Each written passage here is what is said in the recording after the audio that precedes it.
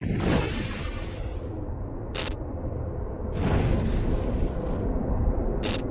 think you're alone at night, but the house, it has other ideas.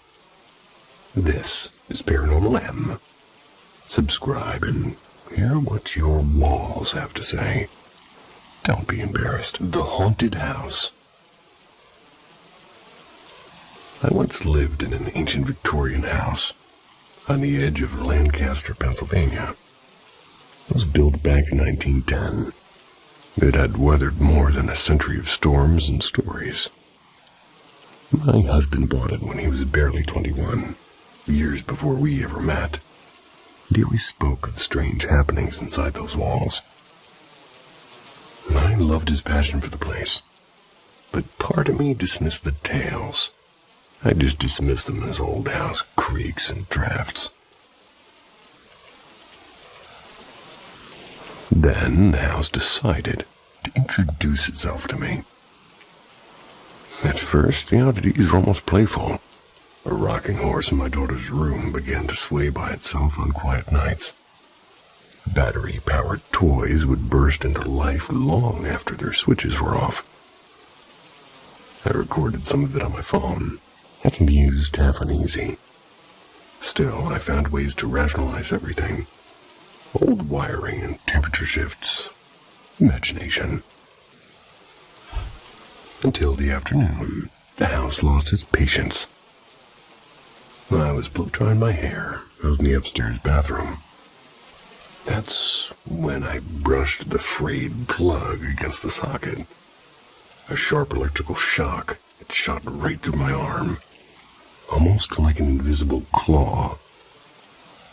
My heart raced, but I just tried to laugh it off, wrapped in a towel of denial. 2 hours later, alone in the kitchen, the air turned unnaturally still.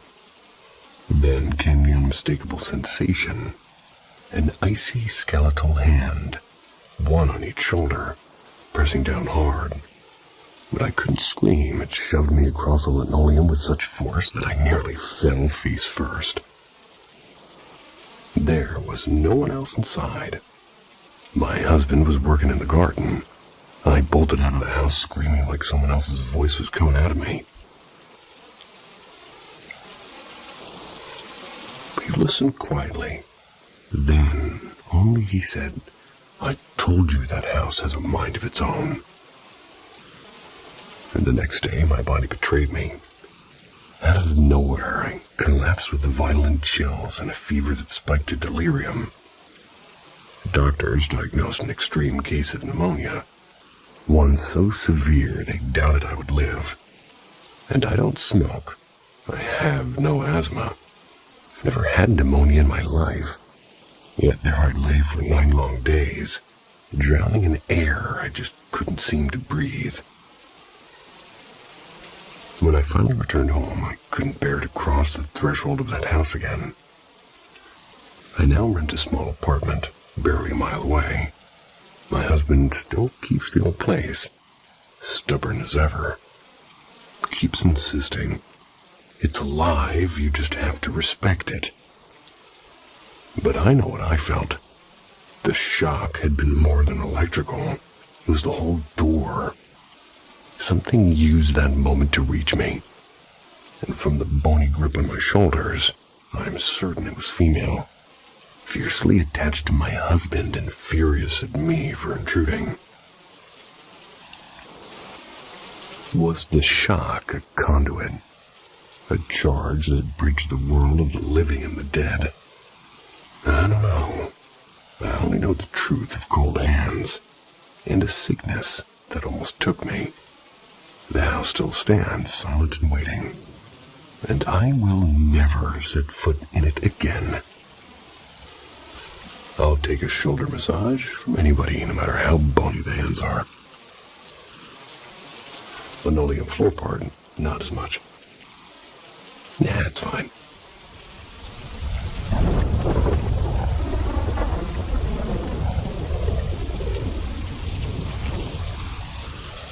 Rings in the dark.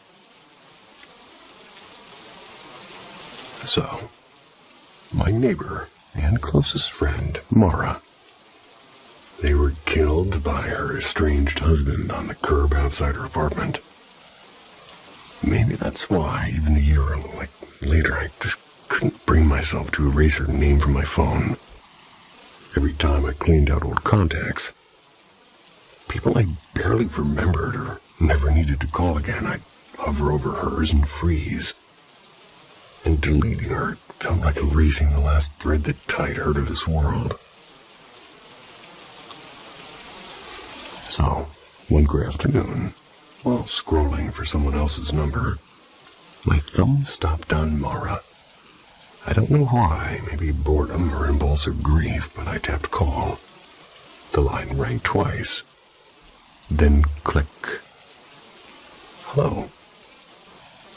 It was her voice, familiar, soft, and unmistakable. My chest clamped tight. Mara, it's me. Hello? She repeated, distant as if from underwater, and I whispered, can you hear me? Then the line went dead.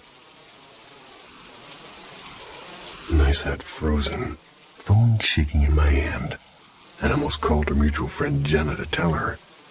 But what would I say? Hey, Mara just answered her phone, and she's dead. No one would believe me.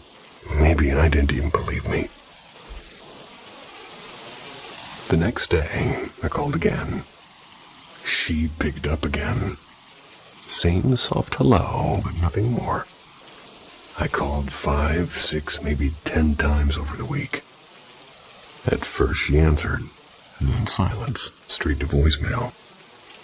I texted. No response. I told myself one last try. And this time she answered, and her voice was sharp. I don't know who you are, but please stop calling me. You're scaring me.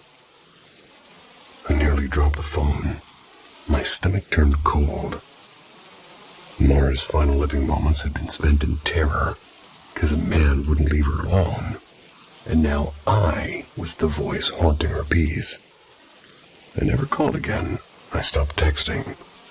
But I just couldn't bring myself to delete her contact, and still can't. A month later over dinner, Jenna brought up Mara, and between bites I asked, do you still have her number? Yeah, she said. Tried calling? Jenna shrugged and dialed. She listened and lowered the phone. Disconnected, she said. Why? I forced a laugh. I was hoping that she'd answer. That's kind of dark, she said, and changed the subject. We never spoke of it again, and I haven't called since. Not because I've stopped wishing that she'd pick up, but because I don't want to frighten her. Still, some nights when the house is quiet and the dark feels heavy, I half expect the phone on my nightstand to light up with her name. Just once. Just long enough to say goodbye.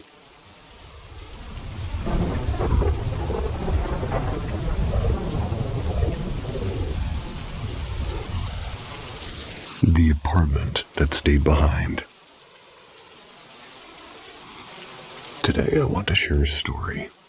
Not quite a ghost story, because I don't believe what I experienced was a ghost. But something lived with us, and I'm certain of it. This sense of being watched never left. Whispers drifted through rooms, and more than once I looked directly at whatever it was. The first time I saw it, I was 13. I'd just come home for lunch to her 11th floor apartment. I spotted my mother on a balcony. Strange. She should have been at work. But I was simply glad she was home. And at the door, I knocked several times. No answer, and I used my key, assuming that she didn't hear me. And inside, the apartment went silent. The balcony was empty. Every room was empty. And I convinced myself she must have taken the stairs to buy groceries while I was in the elevator. Then the house phone rang, and it was my mom, still at work, telling me that she'd be late. 2 years later, another encounter. My brother's room was my secret kingdom, mostly because of his beloved PlayStation. One weekend after a marathon of late-night games, I finally collapsed at 3 a.m., only to wake 2 hours later to the faint first add-on. The dawn call to prayer. In the dark, I saw my mother moving about, pots clinking softly. Not really unusual. She often prepared lunch early, so I fell back asleep. When I finally got up, sunlight flooded the house, and it was Saturday. Mom, still in pajamas, blinked at me when I asked why she'd been up so early. "I wasn't," she said. "I slept until 10. The third time may have saved our lives. One night I woke to my mother's voice again, calm but insistent, telling me to get up and smell the air. Something's wrong. And the apartment reeked of gas. So we shut off the valves, flung open windows, hearts pounding. And I later read about entire families never waking up from silent leaks. So whatever it was, it hadn't meant to harm us. But it didn't want us to leave either. Every time we tried to sell that apartment, buyers vanished. Calls went unanswered. Whenever moving was seriously discussed, my parents quarreled over absurd things, and the process always unraveled. And there were other moments, faint conversations in empty rooms, childhood memories of an imaginary friend that my parents teased me about. But fear, I never felt it. Not once. It was as if the presence numbed the part of me that should have been afraid. And years had passed, and I've lived elsewhere. But nothing has felt as alive or as much like home as that 11th floor apartment. Even at crowded family gatherings, I catch myself waiting for somebody who never arrives. And if I could, I'd buy that apartment back. Maybe what I lost is still waiting there.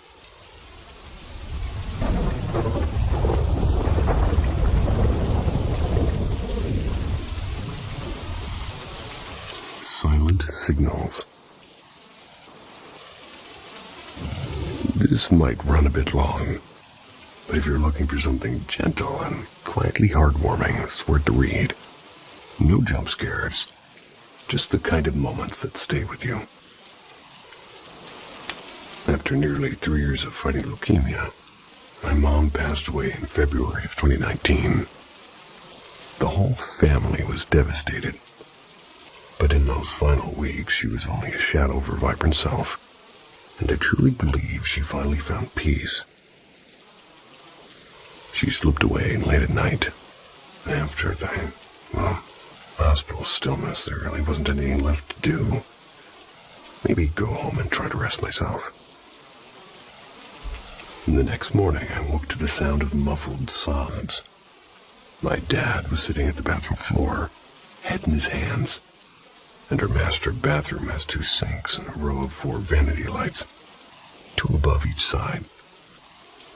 The 2 bulbs above my mom's side had gone dark overnight. Maybe it was a coincidence, but paired with everything else that followed, well, it felt like something more to me. A few weeks later came the funeral, and after the service, my dad, my closest friend, and my girlfriend came back to the house. As soon as we opened the door, the hallway smoke detector shrieked to life. We froze, hearts hammering, but nothing was burning. The alarm, it seemed to stop as suddenly as it had started. In 20 years of living there, we'd never had a single false alarm, and we haven't since. And the last moment was stranger still. About a month later, my dad and I were frantically trying to pack for a school business competition. Mom had always been the one to organize things like this, and without her, we were both frazzled and snipping at each other. Then, crack, a sharp sound from her bedroom. We rushed in to find the closest pole. The one that had supported her clothes in her closet for 18 years, bent sharply in the center and torn from the wall. The clothes were untouched, almost neatly pooled beneath, and both of us just stopped. Our frustration dissolved into quiet, and somehow we felt calmer, as if she'd stepped in one last time to steady us. I don't claim to know what those moments really were. Electrical quirks or a faulty smoke detector, maybe. But when I think back, I'd like to believe my mom found small, wordless ways to remind us that she's still with us, just on the other side of the light.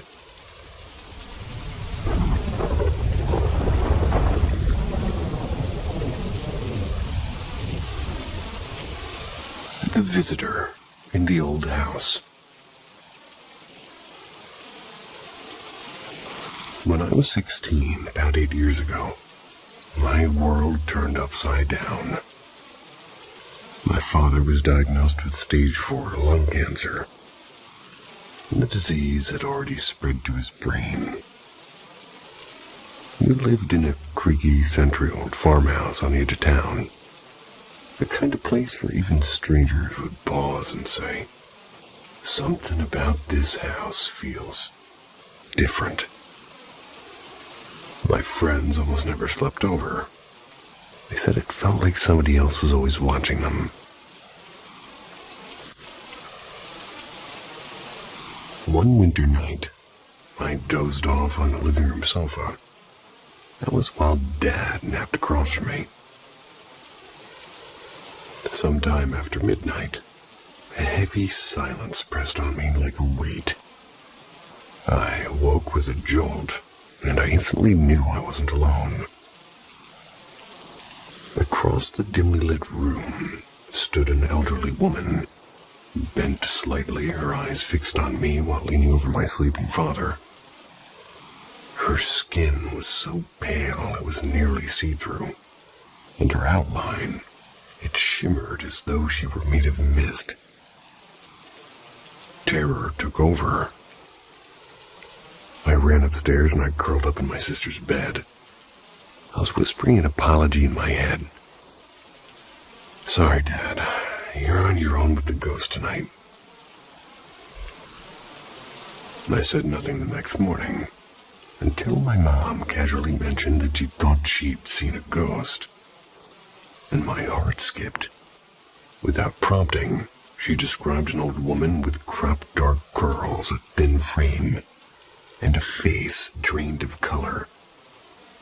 I matched what I'd seen, down to the smallest detail. Dad passed a few weeks later. Not long after the funeral, another strange night unfolded. I lay in bed around midnight. The house was silent except for the familiar groan of our 2-story staircase. That's when someone descended. I heard every step creak. Assuming my sister was sneaking a late-night snack, I just ignored it. Until my phone buzzed. "Hey, if you're coming back up, can you bring me some water?" she texted. A bit confused, I called out to her. She opened her door across the hall, equally baffled. We both swore we'd heard the other go downstairs, and together we crept down. The wooden steps were complaining under our feet. At the bottom, we froze. An unmistakable wave of perfume, old-fashioned and powdery. The kind her grandmother might have worn. It hung in the air. It was strong and strangely comforting, lingering as if somebody invisible stood right beside us. We checked every door and window, nothing. The house was perfectly still. Strangely, I wasn't afraid. Neither of us was. Just like the night I saw her, I felt a quiet assurance, as if the visitor meant no harm. Maybe, just maybe, she had come to guide my father gently to the other side. And I'm not sure what I believe about spirits, but it's hard to dismiss the way those 2 nights seem to bind together. Over the years, more small mysteries happened in that old farmhouse. Footsteps in empty rooms, soft knocks when no one was there, and sometimes it felt eerie, but never dangerous. Oddly enough, that ancient house, haunted or not, it always felt like home. Miss that feeling.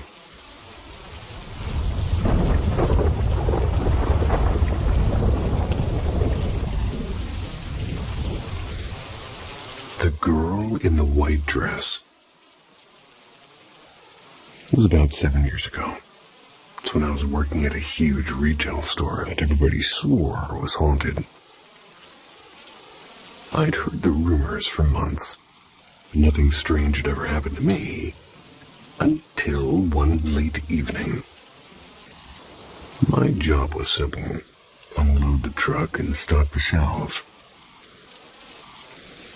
That night I was on the second floor, in an open area with endless rows of merchandise.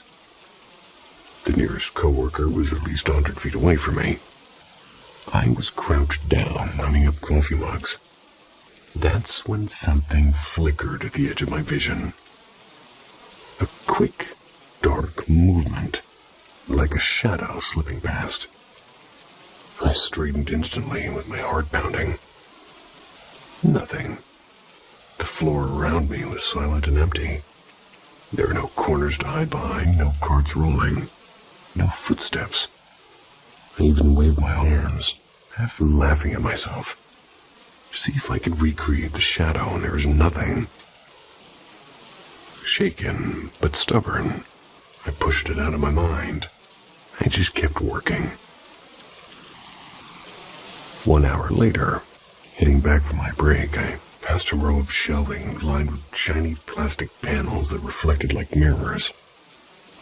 And as I walked by, I caught a glimpse of someone moving in the panel. So reflexively, I just turned. Yet, there was no one there. And for a moment, I brushed it off, thinking maybe I'd seen a mannequin's reflection. But then it hit me. The mannequins in that section had been taken down the week before. And what I saw, it hadn't been a mannequin at all. It was small, like a child, wearing a pale white dress at that.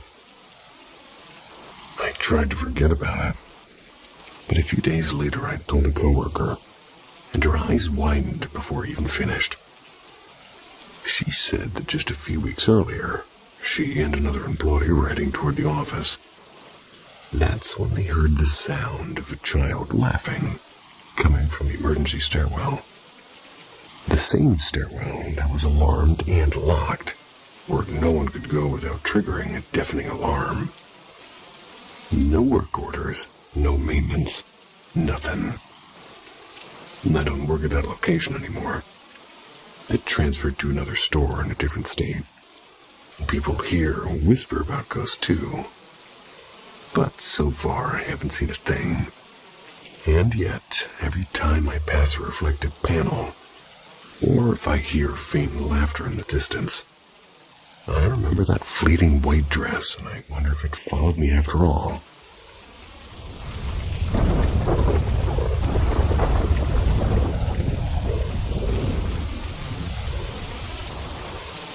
The House of the Vanishing Shadow.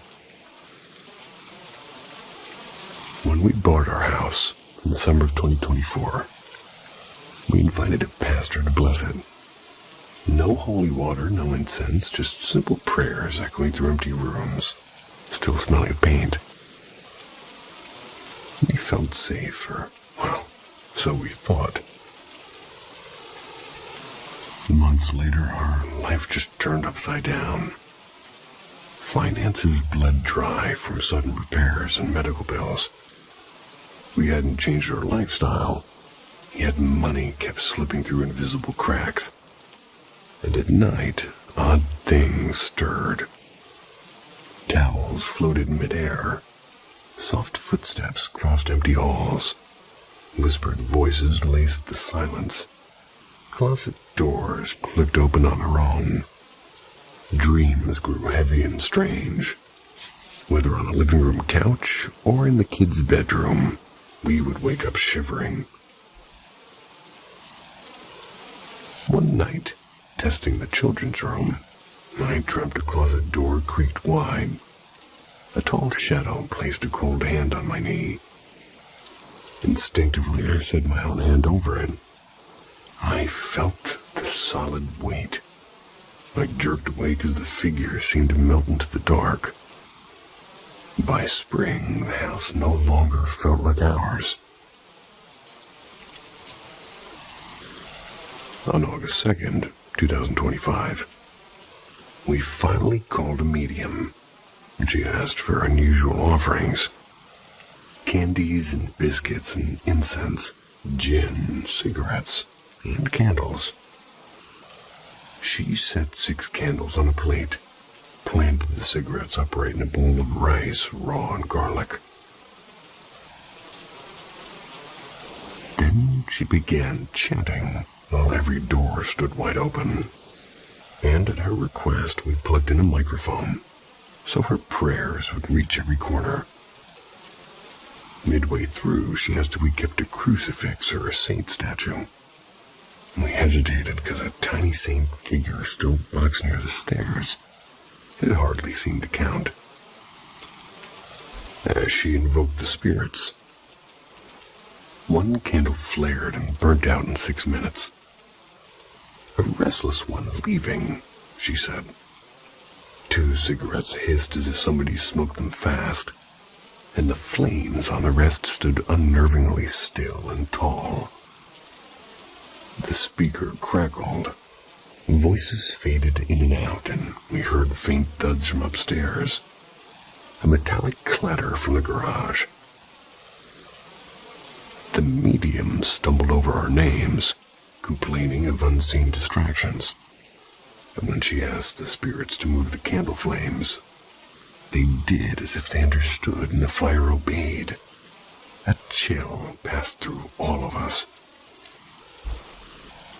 She questioned why they tormented us, and the answer came. We had prospered, but never offered thanks. She prayed for forgiveness and dedicated to food and drink. As incense smoke thickened, a distorted, deep voice suddenly sang along with her. A sound so eerie we all froze. And then she asked out loud, "Will you leave after this meal?" And from the speaker came a small, clear voice. "Amen." Maybe the Filipino opo. A respectful yes.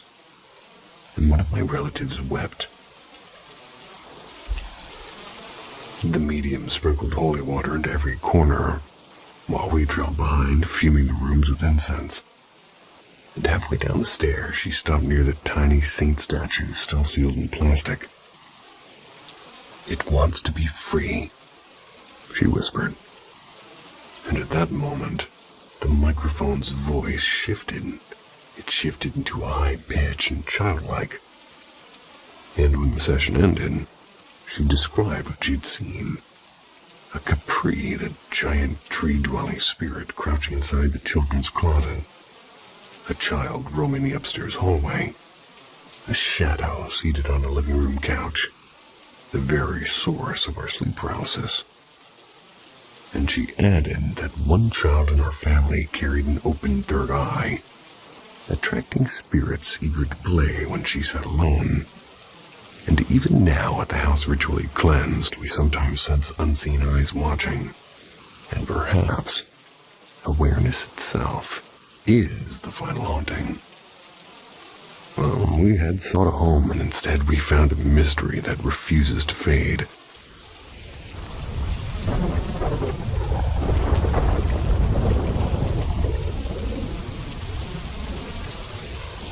The Ozone Phantom. I was hitchhiking last night, closer to midnight than I care to admit. and along a pine-shadowed trail in the Yemes Mountains of northern New Mexico. And it's a loop I know well, maybe 8 miles round trip, and I've done it so often I could almost walk it blindfolded. Almost. About halfway back, something strange crept in. First, it was the smell, that sharp metallic tang of overheating wires, like a laptop running too long or the fire blast of a furnace after months of disuse. Only this was outdoors, under cold stars. With each step, the scent thickened, as if the forest itself had swallowed a power plant. Odd, sure, but I kept walking. And then the air changed, and it wasn't just a chill. More like the forest exhaled something ancient and unfriendly. The sensation hit me like a wave. Sudden, physical, and undeniable. My chest tightened. The back of my neck prickled, and I tried the usual tricks like steady breathing, telling myself it was nothing. But the dread only deepened. Every crunch of gravel behind me felt alive. I swept my beam across the dark. No eye shine, no owl, no cougar crouched in the bush.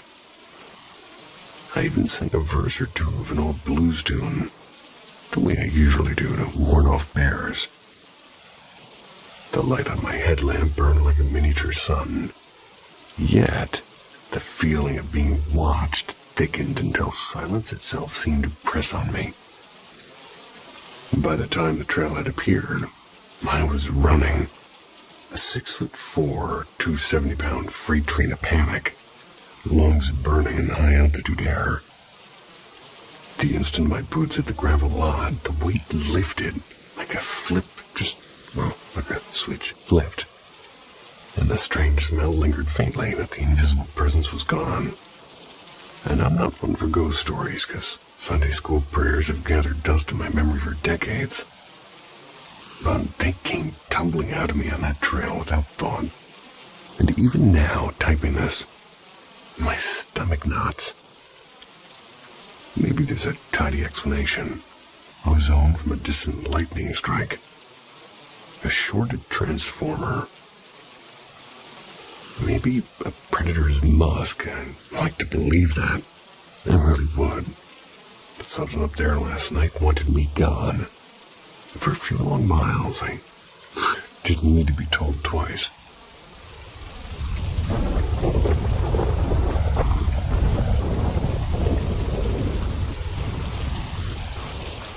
Midnight echoes on the river. We live in a brand new apartment complex. It's perched along a quiet river, where the night usually hums with nothing but water and wind. But around 2 a.m. last Thursday, something happened. Something that still makes the back of my neck prickle. We were deep asleep when a sudden hard pounding rattled her front door. 3 sharp, deliberate knocks. The kind that sound more like a police demand than a neighborly tap. My heart leapt. We didn't open it, and instead we waited a few tense seconds. Then we crept to the peephole. Empty hallway. Our ring camera recorded nothing. No visitor, no shadow. Which is odd, because hardly anybody lives here. On our floor and the one below, every unit is empty except ours. Whoever knocked couldn't have just mistaken the door. It felt intentional. Then it got stranger, believe it or not. A friend who lives 2 buildings over, also riverfront, they texted me the next morning. At almost the exact time, she heard furious banging against her 3rd-floor patio door. No ladder, no balcony access. Nothing. Another neighbor on her floor heard it too, but couldn't tell where it came from. Downstairs, our first-floor neighbors and their terrier were awake in an instant. They said the knocking wasn't right at their door, but echoed so sharply it made their dog howl. Our own dog barked until he was hoarse. When I told the property manager, she gave me a look that was half apology and half warning. She said the complex was built over what the locals once called the river's resting ground. It whispered about other reports, unexplained footsteps in empty apartments. When the first building was finished, doors slamming in units that hadn't even been rented yet. Coincidence? Maybe. But the timing, the silence on the cameras and the way the knocks felt, not like a prank but a summons, makes me think something else crossed the river with us that night.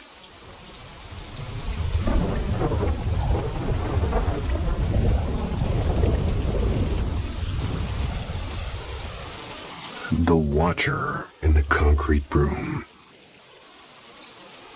I'm 16. Life has been complicated lately. After we lost our apartment, Mom and I moved in with my grandmother. I took the basement.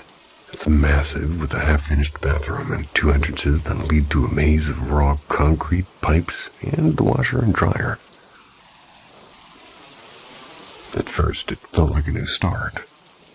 But then my happiest little guinea pig, Buzz, died, and he'd been bouncing with energy the entire 17-hour drive. And even the first day here,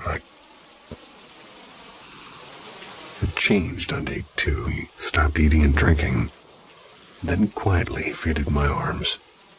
He hadn't been sick, and it was sudden, and it was eerie. And here's the thing, the basement already kinda has a story. My Nana once told us that she wouldn't vacuum down here anymore.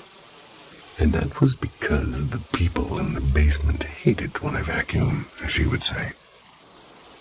We all laughed it off as her imagination, and now I'm not so sure. It began small. 2 decorations that had been glued to the wall for weeks dropped in the middle of the night. At almost the exact same time. No nails loosened. No vibration, just a plop. A few nights later, I was sorting clothes in the bathroom closet. That's when I stopped mid-step. My heart was going wild for what I thought was no reason. I scanned the room and saw it, though. A black veiled head peeking over a stack of boxes. I barely blinked before it slipped out of sight. It was like somebody suddenly let go of a puppet string. I forced myself to check. Behind the boxes, there was nothing. Empty concrete. That night I burned sage. I set a crystal in the doorway. Maybe a superstition, maybe courage, but as I was getting ready for bed, bang, bang, bang on the window. And it was 2 a.m. I'd lived here over a month and never heard a single sound from those windows before. And now it happens almost every night, except when I leave the doorway uncovered. Strangely, the banging only comes when I kind of hang a blanket across it. So I lie here wondering, is something down here angry at me or watching me? Maybe it buzzed too much or hated him. I don't know. But I do have 2 more guinea pigs, and the thought just knots in my stomach up. I don't know if the presence is evil or just curious, but the concrete room feels different now, like it's breathing and waiting. And every time I turn out the light, I swear the dark is leaning closer to me.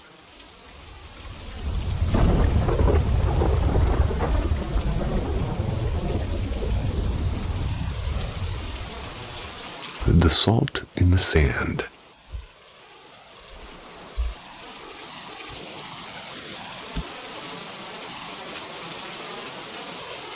Oh boy, dropped my phone, lost my spot. Where am I? Story number 11, I believe. Aha. Gotcha. I used to tell myself that exhaustion played tricks, that shadows only grew fangs when you were half awake and running on ripid and bad chow. Running on ripid. But what happened at Greyhound keeps me up more nights than mortars ever did. What? Make of it what you will.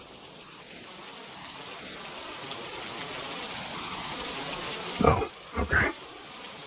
Outpost Greyhound, Sangin District, Helmand Province.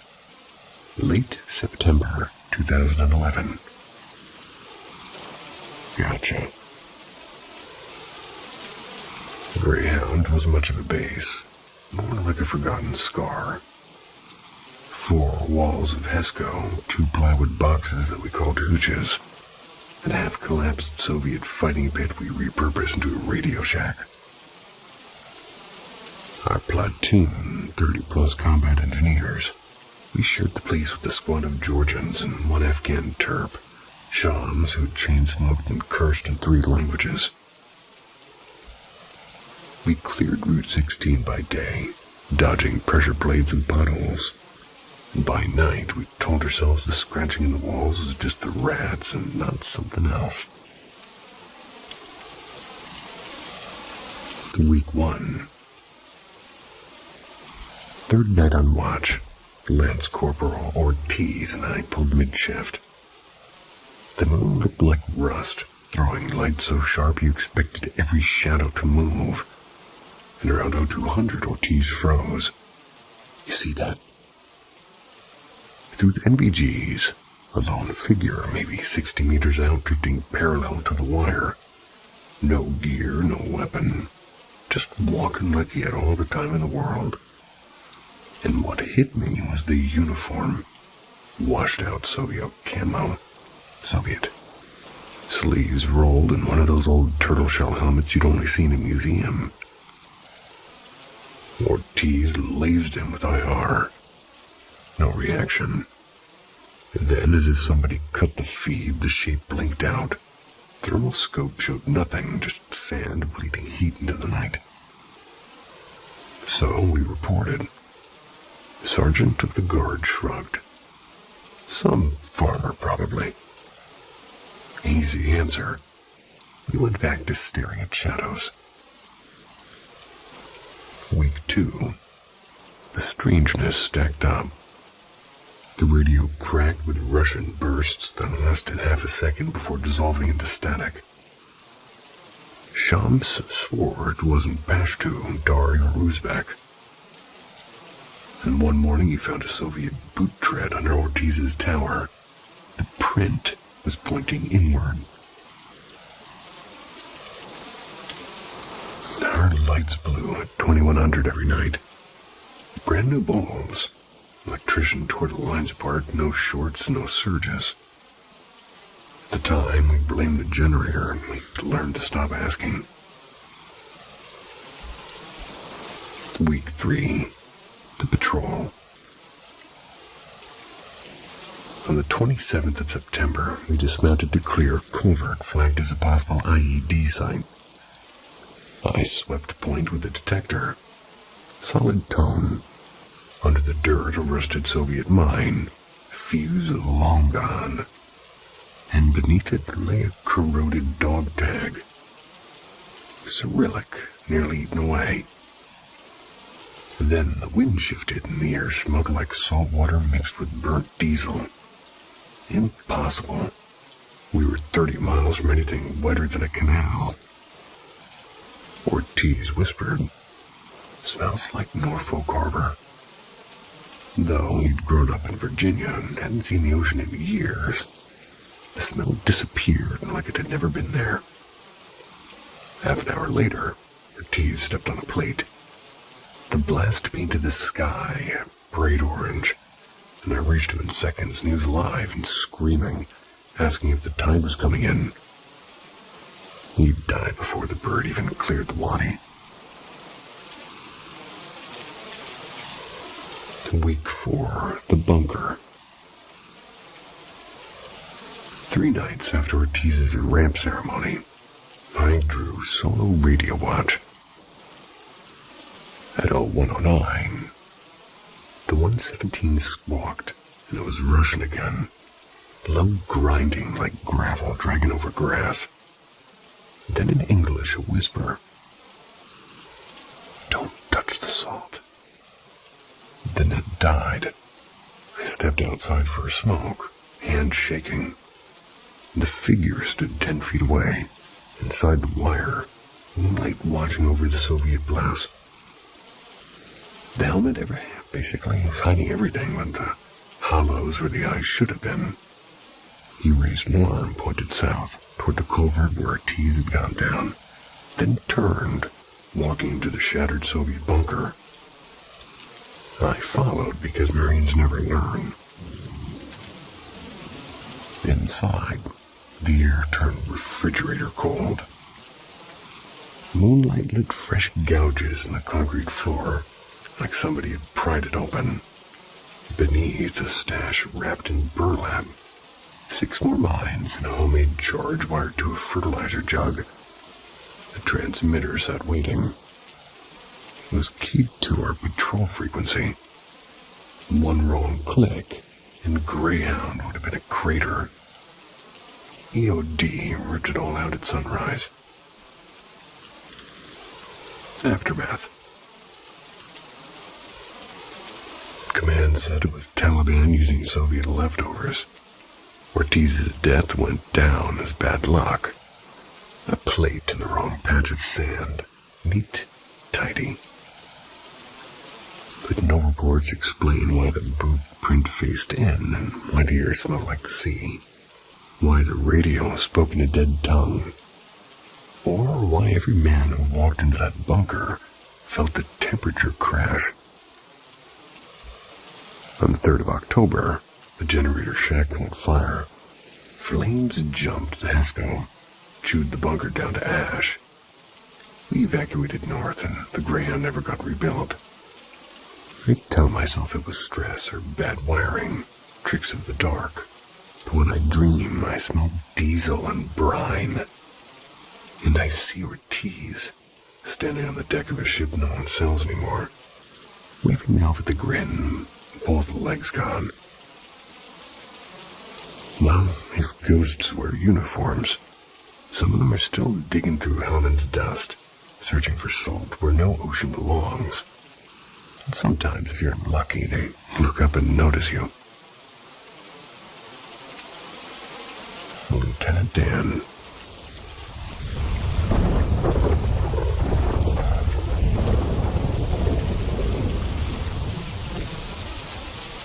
The girl beneath the bed. I've lived with ghostly disturbances for really as long as I can remember, and at this point it feels almost ordinary. Growing up in a devout Muslim household, we often had scholars come by for ruqya, spiritual healing, and even numerological findings. Don't get me started on numerology. Most of the elders said her home carried a weight, something unclean and restless. I still recall how fights would flare up in the house for no reason at all, like someone was whispering venom into our ears. Objects vanished without explanation. Keys, cutlery, and sometimes entire sets of clothes. Once we found red streaks along the stairwell wall. It was as though somebody had dragged bloody fingers across it. And the scissors. Always the scissors. They would go missing, only for us to find torn fabrics later as if cut by invisible hands. Things quieted a little after my father's heart attack. Our family began praying more consistently, fasting more devoutly, hoping that discipline would bring peace. It helped, but the shadows never really left.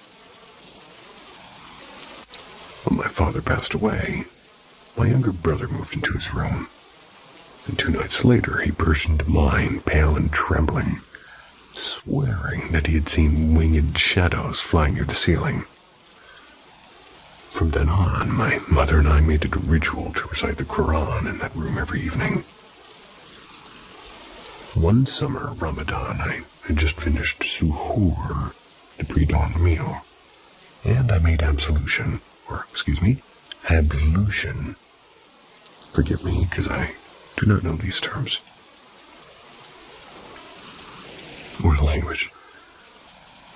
I sat down with the Quran, but somewhere between the verses, sleep pulled me under. In that half-dreaming state, I saw her, a girl no older than 12, slip through the mesh door of my father's old room, as though it wasn't even there. I froze, utter paralyzed. My lips could barely form Allah's name, but I forced the words out. She looked at me calm and whispered, "Do not fear, I call upon Allah too. But you must know, beneath the bed you sit on, my family lives, and when you disturb it, we suffer." And then I heard the squeak of wheels. A child emerged from under the bed, circling the room on a rusted tricycle, its bell tinkling in the silence. And that moment has burned into me. It was too real and too sharp to dismiss as a dream. Some scholars tell me I have a gift, that I'm naturally open to both worlds. Others warn it might be a sickness of the mind. I don't know which is true, and all I know is that something lives beneath the surface of our world, and sometimes it looks straight back at me. And I hope to anything that's out there that numerology and psychics aren't always right. If so, I have about a 1.5 years left. Stay tuned, I guess. Hoping for the other option.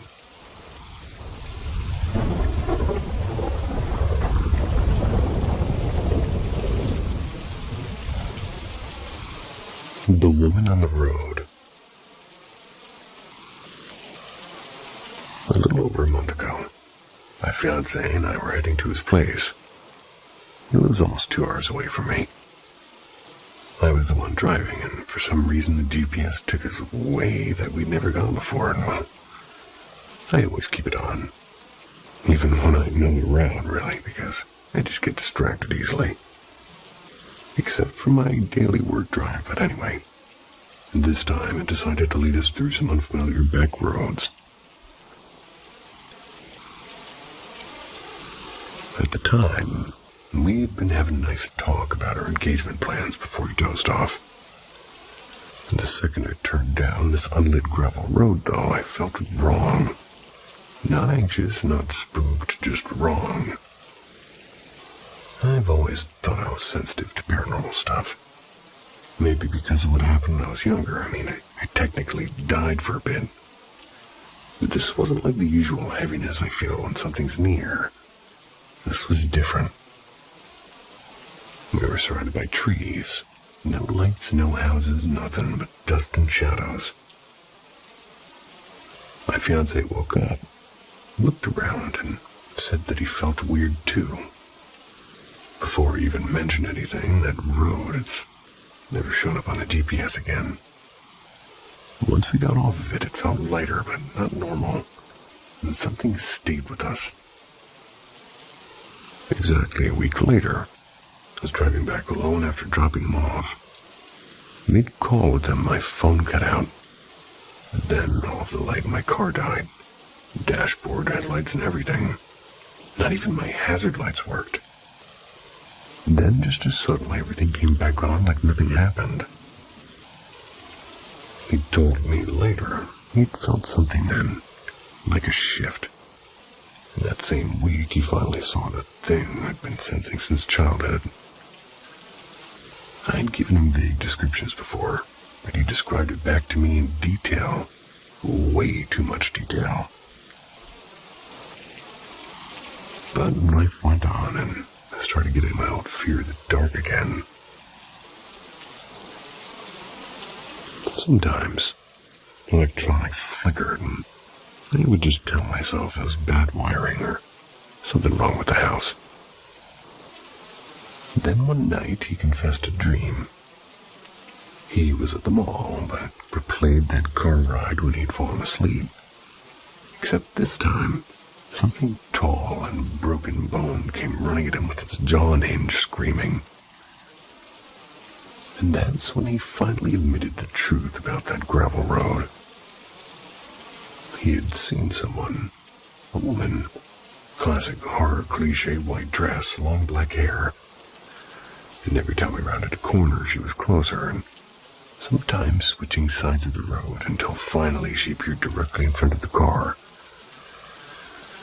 He swears that I drove straight through her. Then at the corner of his eye, he saw her slumped in the back seat like a corpse. And I hadn't known this, but at the time, every time I turned to look at him, he told me, "Eyes on the road." Not because I was distracting him, because he didn't want me to notice her. I never told him this, but since the night the car died, I've been terrified to look in the rearview mirror, too. And last weekend sealed it. Like a very well-made piece of Tupperware, mind you. We were in the house sitting with my parents. We were watching Midnight Gospel. He thought his anxiety was just triggered by the episode on death. But later that night, while I was asleep on the couch, he woke to see a figure watching from the kitchen. He said it kept peeking around the corner like it was checking if he was still awake. And in my dream, that same night, I went into the kitchen to grab water, and I sprinted back for no reason. Not like me at all. We compared notes in the morning. My dream, his sighting, they both matched. And now, I don't know what's happening. My gut says this isn't just stress. But if it isn't, then what do we do?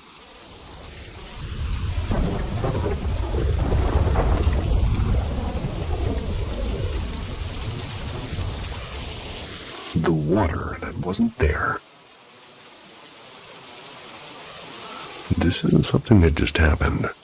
It's a thread running through my life, stitched in strange intervals. My mother was the first to tell me about it. And back then, when we were talking about things that never quite fit into reason. When I was a child, we moved into this new house. The furniture hadn't arrived yet, and most of the utilities, like the gas and electricity, and even the tap water, we were still waiting for it to all be sort of disconnected. And a family dispute rushed the move, so we slept on a mattress directly on the floor.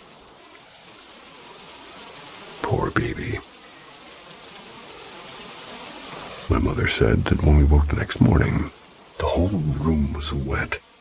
Not damp, not humid, but soaked. As if the floor had become a shallow pond around us. She was working as a reporter at the time, had a fairly advanced camera for that period, and she swore she took pictures, but when she tried to develop the negatives, all she got was a blinding reflection on the floor, almost as like polished steel under harsh light. The rolls themselves were ruined, obviously. Years later, during my time in college, I stayed behind one night. That was while my roommates went out. The old house creaked like it had a life of its own, and the backyard was a wild mess of weeds and clover. And at about 2 in the morning, I woke to the sound of rushing water, like a hidden river in the walls. Curious, I stepped out of bed, and my socks sank into the floor that should have been dry. When I began my medical specialty, it followed me again. I came home after a shift, and the carpet in my apartment was so heavy with water that it squelched under my steps. The weather reports insisted that there hadn't been rain for a month, and the building was practically new.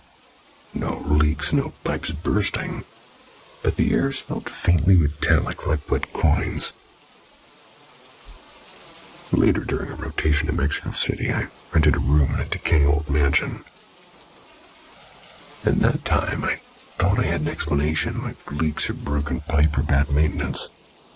When I came home one evening, a cardboard box I'd left on the floor, along with a pile of clothes, were soaked through. The landlady, unbothered and vaguely annoyed, insisted no pipes had broken. "No water problem here," she said. I believed her less than I wanted to. Then now, most recently, I've just had my first child. Congratulations. My wife and I moved into a new house 3 months ago. Perfectly dry, perfectly modern. The first night the baby was home, we barely slept. And sometime around dawn, I saw it again. Water not dripping but emerging, spreading out of the mirror as though the glass itself were weeping.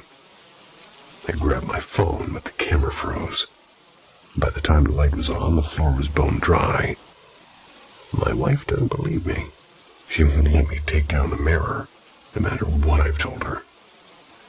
But I can't help thinking it's not the house or the pipes or the weather, it's me. And I have no idea when the water will rise again.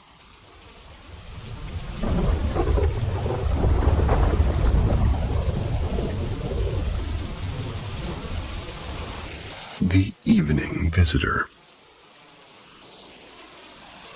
So, after finishing my high school exams, I started tutoring at home to keep myself busy. My little classroom consisted of 3 teenage girls, my childhood friend's younger sister, who we're going to call M. Nice choice. And 2 of her classmates. They usually came over in the evenings, straight after their math and science lessons at a coaching center just down the lane from my house. They weren't the most punctual students. Sometimes they skipped, but they always texted me first. Probably because they knew I didn't mind. I secretly enjoyed the unexpected free time. One evening, though, something strange happened. My father was unwell that day, and I was sitting beside him in his room. And from where I sat, the front gate was perfectly visible. At around 6 p.m., I heard it creak open. And when I glanced up, I saw M enter. She passed through the gate, walked along the path toward the study room, even glanced at me. Her expression wasn't cheerful like usual. It was oddly blank, almost heavy. Still, I just figured she was tired from the long day. Told my dad I'd be back in about an hour, grabbing my notes, and went to the tutoring room. But the room was empty. I checked outside, the gate was shut. The lane was quiet. Thought maybe she'd gone to fetch her friend, so I waited about 10 minutes. Then 15. No one came, and eventually I assumed it was another one of their bunking days, and I just shrugged it off. The next day, all 3 of them showed up. Casually, I asked Em why she had come yesterday only to vanish. She frowned, genuinely puzzled. "No, brother," she said. "I didn't come here at all. I had a fever, so I called my sister during class and went home with her." Her 2 friends nodded in agreement, and they bunked only because Em wasn't around. At first, I thought they were pulling some silly prank. But a few days later, her older sister dropped by and mentioned it as a joke.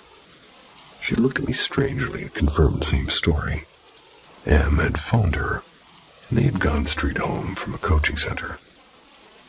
So who was it that walked through my gate? Who looked me straight in the eye? It was early evening, and the light was clear, and I wasn't tired, and I wasn't expecting her, and definitely wasn't hallucinating. And if it had been a prank, why didn't they ever bring it up again? To this day, I can't explain it. That quiet figure in the twilight, M's face and M's walk and M's serious eyes, they still linger in my memory. Wherever she was, she wanted to be seen.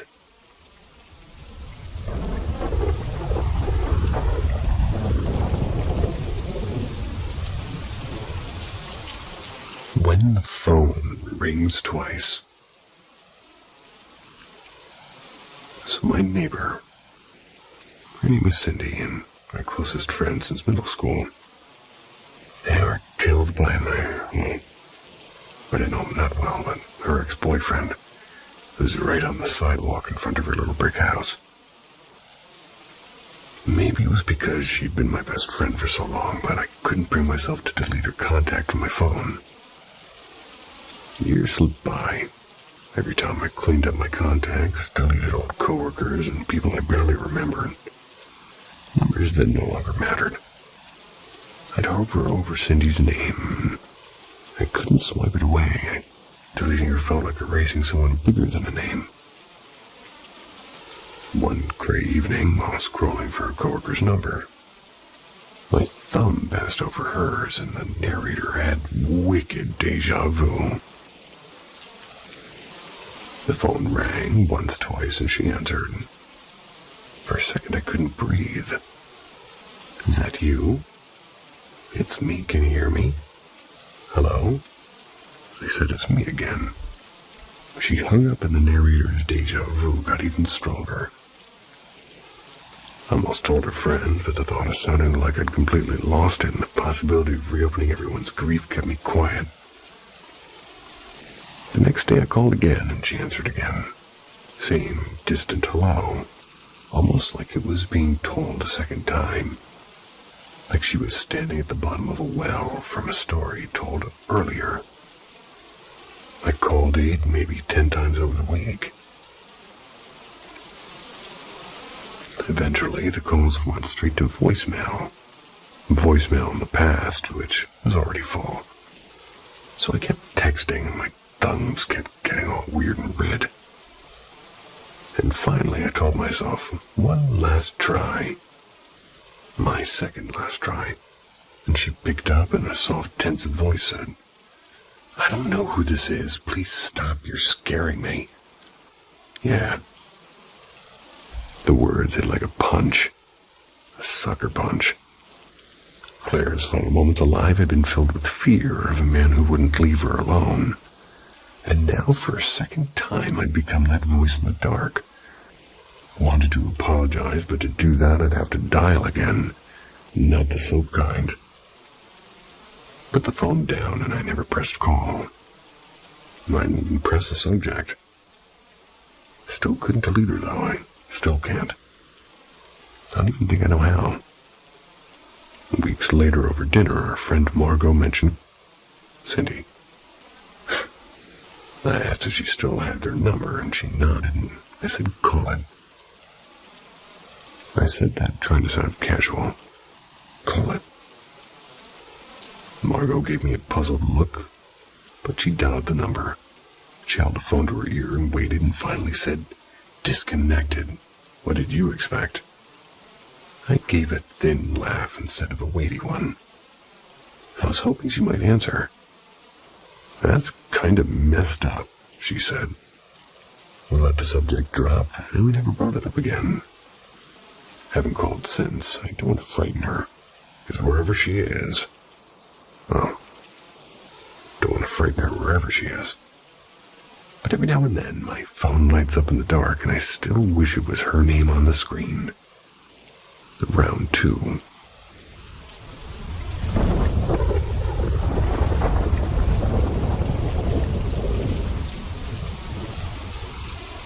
Grandpa in the Nightlight. Last Saturday night, my little boy, just a few months past 2, they were recovering from a mild stomach bug.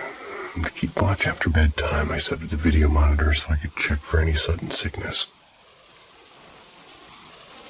At around 11:30 p.m., the screen blinked awake, a soft blue light that means sound detected. At first, it was nothing unusual. Baby chatter like a jumble of half-words. But then, about 5 minutes later, I noticed he wasn't just mumbling. He was awake, eyes wide and chatting to someone. He kept looking up toward the ceiling and pointing. The phrase I caught most clearly was a gentle, go sleep, go sleep. What unnerved me wasn't just his focus, it was that faint extra sound. I could have sworn I heard a deeper voice, low and calm, like a man quietly answering him. I told myself it was the late hours playing tricks, and my partner was brushing his teeth in the next room. Maybe it was just echoes. I let it go and eventually drifted off. Morning brought an impulse I can't quite explain.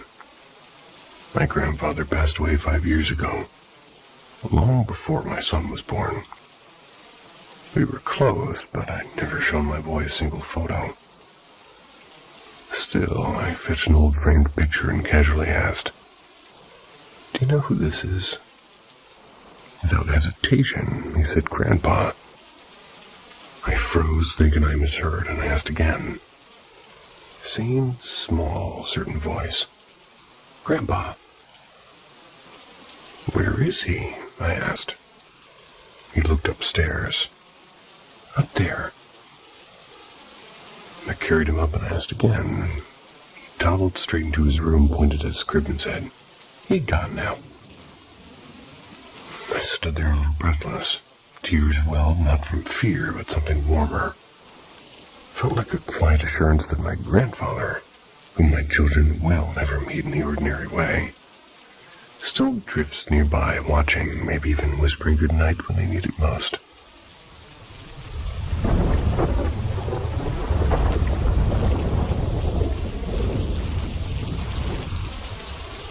The boy who came out of the dark. When I was 15, I had a foster brother who was basically raised by my foster parents. The same age as me, same stubborn grin. We spent every free minute on the courts, shooting hoops until our legs ached and the sun sank. Going home after dark was the rule back then. You knew you'd earned it.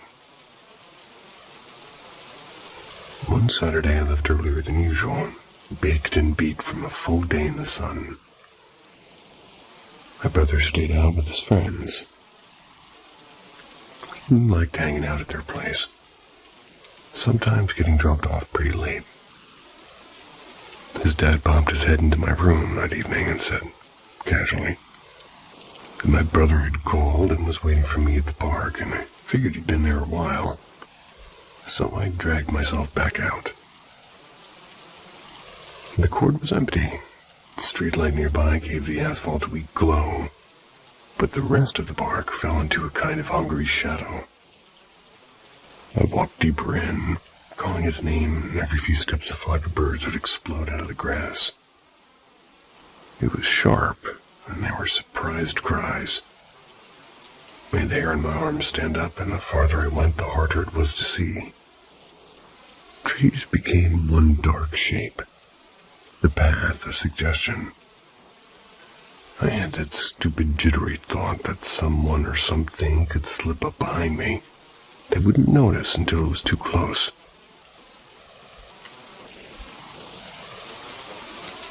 I doubled back and I hugged the road for a better view.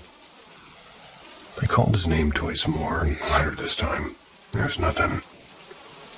The air felt thick, like the night itself was holding its breath, and I decided to cut my losses and run home. But then someone stepped out of the shadows and waved, and it looked like him, and relief hit me. I started jogging toward the shape.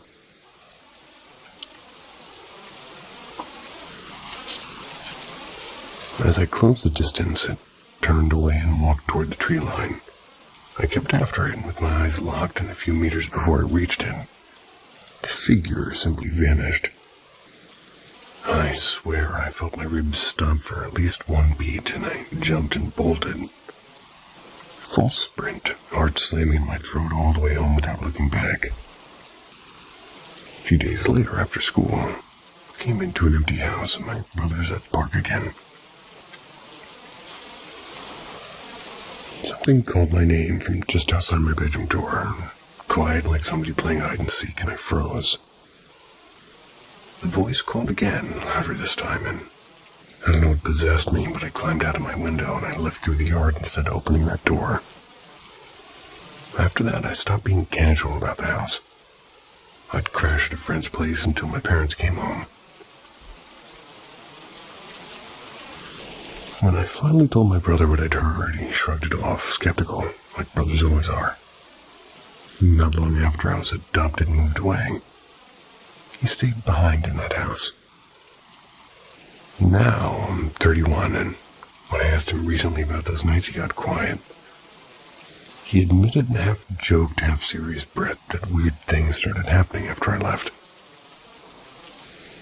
He didn't want to give it a name and wouldn't feed it with words, but he said enough for me to know he believed it. The house had a presence, something that didn't like to be ignored. I can't decide if the scariest part was the thing that vanished in the park, or the part of me that still thinks I might hear my name called from the other side of a closed door. Either way, it's one of those memories that shows up uninvited, like a distant silhouette under a streetlight. Sorry, my voice is completely shot. I've been feeling not so great. In all ways one can consider. God help me.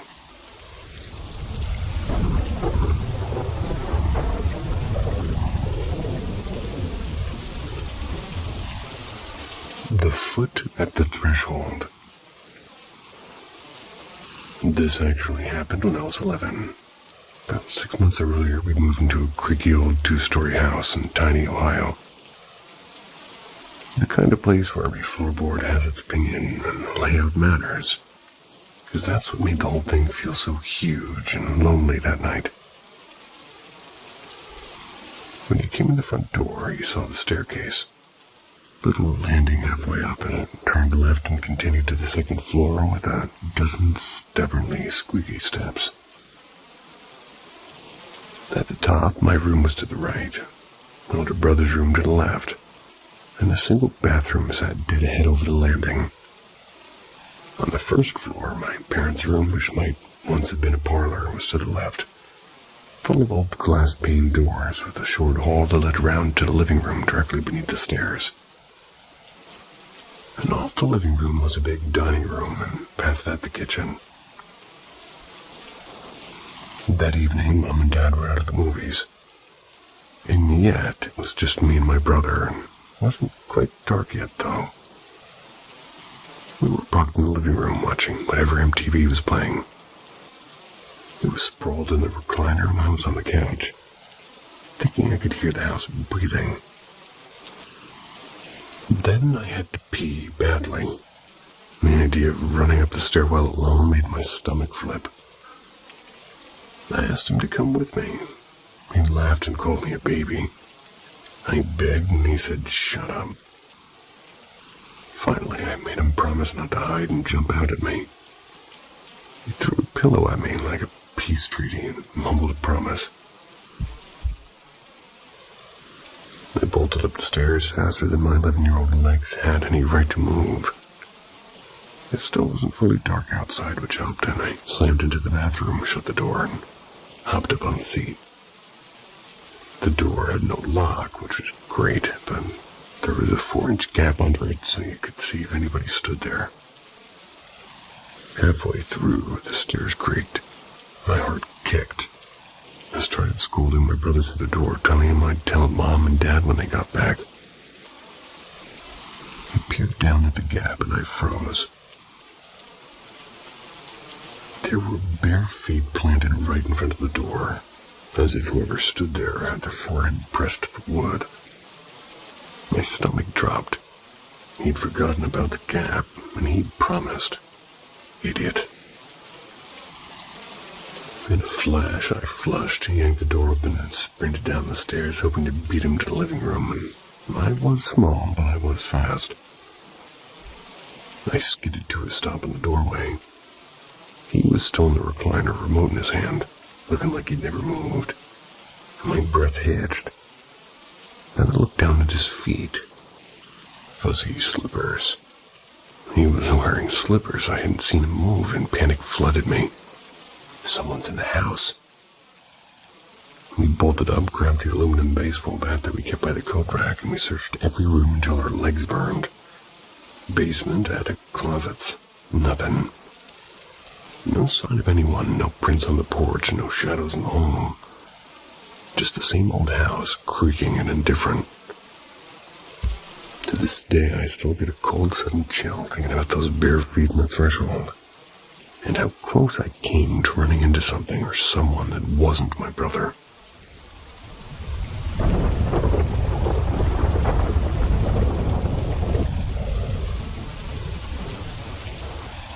The toll and the silence. Truly, the most terrifying thing that ever happened to me, and I'd happily go the rest of my life without a repeat. I must have been 12, maybe 13. It was a humid summer night, and I woke to the sound like distant cathedral bells, only deeper, like something huge and iron and heavy tolling from far away. For a half-asleep moment, I tried to place it. I knew every creak and hum of my street and didn't have a bell tower. The resonance rolled through my bones and left me disoriented and creeping out of the comfortable blur of sleep into a very cold, clear fear. I tried to go back under the covers, but the sensation of being watched had slapped me awake. Like the first time somebody broke into your private space and you suddenly realized you're not alone. There was a pressure behind my eyes and at the base of my skull. I peeked out and I saw something that felt wrong for any sane world. A smoky black mist pooled by my window, crawling along the molding and across the ceiling like ink trying to spread. It had no shape I could name. Then it pressed down. Not with hands, but with a weight that settled over my chest and squeezed the air right out of me.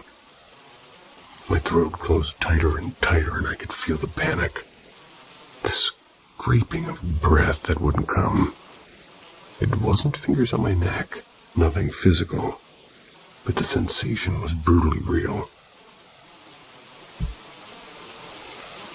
I had been raised extremely Christian, and at the time, church was everything to me. My reflex was to pray, to force psalms and the Lord's Prayer and worship songs up through my mind like weapons. My mouth wouldn't work, and I tried to sing, and there was nothing. The entity, whatever it was, it seemed to silence me on purpose. That helpless, mute terror made me hysterical. I remember screaming without sound, and my limbs heavy and numb as if I was wrapped in some sort of lead. So I fought back the only way I could, by projecting the prayers inward with everything I had. I concentrated so hard on the words Psalm 23 looping in my head like a mantra. The pressure would ease when I held the thought, and instantly my focus slipped because I dared to hope the weight slammed back. Thought it went on for hours, and later I learned it was probably 30 to 40 minutes. And that's when it finally left. Ran to my mother's room soaked in sweat and crying and shaking. She let me sleep with her and told me the bell, like clashing I'd heard, was the sound of a spiritual force at war. Angels and demons bumping into each other. Back then, that made grim sense. I'd told almost no one. Plenty of people shrug and call it a night terror, and maybe that fits the body's response. But whatever label you put on it, it was profound and razor sharp for me. One that opened a door I can't unsee, and I don't care if you don't believe it. Nothing you say will convince me that it, at least what I was feeling, wasn't real.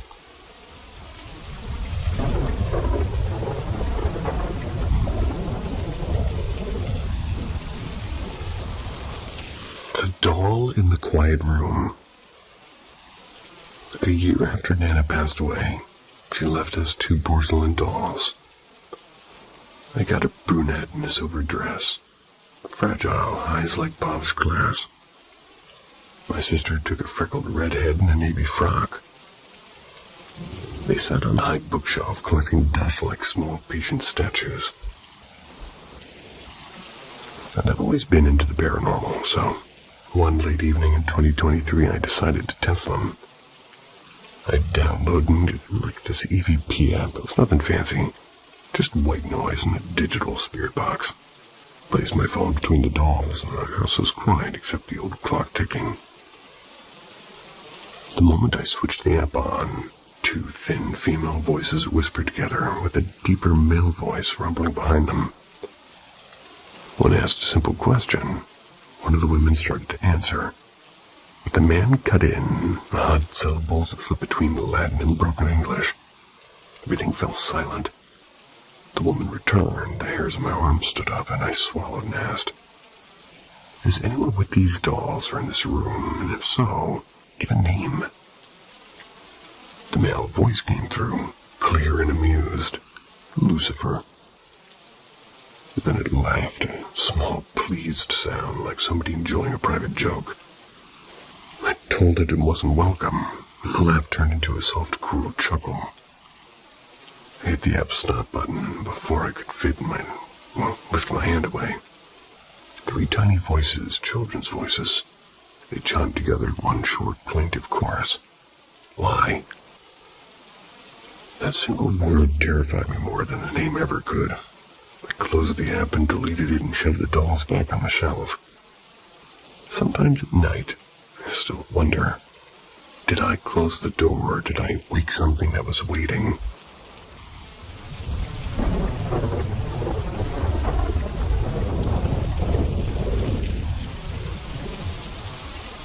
The window in the art wing. Yesterday, the high school was hosting an art fair. So naturally, we all went to watch our friends from band rehearse. It was me, a 15-year-old female, my boyfriend, a 15-year-old male, my friend A, a 15-year-old female, and G, a 15-year-old female. Everyone was 15. While the band practiced, we drifted to the back of the school, where a bunch of folding tables were set up. My boyfriend started to spiral when G pulled something out of her backpack. Not a taser this time, but a small stun baton she'd carried for anxiety. That'll work. She didn't use it, but it sent him into a panic attack anyway. And once he calmed down, A and G said they were heading off to grab something. I went to get a bottle of water. When I came back, my boyfriend looked shaken.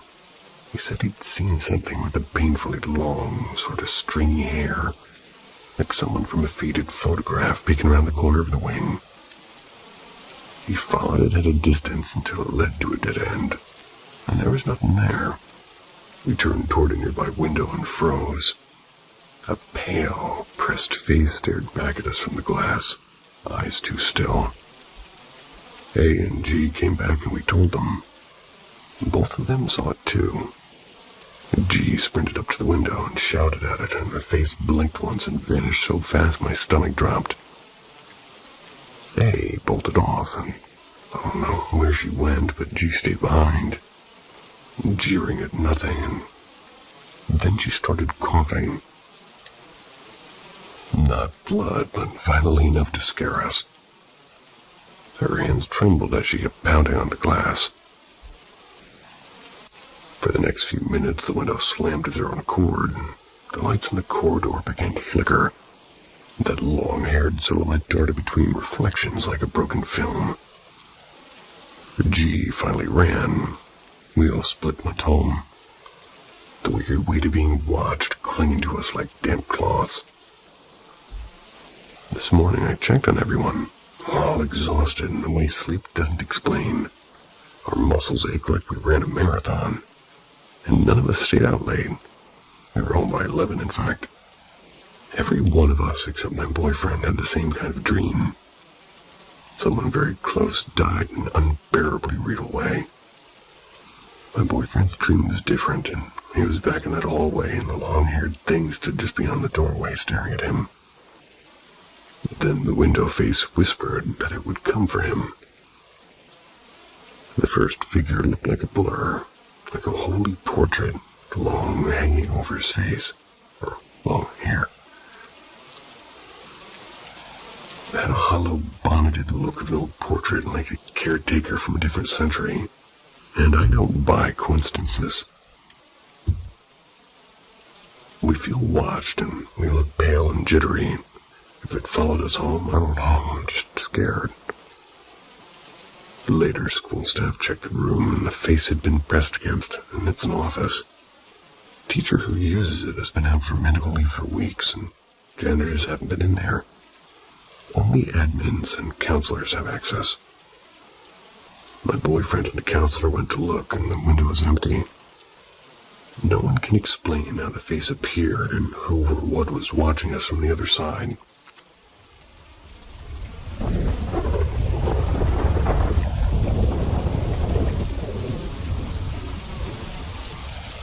The lantern at Hollow Bay.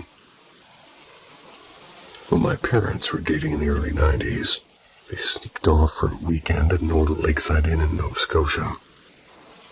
The place was practically a time capsule. Peeling wallpaper, a creaky front porch, the kind of place that smelled faintly of varnish and earnest hospitality. They liked it for the same reason other people collect strange postcards. It had personality. On their last night, my mother woke from a dream she still describes like a physical thing.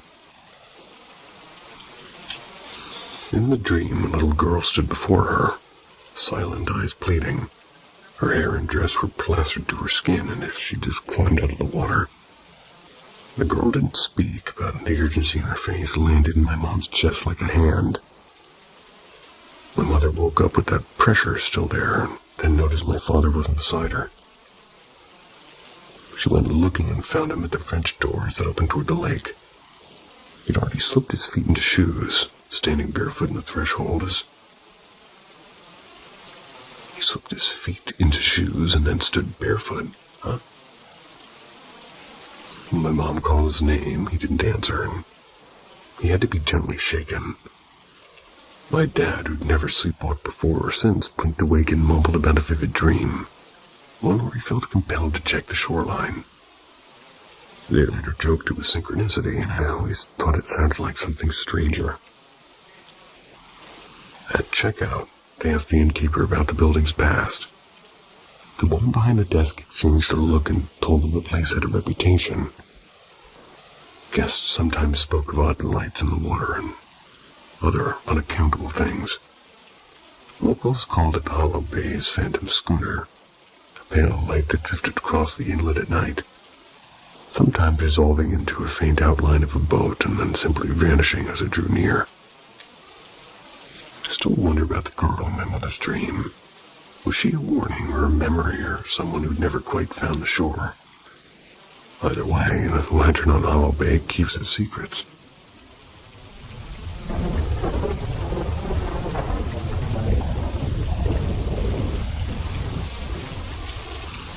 The house that kept its lights on. It was 2016, and my entire family, my mom, stepdad, and older sister, little brother, and little sister. We lived cramped into this old 2-story house. My cousins were there too. My aunt, a nightmare of a woman who used to disappear for days. Her mother and her 2 boys. There was one 2 years older than me, the other 2 years younger, and my sister's girlfriend, her friend, and that friend's mom, who had this awful weeping skin condition that made her look like she was covered in burns. You've got a full roster of tension and bad decisions. No surprises that the place felt rotten. A bunch of tragic, petty things happened there that slowly tore everyone apart. The layout didn't help. A front living room, a back living room, and a tiny bedroom tacked onto the back living room. That was my room. The garage was connected right behind it, and that door was where we always heard the weird stuff. Old folks in the neighborhood used to whisper that a man had once killed his wife there. When my grandfather bought the place, there was even a dark stain on the floor. Nobody wanted to scrub out. And I still sleep with the TV on, and it is dumb. The white noise feels like home. This night, I was in the little back room. My aunt was crashed out on the couch in the back. I drift into a dream that loops like sleep paralysis, and I can see and I can feel and I can't move. And in the dream, my ceiling light's on. The TV is off. In the window is a patch of black, and there's a soft knock. My friend's mother, the woman with the scabbed skin, slides into my room and walks right up to the bed. She taps my shoulder and takes a step back and says in this disturbingly gentle voice, "Hey, time to get up." I'm frozen, and as she turns toward the garage door, these dark, lightning-like veins start scrolling up her neck toward her face. Her eyes go completely black, and she keeps whispering, "Get up," over and over like a broken record. Then I awake and the TV's on. Street light bleeds through the window. My lamp's off. I know I'm actually awake, but my body's still clamped down by this cold, stupid fear. I lie there for maybe 15 minutes, refusing to look toward the garage because I'm sure whatever's there will be the last thing I ever want to see.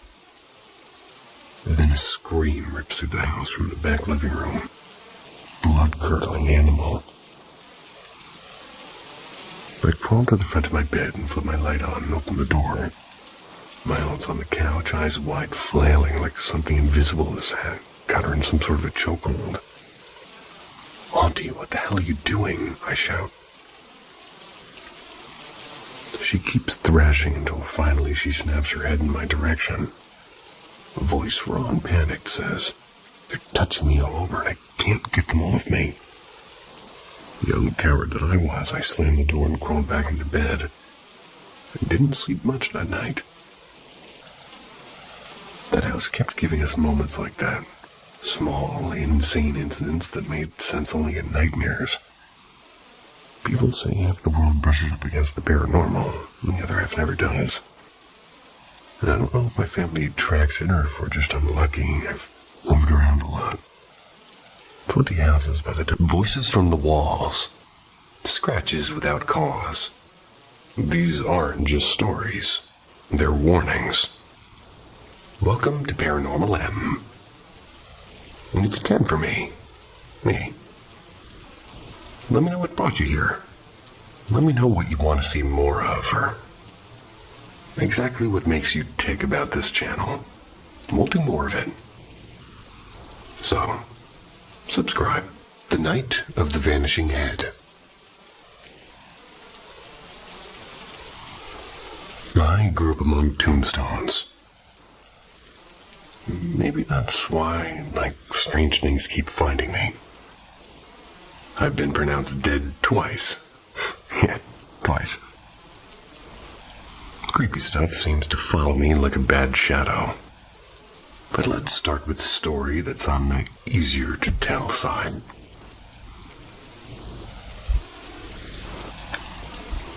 I was 12. My little brother was 10. We shared a small bedroom just off the living room in a creaky old house that sat across from a stretch of road where accidents weren't exactly rare. So, late one chilly night, we both jolted awake at the exact same time. No reason, just snap. Eyes were open. For a while, we sat still, thinking maybe a crash had happened outside or something, like so many times before. But then came the sound, soft, deliberate tapping at her door. 4 taps, and then a sudden violent bang. Every hair on my arm stood straight up, and silence followed. It was so heavy it rang in my ears. It took what felt like hours to work up the nerve, but when I checked the clock, it was 4:07 a.m. And being the older one, I decided to open the door. I eased it open about an inch, and a sharp, icy gust rushed in. It was as if the night itself had been waiting to enter. In the dim light of the living room, we both saw him. An old man slumped in the rocking chair that usually sat empty by the window. His clothes were ragged. His hair was wild. The chair rocked back and forth in a slow, endless rhythm. He didn't move until he sensed us peeking. And then he looked up and his head snapped off like it had never been attached. It floated toward us with an impossible speed. We slammed the door so fast it rattled the frame. Instantly came a sound I'll never forget. A jagged, high-pitched cackle, followed by one more deafening bang. We stayed awake until sunrise, waiting for our parents to stir. They didn't believe a word until they saw the deep screwdriver-like gouges scoured across our door. After that, Bibles and crosses began quietly appearing throughout the house, on shelves and on the mantel and tucked behind curtains. My parents really never admitted fear, let's say, but those silent protections told the truth. And that's honestly the least terrifying night I could tell you about.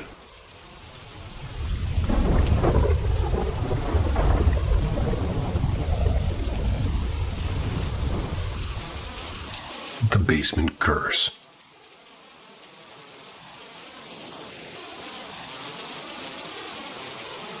Growing up, my little brother and I, we had a talent for trouble. If there was something creepy to explore, we were already halfway there. And nothing in our old house was creepier than the basement. People could barely last 5 minutes down there. It always felt like someone or something was silently watching and waiting. That summer, our church handed out tiny Bibles, and we'd heard somewhere that reading scripture out loud could drive away ghosts. So naturally, we decided the best test was the basement. The moment we reached the door, though, it kind of stuck tight. It finally gave way only after we shoved with all of our weight, groaning like it hadn't moved in about 100 years. So down the steps we went. I opened my Bible. I began to read. I hadn't finished the second page when the sound started, with heavy footsteps and low whispers like somebody pacing just behind us. We exchanged nervous grins. Surely, one of our older cousins was messing around. But when we turned to look, there was nothing, just the hum of the old furnace. Then, without warning, my little brother was yanked to the ground. His scream had sliced through the stale air. I dropped my Bible. I lunged for him, thinking he'd tripped, but I saw these 3 deep scratches across his back, and they were long and parallel, like an animal with claws had taken a swipe. Panicked, I did the worst thing possible. I shouted at the dark to leave us alone. The basement answered with a scream, shrill and inhuman. It was so loud it rattled the pipes. We bolted, and the door at the top slammed shut behind us with such force the hinges cracked. We never tried that experiment again. Even now at 25, I won't stay down there longer than a minute. The air seems to grow thick, and you can feel those invisible eyes. Whatever lives beneath that floorboard, well, doesn't seem to ever sleep. Let me into there.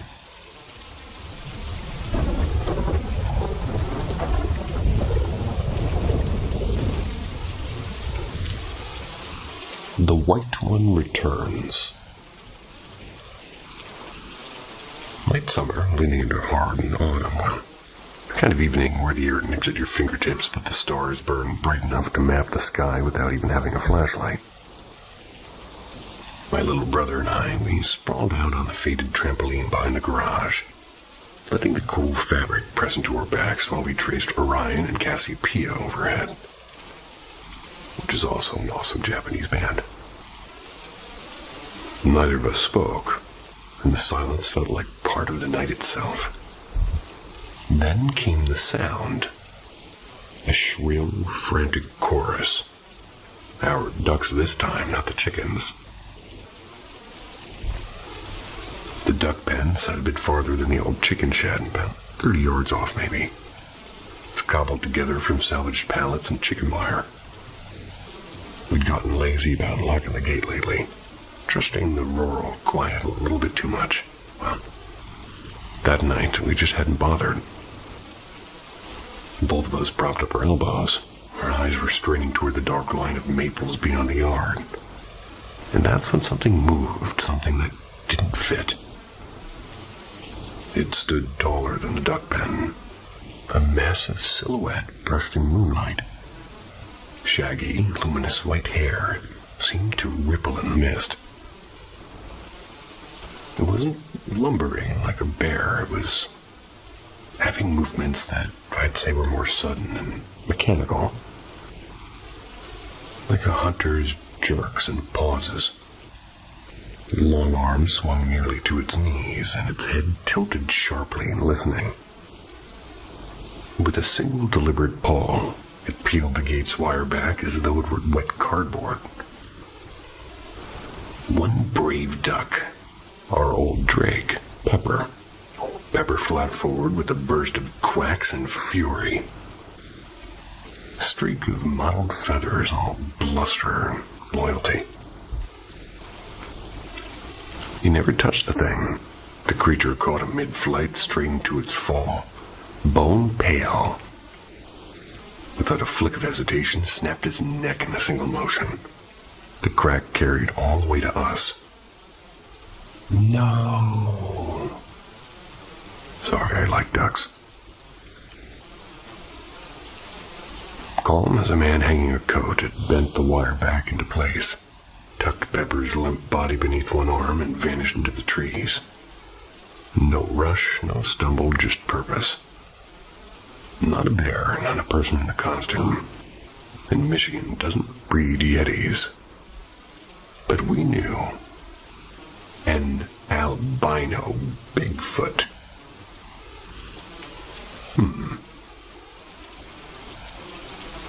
2 weeks later, curiosity dragged us to an abandoned hunting blind that we'd have forgotten in the pines.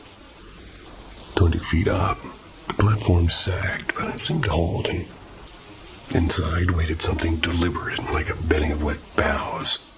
Pine boughs. There's plastic bags and stripped bark woven into a nest big enough for a black bear. And below at the foot of the ladder lay a grim offering. Bones and feathers, skulls clean smooth, and more than one headless carcass. Ducks, cats, and a fox maybe. The disappearances suddenly lined up like puzzle pieces, and it wasn't random, it was him. The white one. And even now, when the moon goes high and the woods fall quiet, I sometimes feel the weight of eyes, pale and patient, just beyond the tree line. 10-second pause of peace for the lost duck. Rest in peace, duck. You're glorious.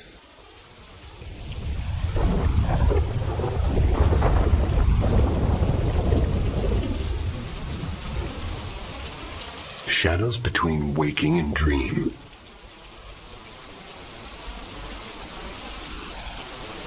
For years, I've been caught in a strange twilight. Part dream, part paralysis.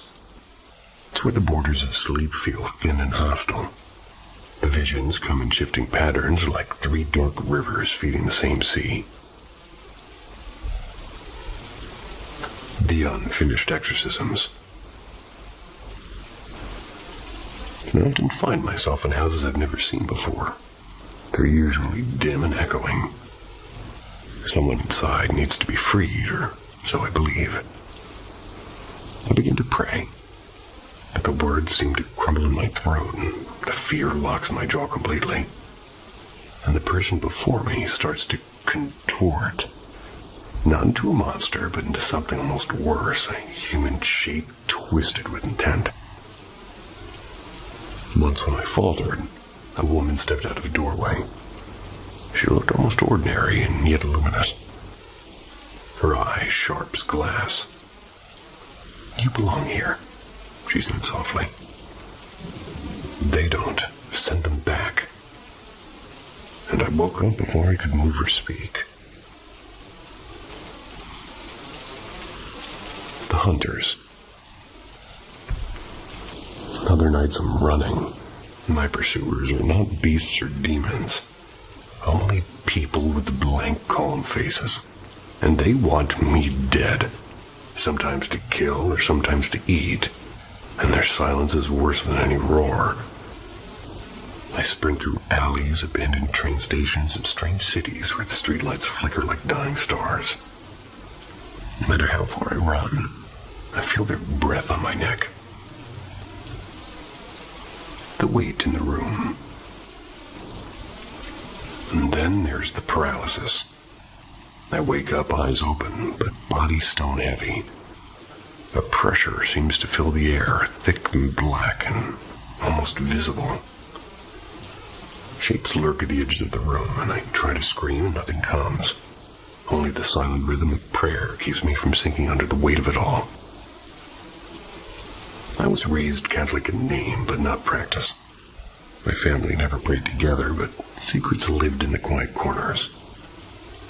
On my mother's side, aunts and cousins read cards, mixed powders, and whispered charms. Some ended in illness or poverty, like a pattern nobody could quite break. My mother and grandmother are still alive, two sharp minds with cruel edges. My mother smiles like a saint and cuts like a blade. She wears kindness as a disguise.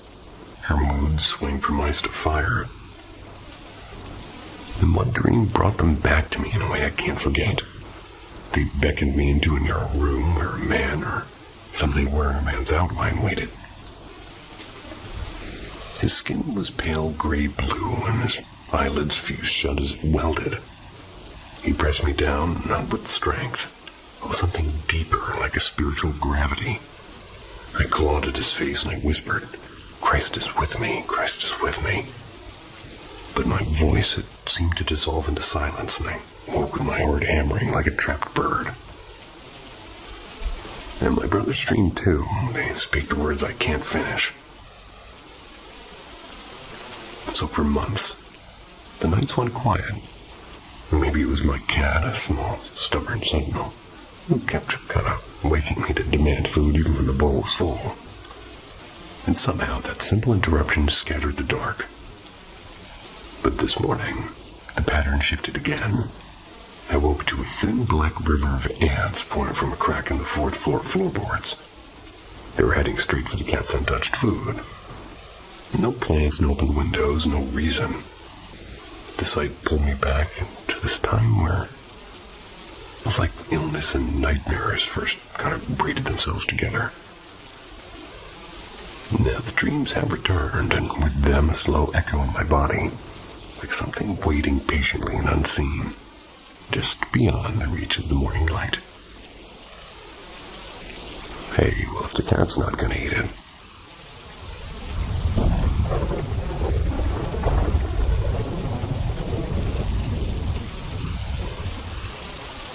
The pole of room 314.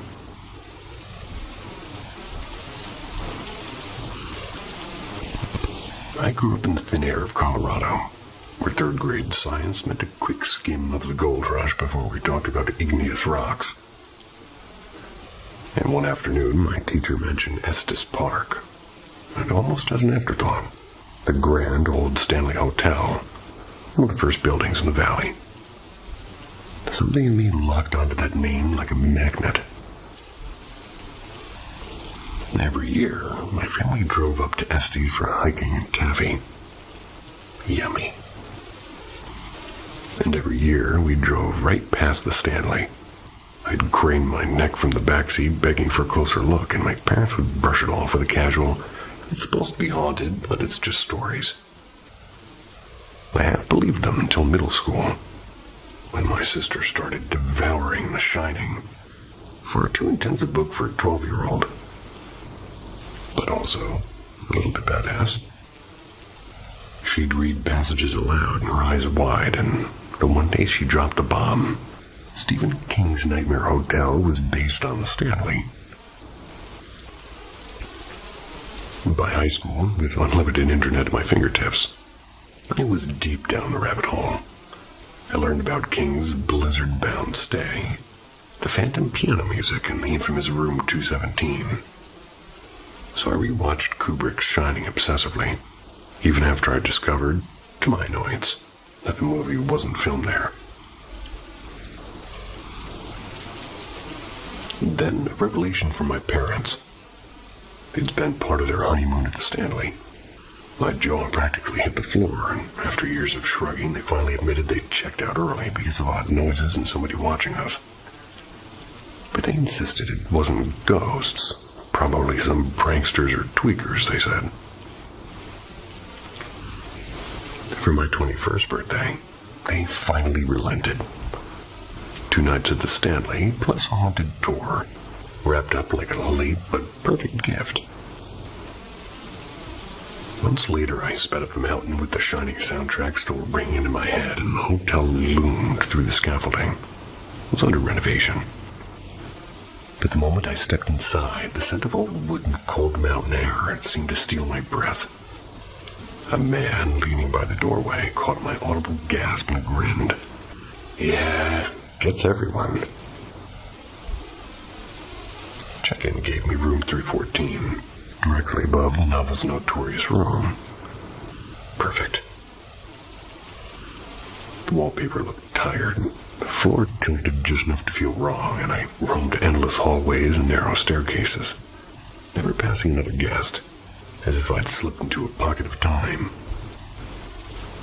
The night tour began in the music hall.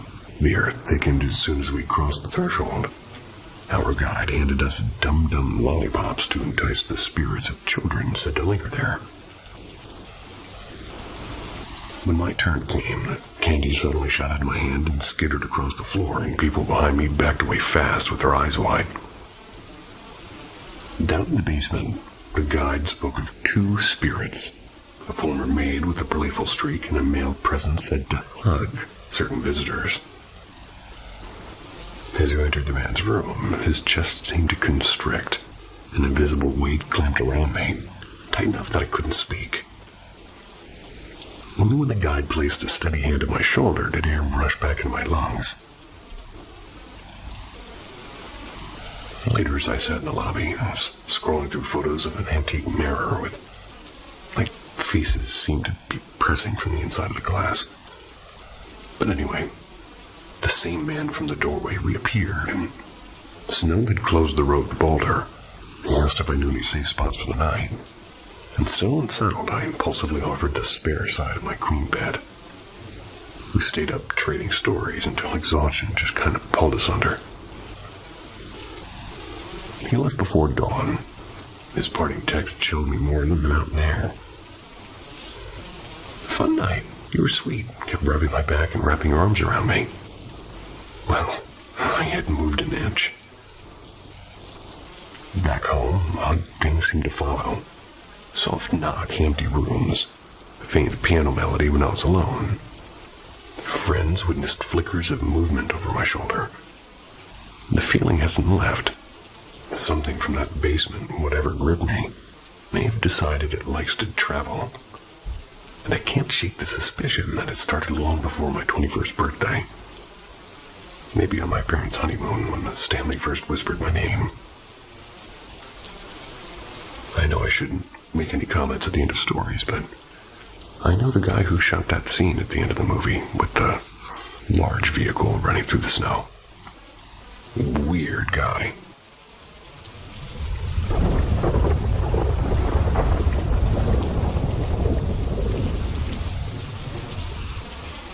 The Hallway of March.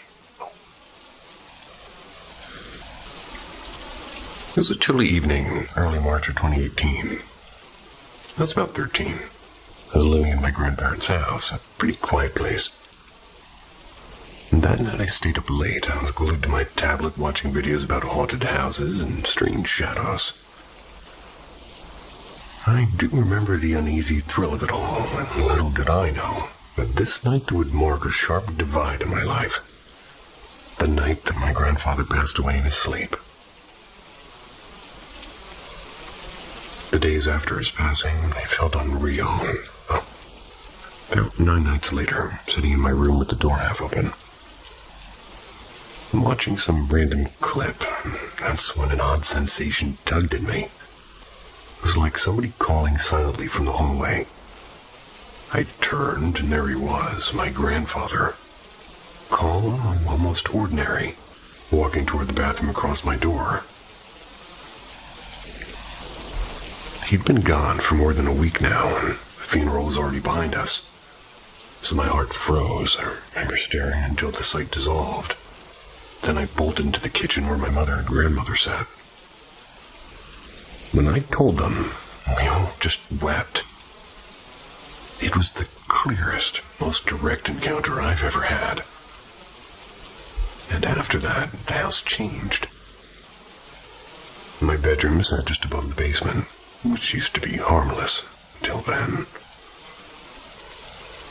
Footsteps began to echo from below at night. Boxes shuffled and chairs scraped. And this went on for months. Sleep became a struggle, and even stranger whenever I went into my grandparents' room to play video games on their TV. I would sometimes feel the bed sink beside me, the mattress sort of sighing under an invisible weight. And it was not subtle. My mother did later admit that she had felt something similar. So moving on. One afternoon, while joking with Mom in the hallway, I just caught a dark silhouette standing in the kitchen doorway. It lingered for a heartbeat and it vanished. I stood frozen, staring at the empty space until Mom asked what was wrong. I told her, but she had no explanation. The months that followed were filled with fleeting shadows and slender shapes sliding across rooms, darting just out of reach. Once when I was home alone, the heavy iron gate at the entrance of our property swung wide open. I watched it from the window and I was paralyzed. My mom swore she had locked it tight before leaving. The strange happenings never stopped until we moved to another country.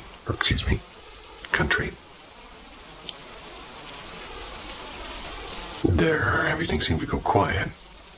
But last year, when I returned to Romania with my boyfriend and we stayed in that same house with my grandmother, he confessed to feeling an oppressive, unhappy presence the entire day, and he barely slept. I know how it sounds. Some will call it imagination. But the weight on the mattress and the footsteps and the cold certainty of seeing my grandfather that first week, those were not tricks of the mind. These moments remain solid and cold as the night air of that long-ago March. Sounds like my air conditioner is trying to take off from my roof.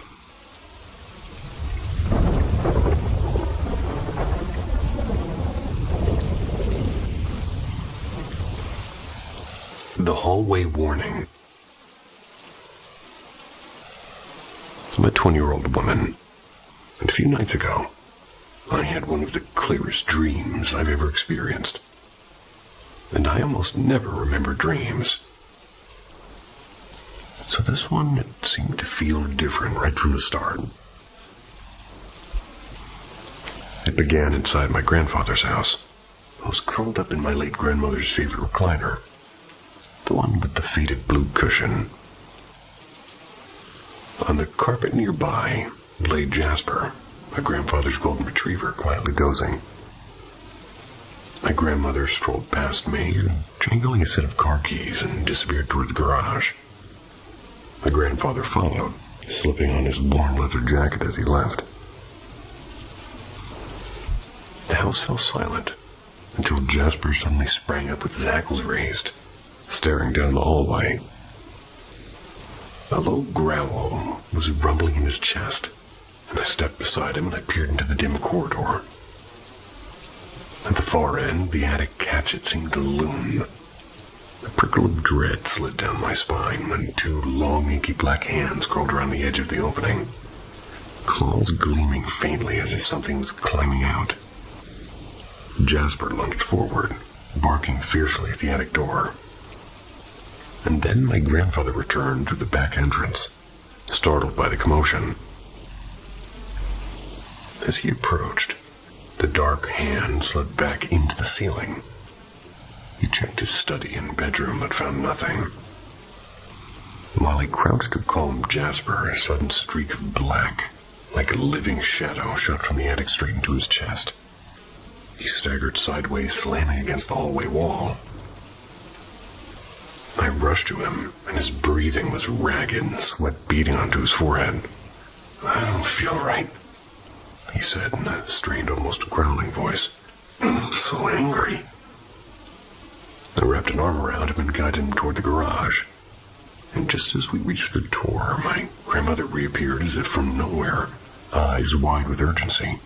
"We need to go now." And then everything went dark. And here's what unsettles me. My grandmother passed away nearly 5 years ago. Yet in this dream, she moved and spoke as if she had never left.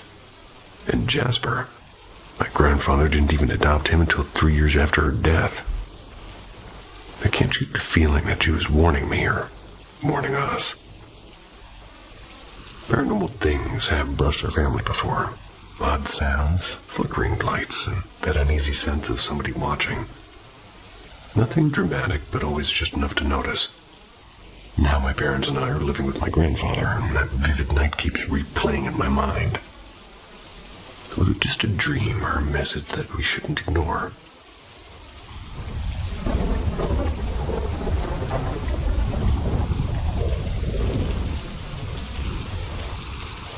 Moon Vale. Back when I was about 16, Ben and I chose to walk home from the nearest village instead of catching the early bus. It was peak summer, one of those nights when the air feels endless, and a full moon seems to light the way for you. We took the path through the fields by the canal, a place that we all knew well. We'd built little fire pits there and shared cheap beers and swapped stories about ghosts and old suicides people whispered about. None of it ever really scared us. And this was before the world lived online and phones existed, but kind of barely. Down by that canal, you were truly on your own. The sky that night was flawless. No clouds, no light pollution, just the moon, enormous and bright. We were talking about nothing important, teasing Ben about his terrible luck with girls, when the world suddenly vanished. Darkness. Not dusk dark, not cloud dark. Utter blinding darkness. 1 second the moon filled her eyes, and the next everything, like the moon, the stars, the horizon, was all gone. It was as if somebody had thrown a giant black sheet over the sky. And it lasted maybe 3 seconds. And then, just as suddenly, the light returned, sliding back like curtains pulled away. Ben swore loudly, his voice too sharp in silence. What the hell was that? I could only stare. He muttered something about a huge bird, though we both knew no bird could cover the entire sky. We walked faster after that. Ben didn't want to talk. The next day when I asked again, he only said, "Just black, that's all I saw." I never came back to that canal after that. I didn't press him. Even for me, the place felt different. The full moons made the hairs on my neck rise. And I'm 42 now. Still live near those fields. I've returned many times in daylight, but never again at night. Whatever we saw, whatever Ben maybe didn't tell me, still waits somewhere in the dark sky of my memory.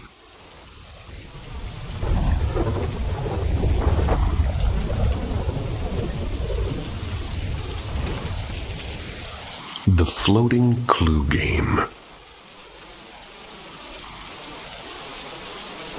Hey folks, so this memory bubbled up again. One of those strange ones I never really unpacked. I once shared a version. It was like in a comment on a YouTuber's channel. But I figure since it's already floating around the internet, why not tell it properly here? I'm adding bits I remember more clearly now and changing a few details because, well, memory's tricky and fickle.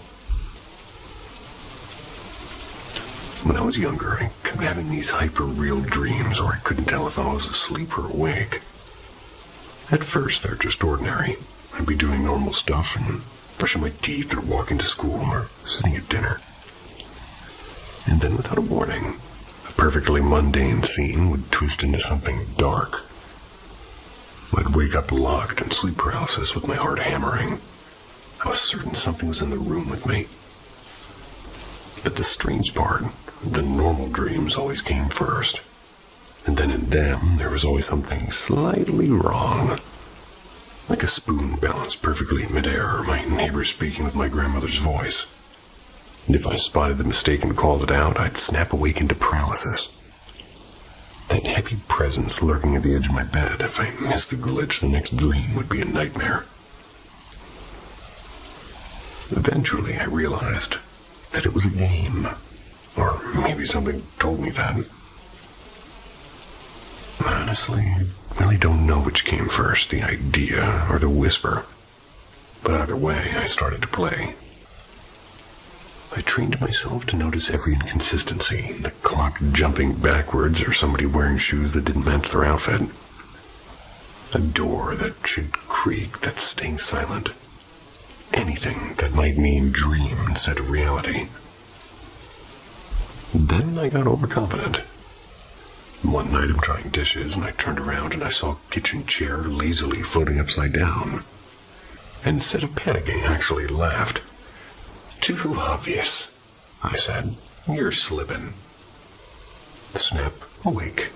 Black figure in the corner watching and waiting. And after that, the nightmares doubled down. If I failed to catch an error, they were worse and longer and sharper. Filled with whispers I could almost understand but couldn't quite remember when I would wake up. I know I spoke with it sometimes. Whatever it was. Its voice is like a word on the tip of my tongue. Impossible to recall, but impossible to forget. Did it explain the rules, or did I piece them together myself? That line is blurry even now. It eventually stopped. A string of life changes kind of pulled me away from the late-night demonology books I used to devour. The dreams faded. But I still wonder, was it just a tangle of lucid dreams and teenage nerves, or something far stranger? Or perhaps the late-night reading of demonology? What do you think? Was I just outsmarting my own brain, or playing a game I never fully understood?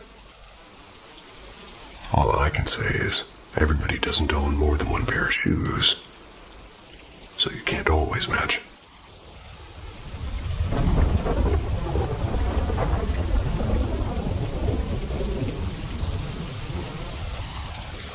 A whisper on the wall. In late 2018, I learned that my grandmother, my father's mother, had been diagnosed with late-stage cancer. She was 81 and frail, and by then there was little anyone could do. That autumn, she visited our home for a round of medical tests. Quietly cheerful, despite the weight of the news. On January 4th, 2019, when it was clear that the end was close, my father drove to my grandparents' house to sit with her in her final hours. I stayed home with my mother. That morning, I'd quarreled with Mom over something so small, like I can't even remember the reason now. Later, I left my room to ask her a question. I found her half reclined on the sofa, just pale and trembling. She told me that when walking from the kitchen, she'd felt sudden heat in the hallway. As she put it, like a sheet of fire. And then stumbled and her phone had slid from her hand and she'd crawled along the cool tile to find it and just trying to call a neighbor for help. Moments later, my father phoned, and his voice was quiet but heavy. She's gone. My grandmother had always treated my mother as the daughter that she never had, so I can't shake the feeling that Mom sensed the instant of her passing. That night, long after midnight, I lay awake thinking of her. Out of nowhere came a faint but sharp sound. A slow drag of a fingernail along my bedroom wall. Strangely, I felt no fear, only calm, as though I'd been expecting it. When the sound ceased, I simply knew it was her. A final, gentle farewell. I had braced myself for grief, but never for this quiet, this uncanny message that love can send across the veil.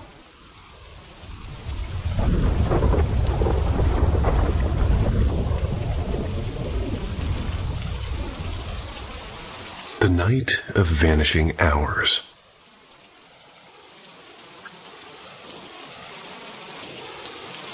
So one of my friends, let's call her Claire, 21-year-old female. They've always been the steady, goal-driven type, and, well, yesterday, though, something cracked open. She picked a fight with everyone at home over something that she'd never cared about. Cash. Normally, Claire would debate politics or career paths, but money? It's not usually her style. Here's how it unfolded. Claire asked her parents for actual cash instead of using a digital transfer. They offered to buy her anything she needed, but no handouts. That tiny refusal seemed to kind of blow up into a sort of storm, like voices rose, and in a flash she threatened to skip her move to a major city for her next round of studies. And that's a dream that she'd been chasing for years now. Eventually, the shouting cooled.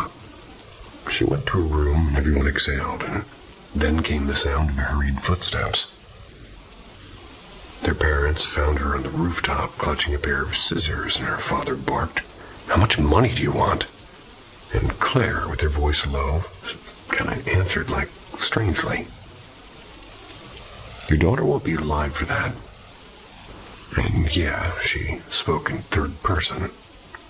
Moments later, she collapsed and still weeping and answering questions faintly as though in a dream. What chilled me most in that fog is she whispered she hadn't gone upstairs at all. Someone, she said, had urged her to harm herself. And hours later, she woke with no memory of the fight, the demand for cash, or the threat to abandon school. Her recall stopped 5 or 6 hours before the evening unraveled. This isn't a family neglect story either, but just days ago they'd won a huge legal settlement. It was big enough to set everyone up comfortably. New laptops were already bought for her siblings, but Claire, she'd refused gifts saying that she needed nothing. No hidden injustice there. And I'm a skeptic. No belief in spirits or curses, and my gut tells me we're staring at a mental health crisis, not some evil energy. But the memory gaps in the third-person speech and the eerie conviction that somebody else guided her actions, those are a little bit hard to shake. So whatever it is, last night felt like a handful of hours simply vanished.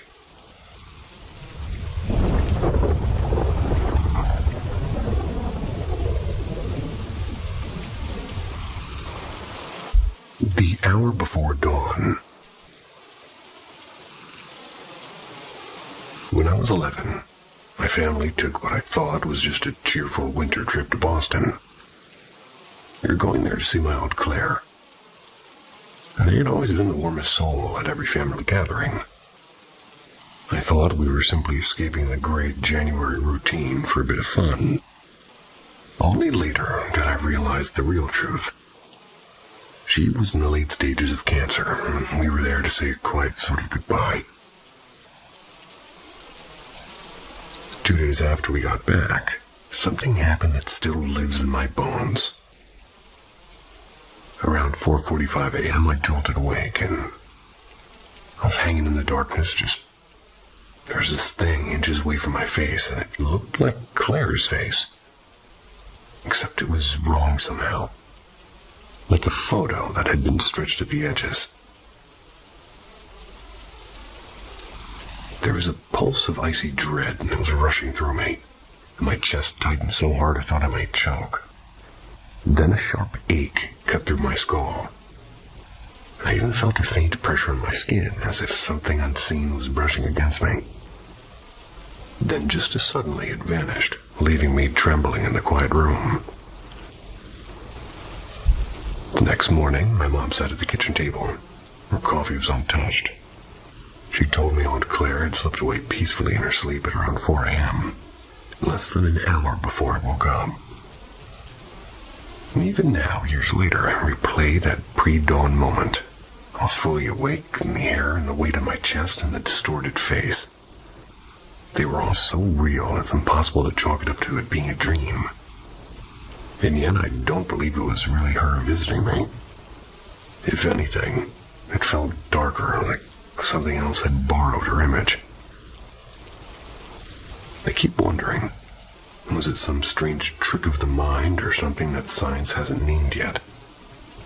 Has anyone else ever experienced a presence so vivid and immediate at the exact hour that somebody they loved passed away? I'd love to hear about it if you have, because that morning still refuses to let me go.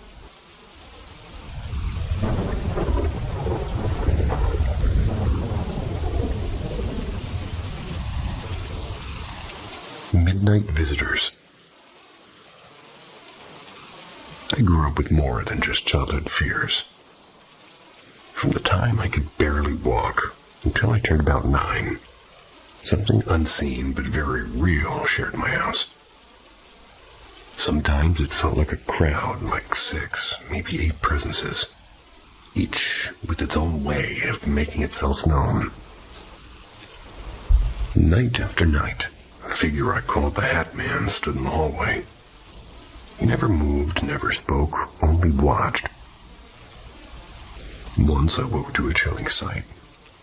A pale woman-shaped shadow hung upside down on the balcony railing, her hair drifting toward me before she shot straight into the night sky without a sound.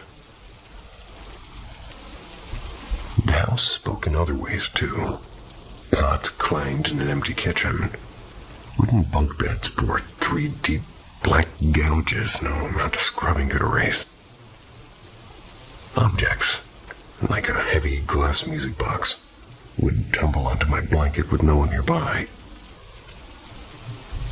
And then there was the touch. One evening while I sat reading, the faintest brush of an invisible fingertip grazed my hand. It was so gentle it made me shiver harder than any sudden bang ever could. Voices sometimes called my name from the backyard when I was alone. Bright flickers and darting shadows teased the edge of my vision. Cold spots pulsed through rooms and lights stuttered exactly 3 times as if on some sort of a cue. The worst moment came at 4 a.m. I opened my eyes to find this massive black silhouette kneeling on my chest. It fled the instant my fingers met its outline, crawling backward into the dark like smoke. These visitations seeped into me, and I grew quick-tempered and restless, almost as if the house itself was rewiring me. Relief only came when my older brother performed a determined cleansing with sage and prayer. The silence afterward, it felt electric. For years, nothing happened. But quiet never meant gone.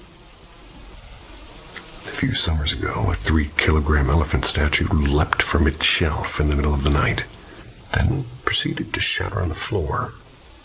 There were no tremors, there was no draft, just a crash and the echo of old memories.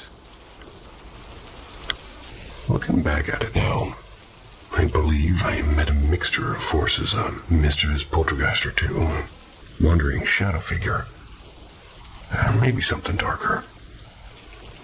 Yet instead of breaking me, those years tempered me. I learned to stand firm and to guard my space.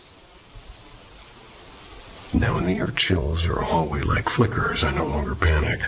Whatever those midnight visitors were, they taught me how to face the unseen and how to remain unafraid.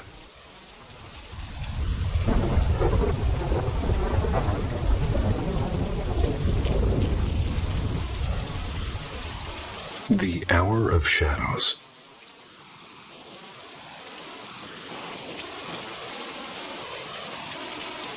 I have walked the crooked paths of the supernatural since 2008, chasing whispers of hidden knowledge. Over the years, I discovered a chilling truth. Evil rarely arrives in rags and smoke, but often wears the costume of light, of warmth, and of comfort. I once believed truth was an idea, a philosophy to be found by gathering fragments of different kinds of wisdom. Yet in every ritual and in every mantra and every shimmering enlightenment, I only spiraled into endless nights of paralysis and dread. The questions seemed to multiply like weeds, and clarity came in flickers, only to be swallowed again by the darkness. Then came that night. It was close to 3 a.m. The black heart of the night, and when I woke, fully conscious but locked in my own body, I knew the weight of sleep paralysis well, but this was different altogether. The air itself seemed to throb with a hatred older than the world. All human malice I had ever known shrank to dust beside that presence. In the doorway, a figure gathered itself. A human outline woven from mist and void, moving with a speed and rhythm that defied the senses. A deep, staccato clicking filled the room, like the sound design of a nightmare. The shape glided toward me until it was inches from my face, an abyss of malice wrapped in a touch of darkness. I turned my head, desperate to escape its gaze, and the mattress beneath me seemed to ripple.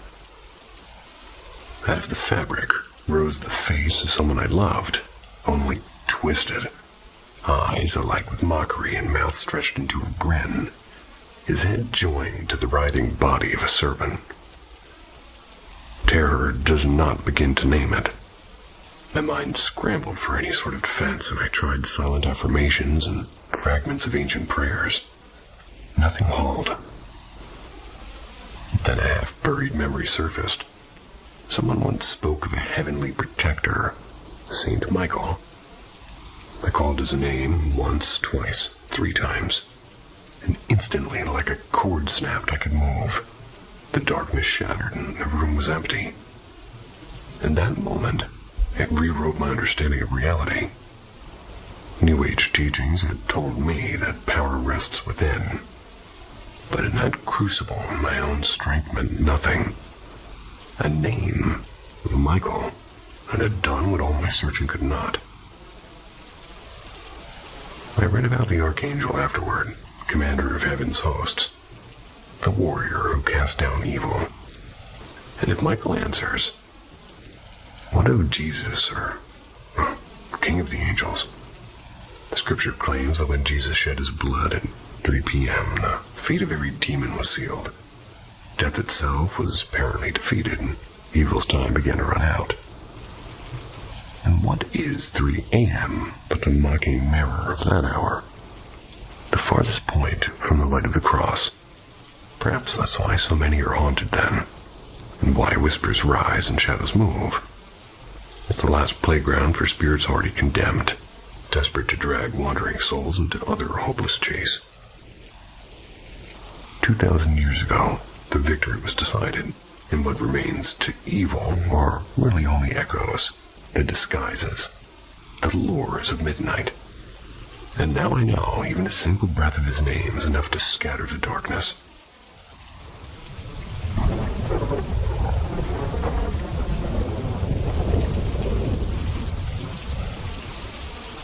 The Couch Companion.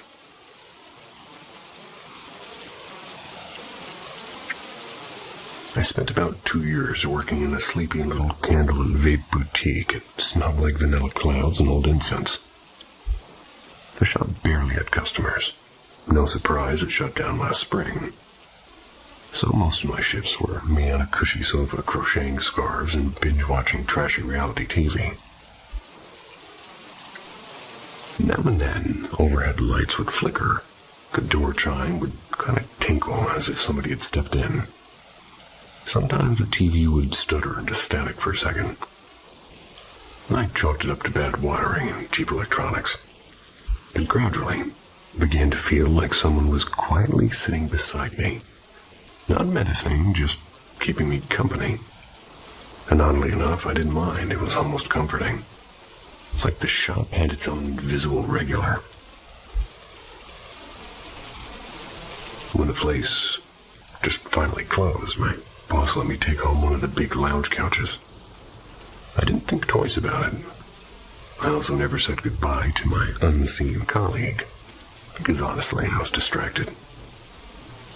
I had things happening about a month away, and life just felt like a runaway train. Months later, in my new apartment, the oddest things started happening. I'd count shadowy shapes flickering at the edge of my vision, and normally my mind is pretty steady. If I do have a stray hallucination, it's fleeting and never visual. But these shadows carried a strange mix of nostalgia and gentle sadness. It felt like memory itself was visiting me. This morning it all sharpened. I was crocheting on that same couch, TV humming along. That's when I sensed eyes on me. My husband was reading across the room and our cat asleep on the rug, and still, every minute or two, I glimpsed what looked like the top of a head and the toe of a shoe. They were peeking around the doorway. And my cat, who usually ignores everything, sat up, ears forward, tail twitching like he saw it too. And that's when the shop came rushing back. The empty afternoons, the soft presence I'd half imagined. Felt almost guilty for forgetting. So, half joking, half serious, I called out, "All right, if you're not my shop ghost, you need to leave. If you are my shop ghost, you can stay, just quit lurking and come sit like old times." I felt ridiculous. But a moment later, that familiar, gentle pressure on the couch returned, like somebody had settled beside me, and the shadow stopped. Was it really my silent coworker from the shop, tagging along with the couch? Or just my brain weaving comfort out of loneliness? I can't say. I don't mind the idea of a polite, quiet ghost roommate. But what worries me more is the possibility of slipping into a delusion. So I keep up therapy. I light my weekly sage sticks. And I keep an open, if slightly skeptical mind. Either way, crochet is more fun with company, seen or unseen.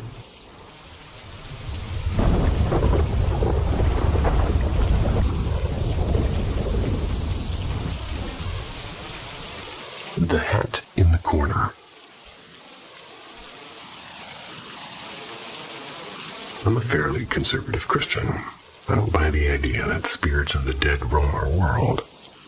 Scripture's pretty clear. When we die, we go where we're meant to await the final judgment. And still, there are things in heaven and earth beyond what our neat philosophies can explain. Strange energies, echoes of the past, maybe even something we don't have a name for. Whatever it is, our house seems to know it well. Our place is a century-old farmhouse, with stubborn, creaky floors and an attic that exhales dust like an old memory. And when we bought it about 12 years ago, a few antiques came with the deal.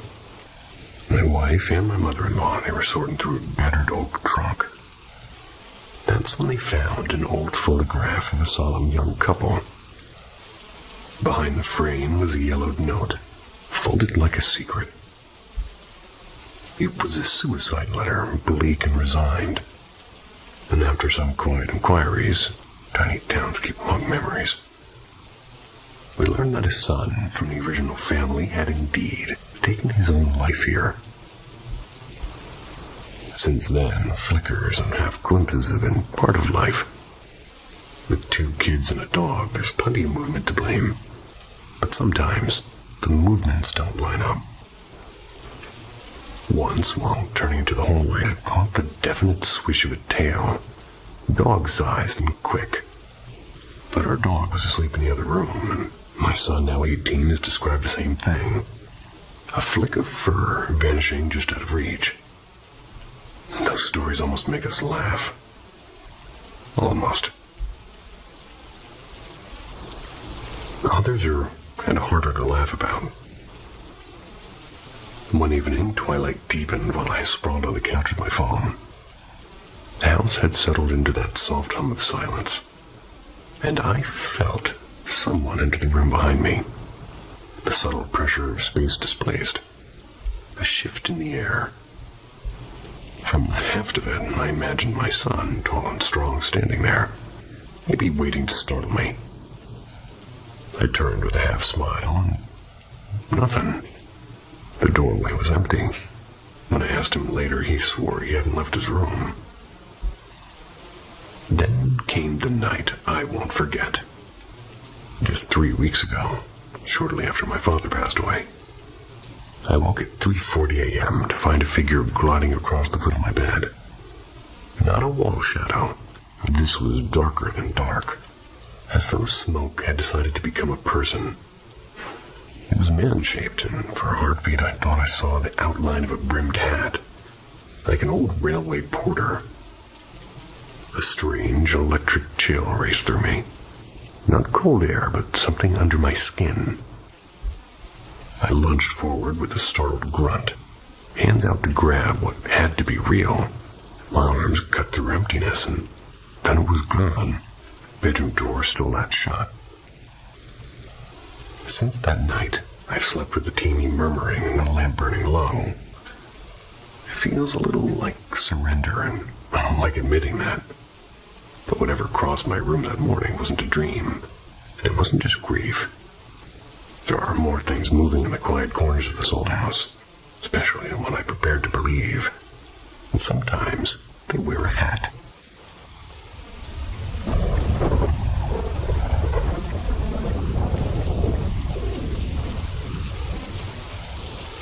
The Red Phantom of Willow Street. I'd never had anything like this happen before, but I do remember my grandmother once telling me about a night when objects in her kitchen seemed to move on their very own accord. I laughed at the story back then, until yesterday. It started like any regular afternoon. I came back from a quick grocery run, set the bags down, and gave the kitchen its usual scrub. Counters gleaming, everything in its place, or so I thought. Then I went to open a can of beans, and no can opener. Not in the top drawer, not in the junk drawer, not anywhere. I even texted my partner to check if they borrowed it. Nothing. I circled the kitchen again, scanning every possible spot. And suddenly it was just there, right in the middle of the counter. Perfectly centered and possible to overlook. And here's the part that made my stomach drop. It's a heavy, bright red opener, about as subtle as a fire truck. I had just wiped the counter spotless, and I know it wasn't there. A shiver shot through me so sharply it felt electric. Goosebumps on every inch of my skin. My heart hammered like I'd been startled awake, and I'm 33. I'm not easily spooked, but this was something else. Like a silent jolt from another reality. Is this what people mean by that glitch in the Matrix talk? A friendly ghost leaving a calling card?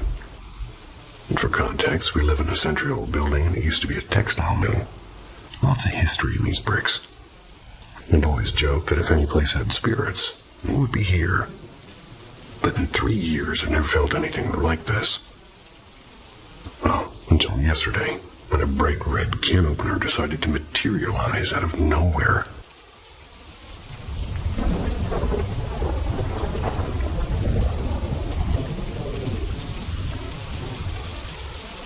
The house that kept breathing. When my girlfriend Emily moved into a quiet blue house with her best friend, we joked about how much it felt like a set from an old mystery film. But the basement was no joke. It still held boxes from previous tenants and some belongings of Emily's parents. They'd stayed there briefly before her, and the place carried a strange heaviness, like someone invisible was watching. One slow morning, while Emily and Claire were at work, my friend Luke and I were chatting about that basement.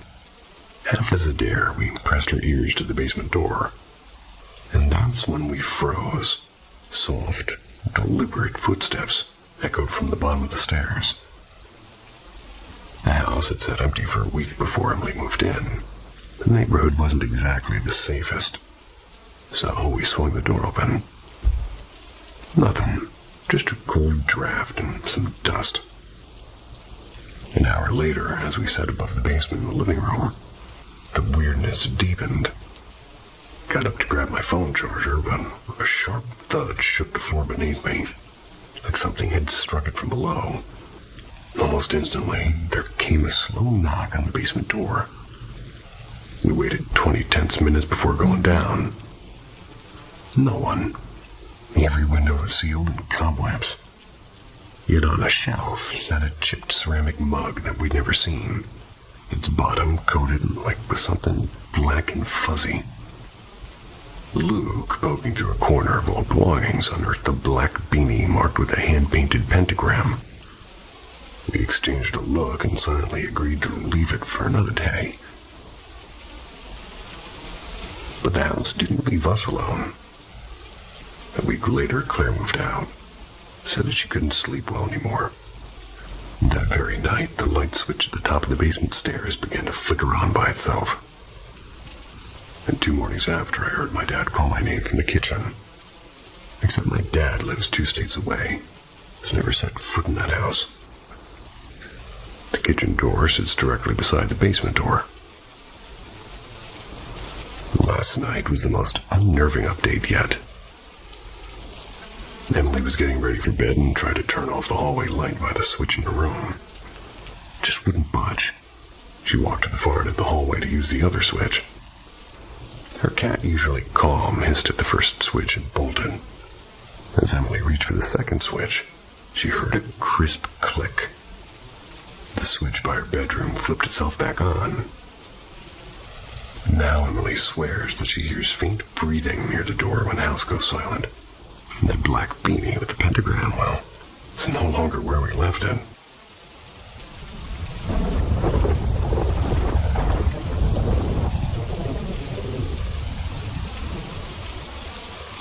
The doll who wouldn't stay put.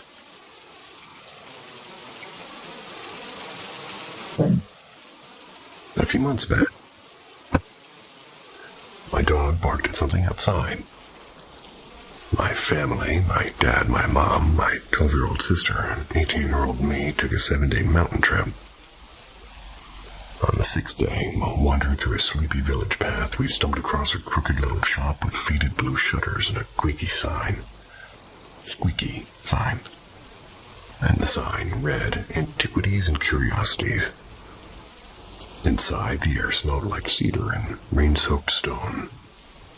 There were dusty clocks, chipped porcelain, and brass instruments that looked like they belonged on a pirate ship. But one thing refused to blend into the clutter: a small porcelain doll in a cracked glass case. Her hair was pale as frost, her dress a strange mossy green, and something about her face, sweet yet faintly amused, pulled me in, and we bought her, and I don't know why. Fast forward about 2 months. So I have a corner in my room for figures and collectibles. They're strictly arranged and nobody dares move them. That's why it rattled me when I noticed the doll one morning lying face down on the shelf. I brushed it off, and maybe vibrations from the heater. Possibly. A week later, she was perched on the TV cabinet, and another time balanced in front of the hallway mirror, and her reflection caught in the dark. Only I noticed, and at first I told myself it was nothing. Until 3 nights ago, I found her in the guest room, a place no one in the family even enters. So I asked around, and every single person swore they hadn't moved her. And then came yesterday around 7 a.m. Mom woke to find the doll lying beside her pillow, as though it had been quietly watching her sleep. Everyone was still dead asleep, and no one claimed responsibility. My little sister, who already spooks easily, went pale.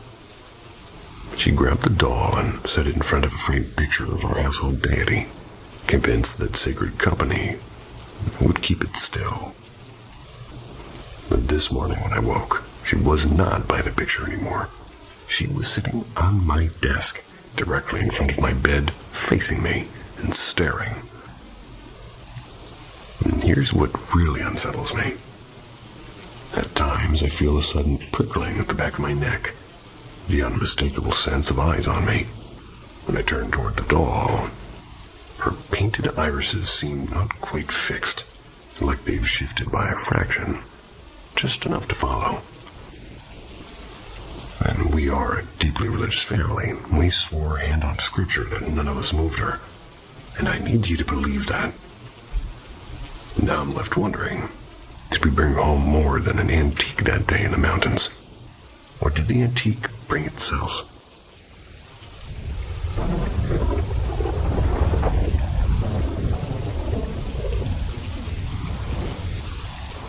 The Quiet Visitor.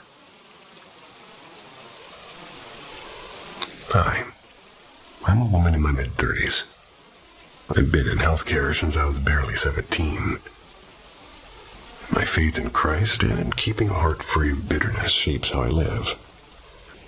I also carry a quiet certainty that there's more to this world than the eyes can measure. Realities are not supposed to dissect or master, yet they touch us all the same. I don't crave proof exactly, though.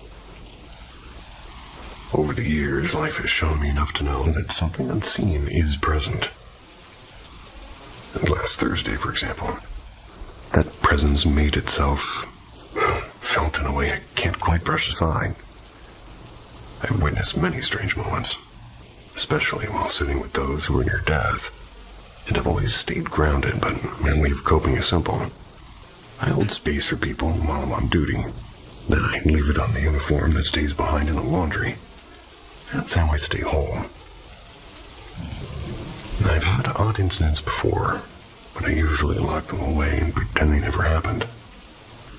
And for a long time, I believed that worked, and now I'm wondering, was I really coping or just postponing a conversation with something persistent?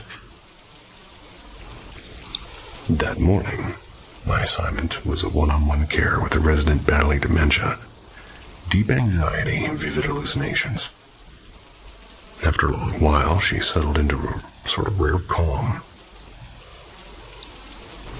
Her private room opened into a sleek white-tiled bathroom via a sliding frosted door, and from my chair I could see almost everything, except the far corner where the walk-in shower sat hidden behind a half wall. There were no windows, no vents big enough for a trick, and only one entrance, the door behind me. Neither of us moved. Then as the building hummed softly in mid-morning silence, the shower burst to life. I didn't gasp, I simply rose and I stepped in, turned the handle until the water stilled. My resident kept her fragile peace, and I kept mine, and I knew what I'd witnessed, but words felt unnecessary. When my shift ended and I changed in the locker room, I spoke softly to the empty air. Some things I do that, or rather sometimes. Today was good, but whoever or whatever needed to show up, thank you, and please stay here. You're not tied to me. Walking to my car, I wondered if that small prayer was enough. I'm no thrill seeker chasing the supernatural. I don't watch ghost shows or dabble in rituals, yet something about that gentle, almost polite disturbance. A faucet turned by unseen fingers. It lingers like a question I haven't answered.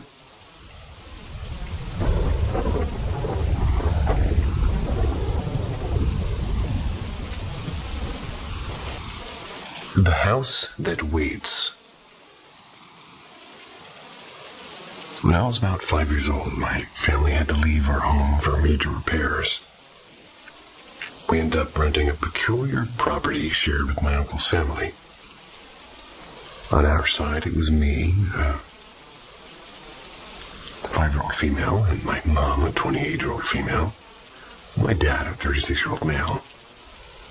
On the other side were my uncle, a 44-year-old male, and his wife, 43, and my cousin, a 6-year-old female. Both halves of the property were connected by a single, oddly shaped room that felt wrong. It was added on as an afterthought by somebody who didn't like straight lines. Despite sitting squarely in the heart of the city, the place felt removed from the world. The main door opened onto a gravel hill that sloped down to 2 old houses side by side, their tall windows staring blankly at the woods. The houses felt older than the street around them, as if they had been waiting there long before the city grew.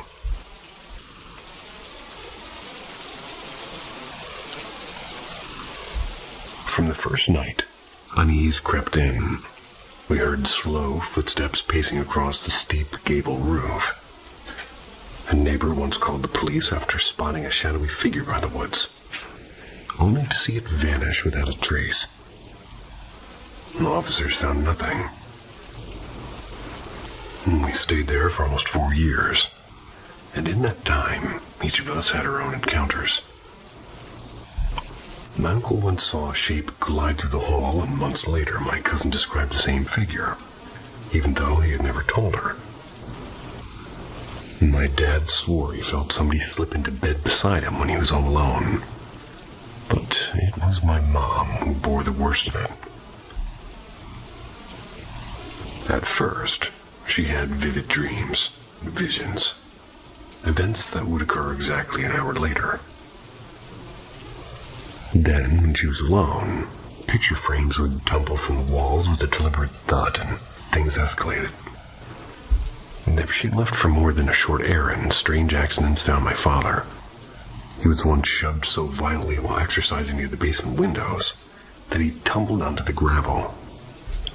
Another time, he woke with raw scratches across his legs, back, and face.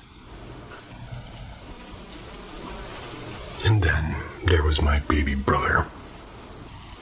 2 years after we moved in, my mom gave birth to him. One afternoon, when he was about 6 months old, she lay next to him and drifted off. When she woke, he was gone. The crib was empty. The room was empty.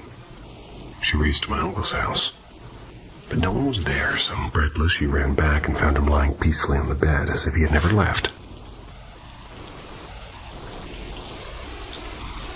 The most unforgettable moment, it came when I was 7. My brother was just a year old. My mom, my brother, my visiting older cousin, and I were waiting in that crooked connecting room for my dad to pick us up. My brother sat calmly on the rug before a dresser with a large mirror. And without warning, the glass shattered. Not fell, but shattered in place, sending razor shards raining around him. Miraculously, he wasn't cut. Eventually, my mom sought help from a psychic. The woman told her the house was occupied by spirits. One of them had fallen in love with her, growing angry when she stayed away too long. She promised to calm the spirit, and for a while, life seemed to ease. The visions stopped, and my dad was no longer attacked. But the air in that house never grew light. It always felt aware, and now I'm 26 and I live back in the neighborhood. The gravel hill has been paved with asphalt and the woods have been cleared, replaced by neat rows of apartment blocks. And the house still stands, a stubborn relic pressed in by modern walls. I still dream of it, weekly, sometimes more. The dreams are vivid. It's like I've never left. I feel a quiet pull I can't explain, as if the house still knows me and waits. I don't know if I'll ever cross its threshold again, but I know it hasn't let me go.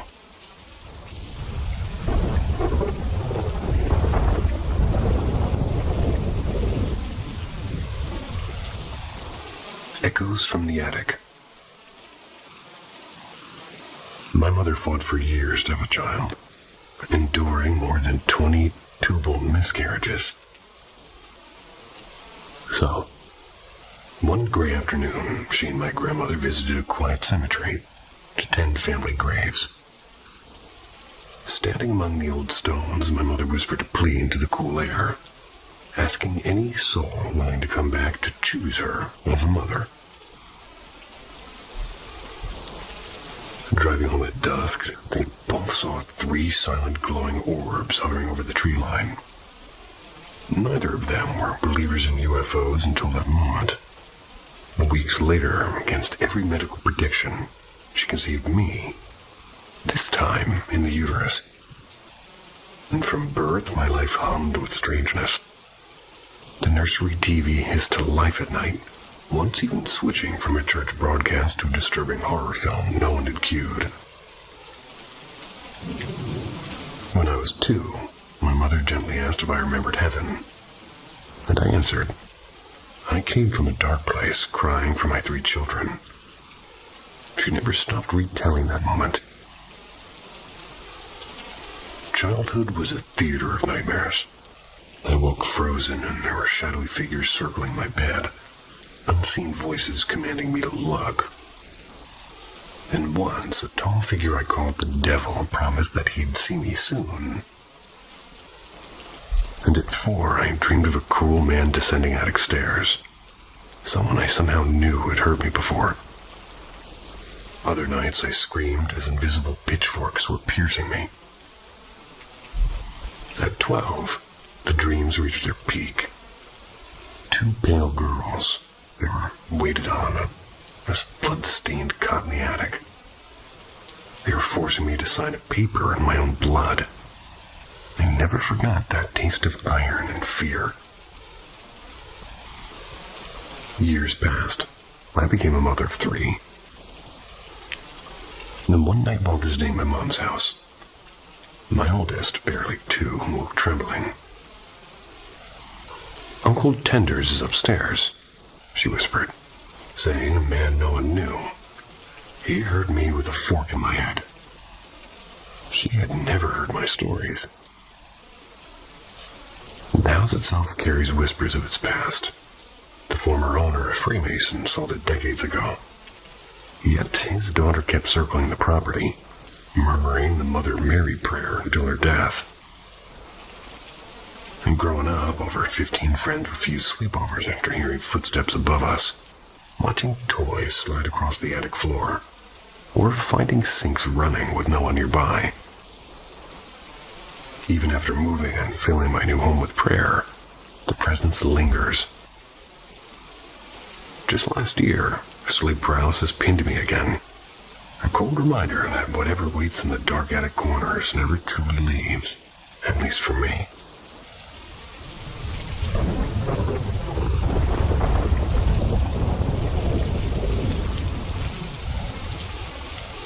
The White Garden Pact.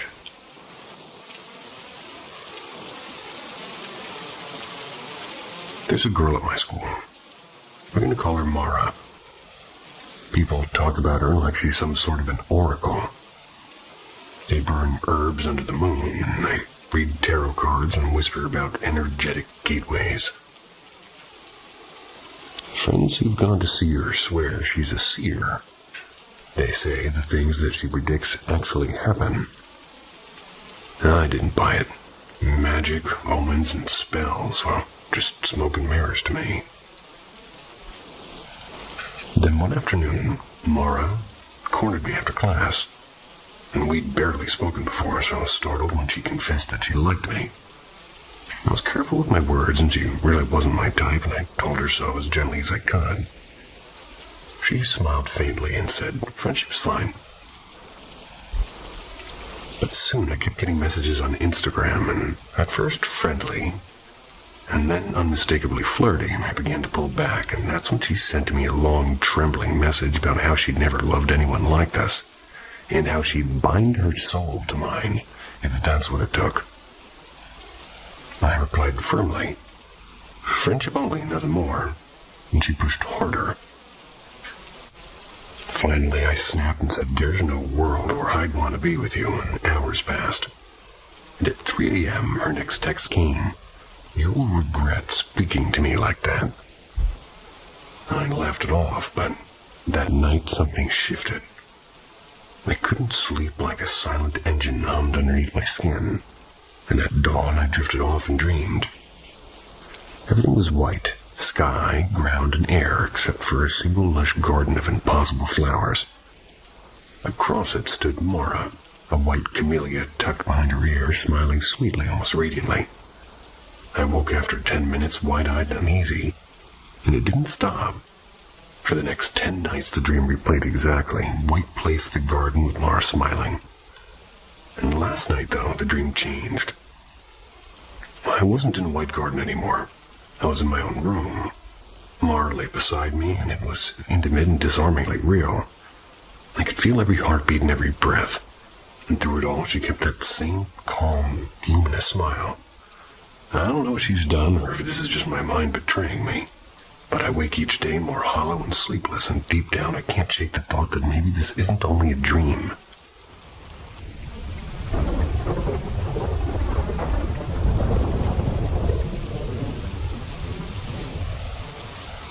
Midnight. Amen. My girlfriend and I share a tiny loft in downtown LA. A place that creaks like it has secrets. Long before I moved in, she warned me about odd happenings. Cups clinking in empty rooms. Faint voices that sounded inside the apartment. Objects vanishing only to reappear exactly where they belonged. She would half joke about somebody hiding here with her. And after I moved in, the weirdness mostly died down. Sometimes a fork would tumble off the counter of her Sometimes a fork would tumble off the counter, or her earrings would hide for a day. But it felt like old building quirks, nothing to lose sleep over. Until last night. Around 4 a.m., she nudges me awake. "I can't sleep," she whispered. "Something feels wrong." I wrapped an arm around her and murmured that everything was fine. We drifted back to sleep. Later, she told me that minutes after I dozed off, a sharp clatter echoed from the kitchen. About 40 minutes later, I woke to what I thought was her breath warm against my ear, and a soft, urgent whisper. "Dear Lord, keep me safe on my journey to heaven. Amen." Half asleep, I chuckled, thinking that she was that spooked, and I mumbled, "Amen." I opened my eyes, only to find her turned away from me, breathing deep and steady. And that instantly froze me. A cold shiver raced down my spine. Someone had spoken inches from my ear. When she stirred, I told her that we need to burn sage the second the sun came up. Now, hours later, the apartment's quiet as I write this before heading to work. Nothing else has happened yet, but I can't shake the feeling that something else is living here with us. Patient and unseen, waiting for the next whisper in the dark.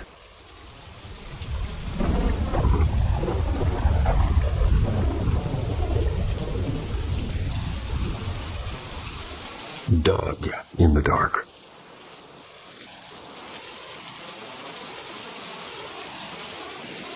This is a story of how my mother became certain that she gifted me something unholy, and how I'm still not sure she's wrong. Back in the mid-90s, my parents weren't your velvet-robed, candlelit Levian types. They were more of the backyard bonfire, cheap wine, and questionable powders kind of Satanists. Their late-night rituals were half seance, half chaos, and mostly chemical. They claimed to see creatures crawling out of shadows, and faces flickering in the smoke. Maybe hallucination, maybe something worse. You can tell with that cocktail in their veins. One night, after an especially heavy session, my mother had a dream that burned itself into her life. She was drowning in a pit of black fire when a figure of pure darkness reached for her. When their hands met, she felt her soul yanked out like a thread from cloth. Beyond death, beyond even nightmare. She woke gasping, convinced that she'd brushed against something eternal and cold. The dream stalked her for years. Even awake, she'd feel a weight in the room, a predator in the corner of her eye. Within weeks, she'd abandoned the rituals. A few years later, I arrived, born in a prison hospital where she'd turned to faith between court dates and steel doors. Brutal. And for a while, the presence faded, until I was 7. That's when the dream returned to her. One last time, and not long after, I began to see him. A tall, featureless silhouette lingering in my closet, behind trees, at the bend of the hallway. Always watching me and always still. It wasn't a great year for me. I'd survived a traumatic incident, and I was stuck with an abusive stepfather, and he had been diagnosed with reactive attachment disorder. And I was medicated, lonely and angry. And at first, Mom waved it off as my imagination. Then I gave him a name, Doug. Ridiculous, maybe, but felt right as I got used to his quiet company. I would tell her that Doug whispered to me, or gave me instructions. And soon she said I was hurting her and my sisters. Things I can't remember. CPS showed up and their advice was keep me isolated. So my bedroom became a cell with an alarmed door. I remember crying to Doug in the dark because no one else would listen to me. I remember screaming that I hated her, and at the time I meant it. Eventually she handed me to my dad, a man I barely knew. And Doug came along. But something shifted. At Dad's place, the blackouts and accusations stopped. Doug stayed silent. A shadow in the corner until one year, around my 13th birthday, he simply left. I chalked it up to trauma and a mother unraveling. Maybe Doug was her excuse. Or my subconscious conjuring a friend out of loneliness. We eventually reconciled, and she owned up to the abuse and to giving me Doug. But she still swears that he was real. For years, I filed it under family madness until 2018. My sister and I got Doug one evening, and I teased, "Better be careful. Doug might pay you a visit," and she laughed and dared him out loud. And that night, she heard slow scratching at her door, and then a guttural growl. She opened it to nothing. Cat asleep, house quiet. The next morning, she called me shaken. I laughed, but the sound got caught in my throat. So that's Doug. Maybe he was trauma in a trench coat. Maybe a shared hallucination. Or maybe in the half-lit world my mother once worshipped, something really did reach out and never quite let go. I still don't know which possibility is worse, honestly.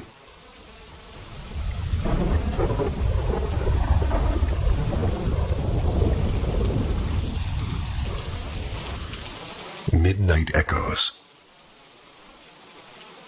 So last night, something bizarre happened. My boyfriend and I both dreamed of each other on the exact same night. And that's already strange because neither of us ever remembers our dreams. But these stuck, like they were stamped into our heads, and they felt loaded with meaning. In his dream, he was sitting alone on a quiet pier. That was as the sky turned violet with sunset. The lake was perfectly still, except for a soft ripple now and then. After that, a tall figure appeared, pure black, no face, no edges, just a silhouette that seemed to drink in the light. It sat beside him without a sound. At first, he thought it might be me, but when he turned, there was nothing human about it. The figure began speaking, but every word was a warped hum that he couldn't decode. He shifted down the pier and it slid closer. He tried to ignore it and it leaned in. When he willed himself to wake, his body would move. The figure's voice rose into a muffled scream like a radio trapped underwater. Finally, he snapped awake, heart pounding. He swears the presence felt exactly like me. Not in appearance, but in a strange persistence, as though my energy was stitched through it. Meanwhile, my dream had unfolded under an ancient oak tree. It was lit by a slow golden dusk. I was sitting on his lap face to face when the girl from high school wandered past and said something I didn't catch. I turned to glance at her, and when I looked back, tears were spilling down his cheeks, and I froze. He buried his face in my neck, trembling, and I just held him. And then without a word, he stood and began to walk away. I followed until we stepped into a vast, silent library. He never spoke again. I sat at the glowing computer screen and accidentally opened a strange file. A printer word to life, spitting out old photographs. Him as a child and a faded group picture with the man I knew instantly was his father. Never seen a real photo of him, though. It wasn't that he looked like an older version of my boyfriend. It was pure, undeniable certainty. A friend from nowhere appeared at my side, glanced at the photo and murmured, "Yeah, they share the same eyes." We woke up miles apart, but with the same eerie sense of being visited with different places and different images. Yet the feeling was identical. Like some quiet force threaded through both dreams, humming the same secret neither of us can quite name.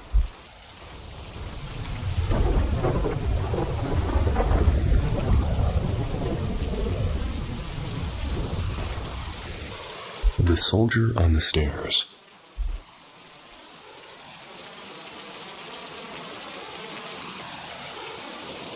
My stepmom has always been the no-nonsense type.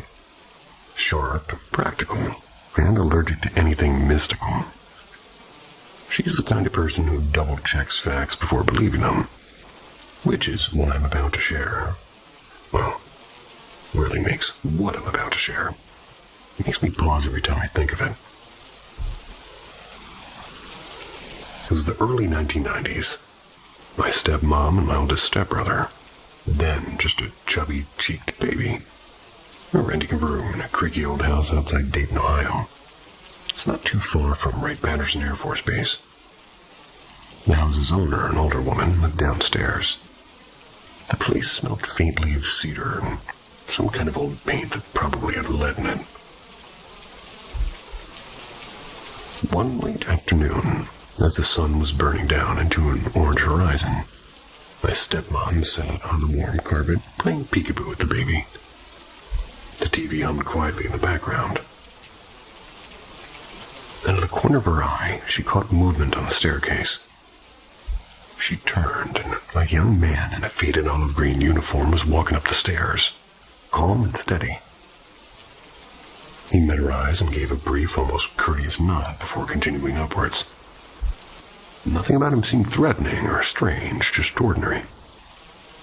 Assuming he was maybe the homeowner's grown son, or maybe a new boarder, my stepmom barely gave it a second thought. Later, when the owner returned, my stepmom casually mentioned it. "Oh, your son stepped by earlier, and he went upstairs. Maybe he's resting." The woman blinked. My children haven't lived here in decades. And that night, curiosity set in. Together, they dug through local records and family histories, and what surfaced was the kind of story you expect in an old letter, not in your living room. During the First World War, my grandmother once lived in that very house. Her beloved grandson, stationed at the early aviation field that would one day become Wright-Patterson. They were deployed to Europe just weeks after America entered the war. He never came home. Like thousands of others, he simply disappeared into the muddy chaos of the Western Front. Whether the official telegram ever reached his grandmother is lost to time. But neighbors, they whispered that she never believed he was gone. She spent her remaining years waiting for footsteps on that staircase. Eventually, a dusty black and white photo surfaced. The grandmother seated stiffly for the camera, and beside her, the young soldier. It was, my stepmom swears, the very man that she had seen that evening. Why was he still there? Well, my stepmom isn't sure. Maybe he was still searching for the grandmother who never stopped waiting, but maybe in some unexplainable way, he had paused to watch over the tiny baby gurgling on the carpet that night. Given who she is, measured, skeptical, and incapable of embellishment, there's no reason to think she invented a word of it. And I thought of this story again today, after the quiet passing of an uncle and a week of wrestling with the fear of what waits beyond life. And strangely, remembering that soldier on the stairs makes it easier to breathe. Maybe, just maybe, there's something more than what we can see.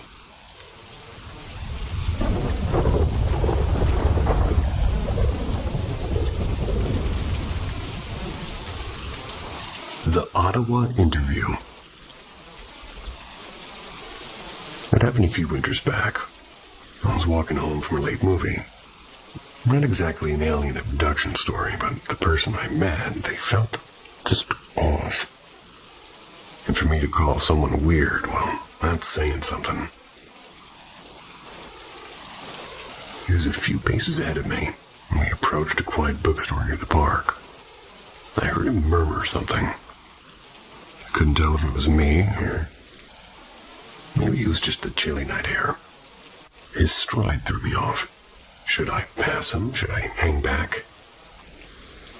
We kind of just hovered in that strange in-between where you're not sure if a conversation has started or if you just kind of brushed against someone else's evening. But it did become a conversation. Only our walking positions were strange, almost choreographed. He kept me at an odd angle beside him, like he wanted me exactly there. I'm no self-defense expert, but I can usually sense when someone's trying to corner me. This wasn't quite that, it was just peculiar. I can't recall every question he asked, but a few stuck. He wanted to know how much I knew about the end of the dinosaurs. I mentioned the Chicxulub crater in Mexico. The impact site scientists believe triggered the mass extinction. And he stopped and he was staring at me like I'd just revealed a classified code. Then he shifted topics. Had I ever heard of the Cold War bunker hidden outside of Ottawa? I had, actually. That answer earned me another long, unreadable look. By the time we'd covered 2 city blocks, he asked me to lower my glasses, and I obliged. He seemed to be studying my pupils as if he were calibrating some private measurement. Then, with the faintest smile, he said, "Goodbye. Perhaps we'll continue next time." Slipped across the street into the dark. And here's the thing, when someone interviews you, doctor, detective, whoever, they never ask questions just to fill silence. And I'm convinced this man wasn't either. Even now, years later, it feels like a walk, and, well, less like a walk. More like I'd been screened. Maybe nothing supernatural happened, but his questions, dinosaurs, government bunkers, that quiet inspection of my eyes, still make the nights kind of feel slightly tilted, as if I brushed against something outside of the ordinary. Well, you sort of did. Some people are weird.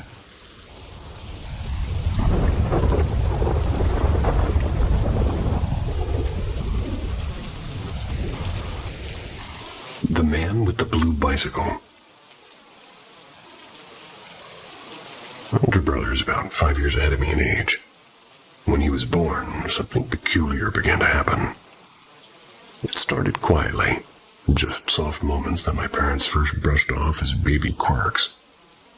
He would suddenly clap and giggle while staring at an empty corner of the room, as if somebody unseen was entertaining him.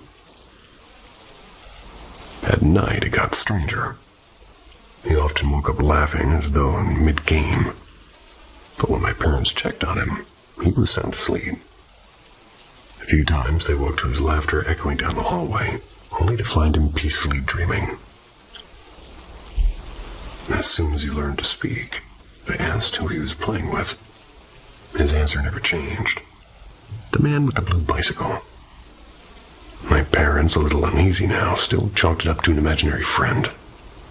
But my dad sometimes heard faint footsteps in the hallway, and once even the clear tinkle of a bicycle bell.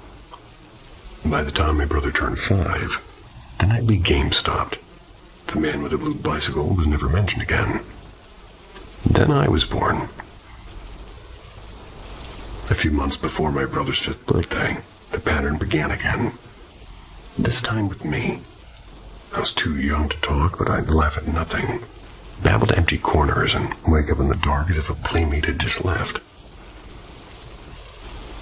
My parents never told me about my brother's strange friend. And yet when I finally started speaking, I startled them. The man with the blue bicycle plays with me. It continued until I turned 5, and then just like before, it ended without explanation.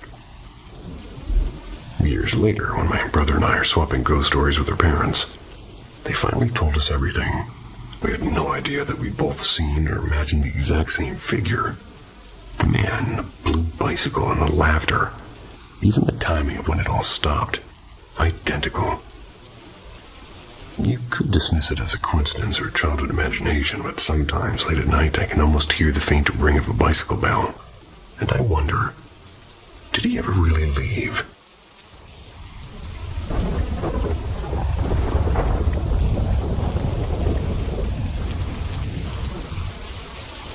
Midnight screams at the crossroads.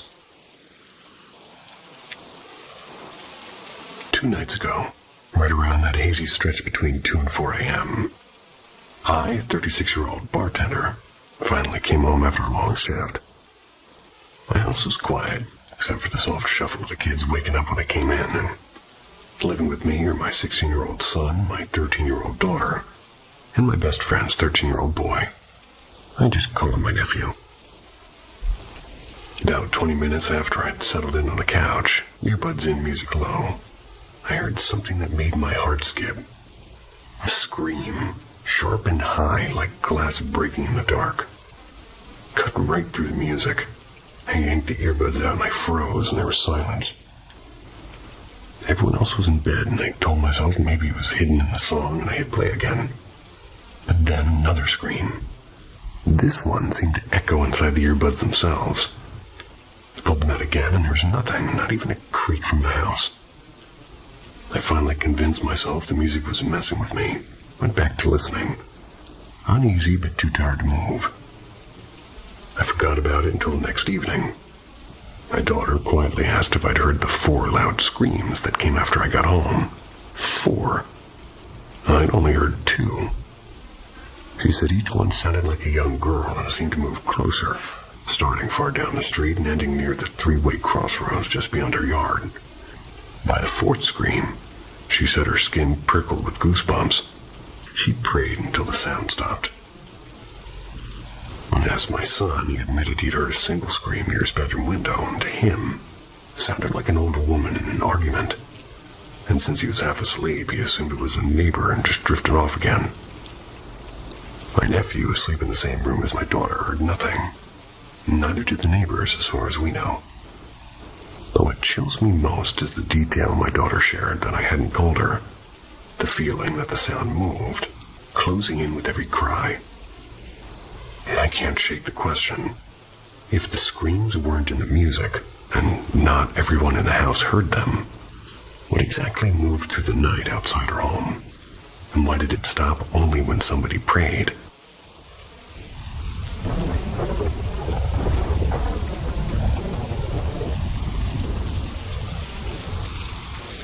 The camera caught it. A shape, a breath, a scream.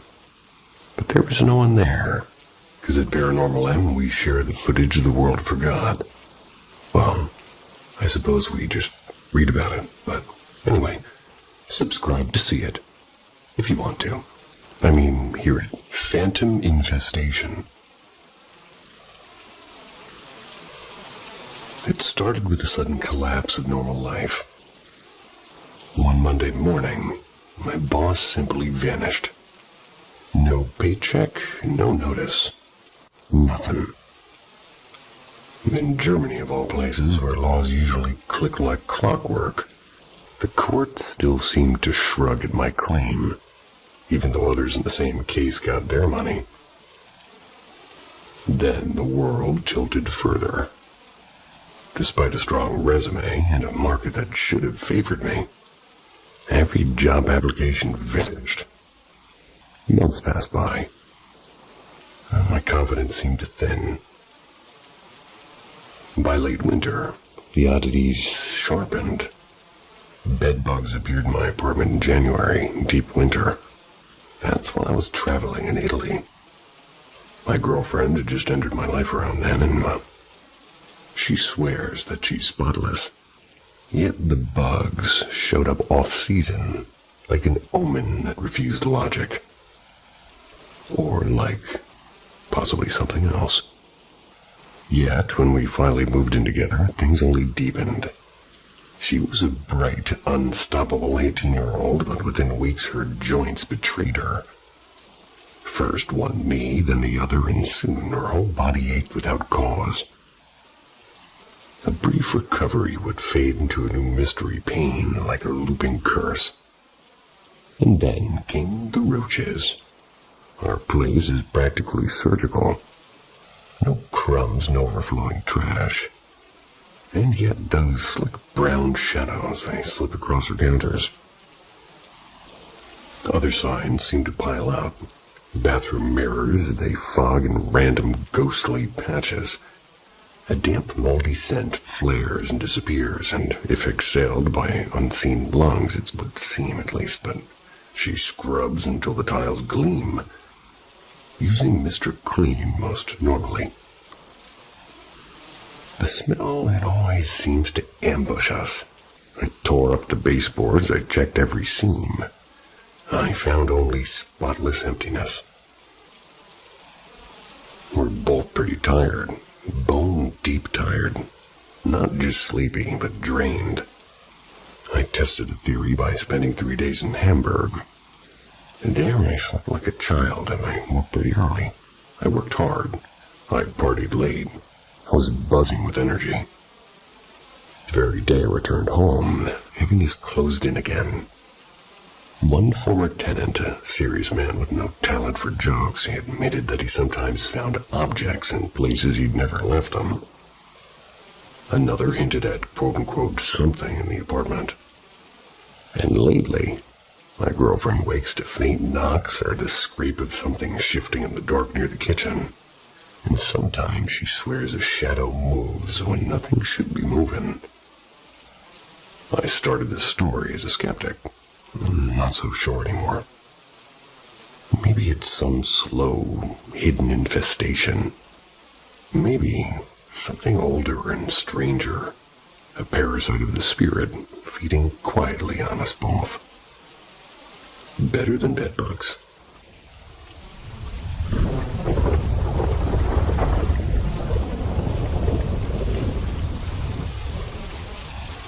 Painted shadows.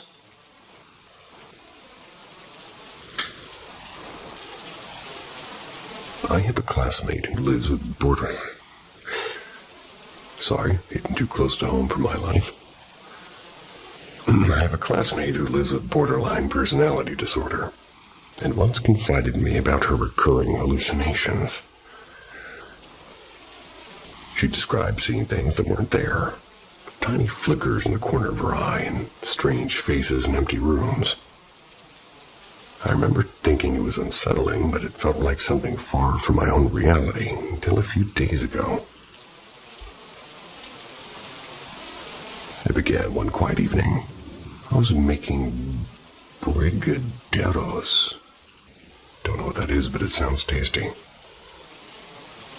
The mixture was pale and smooth, yet suddenly it glittered with tiny neon specks like confetti trapped in sugar. They blinked in and out of sight as if it were alive. And when I finished cooking, the colors were gone, as though my eyes had been telling stories my mind didn't want to hear. Later that same night, I caught sight of a shape near the hallway.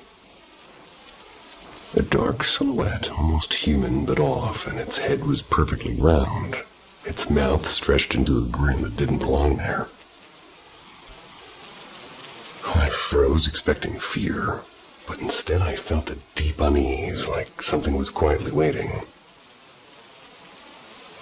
Earlier that day, I felt a sharp pressure on my arm, a prickling touch with the memory of nails, even though I was alone against the wall. Since then, every corner of my house seems to hum with presence, and shapes flicker at the edge of my vision, and sometimes they stretch tall, sometimes they curl low. The feeling's always the same, like being watched through a keyhole. And I don't drink and I don't use drugs, but I haven't slept in days at this point. My thoughts, they feel frayed, like a rope about to snap.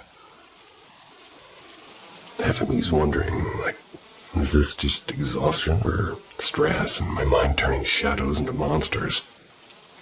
The other half, the part raised on quiet church hymns and whispered prayers, suspects something stranger might be at play.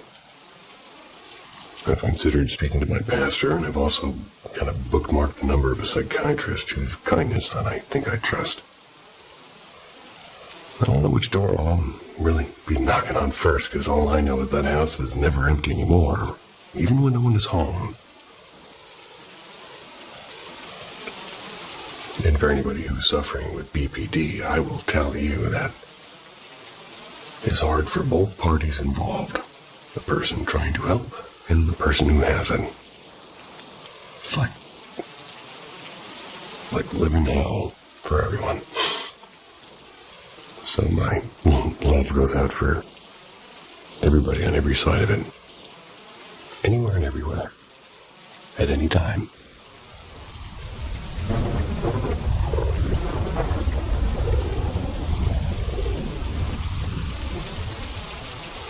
Whispers on the 3rd floor.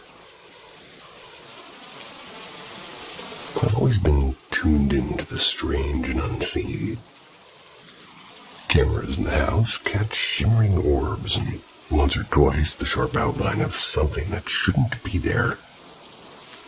I've felt presences before, but last night was different.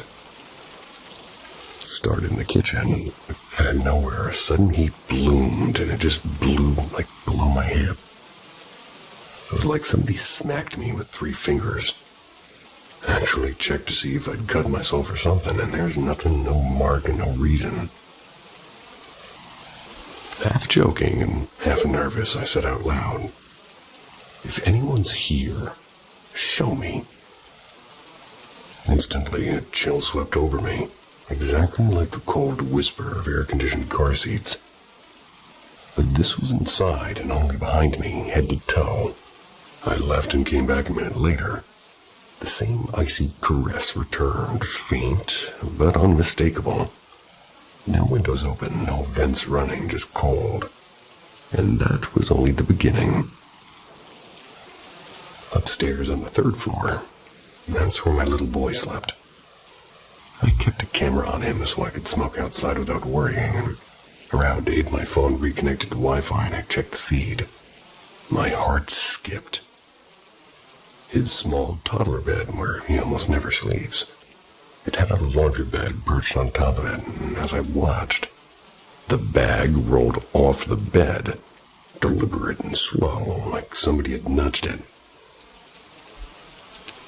Stranger still, my son, who usually sleeps until at least 10, was suddenly awake. He was standing on his tiny mattress facing the wall, fingertips reaching high like he was greeting something invisible. He hadn't done that in months.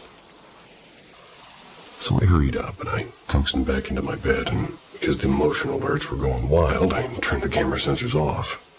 We settled in. Then he began waving. Not at me, but at something else. And I whispered again, "Are there any spirits here?" The bed shook. Not a soft tremor, a real heavy jolt like somebody climbed on, and for a frozen heartbeat I couldn't even breathe. Then a weight pressed into my thigh hard. I thought maybe someone downstairs had dropped something heavy, but no pressure. It was too specific and too close. Even now as I write this, the same spot tingles like a warning. I entered the night in tears, stumbling downstairs and nearly hyperventilating. I know that I invited it with my words, but I didn't know, or not really, what might answer. And now I can't shake the feeling that something answered back.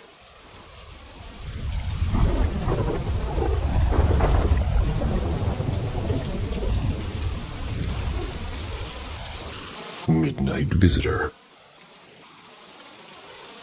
It began as a strangely cozy dream. Family Thanksgiving that felt warm and loud, laughter, plates clinking, old friends dropping by, and everybody catching up in that hazy dream sort of way. But then the scene darkened. My parents stood in a shadowed corner, whispering urgently. I stepped closer, and without a word, my father handed me a heavy wooden bat. "Go help her," my mother breathed. On the floor, there lay a little girl that I didn't know, writhing and screaming. I pulled her back, hard hammering, and that's when it appeared, a small, shadowy creature. It was no bigger than a cat, but fast and vicious. It leapt at me, snapping sharp teeth and clawing at my arms. I swung the bat wildly, missing half the time, panic rising in me. And all the while, in my head, the Lord's Prayer kept looping. It was unbidden and desperate. I'm no longer a believer, but terror has a way of digging up old prayers. Then, shift. Suddenly, I'm in my real bedroom, in the same position I'd fallen asleep in. And for a breath, I thought I'd woken up. My cat lay curled beside me, blinking calmly. Shaking, I reached for my phone to text my friend, the one I sometimes investigate strange things with. But before I could even type, something unseen scuttled up the bed, fast, heavy, and invisible. I froze as claws, or something like claws, scratched across the blanket, and I screamed. But the sound stuck in my throat. The thing pounced, biting and dragging at my arms and shoulders, and I tried to dial my friend. I was shouting for help, but my body just refused. Every muscle locked, and my vision dimmed at the edges. And then, like a snapped cord, I just woke up, like really woke, I think. And for a few awful moments, I still couldn't move, and the phantom weight was pressing me down, and every heartbeat felt like pushing through wet cement. Finally, though, with a monumental effort, I grabbed my phone and I stayed awake until the room felt solid again. And the next morning, I cleansed the room with sage and salt. And later I told my friend everything. They said it might be stress, or maybe the old scars of religious fears. Maybe just sleep paralysis, or maybe something else. I'm still not sure which answer frightens me more.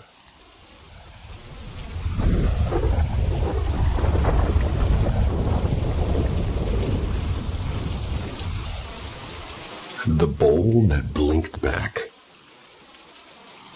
Back in 2020, something happened that I buried so deep I almost convinced myself it was a dream.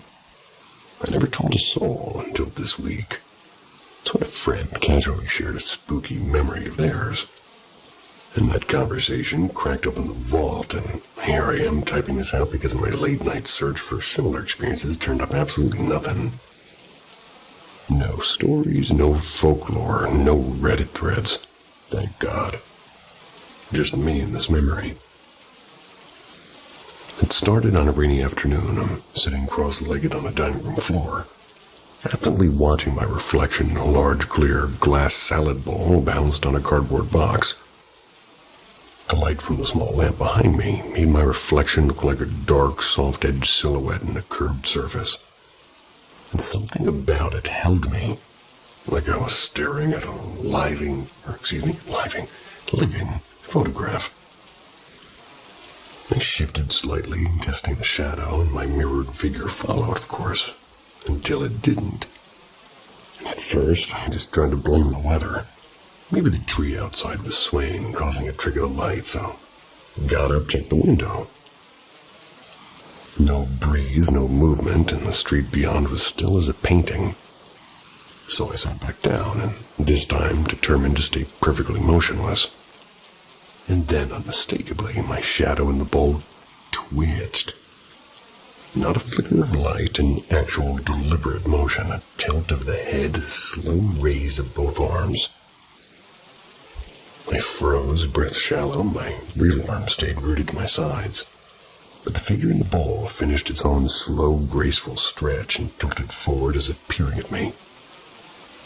The room was quiet enough to hear the hum of the refrigerator, and I waited and counted heartbeats.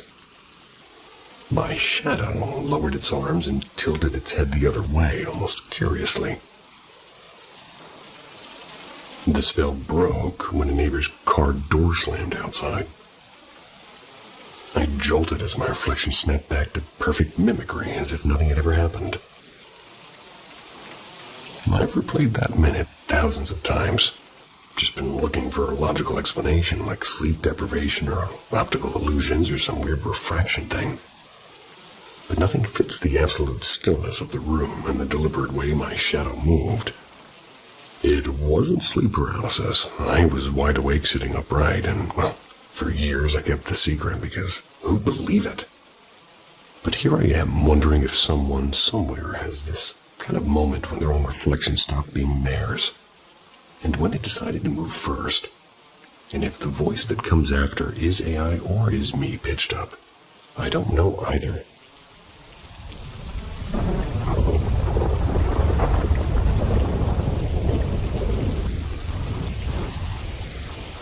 The visitor at 4 a.m. It was around 4, and that's when I finally surrendered to the couch, half asleep and ready to drift away. And just as my eyes closed, a sudden cold draft brushed across my face. My first thought was immediate and uneasy. It was like something's here. And I've always been strangely sensitive to these things. Paranormal currents that most people would never notice. I stayed perfectly still. I was hoping it would pass. And then I felt a presence standing, like right next to me. It was silent, but it was heavy. Like an invisible figure was breathing in my space. Fear locked me in place, and I kept my eyes shut because whatever this was, I was not ready to see it. And then it happened. Without warning, my body and my being separated. I wasn't floating through space. It was stranger than that. My physical self stayed in the couch, but I was beside it, like layered apart. A deafening sound filled my head, a mix of shattering glass and magnetic waves, buzzing like an electrical storm inside both my ears. Something or someone, took my right hand and I didn't move it, but it felt like it was rising, almost as if it were weightless. Panic flared, obviously, and I forced the arm back down, even though physically it never seemed to leave the couch.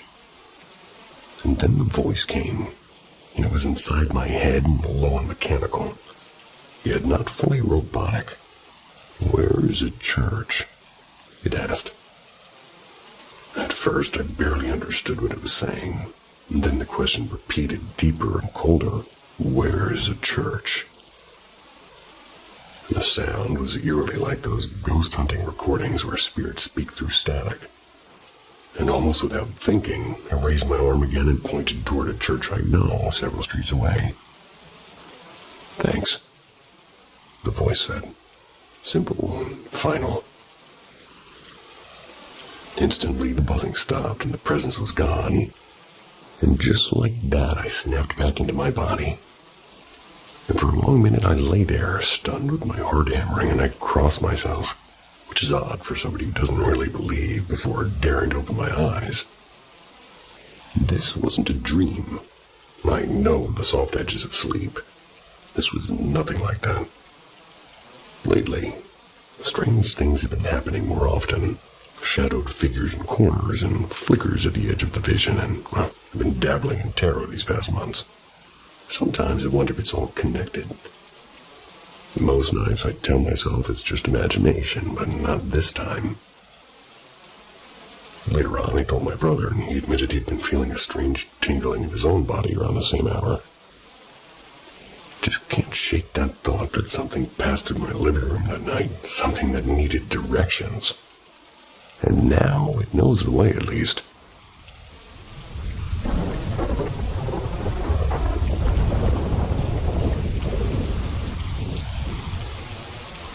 Echoes of a silent link. I don't usually spill things like this, but I just woke up shaking and, I just need to get this out. Since I was a kid, I carried what feels like a strange private superpower. Whenever I think about someone, really think about them, it's like a quiet signal goes out. Sooner or later they call, text, or drop a random "you just popped into my head" message. It's happened too many times for me to shrug off. Oh my God, my foot is asleep. When I first suspected it was real, I tried to break it and I picked somebody who, by all logic, was gone from my life. My childhood friend, Omar. We lost touch back in grade school. more than 10 years, and I didn't know his number, where he lived. There's nothing, just his name and the blur of an old photo in my mind, and pins and needles in my foot. I sat there one night, focused on him for a few minutes, and then went to bed. But by the next evening, my phone buzzed. Facebook notification. Guess who messaged? Omar. Omar out of nowhere. He wrote that he'd been randomly thinking of me and tracked me down. Turns out he's been living in Lisbon and has a wife and 2 kids. A dozen other details that barely matter here, except that he found me. It kept happening. Different people, different ways, and if I wanted to get closer to somebody, say a girl I just met, I'd let my thoughts circle around her like a quiet orbit, and days later she'd reach out. And when we'd talk, she'd confess something like, I couldn't stop thinking about you. Had to see you again to figure out why. Then came tonight, about half an hour ago. I was dreaming of an old college friend. One I haven't spoken to in forever, and in the dream he was right there with his lips moving but words muffled. I started awake and, startled awake to the sound of my phone because it was ringing, not buzzing this time. And his name was lighting up my screen. I didn't pick up, I just couldn't. I just stared and felt the room tilt. I'm not bragging, I'm honestly rattled, and I don't know if this is some strange pattern of coincidences or if there's something real, like something invisible, threading my thoughts to theirs. And right now, I'm not sure which idea scares me more.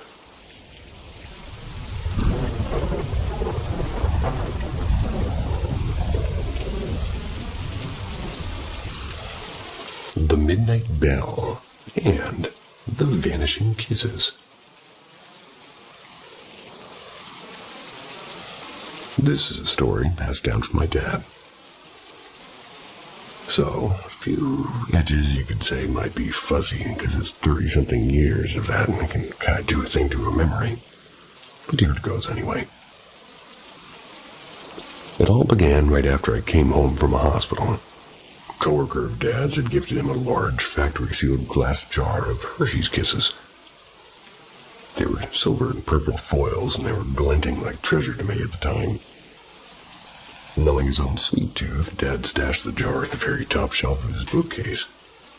The spot so high that even Mom would have needed a step stool to reach it, and this will matter later, so trust me.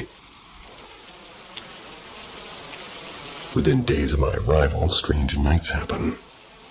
Like at random hours, never the same twice. A soft, delicate bell would ring from somewhere in the room where I slept. And if I spent the night in my parents' room, the bell sounded there, and if I stayed with Grandma or my aunt, the bell migrated too. Everyone eventually heard it, and at first they blamed exhaustion or postpartum nerves. Maybe a draft shaking something loose.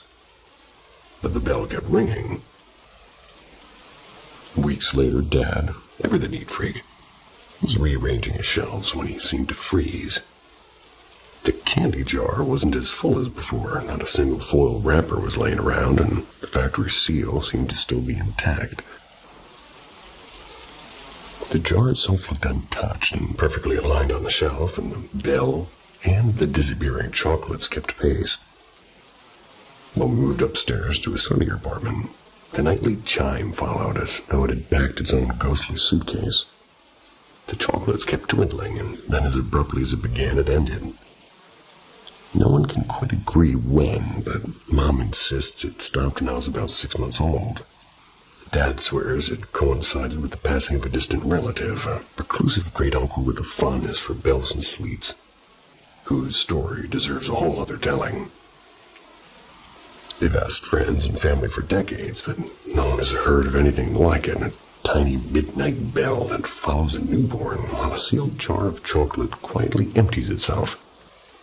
To this day, we wonder, was it a family spirit checking in, or trick of the memory, or something stranger that visits the very young? Or somebody like me when I was a kid that can take off the factory seal, eat the candy, put the factory seal back on. Guilty of that.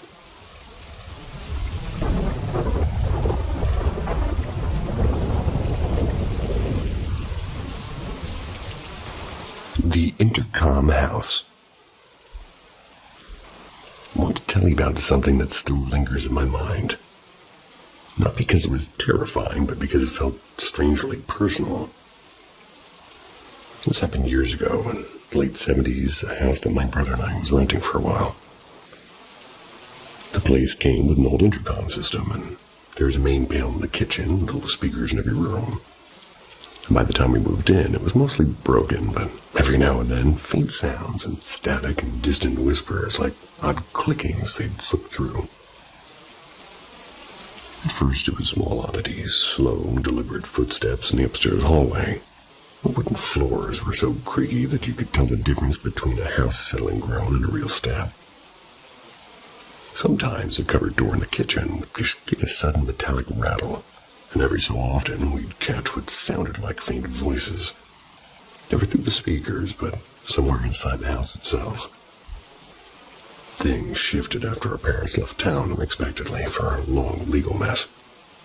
That left my brother and me to keep the house running on our own. And that's when the voice came. One morning, while we were getting ready, my brother's brushing his teeth upstairs, me making coffee downstairs. I heard a man's voice, and it was calm and clear, and it called out, "Hey, Rowan." That's my brother's name. A second later, Rowan thundered down the stairs, swearing he just heard me call him. But I hadn't said a thing, just kind of strange.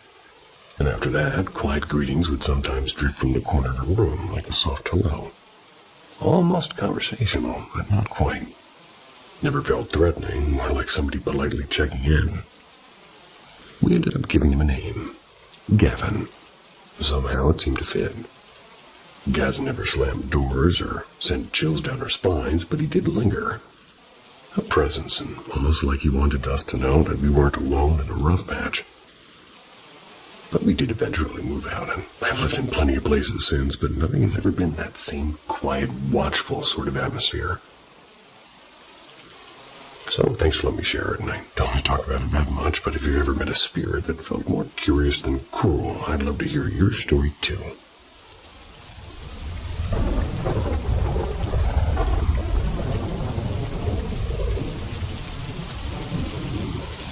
The Midnight Veil.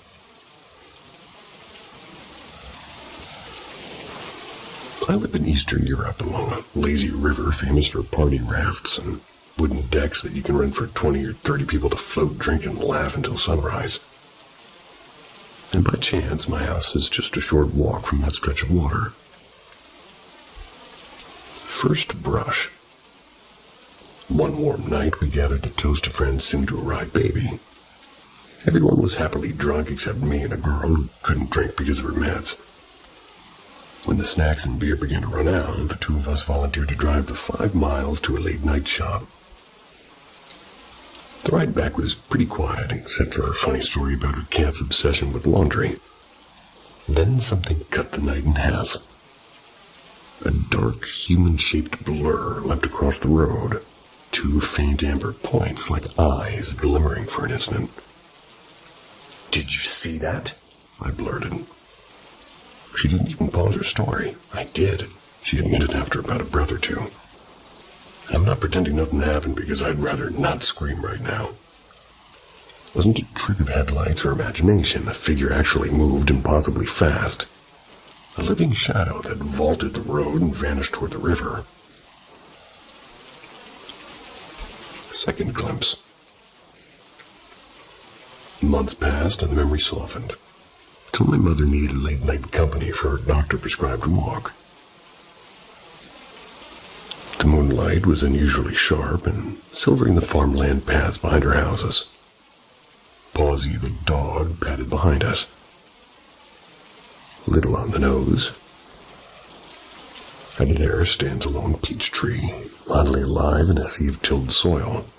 And from behind it, something darted. No footsteps, no rustle, just a swift slide, as if a computer cursor had been dragged across a black screen. Pawsey froze, and my mother gasped. We're turning back, and she said it was with sudden steel, and we don't do midnight walks anymore. Final vigil. Curiosity, of course, is stubborn. One clear night I returned. This time, alone except for Pawsey. The stars burned like cold fire, and the world was so quiet I could hear my own heartbeat. We waited in perfect stillness for 15 long minutes. Just as my thoughts began to wander, it came. The shadows zigzagged between the peach tree and distant bush and the fence line. And now I could tell it was human height, and it was brown tinged in the moonlight, and it was gliding without legs. Faint eye spots gleamed where a head should be. It never approached, never threatened. It was like if it had wanted harm, well, I would have been helpless. But instead, it simply vanished into darker fields, as if retreating to its hidden home. And my dog has a lot of those prescriptions for walks. Sometimes I think they're forged.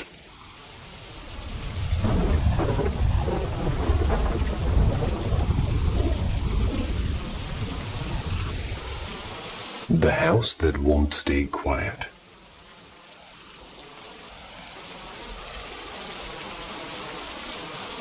I guess you could call this an encounter, but to me it feels more like a long confession.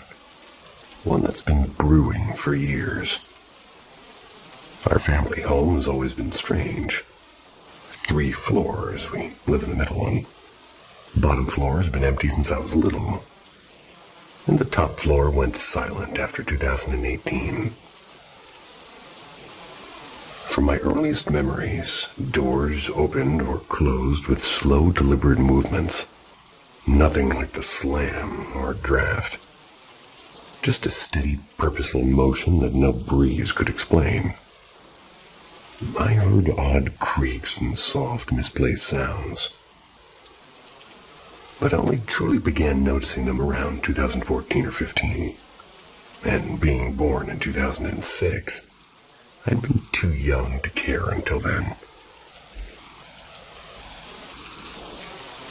The first real fright. The first time the house really scared me was around 2016. My great-grandfather had lived on the ground floor until he died in 2012. I only met him once, but I can't seem to forget it for the life of me. Peeked through a window and I found him staring back at me with an expression I can only describe as pure hatred. My parents and he had legal disputes, and maybe that explains it, but the gaze seemed to burn into me. Years later, after his death, we renovated the ground floor. We moved all of me and my brother's Lego sets down there, and I loved building late into the evening, but that particular night something felt off. The hallway door was open, and the living room doorless loomed beyond. I kept glancing over my shoulder. At one point, I thought I caught a flicker of movement, and then a soft sound behind me. When I turned, I saw this dark figure running through the hallway. It was quick and human-shaped and impossible. It was already nighttime, but no streetlight shined into that space. I was sitting still. Couldn't have been my own shadow, in other words. To this day, I can't reason it away. And for the next 2 or 3 years, I refused to go downstairs after 6 p.m. The hammering above. A mini story from the same guy. For a while, things quieted, if you could call slow moving doors and unexplained knocks quiet. Then 2018 came, and my great-uncle who lived upstairs passed away. He'd been difficult, a late-night tinkerer who hammered and fixed his battered bicycle at odd hours. He lost his old motorbike long before he died.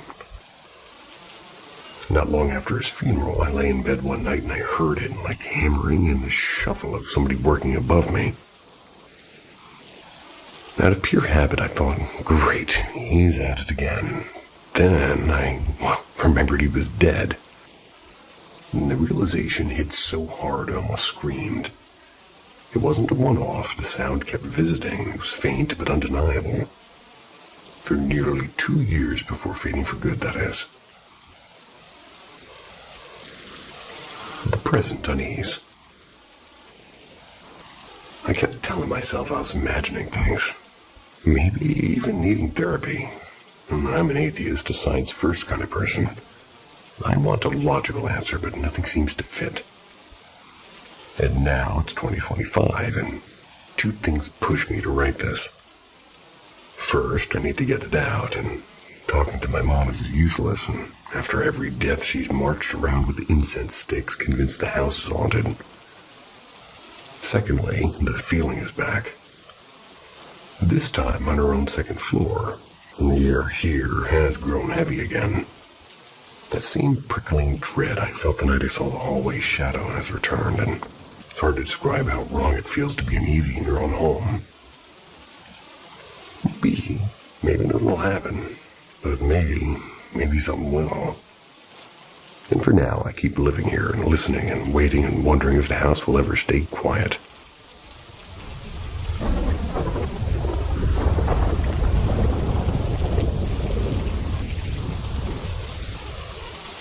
Fire in the closets.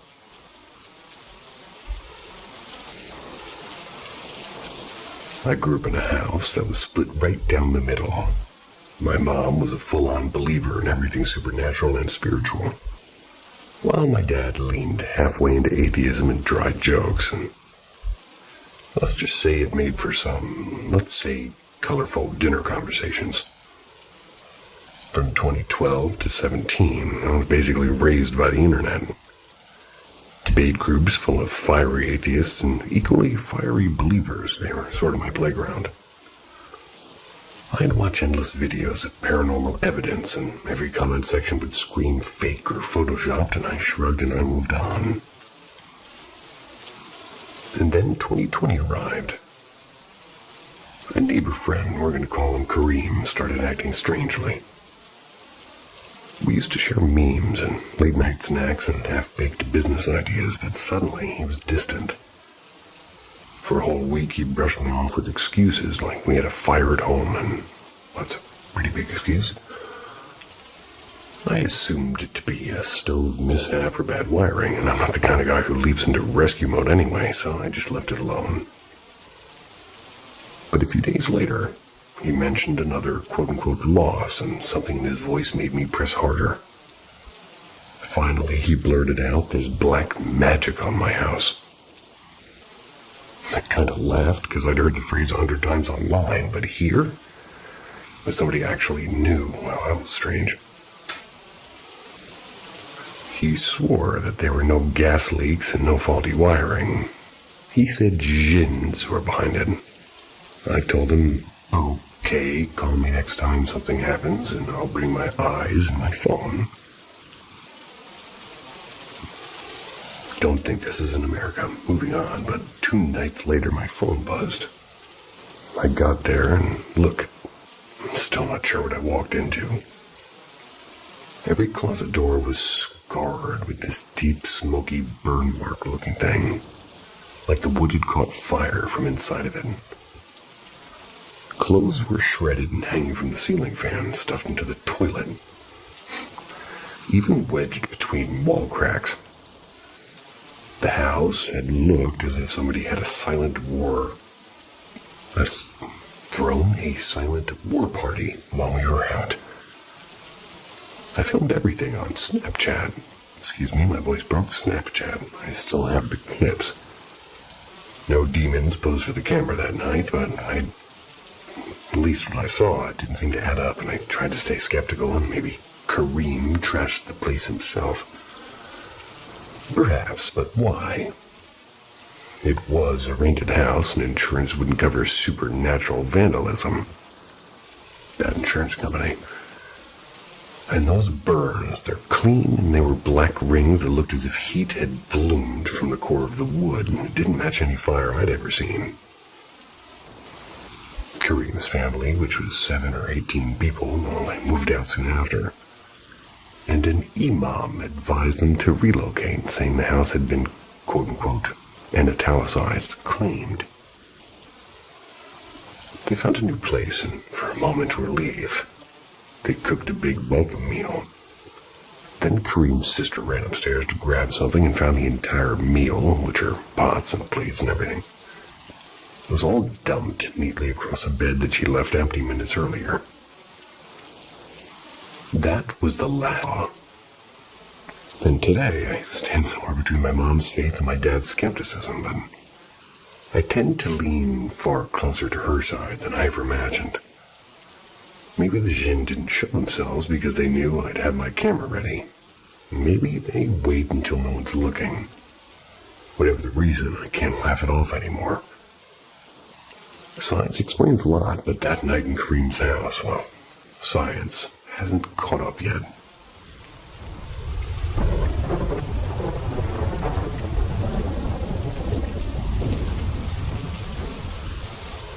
The knocks between worlds.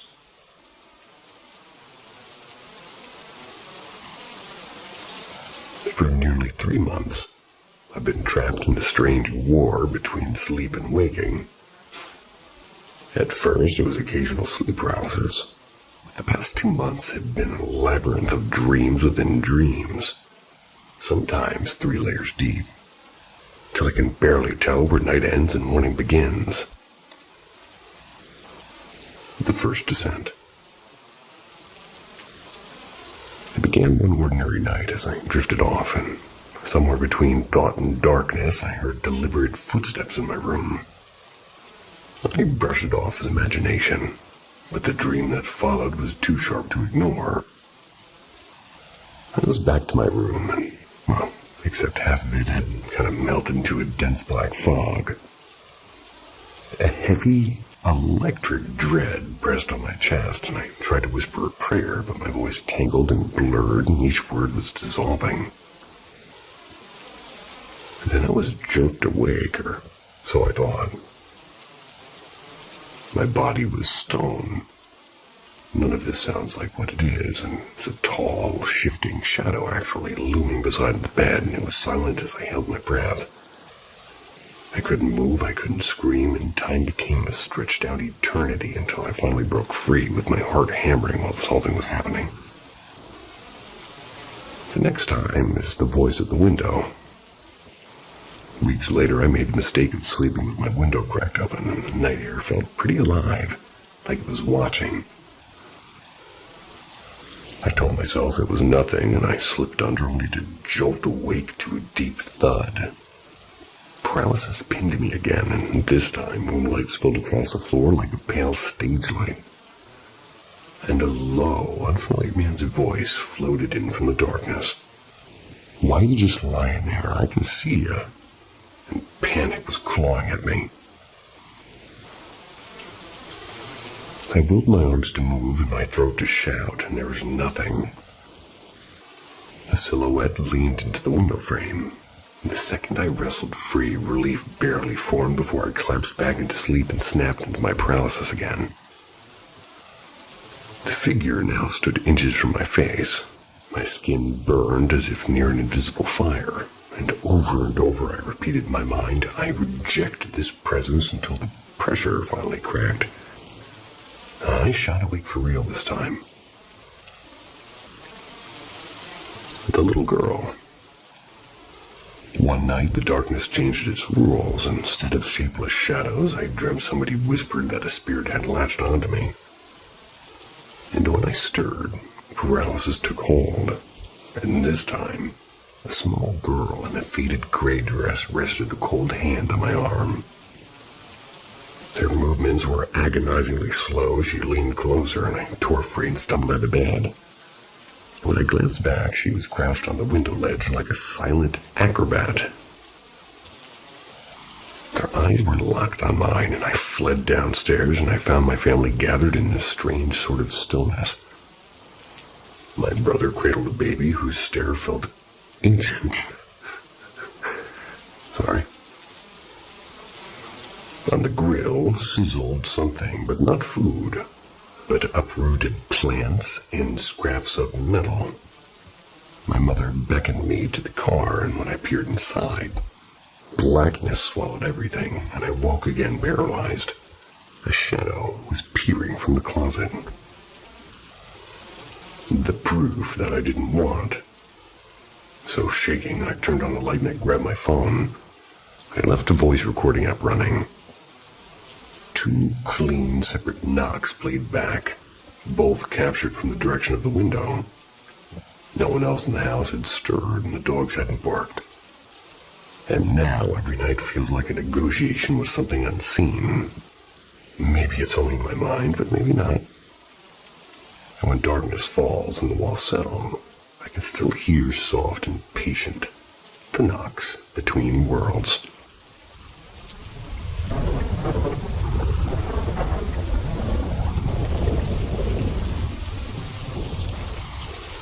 The woman at the window.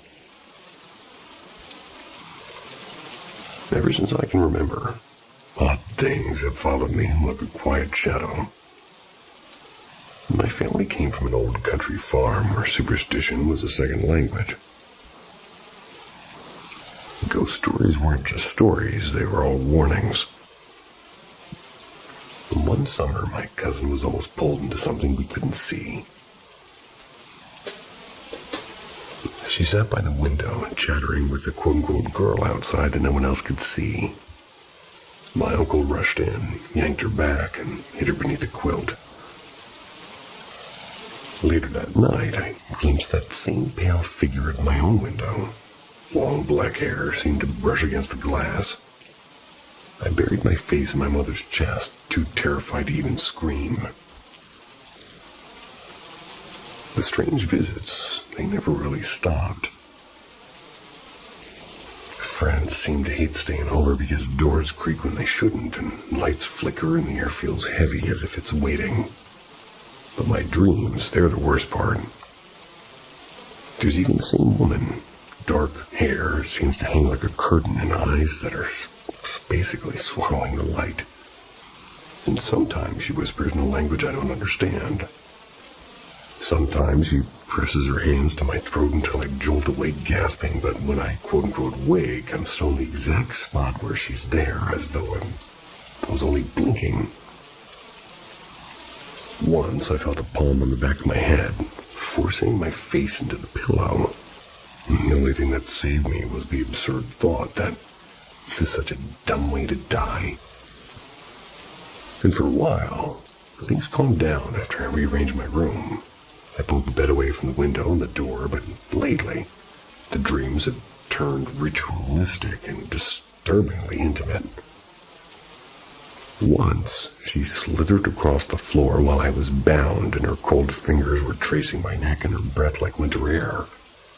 At another time, she cornered me in a dream bookstore, but her mouth was opening wider than any human I've seen. And it was revealing this endless tongue. I'd wake up weak and slouched and my shoulders heavy as if she's still riding them. My best friend half-jokingly suggested that maybe a curse is at work here. Something old and tangled in my family's past. My father's wild youth just kind of whispered rumors of witches, which doesn't seem to help me. And I don't know what scares me more.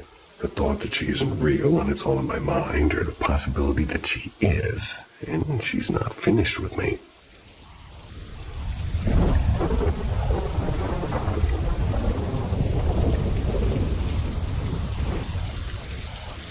The Night of Two Shadows.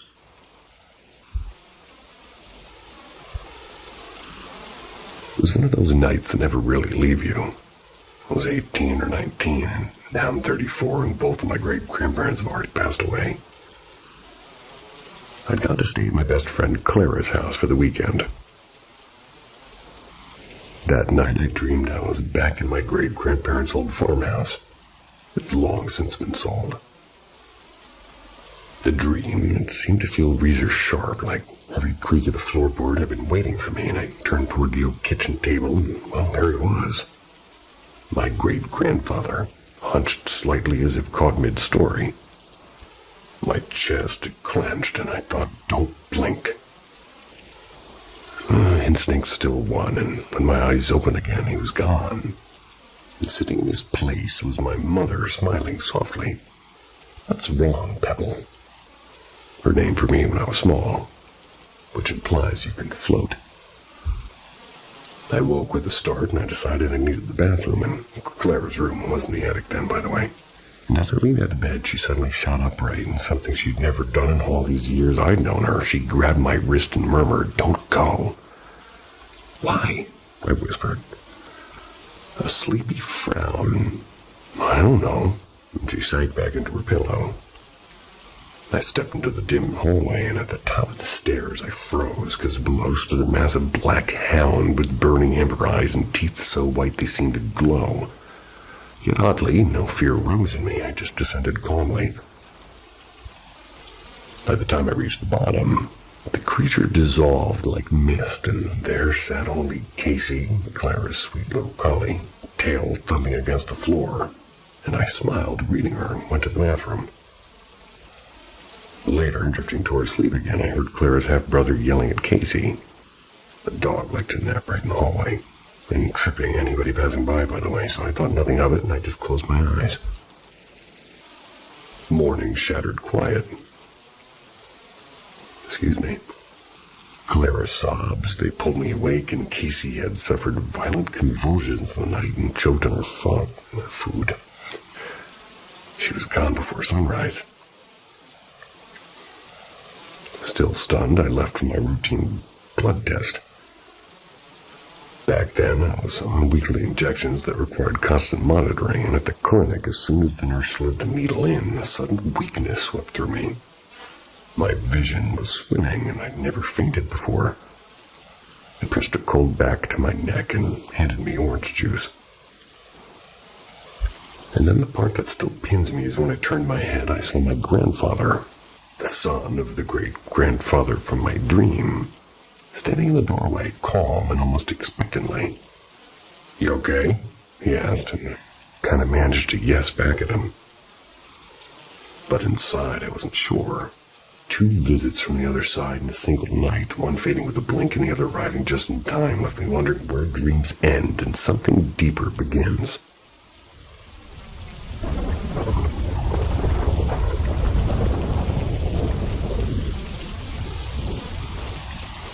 Whisper at the window.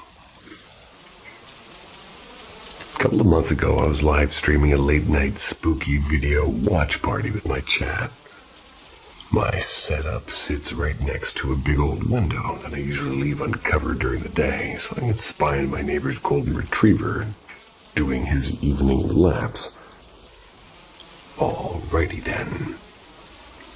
But that night, the sky was moonless and heavy. I had my gaming headset clamped over my ears when a sharp thud exploded right next to me. I ripped the headphones off and called out, "Hello, anyone there?" There was nothing, just the low hum of my PC fans. I told my chat to hang on while I did a full lap around the house. Not a single thing out of place, no fallen books, no mischievous cat. And feeling uneasy but a little silly, I returned to my desk and, well, as I approached, my eyes caught something that didn't belong. At the top edge of the glass was a single smeared handprint. 4 unnervingly long fingers reached downward as if frozen mid-climb. My heart stuttered and the stream was still running. Chat was scrolling with question marks, and what happened?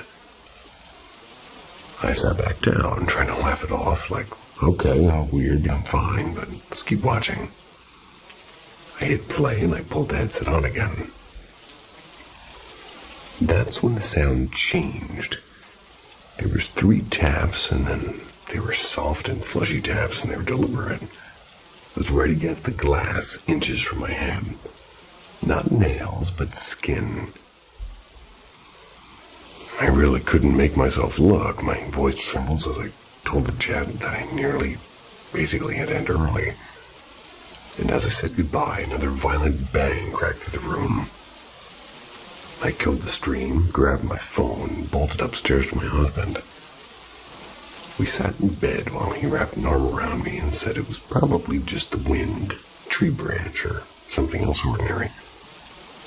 When we heard it, a drawn-out, almost human howl outside our second-story window. We turned off the air conditioner to listen. The sound lingered, and there's like this sort of wailing and echoing, and then slowly it drifted farther into the dark, until silence swallowed the house again.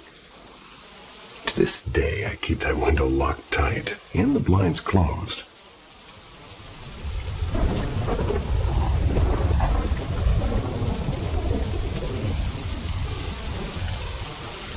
The Masked Whisper of Helvetia. Last weekend, my family and I took a small detour into Helvetia, which could be pronounced Helvetia, I don't really know. It's a quiet, timeless village tucked into the West Virginia hills. Lunch was at the town's famous all-in-one diner, part post office, part general store, part Fastnacht Mask Museum. It felt like stepping into a living postcard, except the air inside carried something heavier than nostalgia. The service moved at a glacial pace, so my son and I wandered toward the back of the diner. The screen door let in a soft autumn breeze, creaking faintly as it shifted. He peppered me with questions about the strange masks and the old bottles lining the shelves. Then, from my right, came the soft shuffle of approaching footsteps. Assuming somebody wanted like a closer look at the displays, I instinctively just kind of stepped aside, turning with a polite smile. No one, just a thin slice of light through the doorway and the smell of wood and coffee. The space beside me was utterly empty, as if the sound itself had dissolved into the air. Normally, I'm the skeptical type, and ghost stories amuse me, but I've always filled them, or rather, filed them, under interesting folklore. I once toured the Waverly Hills Sanatorium, camera in hand, waiting for the cliched cold spots and phantom whispers, but there was never anything. Apart from a moment in a blacked-out ward where I swear something unseen wanted me gone, but that's another story. My wife, on the other hand, lives on the other end of the spectrum. She senses things. And this time, before I even shared my little encounter, she leaned across a sticky diner table and said the place felt heavy on her chest, the way it does when we watch a truly chilling film. Adding to the oddness, our friend's daughter kept tugging at her father's sleeve, pleading to wait outside because, as she put it, the masks are staring. Later that evening, curiosity won. My wife pulled out her phone and fell into a Helvetia rabbit hole. Turns out, stories of ghostly figures and sudden footsteps at that very diner are local legend. There's threads on Reddit that read like echoes of what we'd experienced. Specters glimpsed in the corner of an eye, a presence felt but never seen. Skeptic that I am, I still don't have an airtight explanation. Maybe old floorboards and imagination, maybe something older. All I know is that Helvetia holds its history close. So close you might feel it breathing beside you, even when no one is there.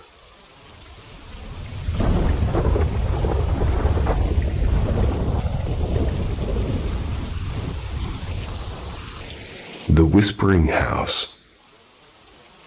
It was January 22nd, 2003. I just moved into my late grandmother's house, a quiet gray stone place with long, shadowed hallways, and a smell of old wood. 3 days had passed since her funeral, and according to her will, the house now belonged to me. I brought my 2 dogs with me for company, and that's when things began to feel off. The dogs would stand at the end of the hallway with their ears perked, staring into the darkness as if somebody were there. And one rainy afternoon, while I was alone downstairs, I suddenly heard the faint sound of 2 people talking in the living room. The voices weren't discussing anything real, just strings of random whispered words, and I froze and I called my dad, who apparently came over and stayed the night, but the whispers never came back that evening. 3 years later, life had changed. I was a parent now. My little boy, only 2 years old, never liked the house. He slept on the top floor, but often woke up crying. And one winter night, I heard him sobbing and hurried upstairs. His crib stood empty, and then I remembered he was with my girlfriend for the night, and my skin went cold. I turned to leave, trying to rationalize it, and it was like maybe exhaustion. And that's when I felt a breath on my ear and heard soft whispering. And that was enough. I grabbed the dogs, ran to the car, and drove away without looking back. Stayed at my mother's for nearly a week before returning, and the house just felt wrong. It's as if it had been emptied of its soul. You know that hollow stillness when you come home from a long trip? It was kind of like that, but, well, way heavier. The next night, my girlfriend invited a few friends over, and she loved ghost stories, and I wasn't there at the time. 3 hours later, she texted me kind of frantic. Like the house was on fire. They'd lit candles in the bed for atmosphere, and somehow the blankets caught. By the time firefighters arrived, everything was gone. Everything except one thing. An old painting my grandmother adored, showing a little boy crying. And it survived untouched, no scorched marks, not even a hint of smoke damage. Years passed, and I dug into the painting's history and discovered unsettling details. Every house it had ever hung in had burned down, and the painting would always survive. Now in 2025, my son's 21 and swears he remembers that house was, well, he's only 2, but he suggested that he remembered it vividly. He moved into an old Victorian rental and claims he hears whispering at night, but still don't know what haunted my grandmother's house. But we know this, the whispers didn't end when the house burned and they followed somewhere else. Maybe the painting, or maybe us, and sometimes when I close my eyes, I still feel that breath against my ear.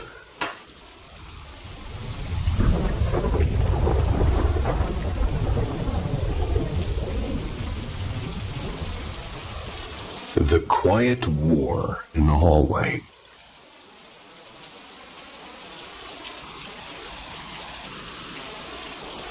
Before my stepmother passed away, I used to see 2 presences inside her house.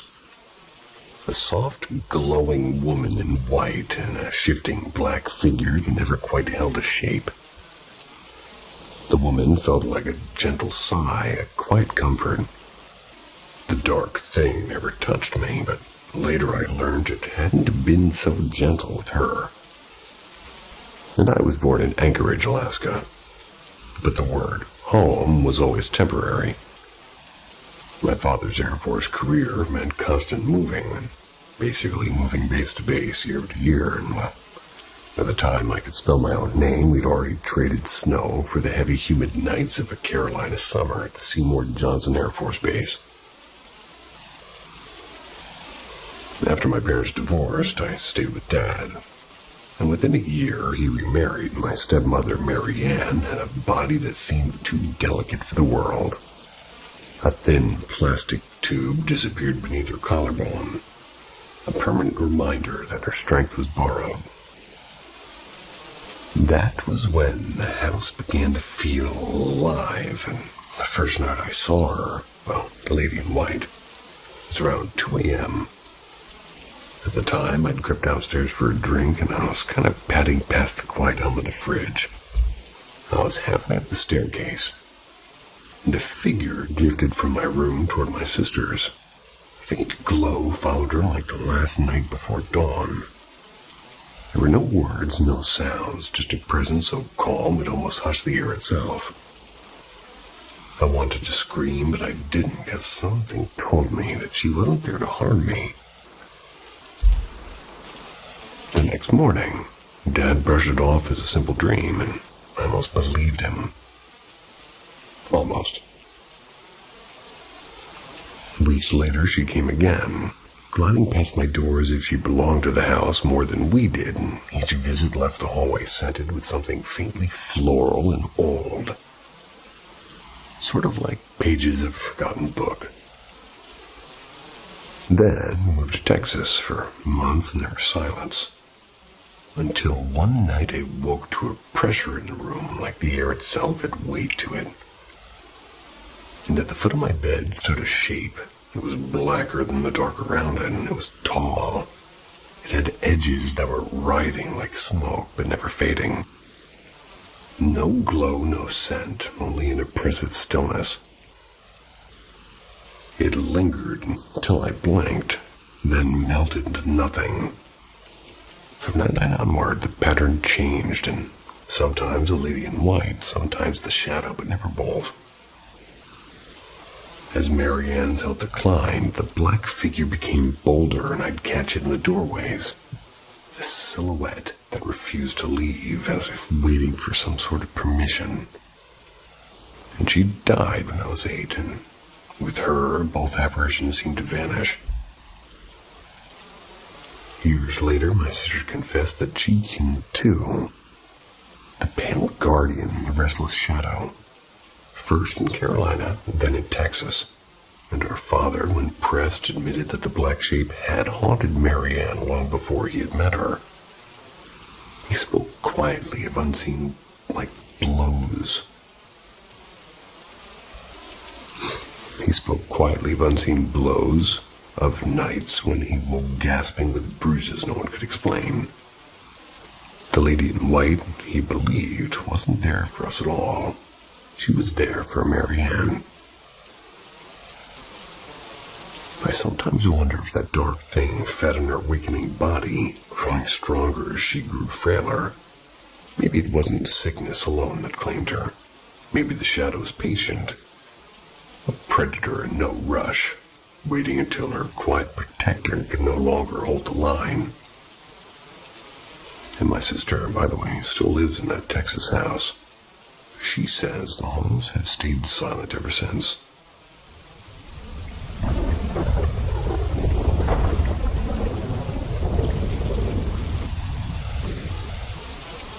Shadows under Hilltop Drive.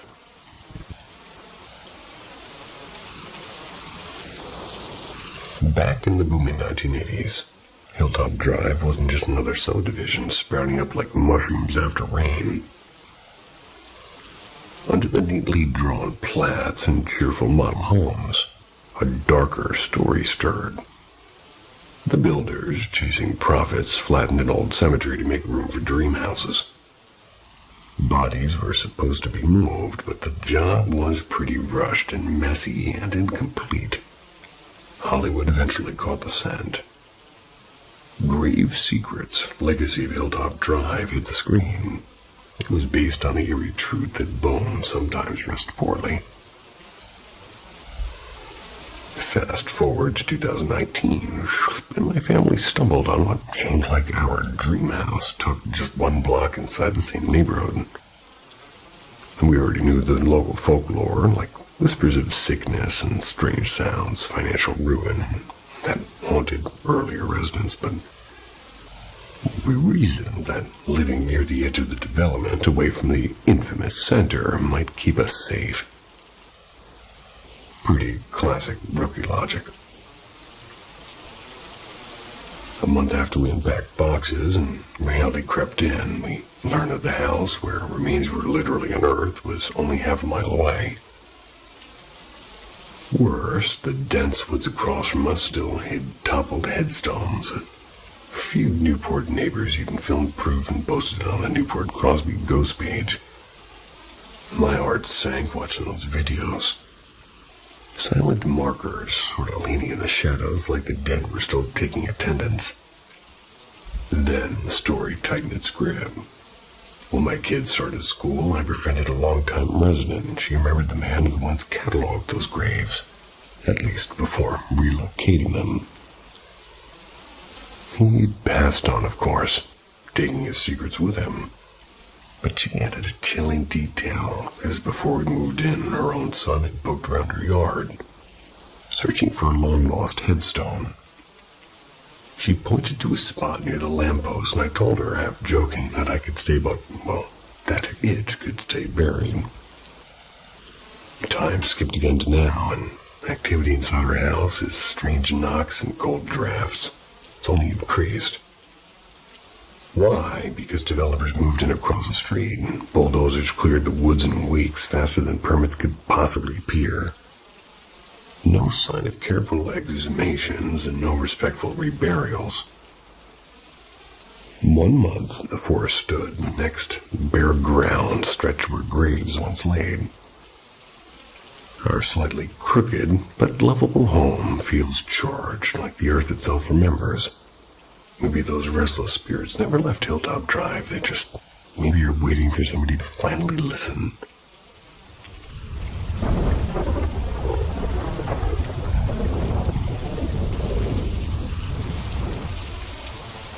The Whispering Figurine.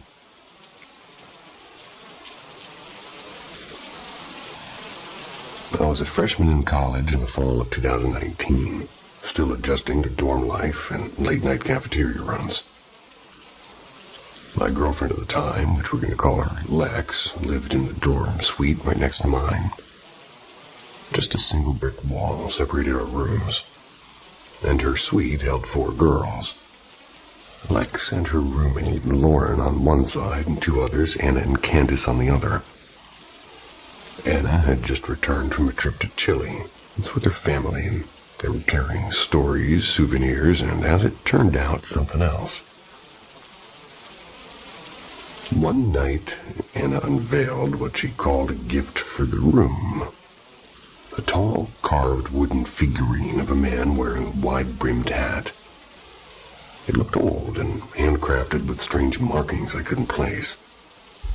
Anna claimed it brought good energy, but warned in a serious tone, "Don't mock or touch it. Bad things follow disrespect."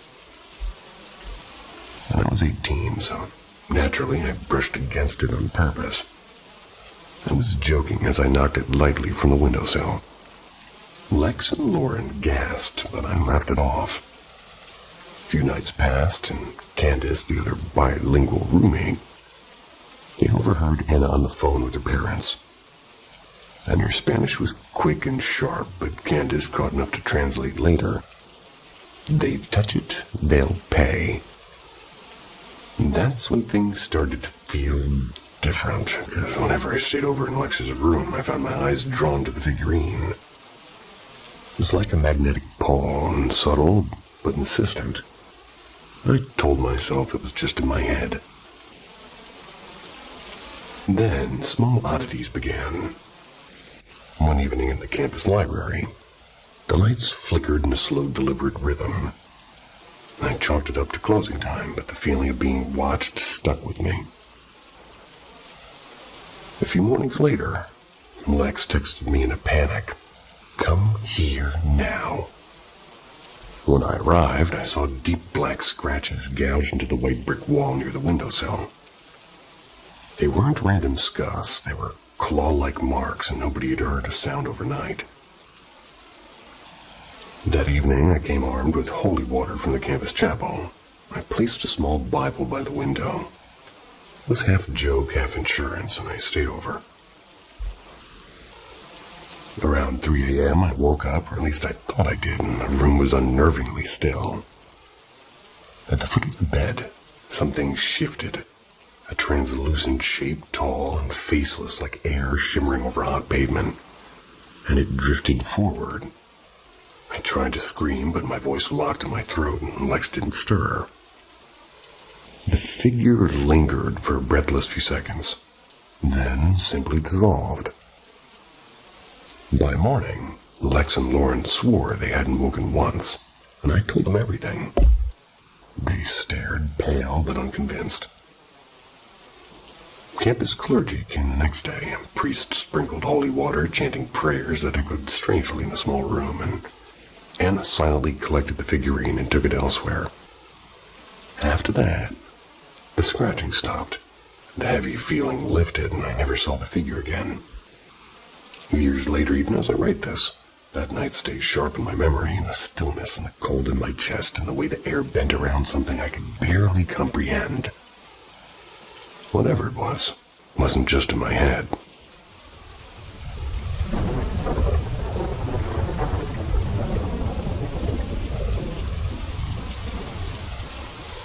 The Night Visitor.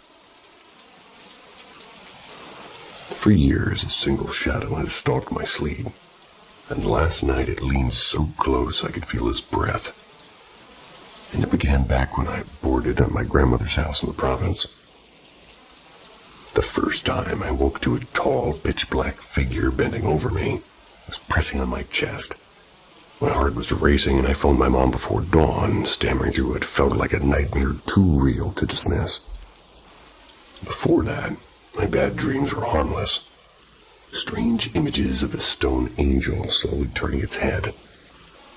And only twice. But after the shadow came, the pattern changed.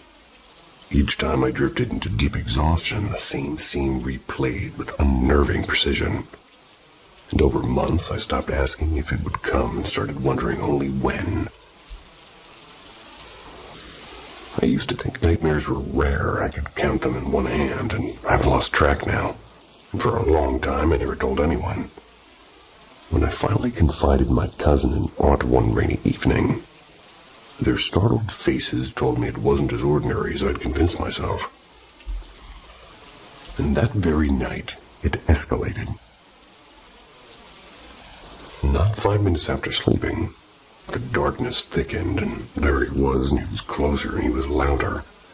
The room seemed to vibrate with his voice like a furious roar in a language I couldn't place.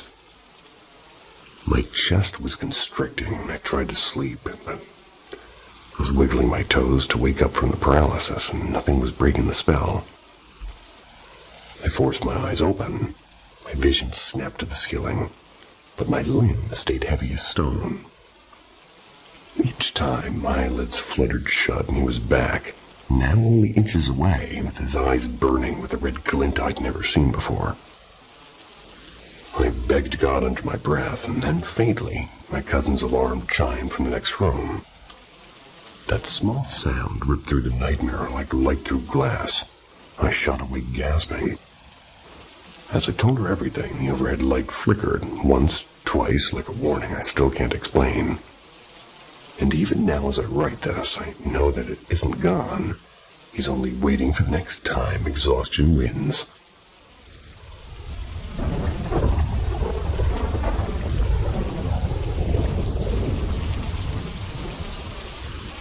Midnight Visitor.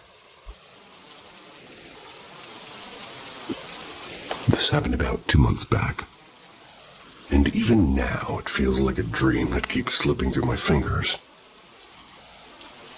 I remember jerking awake in a pure panic. No groggy stress, just instant adrenaline. Something was watching me. If I had to describe it, the closest thing would be like, imagine the Force demon from Smiling Friends, only leaner and darker. Its skin wasn't really skin, but more like tree bark stretched over shadows. I'm not sure if I remember it clearly or if I'm remembering the memory of it.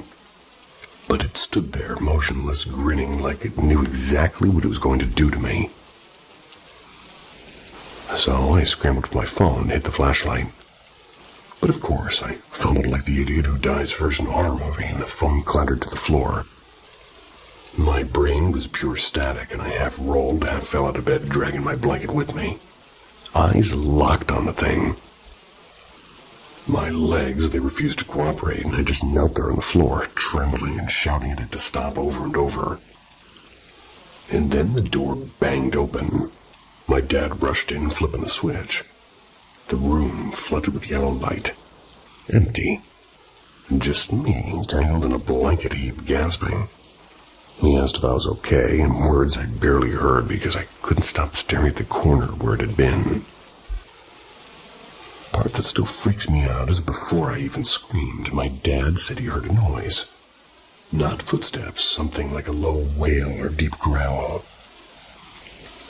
He even tried to imitate it, and it wasn't quite an animal, it wasn't quite human. I haven't seen it since, but strange things like this, they followed me all my life. Usually it's subtle, cold spots and whispers and occasional shadows where no shadows belong. But nothing like this. And unlike those stories where people are frozen with fear, I could move. Sometimes I wonder if I'd stayed calm, if I'd just watched. But something else had happened.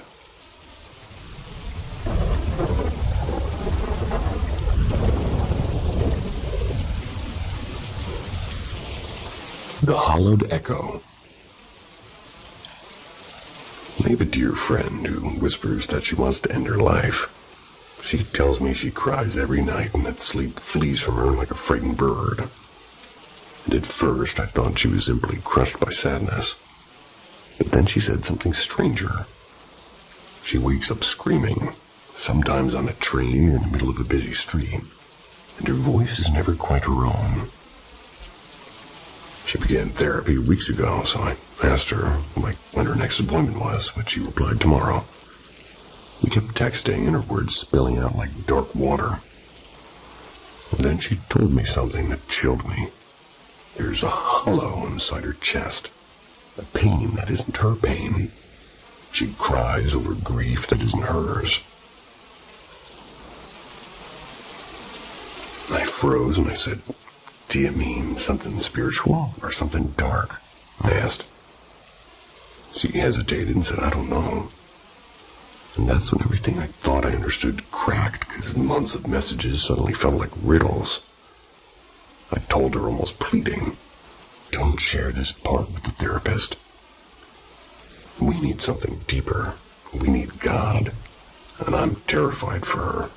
She's fragile and frightened, and now I see that she may never have been talking about mere depression. What if she's being haunted? Or worse, possessed by something unseen?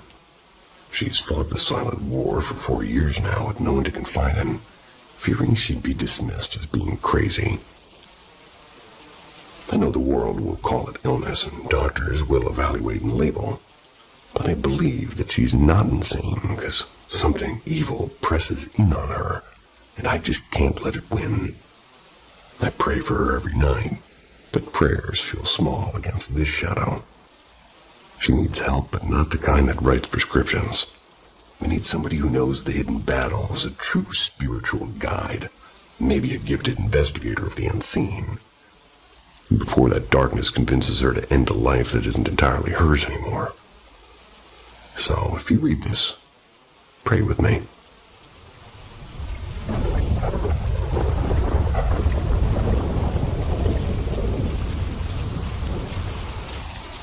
The Bobby Pin Messenger. Just as the title promises, my family, being my mom, my dad, and my 19-year-old brother and me, a 23-year-old female, we seem to share our home with what we call the Bobby Pin Messenger.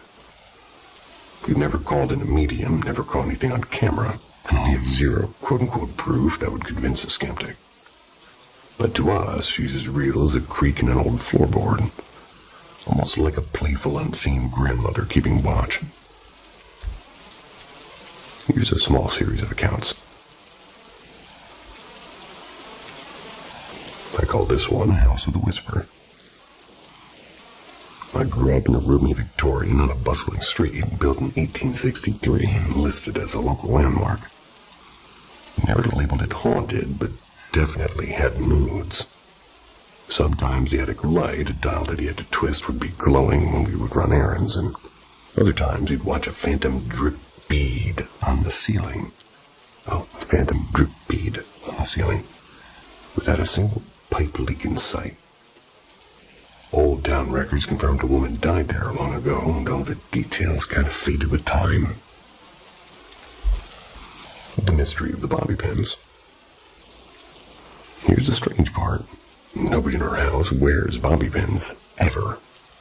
Yet every so often one would appear, and usually on a dresser or on a staircase, tucked behind a sofa, and we just shifted. Not after parties, not after guests, always inside our private spaces. And over time we noticed a pattern. These pins only showed up before a big family change. Once, Dad found one on the tiled floor of his nearly all-male office bathroom, just days before a sudden layoff notice arrived. No coworkers claimed it. Another time, we discovered a pin in the morning. It was a morning that we had won a surprise radio giveaway, an all-expenses trip to Vancouver. At the hotel pool, Dad scooped up towels for us, and we were the only swimmers. That's when we returned to dry off, and there was a single bobby pin resting neatly on a folded sort of towel pile. It's like it had been waiting for us, and following us everywhere. The pattern never stopped, and years later when my parents were house hunting, Dad spotted a long pin on the hardwood of the place that we now call home. And oddly enough, that tiny bit of metal felt like a green light to buy. College brought my own encounters. The first day I moved into the dorms, a pin sat squarely on my bare mattress, and after a tough year, I decided to withdraw, only to find one taped to my door on the last day of classes. Nobody knew this family quirk, and it sent chills through me. Yet I did eventually return. I changed my major, and I graduated. And every single dorm I lived in gifted me at least one more bobby pin. Even on commencement day, one waited quietly near my cap and gown. A sign or just coincidence? Well, this week I walked to work after a promising job interview with my nerves going crazy. And there it was, a bobby pin on the sidewalk, gleaming like a quiet wink from the universe. Maybe it's just not coincidence, or maybe our spectral grandmother is still nudging us toward life's next chapter. But either way, when I see that tiny black curve of metal, I can't help but smile. The bobby pin messenger is still with us.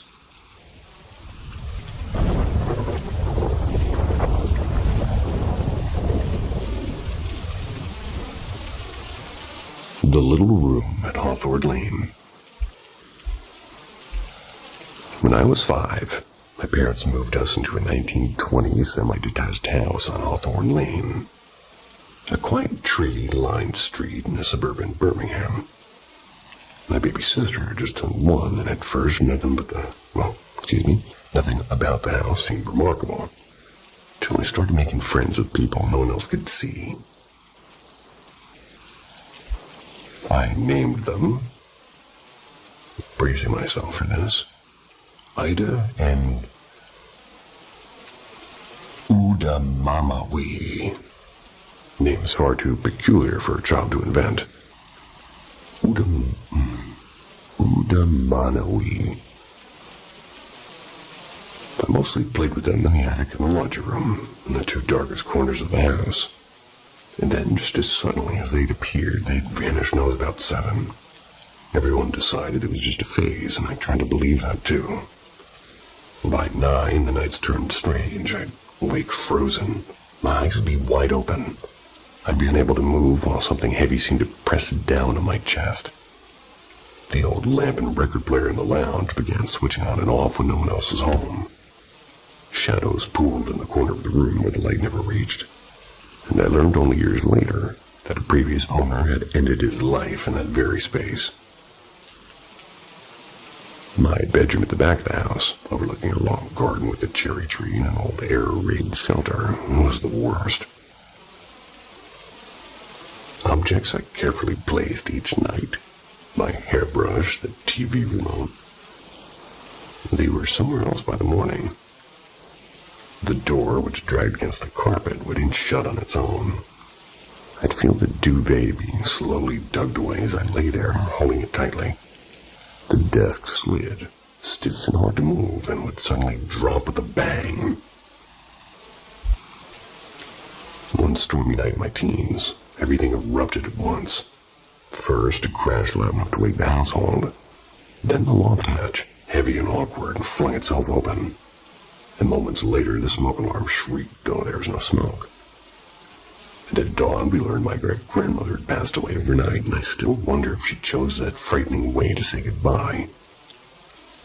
When I left for university at 18, Mom began sleeping in my old room. She'd spent years telling me I had an overactive imagination. But years later, she quietly admitted she never felt at ease there and could never sleep with the door shut. The final twist came in mid-2000s, the day before my parents sold the house. As Mom tidied the front garden, an elderly woman paused and spoke. She remembered playing there in the 1920s. It's back when it was just a field and open countryside. Her childhood friend, one of the first children to live in her house, had eaten wild berries from those fields and died in her sleep. In the small back bedroom, which is, well, my bedroom. And even now, decades later, I sometimes drive past the house on Hawthorne Lane. The cherry tree still stands, and the attic window seems to watch the street.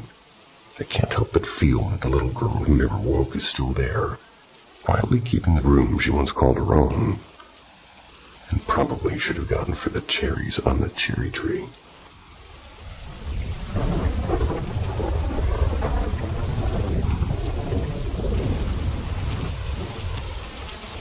The knock in the hallway. It began with a knock. One quiet Thursday night, my boyfriend's laughter. Why did I say laughter? My boyfriend's daughter, Lily, was upstairs in her room with the door closed. From the sliver of her light beneath the door, she saw a shadow glide past, and then came a knock. Not a random tap, but his knock. The exact rhythm my boyfriend always uses. 3 quick, and then a pause. Only he wasn't upstairs.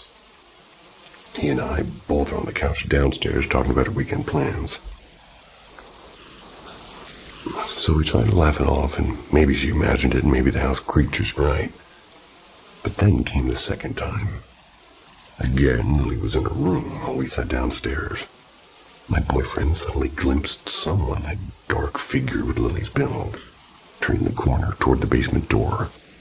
We were certain it was her. He called her name, and there was silence.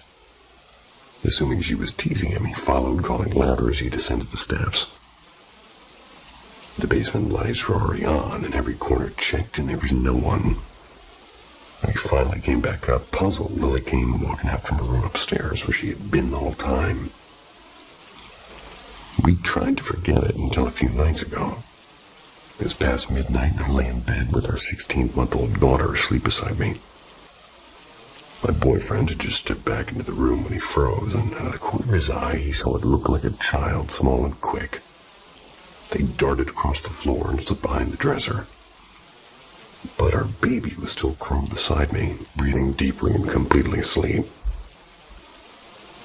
I've never seen anything myself. Still, there have been other strange flickers. Doors closing on their own and a whisper of footsteps on the stairs. Always when my boyfriend or Lily are alone. So we keep a Bible open to the Lord's Prayer in every bedroom now. Doesn't stop the house from settling at night, and it doesn't stop the knocking.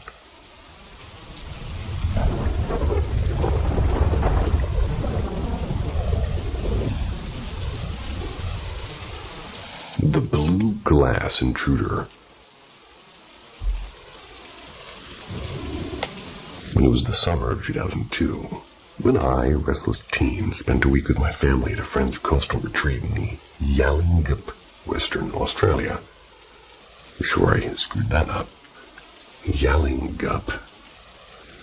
The house was a sun-bleached fisherman's shack perched on old timber stilts.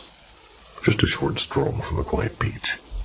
And inside it was all pretty much an open plan, with the kitchen, dining table, couch, TV corner sort of blending into one breezy space. A few years earlier, they'd added a long sleep-out room with enough single beds for a small army of cousins. The first night, though, I flat-out refused to sleep in that attached room. It wasn't directly connected to the main house, and something about the dark silence outside set off every alarm bell in my young brain. Instead, I claimed the living room couch, no more than a few paces from where my parents were sleeping. Just after midnight, the house was quiet, and I lay awake with my eyes stuck on the tiny square kitchen window. And that's when it happened. Out of the window pane itself, through the glass, slid a figure, a lean, human-shaped silhouette glowing in soft electric blue. It looked like somebody wearing a translucent morph suit of light, completely noiseless. My body locked with a fear so sharp it felt physical. I couldn't call out, I couldn't even twitch. The figure stepped from the kitchen counter, began to drift around the room. It tilted its head at the framed photos, and examined a pot on the stove. And then it paused at the bookshelf as though browsing. Nothing it touched moved. Not even the hot dog sitting in old water on the stove. It was like watching curiosity itself in motion. Eventually it glided toward me. My heart was going a bit crazy, and I lowered my eyelids just enough to see through thin lashes, pretending to sleep. The figure crouched by the coffee table, ghostly hand sifting through a neat stack of board games. Yet the boxes stayed perfectly still. Then, with a sudden swivel, it leaned over me until its faceless face hovered inches from mine, and the air around me felt charged and humming. I couldn't bear it. I snapped my eyes shut and forced out a strangled, drawn-out cry, screaming for my mom. The effect was instant. The figure shot upright and swept across the floor in a single liquid motion. The front door, which I knew was deadlocked, it swung inward with a sharp bang, and the security screen sprang outward at the very same moment. And then silence. A second later, my mom appeared, bleary and frowning, insisting the wind must have done it. Though I caught a flicker of doubt in her eyes, and I spent the rest of the night wedged between my parents, sleep and a distant dream. Years later, I returned to that house and slept there without incident, and still the image of that glowing blue visitor had never left me. Maybe it was a curious spirit. Maybe it was something stranger. Some people say such paralysis means it was feeding on my energy. Maybe. All I know is it came through solid glass, and it was real enough to make every hair on my body stand on end. And yes, even those hairs.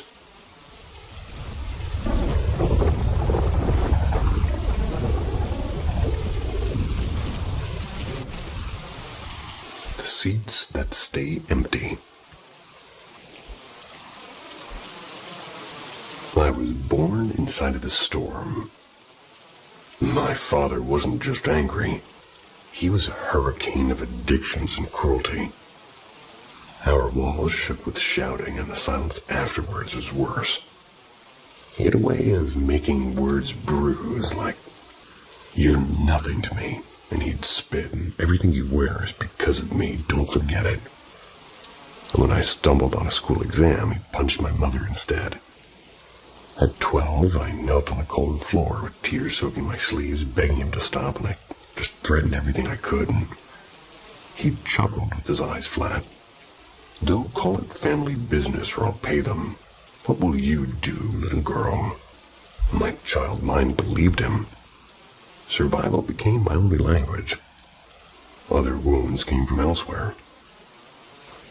Strangers and quote-unquote family friends who crossed lines, leaving confusion and shame that rewired how I saw men and really trust in general. And when I was 19, he died. Freedom didn't feel like freedom. I became the adult overnight. I was feeding my mother's fragile moods. I was caring for my little brother and managing an aging grandmother whose daily rituals were iron laws. I basically couldn't afford to fall apart, and I had to work non-stop serving everyone around me. Appreciation never really arrived, and, well, I started working right out of high school. Never stopped.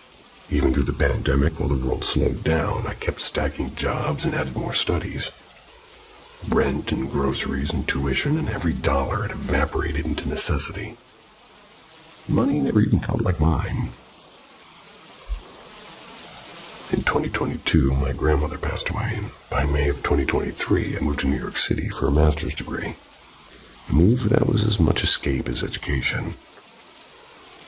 Between 2018 and 2023, I had one serious relationship, my first real love. I poured everything into it, and he drained it dry financially, and took all of my money and all my trust, and when it ended, he passed my number around like a dare. Then harassment followed. A man even came to my door, and that kind of betrayal kind of hardens you until stone feels safer than flesh. Still, I kept going, and I've never seen a healthy marriage, never known a safe male figure, and I've been really earning that since I was 15. Now here I am in New York. I don't drink, I don't smoke, I don't party. I work and I study, and no friends yet. Graduation is December 2025, and for the first time, the money I will make will stay mine. No debts, no loans. And yet something small cracked me today. On the bus after work, every seat with a man stayed filled. 5 women stood, and elderly couples kind of swaying with the turns. An older black woman clutched the rail. Not one man moved. And a few days ago, an elderly gentleman had offered me a seat. I had smiled all the way home. It made me wonder again. Why do so many men harm and laws stay weak? Why does empathy feel like a rare mineral, and why this life? And for me, if there's a God, if karma's real, what if all the women crushed by violence? Or are we all guilty of something impossible? I don't want children, I don't dream of anything, and I won't risk recycling pain. I've had a handful of experiences, and somebody who I'd been with later admitted to being asexual. I forget what that means. I'm 26 and finishing a master's soon and holding a good job, and I have brown hazel eyes. I'm 10 kilos over some chart, but finally breathing, and I don't eat meat. I don't numb myself with alcohol or smoke. So tell me, am I overreacting, or am I simply finally feeling the weight of life that I've carried like armor for decades?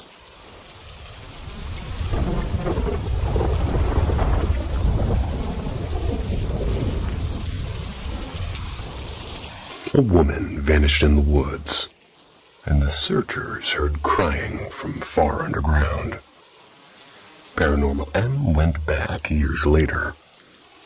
Subscribe to find out what we discovered. The Ghost on the Swing. Last week, I took my little sister to a quiet park a few blocks from home. A place we almost never visit.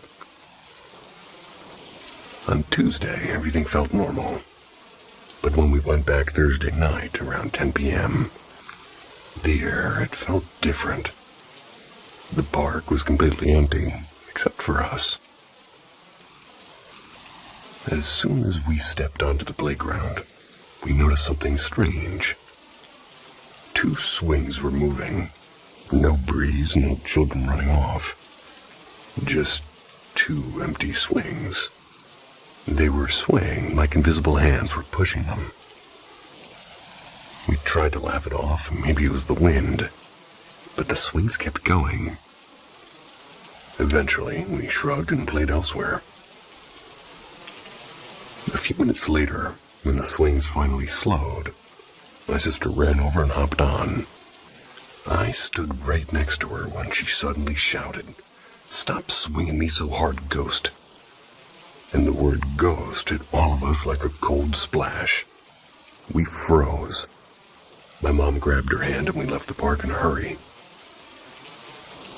Back home, I casually asked my sister what she had meant. Without a trace of fear, she said that she'd seen a very serious little girl ghost near the swings. We told ourselves it was her imagination, but this afternoon we went back. Sunlight, not moonlight. And after a while, my sister quietly said, "She's here again." She pointed straight at the same pair of swings. My dad asked where exactly. "Right there," she whispered. The swings were perfectly still, yet the air felt heavy, like something unseen was watching. That was enough. We left fast and haven't gone near that park since. I can't shake the memory of those swings moving on their own the first night. At first, it was only odd. The second time, it felt wrong, like the quiet itself was alive. Even my mom admitted she felt that same icy shiver. We don't plan to visit that park again. Some places, it seems, keep their own company.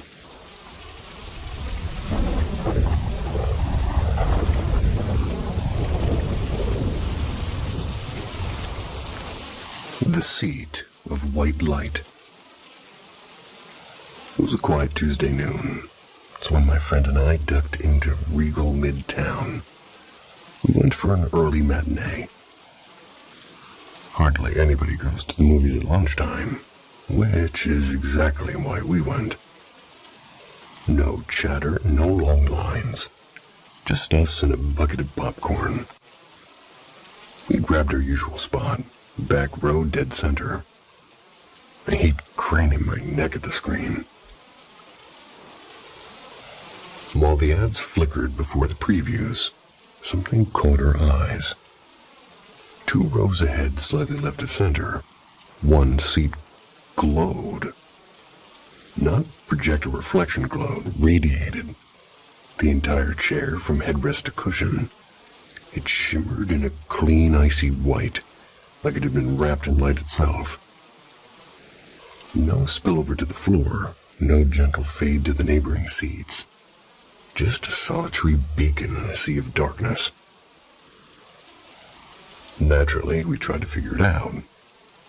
Maybe the projector's beam was hitting it at some freak angle. We crept closer, casting our bodies in front of it to block the light. Nothing. The glow never wavered. We leaned over it, stretched out our arms, even climbed carefully onto the armrests. Still perfect, unbroken white, as if the seat wasn't reflecting light at all, but producing it. I laughed nervously, because, maybe some hidden LED stunt. But there were no wires, no electronics, just the same dull fabric every theater chair has. I half joked it looked like somebody had shrink-wrapped the seat in pure light. Eventually, the movie began. I kept sneaking glances during the opening scenes. The seat still gleamed, stubborn and silent. But the film, it drew us in. The glowing chair faded into the back of my mind. When the credits rolled, we both instinctively looked. The glow was gone. The theater was still dark. The overhead lights hadn't come on yet. But the seat was now just an ordinary patch of faded upholstery. No trace of what we'd seen. Walking out into the bright afternoon sun, it felt almost ridiculous to feel uneasy. It wasn't a haunted house or a midnight show. Yet even now, neither of us can explain how one seat for 2 full hours could shine like a phantom, and then simply stop.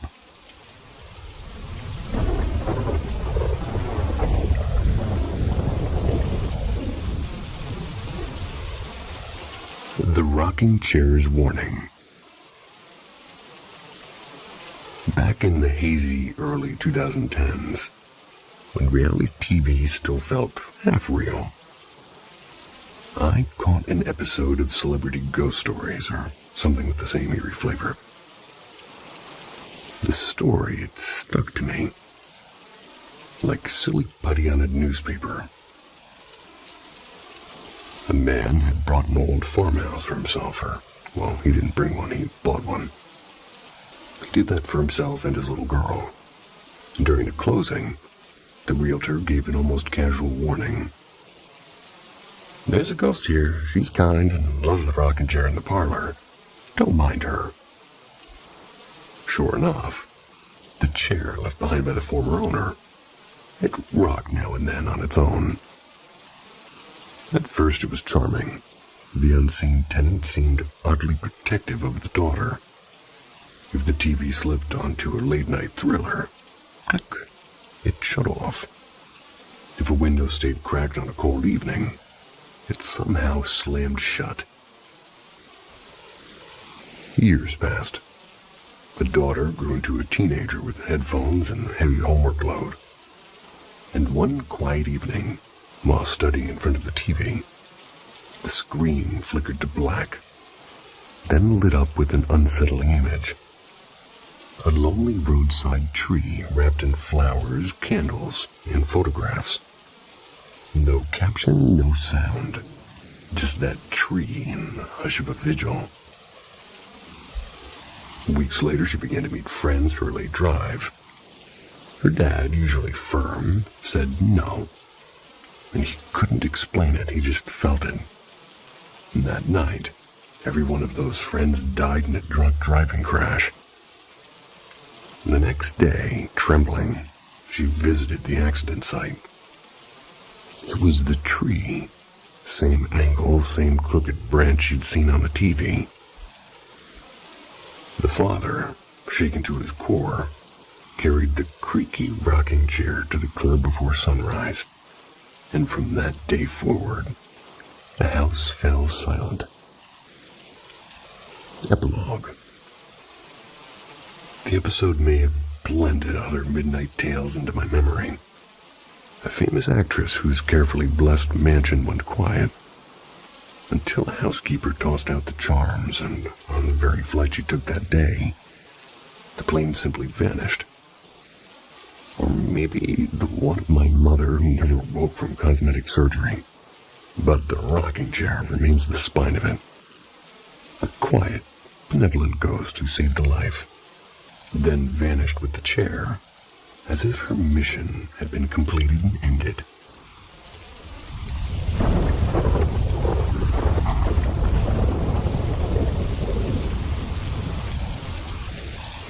The fourth floor shadow. Last autumn, my wife and I spent our honeymoon in St. Augustine. We checked into the grand old Casa Monica Hotel. The place felt like stepping back in time. Ornate chandeliers, velvet armchairs, and the works. Exactly the kind of timeless romance we wanted. But our room, room 311, it had other plans. It started small. The bathroom light flicked on by itself. Once, maybe faulty wiring, but it kept happening. Then the faucet began running without a sound, but just turning. And by the third night, we were on edge. That evening, something leapt literally off the nightstand. A hairbrush shot across the room like it had been swatted. No sliding, no wobble, just airborne. We stared at each other, our hearts were hammering. Later, I stepped out to get ice from the fourth floor, telling myself I needed the break. The corridor outside our room was silent, almost padded, like the air itself was heavy. When the elevator opened, a chill ran down my spine, though the hotel's heating hissed everywhere else. The fourth floor felt wrong. The hallway smelled faintly of old roses and something metallic like iron. The air pressed to my skin. When I found the ice room, the temperature flipped. It was stifling, like walking into a sealed attic at noon. The machine sat dead, humming with a low, useless vibration. Turning back, I saw the elevator doors slide open on their own. I stepped inside, jabbing the lobby button, and then the door closed like a mantra.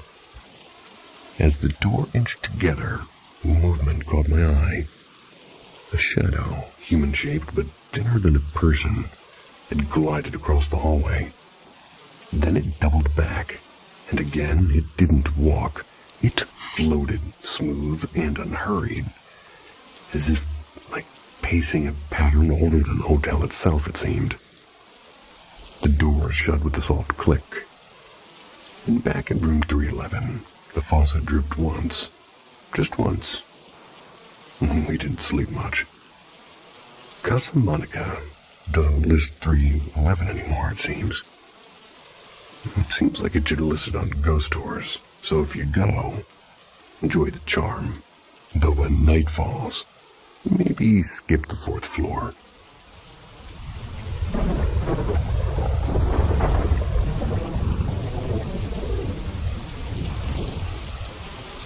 Where the forest whispers end. I come from the quiet heart of Western Europe, a place where ghost stories are rare as winter roses. Our villages tell of fairy folk hiding in mossy hollows, and of creatures who dance in moonlit glades, but not of spirits lingering after death. Here, the dead are simply gone, folded into silence and soil. Even our oldest castles, their stones blackened with centuries of storms. They're seen as noble ruins rather than haunted halls. The cemetery gates creak only from rust, not restless souls. Yeah, I've always been curious.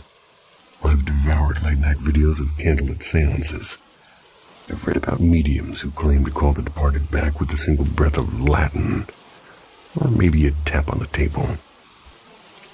Strangely, most of these stories come from faraway English-speaking worlds like Britain and America, where haunted inns and whispering staircases are almost ordinary. It makes me wonder, is it belief that breeds ghosts? Perhaps where people imagine an afterlife as a lingering half-light, where a soul might pause before heaven or hell. The door for spirit stays open there. Here where I am, our elders are brisk and practical. What dies, dies. No lingering, no in-between, just the deep, dark nothing. And so our places rarely disappear. Forest paths remain merely paths. Ruined abbeys stay empty. No one warns of echoes in the bell towers or footsteps by the river. When the wind sings through the fir trees, we call it weather, not a wandering soul. But sometimes, just sometimes, when the mist pools low and the pines lean in close, I wonder if we've simply forgotten how to listen. Perhaps the fairy folk and the spirits are the same ancient neighbors wearing different names. Perhaps our ghosts never left. We just stopped believing that they were there. That lines up to me.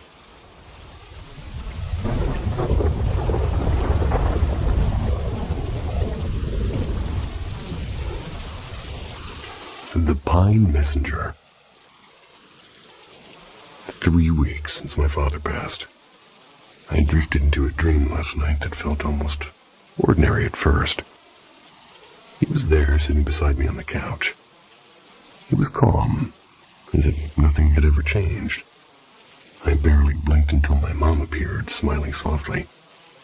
"Isn't this wonderful?" she said. And suddenly the air shifted. Something in me whispered that it wasn't right. This isn't real. It doesn't even feel like a dream, but you're not really here, are you? Blink, and he was older now, the frailer version from late last year. You're not real. Are you listening to me?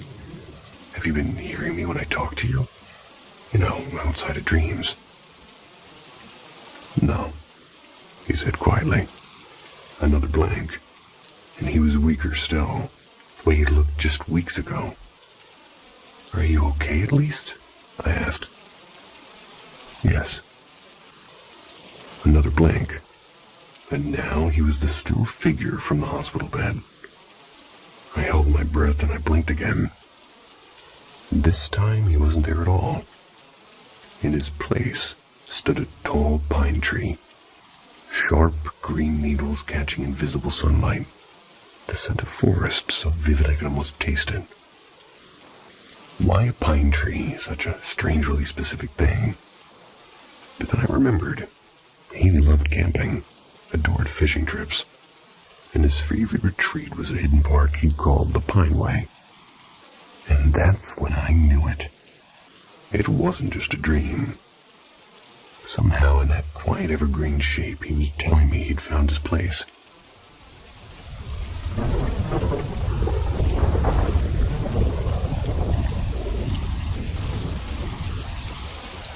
The house between waking and burning. It began a few months ago, a night that should have been nothing more than a movie in sleep. My boyfriend and I had just finished a chilling thriller, something I usually love. I'm the type who laughs through horror. But that night, the darkness pressed differently. In the first dream, I sat beside a close friend, pregnant in life and in the dream. as she sped a trembling car along a cliffside road so thin it seemed to barely exist. She wasn't angry at me, but something unseen had her jaw tight and eyes cold.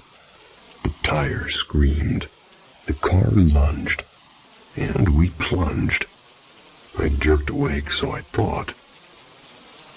The bedroom was calm, moonlight soft. Turned to tell my boyfriend about the nightmare, and he turned too, but silent. Without a word, he reached and pulled me close, and I said, "Stop, I'm scared." But he kept coming. His silence grew heavier than any shout. When I began to cry, he looked straight into me and smiled. A smile I had never seen on a human face. The realization hit like cold water. I was still inside the dream. I prayed. I don't know why, just an instinct. And at first whispered words. Like I woke again, but into a stranger terror, one of paralysis. Eyes open, breath shallow, body locked. The room looked exactly as it should, yet every shadow whispered wrongness. I prayed harder, and then this voice spoke beside me. But it wasn't his voice. It called me by names I won't repeat. It felt endless until finally, I truly woke and I was sobbing. My phone read 3:38 a.m. We blamed the movie. For a while, that explanation held. Then came the second night. He didn't touch me in the dream this time. He simply crouched on the window ledge, head cocked at an impossible angle, making low animal noises, and I said aloud, "You are not him. This is a dream." Instantly, the paralysis slammed down again. I could barely move a finger to squeeze his real arm until he woke. Terror, sharper than before. The last time was worse. 2 nights before I write this, I slept alone. The heat woke me up first, a blistering summer noon inside an air-conditioned room. I tried to push the blanket aside, but my skin felt as if it were melting. I staggered, or I thought I did. I tried to go back to bed, and that's when I felt arms, heavy and human, lock around my hips. The rest is hard to write. We can fill in the blanks. When I kicked, teeth seemed to sink into me. Not a pinch, not a bite. I clawed at a face I couldn't see, but I could feel them. I could feel the nose and the lips and the eyelashes and warm skin. And the harder I fought, the deeper this bite. I don't know how I escaped. I woke drenched and trembling and humiliatingly wet with fear. The spot where it bit still throbbed through the day. When I showered that evening, a dark mark remained. Since then, even daylight feels fragile. I don't know if my mind is staging cruel plays or if something else shares the dark with me. But every night, as the clock drifts toward 3:38, I find myself praying before I even close my eyes.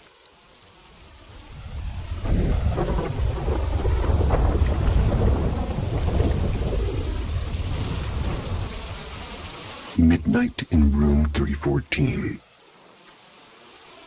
I wonder if anybody else has had something truly strange happen at Johns Hopkins Hospital in Baltimore. Because a few months back, I stayed overnight in the pediatric wing with my 14-year-old son after his knee surgery.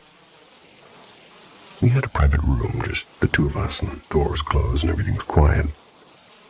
I was sleeping on the pull-out chair next to his bed. When around 3:30 a.m., I felt a sharp poke on my upper arm. At first, I thought I dreamed it, but then it came again, clear as day. My son was snoring softly, completely still. No one else was in this room. Then came the part I just can't explain. A heavy pressure slammed onto my chest, like a sandbag dropped from nowhere. I could hardly draw a breath, and panic flared, but something inside me snapped to anger. I began silently reciting the Lord's Prayer. Before I even reached the end, the weight lifted as sudden as it had fallen.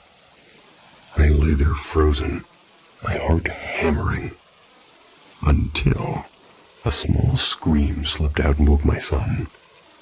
I told him I'd just had a bad dream and forced a smile. The next night wasn't quite so dramatic, though I was plagued by a string of unsettling dreams. We were discharged the following morning. Only after we got home, when the house finally felt normal again, did my son quietly admit he'd been having nightmares the entire time we were there. And they stopped the very first night we came back. Sure, it could have been painkillers or hospital stress, but the timing still gives me chills. Has anyone else ever felt something uninvited walking the halls of Johns Hopkins in the middle of the night?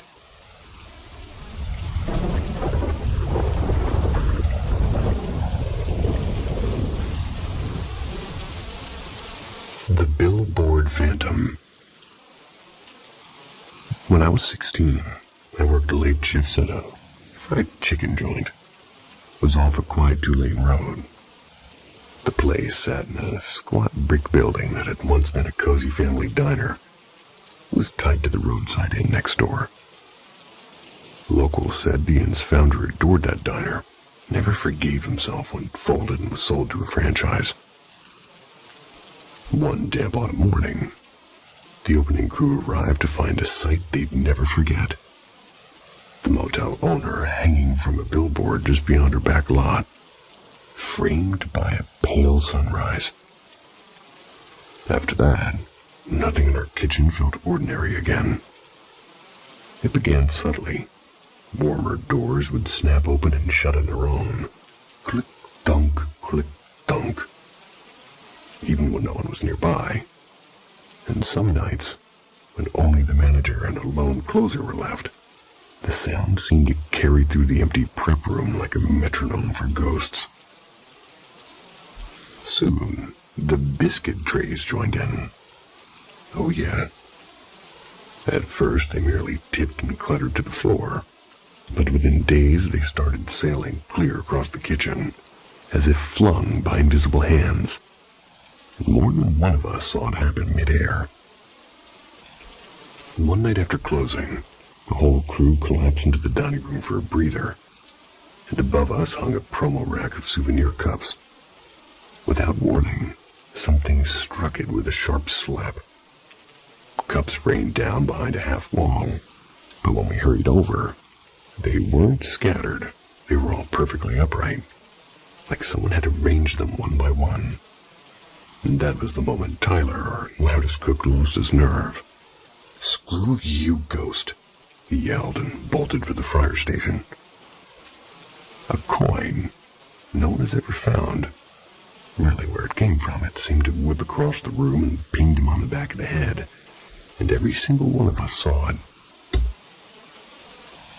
My last night sealed the decision to quit. I just finished scrubbing the sinks. I was rolling the trash into the alley door when the rinse hose snapped alive. It sprayed full blast into my face and wouldn't stop. It was as though someone with an unseen force had their foot on the pedal. When it finally sputtered out, Silas filled the kitchen like a held breath. I wheeled the garbage outside, clocked out, and never came back. To this day, when I drive past that faded motel and its leaning billboard, I swear I catch the faint echo of a metal door softly click-dunking in the dark.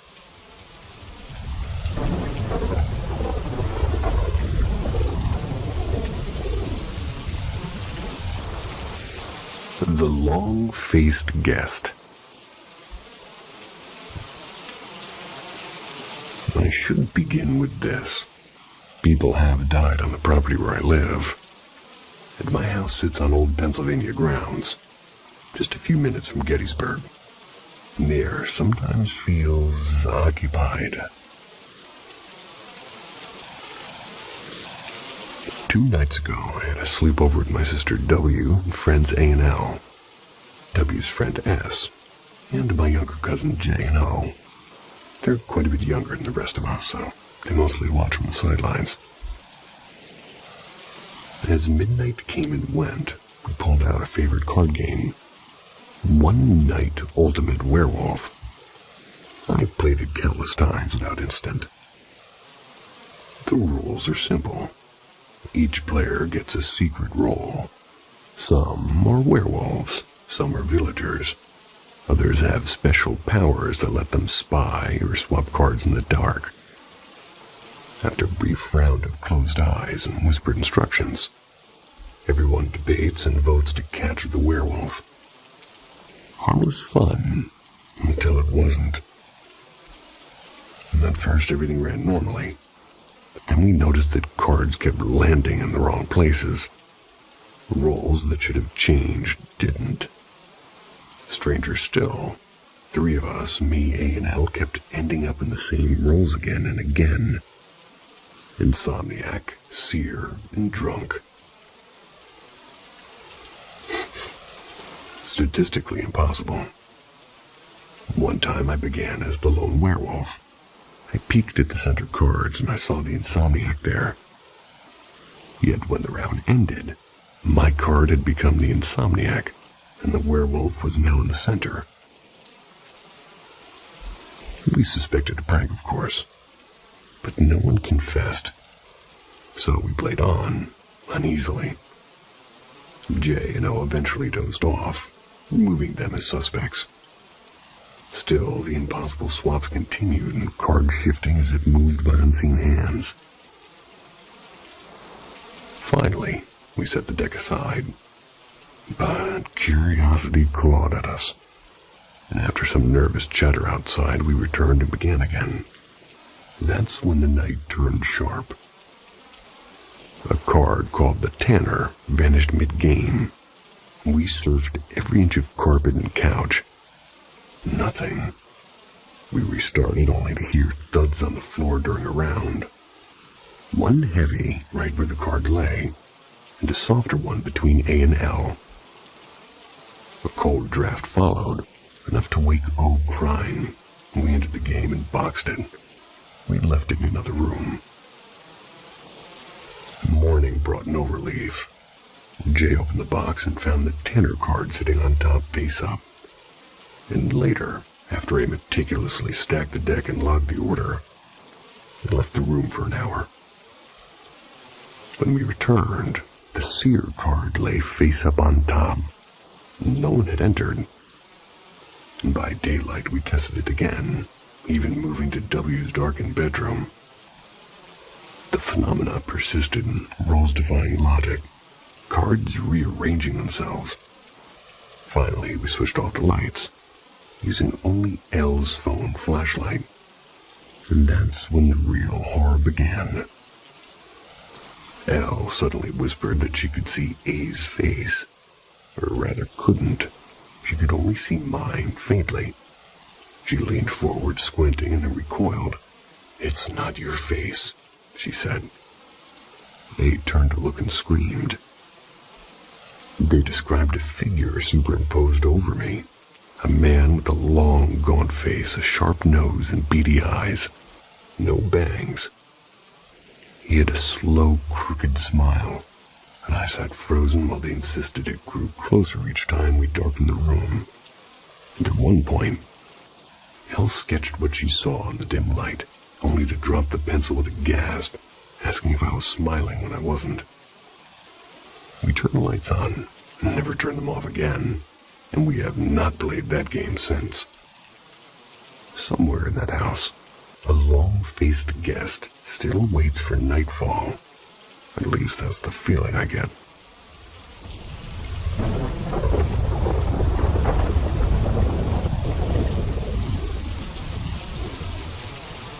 The Woman on County Road 19. It was just past 3 in the morning. It's when I started the long drive back to the city. The night was cold and strangely still. I was on a 26-mile rural stretch. 2 lanes of cracked asphalt bordered by dark fields and tree lines that seemed to lean in on the road itself. The city's distant glow floated in the horizon like a faint ember. 5 miles from home, I caught sight of something odd ahead. A sedan sat motionless in the right lane, hazard light off, but headlights blazing. As I slowed, the beams revealed something that made my stomach drop. A human figure sprawled across the asphalt. A woman lay there as though every bone had been taken from her. She wasn't twisted like somebody with broken limbs. She was folded in a way I can barely describe. I'll give it a try, though. Imagine a pile of clothes dropped from a height that's the closest I can really come from. Like her hair fanned across the road perfectly still in the cold night air. No blood, no torn fabric, just wrong. A couple stood beside the car, their breath faint clouds in the chill. The man lingered at the edge of the light, silent and rigid. The woman was on her phone, murmuring something I assumed to be 911. She met my eyes only once and said calmly, almost too calmly, "You can keep going." There was no panic, no frantic waving. It was as if they had been expecting me to stop and to leave. I hesitated, but the strangeness in her voice made me obey. So I eased past them. The sound of gravel under my tires unnervingly loud. A few miles later, an ambulance sped in the opposite direction, lights strobing through the black fields. For days, I scoured local news sites and there was nothing. No accidents reports. No woman found on country road. It was as if the night had swallowed the event whole. I've replayed it endlessly. If they'd hit her, the car should have shown damage. It gleamed spotless under those headlights. Even if she had wandered out there on foot, how could her body end up like that? No visible trauma, no blood. Sometimes I wonder if I actually saw what I think I saw. Other nights I remember the wife's calm, almost rehearsed words, and the way the man never once looked up. And I know I did. It's been months, but the image of that shape on the road, the impossible way a body can look when nothing adds up, hasn't left me.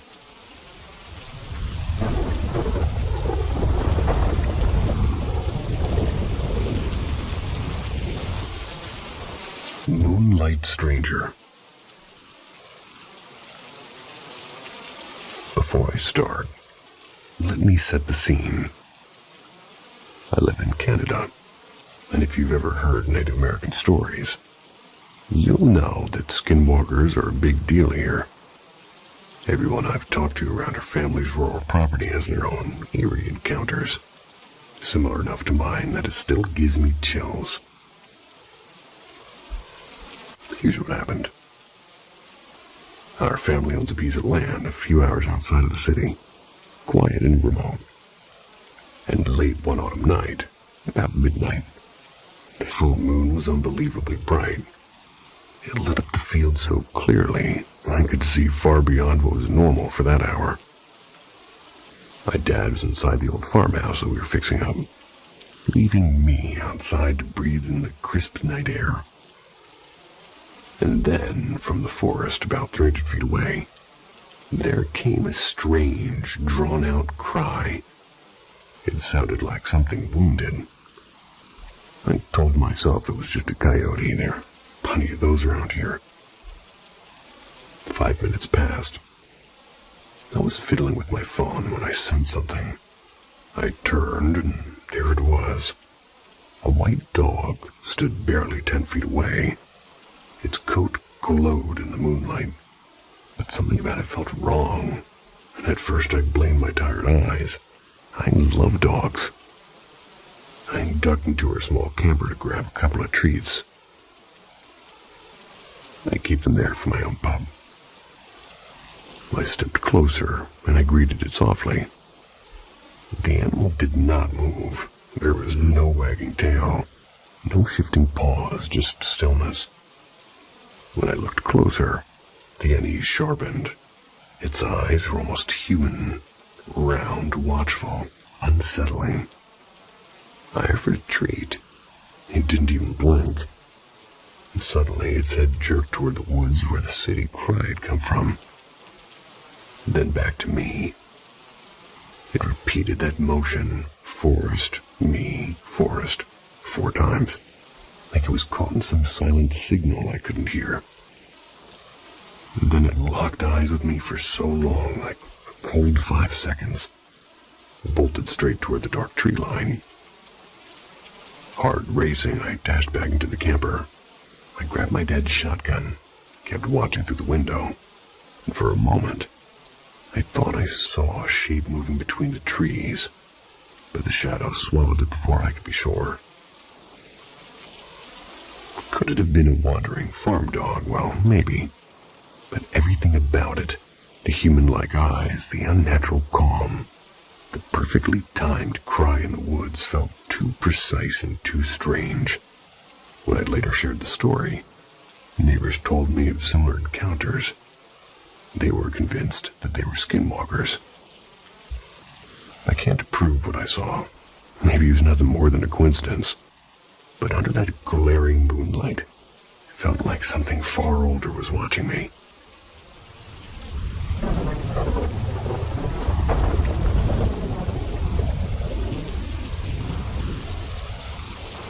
Dream on the Edge of Dawn. Let me set the stage. My family's relationship with my aunt, my father's brother's wife, it's been broken for years, fractured beyond repair. And it began long before I was even aware of the politics. But things erupted after tragedy struck. Her eldest son died during the COVID wave. That's when the property war began. Police complaints, death threats against my father. And for context, the house at the heart of it all was paid for by my father back in the 2000s. But the loan was taken out under his brother's name. On paper, it was never ours, and my father kept quiet for years, trying to be the honorable one. But when they moved to sell, he finally stepped in, and 2021 turned into a battlefield. The last time I saw that side of the family was March 17th, 2021.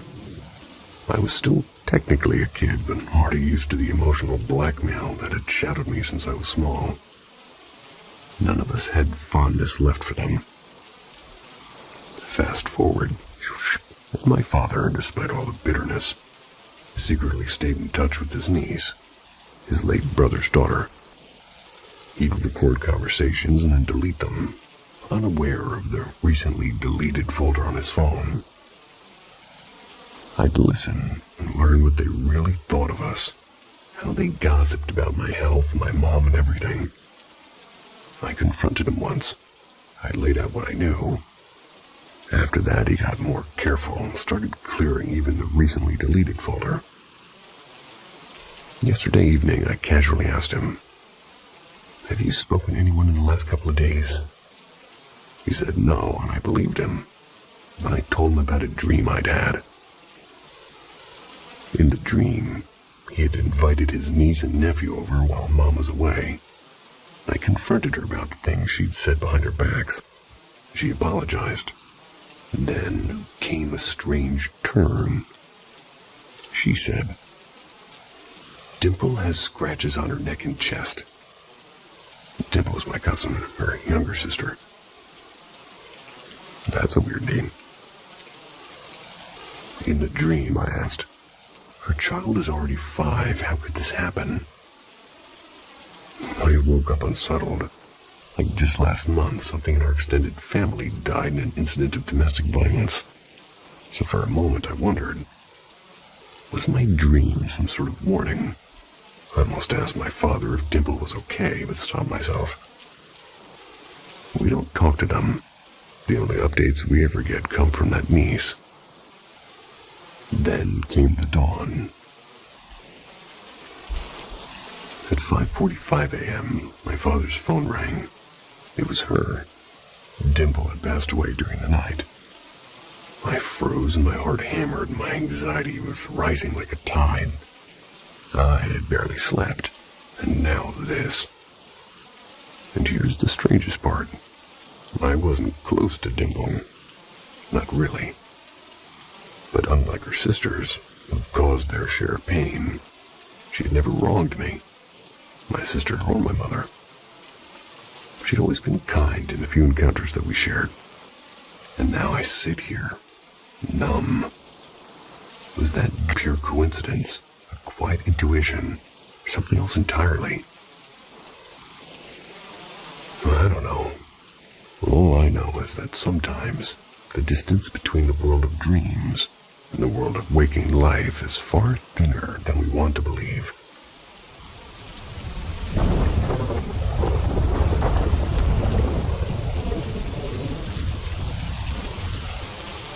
The twin in the hallway.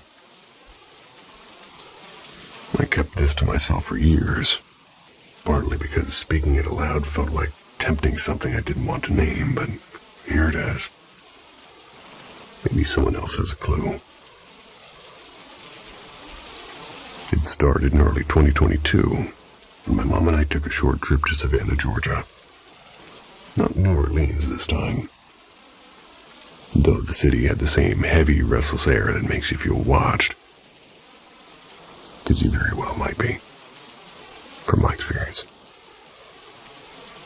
My mom loves anything haunted, so she dragged me to a candlelit ghost walk.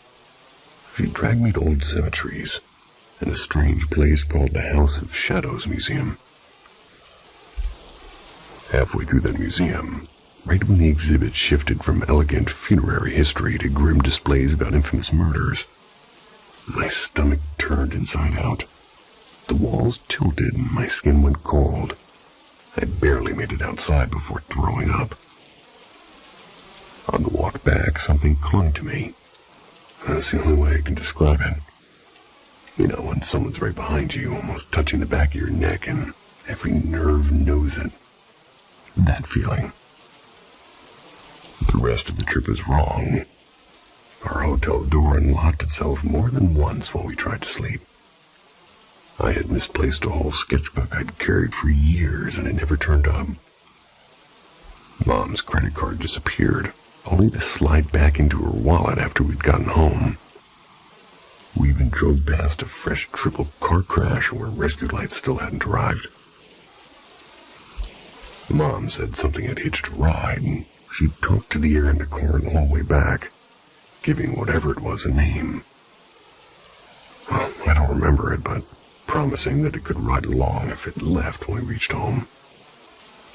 I didn't believe her, not really. Until we got back. That night around 3 a.m., I got up to use the bathroom. My room opened to a hallway facing the living room where my mom was sleeping on a fold-out couch. The bathroom door was just to my right. Moonlight and the soft blue of the TV filled the house. I noticed Mom sitting upright on the couch, hunched and wild-haired, staring at a cold fireplace. I called her name. There was no answer, so I called louder. Slowly, her head turned toward me, but the rest of her didn't move. Then the bathroom door to my right opened, and my mom stepped out, rubbing her eyes. "What's wrong? I'm in here," she said. I snapped my head back to the couch. Empty. Since that night, the double hasn't left quietly. Sometimes it knocks on my door, calls me by my nickname, a nickname only my mother uses, which is Bug. Friends have heard it, and only old friends refuse to video chat if my door was open. She would swear she would catch glimpses of somebody who almost looked like Mom drifting past. When we moved to a 2-story house, the voice began calling from the base of the stairs late at night, waking my real mom, even though she never remembered why she'd been stirred, which is, well... Aside from that, it never once used my actual name. They would only call me Bug.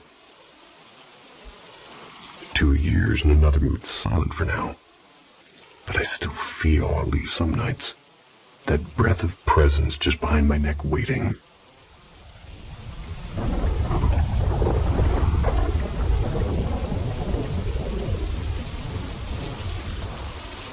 The hotel called Father. Last night I tumbled into one of those sprawling cinematic dreams where every door opens to a stranger scene. It began in a creaky old hotel.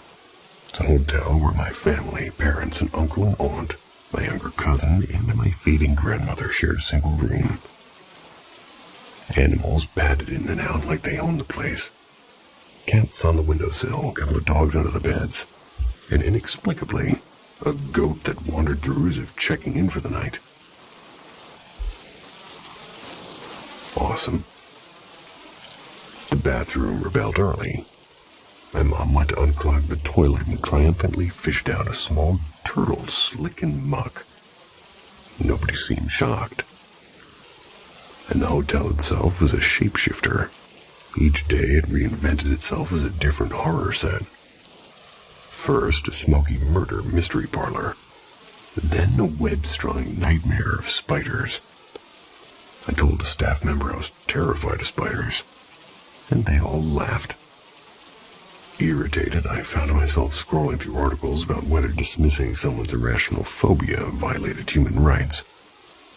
Apparently it might.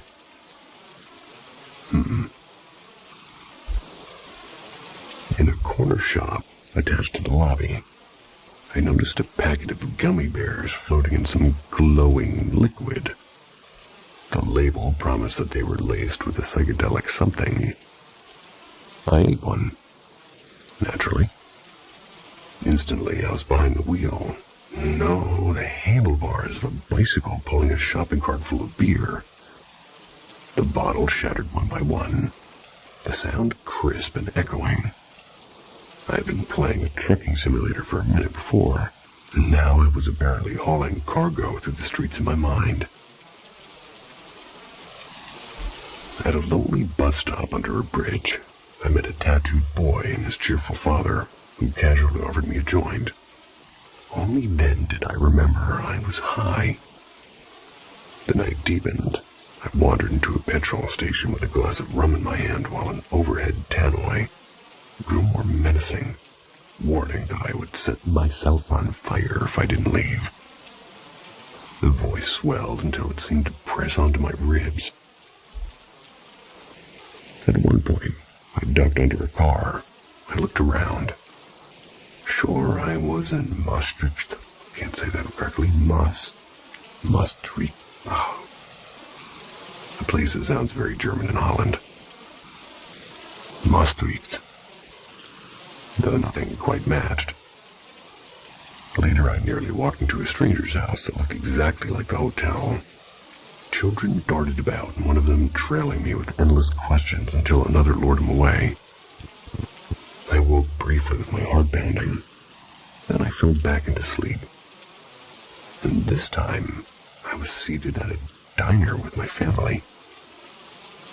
I was having dinner, and I knew it was a dream because the air buzzed with that lucidity. I asked my mother where we were. Everybody lowered their menus at once, and their faces suddenly unreadable. "In Father," she said. "Where?" "The town where your grandfather's father came from." Her words hung like smoke, because my grandfather's father was Irish, but there's no Irish town called Father. And then I woke for real. My grandmother, who had been fading in the dream, passed away the same day. All my dreams usually unfold in a familiar imaginary city stitched together from places I've lived. But this one felt different. Its own country of symbols, animals arriving uninvited, turtles emerging from the dark, warnings in the air. A hotel that shifts from murder to spiders to something unnamed. A hotel called Father. I used to have dreams about giant grasshoppers. It doesn't sound scary till you see them. Unrelated, sorry.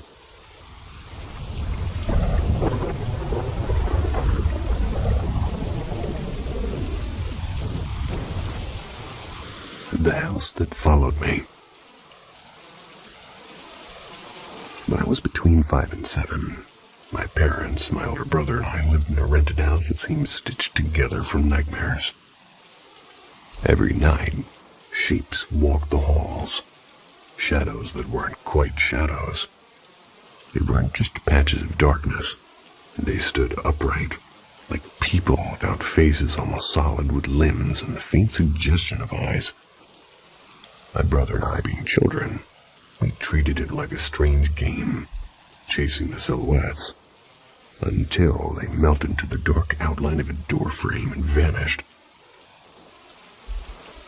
It might sound like the fever dream of an overactive imagination, except my brother swore that he saw them too. Years later, when I brought it up, my mother admitted that she sometimes glimpsed small gnome-like figures moving quickly in corners.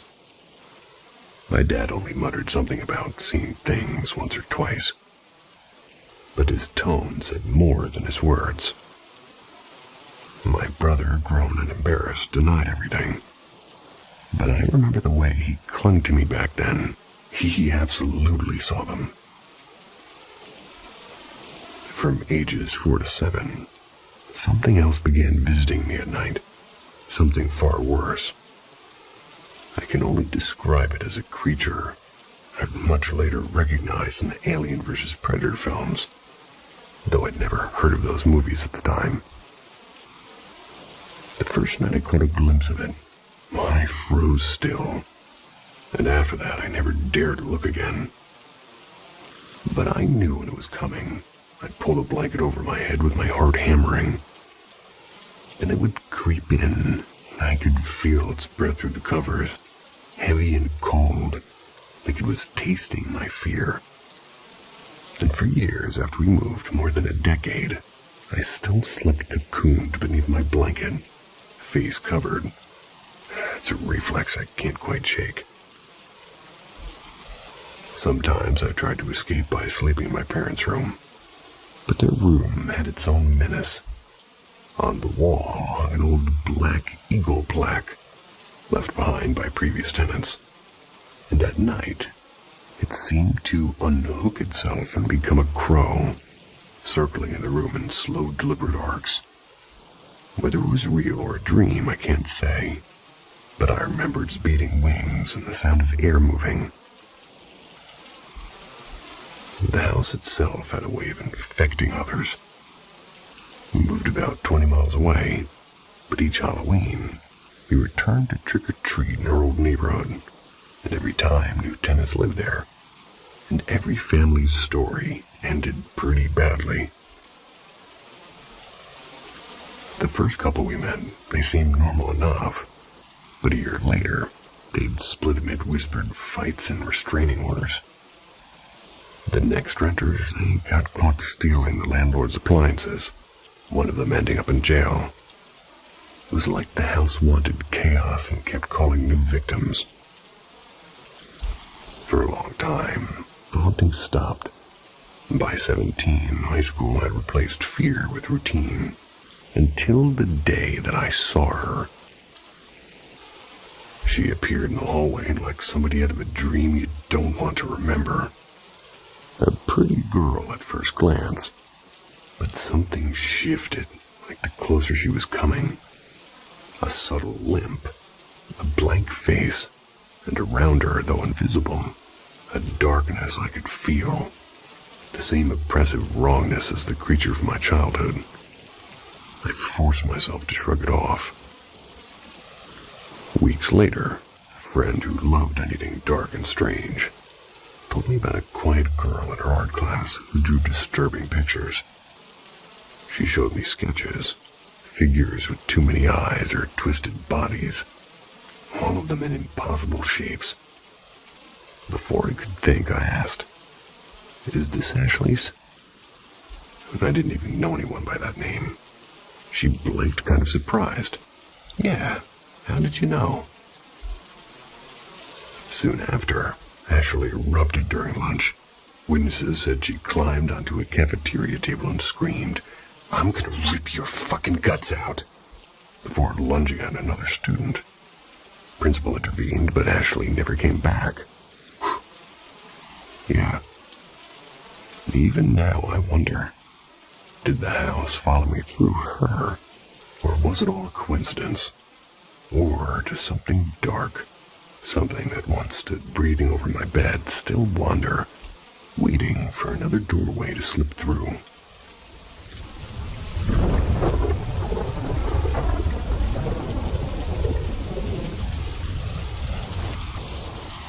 The Ice Cream Fairy. Ferry. Which is a shame. Last summer, my 11-year-old Cavalier Spaniel passed away. He was my shadow, my couch buddy, and my best food critic. Until then, I'd never had anything remotely supernatural happen to me. Yet after his death, I found myself aching to see him again. Just once, out of raw, restless grief. I read online about people who'd hear phantom paws on the stairs or would catch glimpses of glowing fur.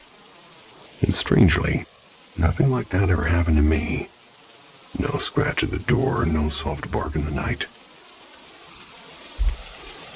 In time, I decided, well, it fit his nature.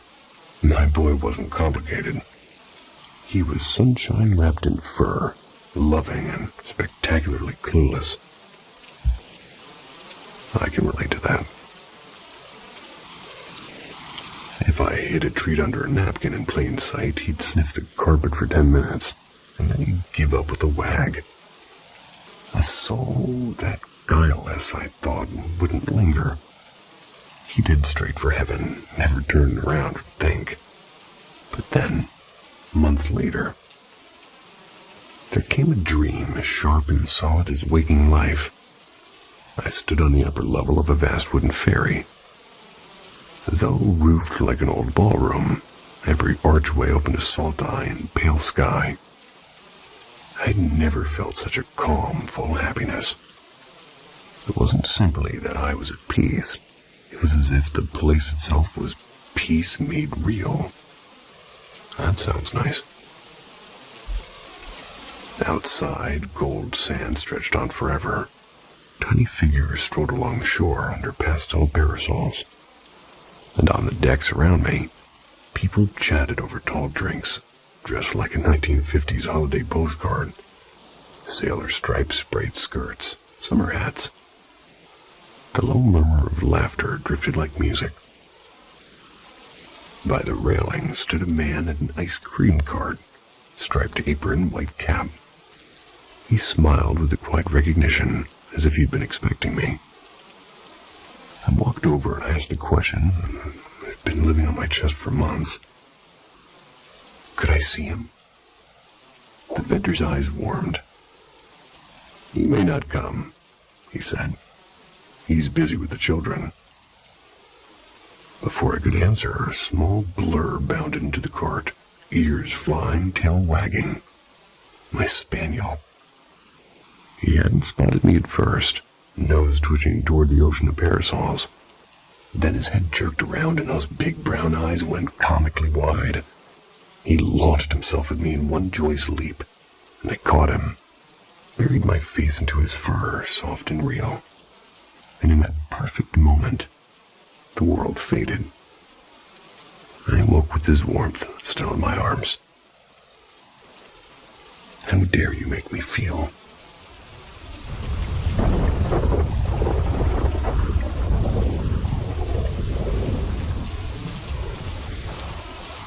Midnight Frost. Now, I know this won't win any horror awards, and it might read like every other late-night ghost story out there. Still, it was strange enough to stick with me, so here goes nothing. I worked the overnight shift at a lonely little gas station off the county highway. And after midnight, it's nothing but the steady hum of drink coolers and the occasional creak of ice chests outside.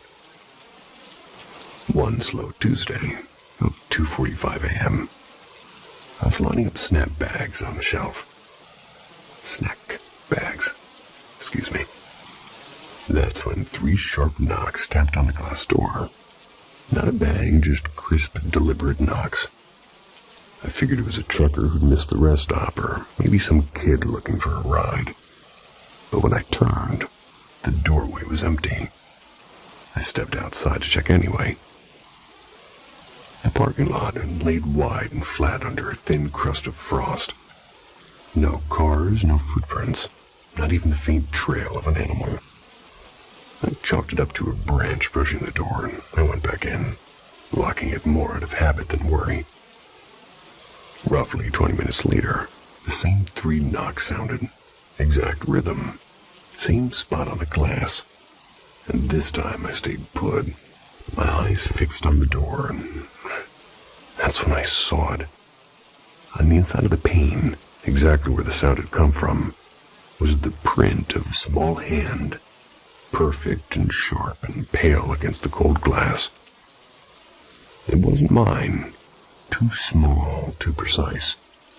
And when I touched the glass, it was still icy, as though the night itself had reached in. Still thinking about ice cream.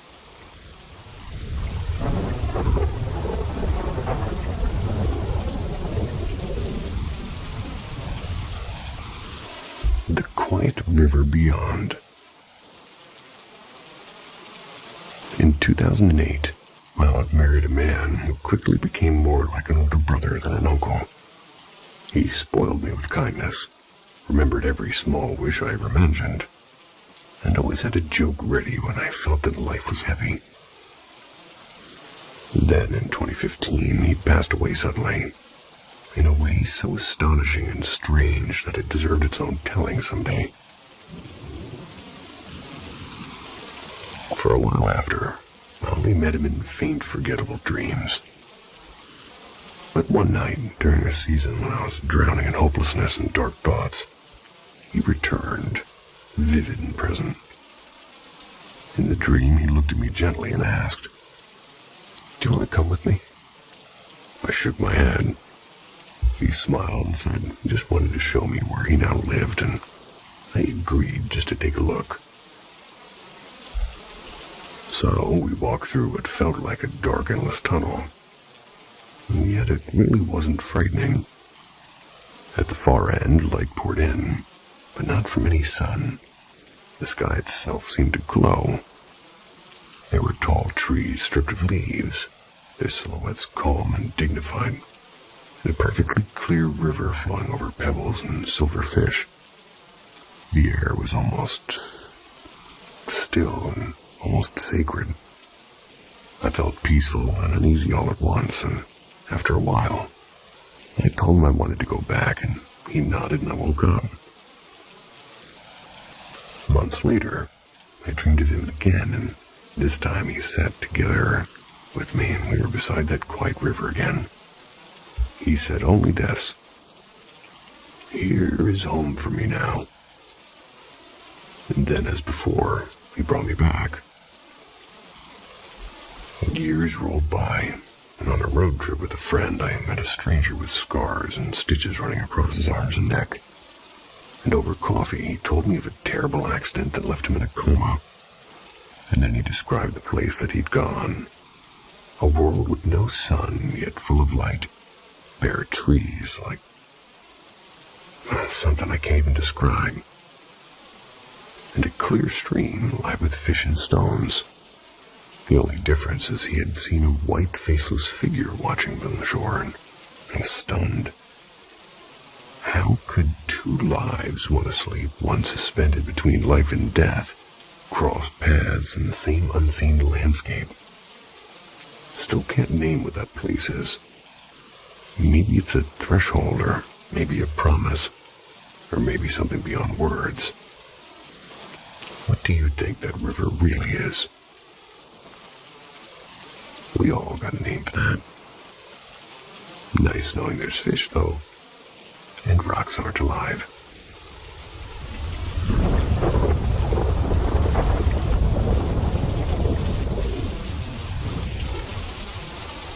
The black shape beyond the pines.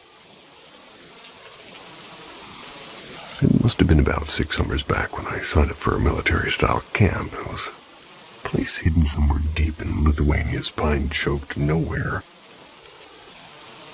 The place was gorgeous.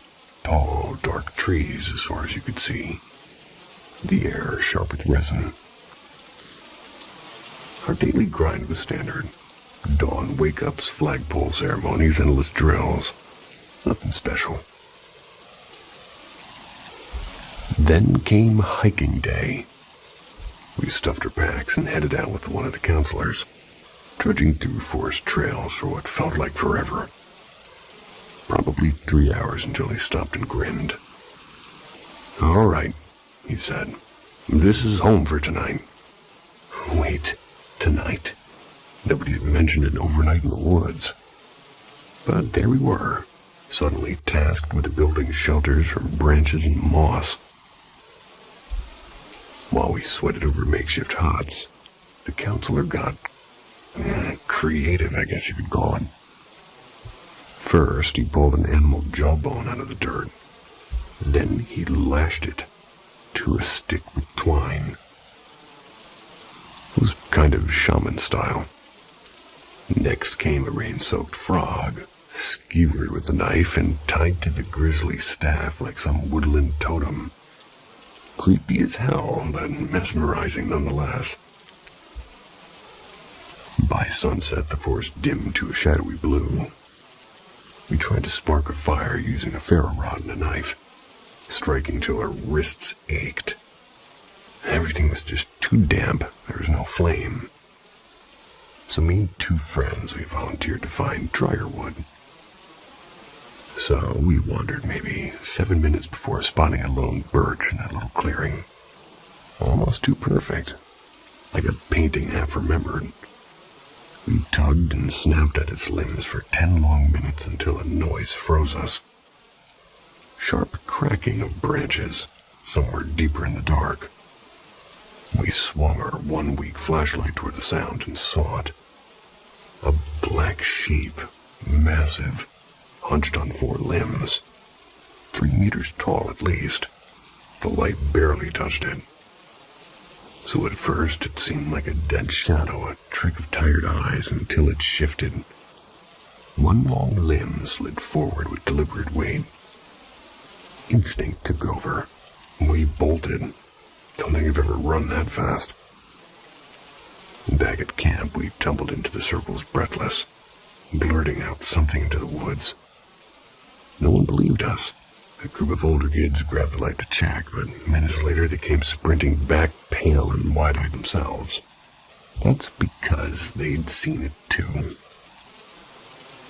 Our counselor, still holding his nightmare staff, finally told us to pack. No fire, no food. Just a hard 2-hour march through pitch-black forest. Every step echoing with the thought of something being behind us. We reached camp huts well past midnight. Nobody in our cabin sleeping, so could it have been a shadow or a moose or pure exhaustion? Maybe. But even now, when I walk alone in the forest, I sometimes remember that clearing and the black shape that leaned toward us.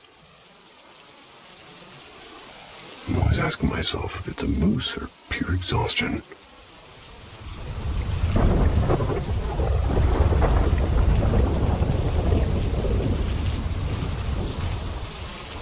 Midnight on Clay Road. I'll dive right in. I'm from southern Mississippi. About 12 years back, my fiancée, her buddy, and I moved into a small trailer tucked deep off Red Clay Road outside of Florence. The place sat on a quiet horse ranch. Just one neighbor sort of way down the gravel stretch. My fiancée found it through a Craigslist ad that almost felt too good to be true. 8,000 red flags raised. And for a while, it was too good. peaceful nights, crickets singing, the faint smell of hay. And then things started getting wrong. First, it was the blankets. We'd be asleep and feel the quilt slowly sliding down, inch by inch, until the cold woke us and we yanked it back. And then on mornings, when the guys left early for work and I went back to sleep, the house would come alive. Twice I was jolted awake by a deafening slap against the marble-top nightstand beside my head, so hard the air puffed my hair upward. Nothing was there, but I swear it was meant to wake me. One morning, it went further. I felt someone spooning me from behind, arms wrapped around my arms, legs tangled with mine, the warmth of a body and the soft press of a kiss on my cheek. I murmured my fiancé's name. I turned over with a sleepy smile. I faced nothing but the cool, empty sheets. I hate that. Every single night, Every single night, at exactly 3 a.m., the front door thundered like somebody trying to break it down. My fiancé would creep up and fling it open mid-bang, only to meet the still, star-pale porch. The pounding stopped the instant the door swung wide. One Friday, we decided to stay up and catch the culprit, gaming in the living room until almost 3. Suddenly, I heard a faint hiss of water. The washing machine, empty, was running, though you had to pull a stubborn metal lever to start the water because we could process that and the door began again. The door banging. We charged to the entryway, flung it open, and nothing. Silence so heavy it felt like a weight. The worst came on a humid, cicada-loud evening, when the air itself seemed to split open. A man and a woman's voice just started roaring from nowhere, and it was vicious and raw. "I hate you. You'll regret this." I circled the trailer, barefoot in the dirt, searching. Not a soul. Back inside, the shouting was somehow louder, like the walls themselves were screaming. No TV, no radio, only us there. The moment we left, the nightmare ended. We've lived in 3 different places since. Never a single unexplainable sound. But I still think about that trailer on Red Clay Road, about the invisible hands that pulled our blankets, the breath on my cheek, and the door that banged only when no one was there. Some nights I wonder if that lonely horse ranch holds a story older and darker than we dared to learn. And every now and then, I still wake up at 3 a.m., my heart hammering, listening for the knock that isn't there.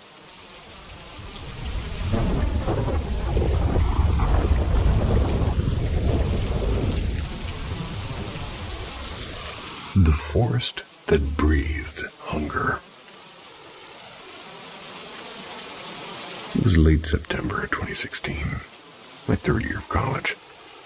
And for 7 nights straight, my friend Bada and I had been sneaking into the Buli Batayari forest after dark, chasing the kind of thrill that makes you forget exams and sleep. Most nights were still, haunted by silence but harmless. But that first night, that night never left me. Bada's bike hummed along the dirt trail until he suddenly slammed on the brakes. His face hardened. "Want to see a dead body?" he asked, his voice low like he was daring in the dark to answer. I got a half laugh. "Hard pass, thanks." "Too late," he said, turning the handlebars so the headlight cut through a thicket of crooked trees. There it was, a man face down in the dust, his limbs bent as if somebody had forgotten how a human should fold. I edged closer and I nudged him with my shoe, waiting for a breath, a twitch or anything. Nothing. The stillness was so absolute it felt like the forest was holding its breath with him. I told myself he was just some drunk passed out cold, and I needed that story to be true. We left for our usual hangout spot. We roped a few friends into coming back to see the dead guy. But when we returned minutes later, he was gone. All that remained were long, dragging tracks leading deeper into the trees. Maybe his buddy carried him off, I muttered, forcing logic into the space where fear lived. But something inside me whispered a harder truth. The nights after, they sort of unraveled into a nightmare of small impossibilities. Shadows that didn't match their owners, voices that vanished when chased. And by the fourth night, no more bodies appeared. That should have been a relief, but it wasn't. So one evening we gathered around a fire with 2 other wandering groups. Laughter and smoke rising like we could out-joke the forest. And that's when I heard it. Faint rustling, circling us in a perfect ring. Too deliberate to be wind, too patient to be an animal. The sound tightened its loop until it drowned everything else out. Then absolute silence. 2 minutes, maybe more. My pulse became the only noise. When it came back, it wasn't a circle. It was everywhere at once. Branches snapped in impossible directions. The trees themselves seemed to lean closer. My body froze under pressure I can only call predatory. It was the sensation of a hand almost touching the back of your neck, only colder and older and hungrier. Then something or someone, or maybe not someone at all, it brushed the air behind me, and I swear I felt its intent, heavy and sharp as teeth. Instinct broke the spell. I bolted for the bike and yelled at Bada to head for the Bengali Sahib Gurudwara, the only safe place I could name, and a difficult name to pronounce. But the eerie part is every other group ran too, as if chased by the same invisible hunger. And later, when asked why, each described the same suffocating presence, the same phantom breath of their necks. That was the last time I stepped inside Buli Batiyari. Some forests don't just hold secrets, they feed on them.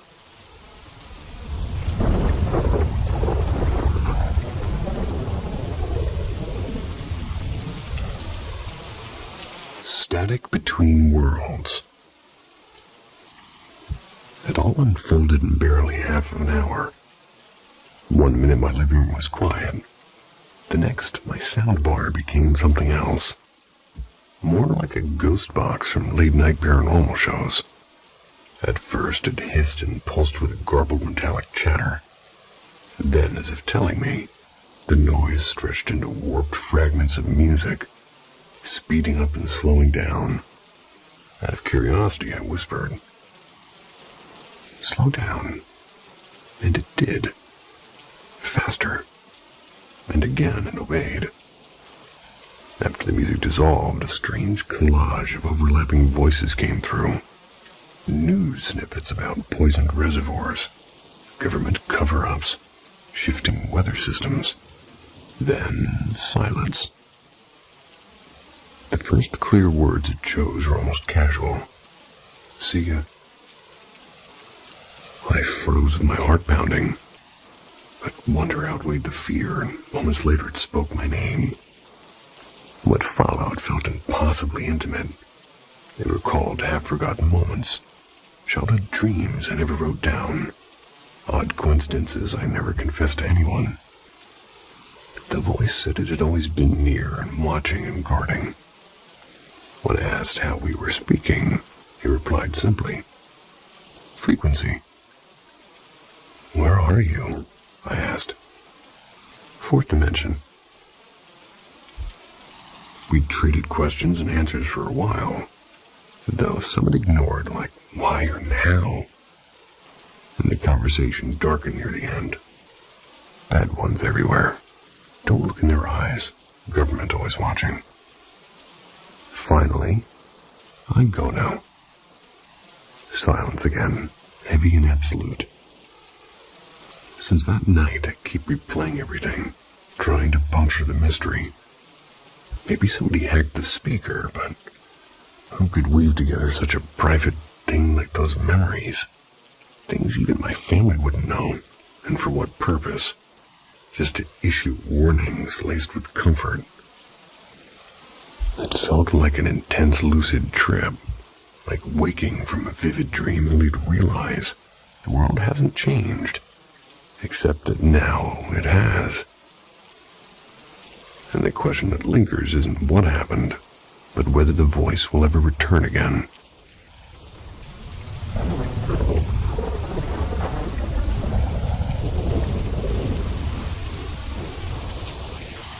Rover in the afterlife.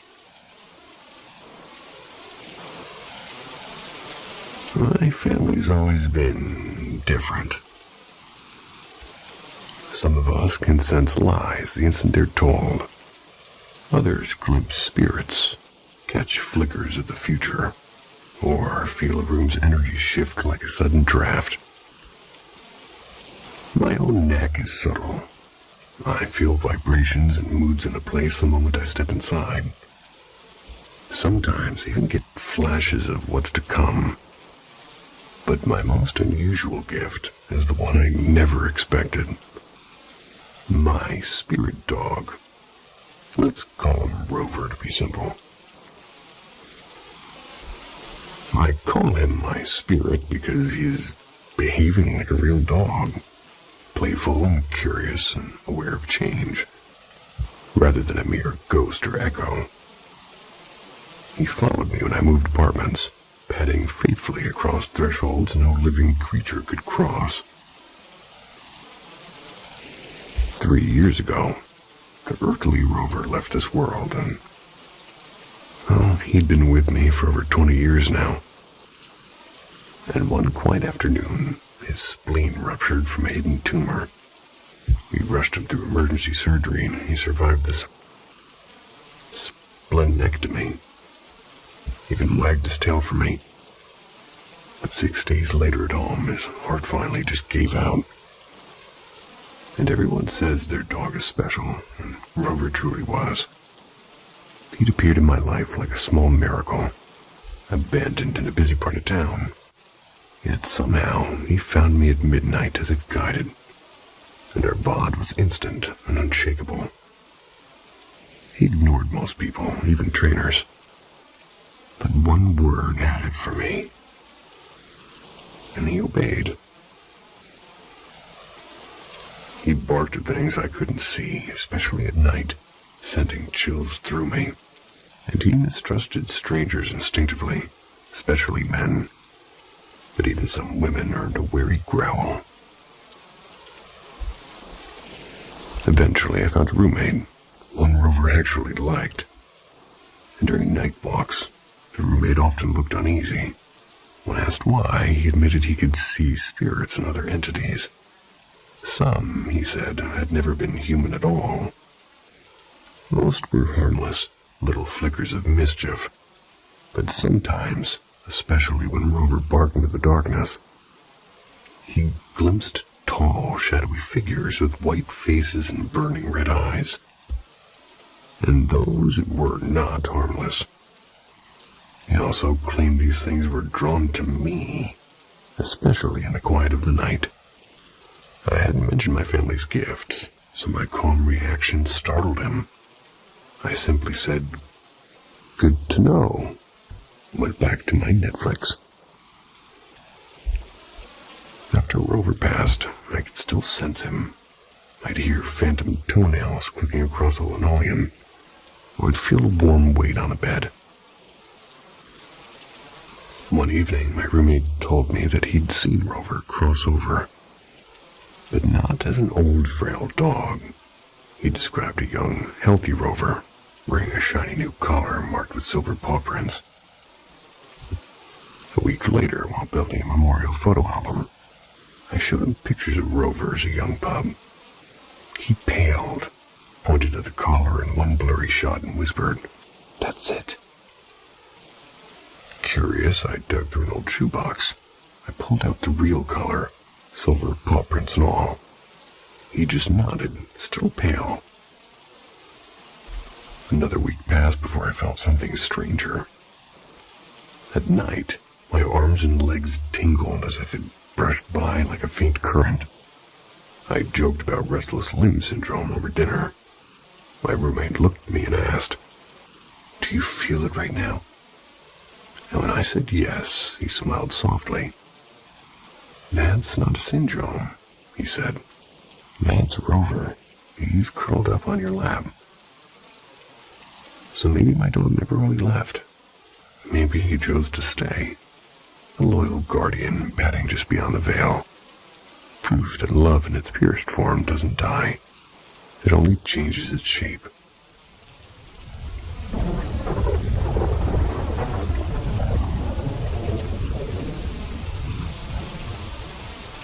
The knitted clown that wouldn't stay put. So here's one for the "this can't be real" file. Because I was about 10, maybe 11. My little sister was around 8, and our cousins, who we practically lived with every weekend, came home one Saturday. They came with the weirdest thrift store find imaginable. A life-sized knitted clown. Yeah, exactly the kind of thing you'd not want in your house.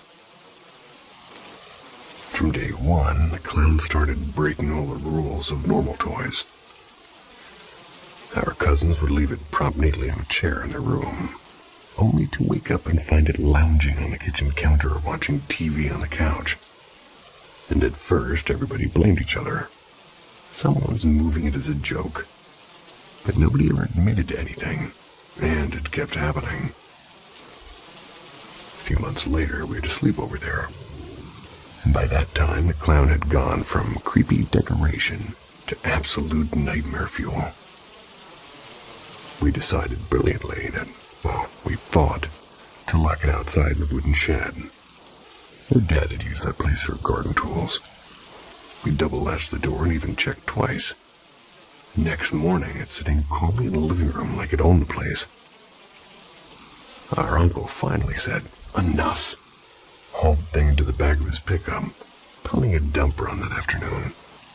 Good plan, right? Not quite.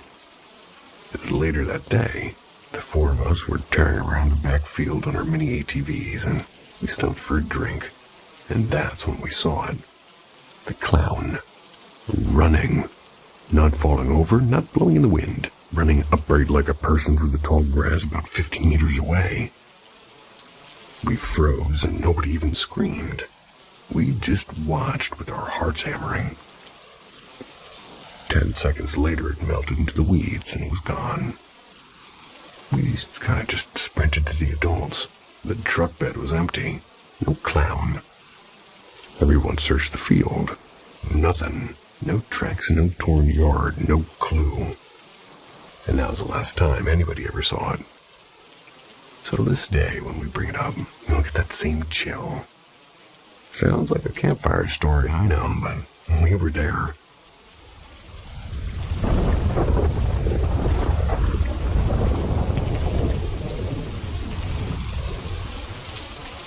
Death's breathing. When I was about 7, I camped out on the floor of my mother's bedroom on the second floor of her creaky old house. I can't recall exactly why. Maybe I was pretending to be an explorer.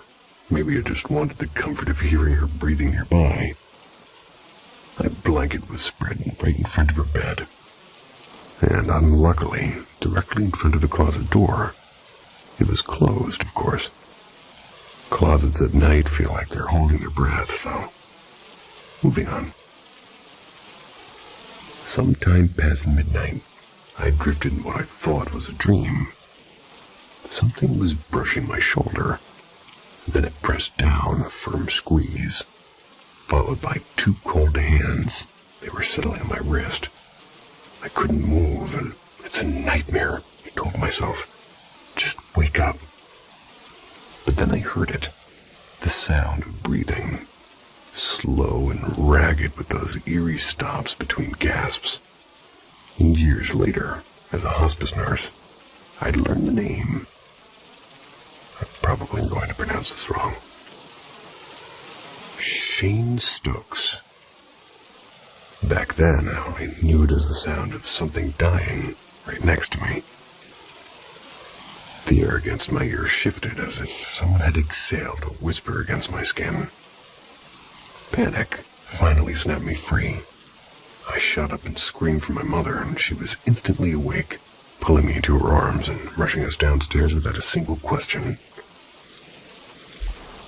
Downstairs, while I sobbed, she told my father something that froze me harder than a cold hand's had.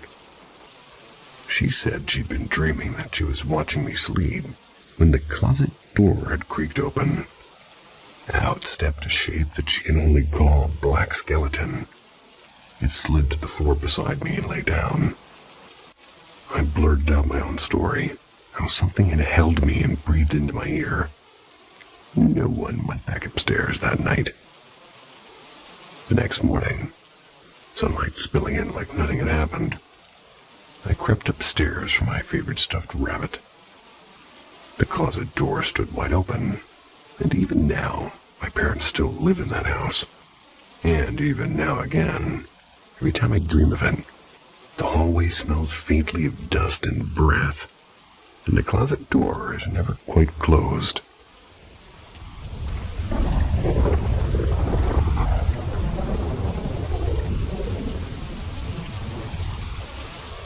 The doorway that waited. Last winter, I, a 31-year-old female, I worked a short stint in the environmental services department of a busy city hospital. Basically housekeeping with a lot of bleach and a little bit of mystery. After a couple of months, I got a regular route on the step-down ICU. Some rooms had cameras they were streaming to the nurses' station, mostly the ones tucked out of direct sight. My job was a mix of the everyday and the eerie. Wiped down occupied rooms, tidy nurses' stations, freshen up doctors' cubbies, scrub public bathrooms, and when somebody was discharged, deep clean their room until it looked like nobody'd ever drawn a breath in there. One gray morning, I was assigned a full clean on a monitored room that was at the far end of the hall, just around a bend from the main station. After an hour of mopping and disinfecting, I stepped out, glanced at the monitor screen, and I froze. Someone tall, motionless, stood in the doorway that I had just walked out of. My heart slammed. I doubled back immediately. Empty. Not just the room, but the neighboring one, too. Anyone leaving would have had to pass me. Yet when I checked the feed again, the doorway was blank. I told myself it was a camera glitch, and I forced my day back into its routine rhythm. A week later, the room got a new occupant. An elderly woman, pale and gentle, the kind of faraway eyes that seemed to see two places at once. Went in to introduce myself, start the daily cleaning. The curtains were drawn, leaving the room kind of softly dim. As I dusted near her bed, she asked in a thin voice, "How many of us are here?" I hesitated. "Just you and me. Why, do you see someone else?" She gave a faint, puzzled smile. "Oh, perhaps not." I reassured her, pointing to the card by the bed. "If you need anything at all, press the button. They can page me." Still uneasy, I slipped around the corner to the monitor. The feed was ordinary, bed, curtain, nothing more. But that prickle at the back of my neck stayed. And after that, I made a quiet habit of passing that room several times a day. And I never again saw a figure in the doorway. But sometimes when I walked past, I caught myself slowing, as if something or someone was still waiting just out of view.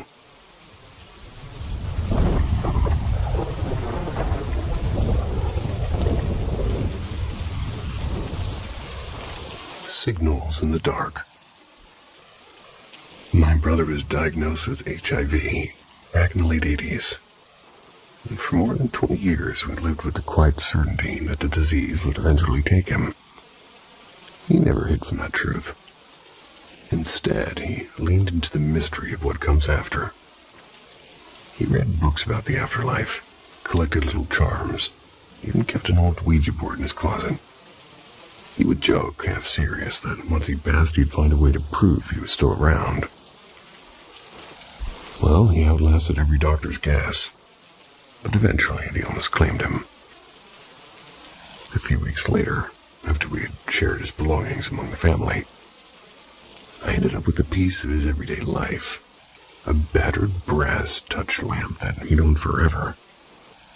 3 settings, low, medium, and high. Simple but steady, just like him. One quiet night, I'm on the phone with my mom, and she's a devout born-again Christian, by the way. The kind who believes doubt is almost a sin. And she told me, with that absolute certainty that only she can muster, that my brother had accepted Jesus at the very end and was safely in heaven. I hung up and lay in bed talking with my husband about it, about how my brother always swore spirits were real and promised that he'd send a sign. And then it happened. I stepped out to let the dog in, and behind me, the lamp clicked through its levels. Low, medium, high, again and again, a steady rhythm almost. My first thought was that my husband was playing with it. But when I turned, his face told me everything. And he's a big guy, the unshakable type. But he looked as if the blood had drained straight out of him. His hands were in his lap, and he hadn't touched a thing. In that moment, I started to cry. I felt it. Not fear, but recognition. My brother had kept his promise, and he was okay. And the next day, I was on a 3-way call with Mom and my sister. And Mom predictably brushed it off. Faulty wiring, she insisted. Just coincidence. My sister, though, believed me instantly.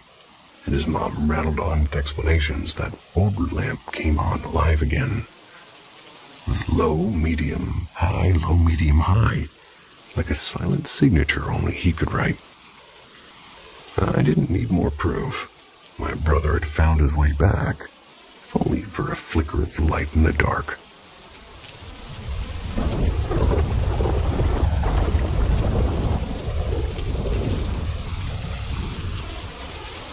Midnight percussion.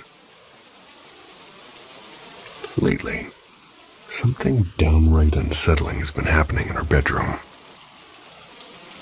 It crept in about a month ago. I'll be lying perfectly still, when without warning, the mattress beneath me thuds, like someone's drumming their fists upward from under the bed. The sound is sharp, the movement unmistakable. And at first it was a curiosity. The inaugural night, the punches were random and sparse. I convinced myself maybe it was nothing more than a settling floorboard. But the second time, perfectly spaced thumps. Every 2 seconds, like a metronome keeping an eerie time. A few days later, I felt 3 sharp jabs near my lower back, after one heavy hit near my shoulder. Then came last night. I was deep in the kind of sleep where dreams weigh like stone. A sudden barrage of rapid punches yanked me awake. It felt like somebody was drumming out a frantic rhythm, a song I didn't know, but I could feel in my bones. As soon as I sat up, the pounding stopped. Minutes later, subtle, scattered taps returned, as if testing whether I'd drift back to sleep. And my husband hasn't felt a thing, because each time he groggily checks beneath the bed, but there's never anything to find there. Just tightly packed storage bins where no person or creature of any size could hide. Now we've lived here for 3 quiet years, yet the more I think back, the less ordinary things seem. There's the faint musty scent that clings only to my side of the bed. One he insists that he can't detect, and there's almost nightly scratch sounds along the floorboards, which I once blamed on a mouse that I'd never seen, and for which there's never been a single dropping. And then there's that night, when he was away, still burns at the edge of my memory. I jolted awake to see, for a split instant, a man standing over me, his face split into a grin too wide to be human. I screamed so hard the air left me dizzy. I told myself it was a dream, but my heart didn't believe it. I could explain away a smell. I could explain away a phantom shadow, but the pounding, the deliberate, relentless drumming beneath my back, that defies explanation.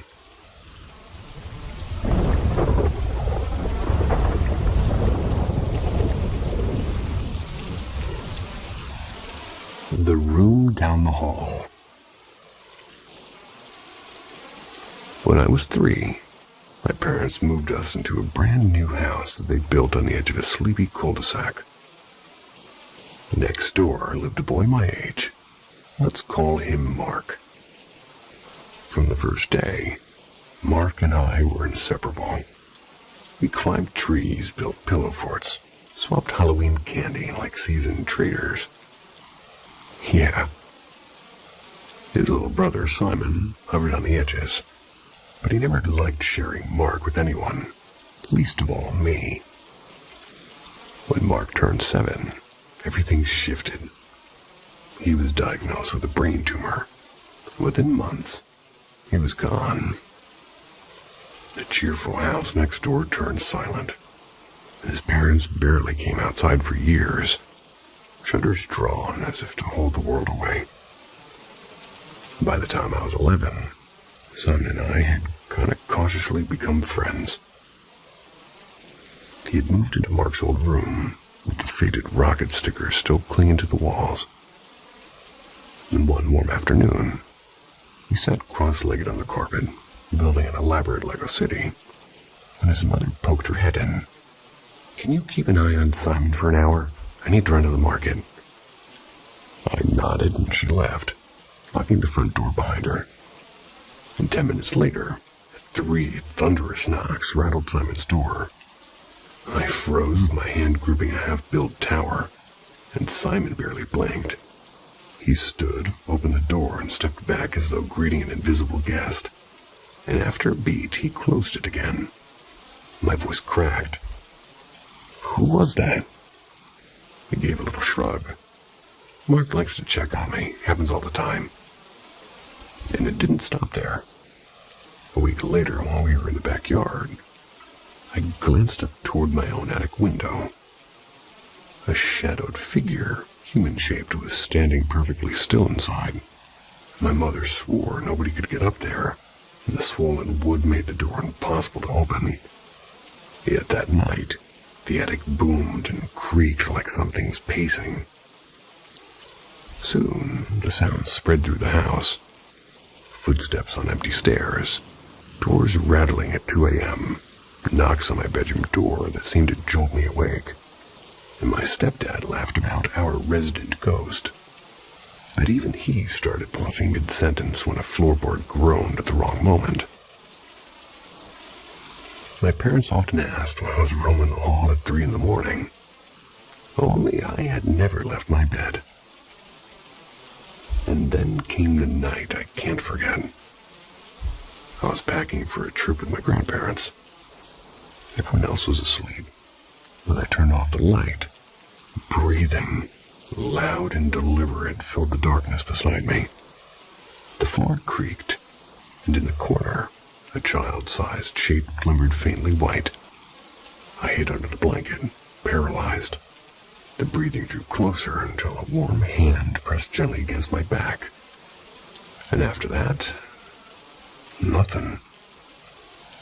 I woke up at dawn, sunlight kind of pricking my eyes. My right hand rested on the pillow, and another hand softly held it. The warmth was overwhelming, a perfect, wordless comfort. But then the thought hit. I'm alone. Both parents left before sunrise. And the warmth slipped away. Later, searching through old boxes, I found a photo of Mark. It was Mark and me grinning, gap-toothed in the backyard. I framed it, set it on my nightstand. And from that night on, the knocks and footsteps stopped. And I sometimes wonder if Mark only needed to know I remembered that he was still a part of my home and a part of me. And in a similar fashion, thank you for letting me be a part of wherever you're listening. Sweet dreams. Appreciate it.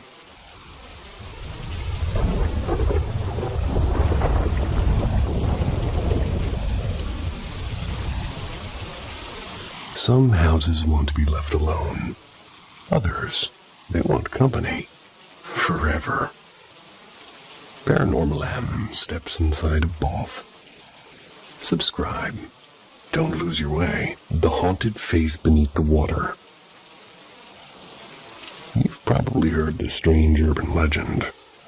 A man whose face slips into people's dreams, though they've never met him in waking life. Some swear they know him the instant they see him. I never believed any of it until that summer. It was August of 2019. I was on holiday in Dubrovnik in Croatia. One muggy afternoon, the sky broke open with warm rain. I stayed by the hotel's quiet pool, the surface misting like a low-lying cloud.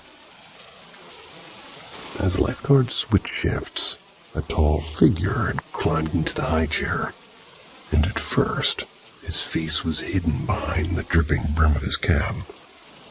Then he looked up. We locked eyes. Everything inside me froze. It was as if my mind slipped into sleep paralysis, while my body remained upright. Seconds stretched on like slow glass. My lungs, I forgot how to move. And then, just as suddenly, he turned away.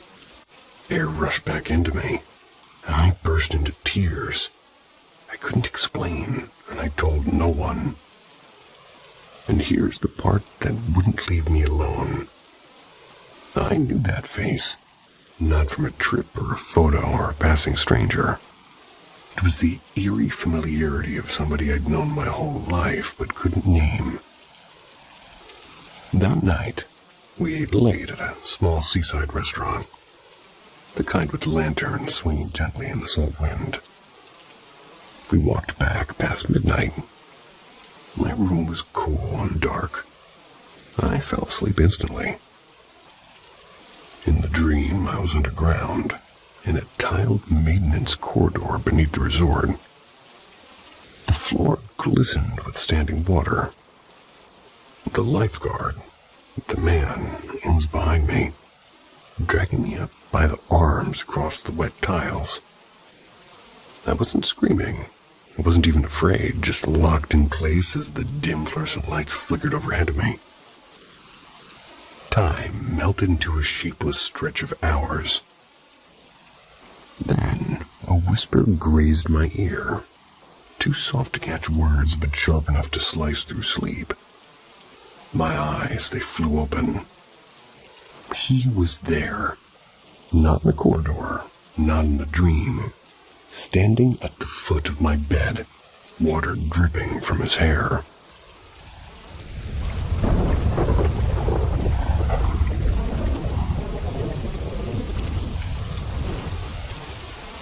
Whispers between waking and dreaming. I spent most of my childhood and teenage years trapped between worlds. From around age 6 until nearly 18, I was haunted by relentless sleep paralysis. It's been quiet for a few years now, but those memories are carved deep. The first night I remember, I woke frozen, staring at a tall, completely black silhouette of a man standing in the closet doorway watching me. And after that, the visitations came. They went like storms. Sometimes I didn't see anything, only the sound of cackling laughter rising from the closet. While my room spun, my lungs refused to work. And once, an unseen force had dragged me from the bed. I jolted awake on the floor. Other nights I fought to break free, willing myself out of my body. I'd feel the floor under phantom feet. I'd reach for the door, then snap back to bed in an instant with my heart hammering. Dream or something else? Even now I'm not sure. But it wasn't only the nights. When I was in the school's gifted program, I used to walk alone between classes. And one quiet afternoon, I noticed a girl my age. They were gazing out of a hallway window. Something about her stillness held me. And after a long moment, she turned to look straight at me. And then simply wasn't there. No footsteps, no sound. She had long, dark brown hair and a red sweater. I can still picture it as sharply as the day it happened. Years later, same school, different hall. I was alone in the bathroom during class. That's when a pair of feet walking past my stall. Nothing strange until I opened the door. The room was empty. I checked every stall like a nervous detective. Silence. And strangeness followed me home, too. My dad's old house, I once caught the shape of a shirtless man beside me. That was while I was washing my hands. The moment I turned, nothing. Another time, sitting at the office computer, my empty soda can had slid off the desk with a decisive clatter. No breeze, no bump. I just muttered, "Rude, don't do that." I kept typing, pretending the hair hadn't tightened itself. And even now at my grandparents' house, there's one room I avoid. No stories, no proof, just a feeling like eyes pressing onto my back. And it was there when I was a kid, and it's stronger than ever. I don't claim to know what any of it was. Maybe a lifetime of vivid dreams and restless nerves. Maybe something stranger. A thin veil that sometimes maybe it forgets to stay closed. All I know is that for years, day and night blurred in quiet, unsettling ways. Whispers between waking and dreaming that never quite let me go.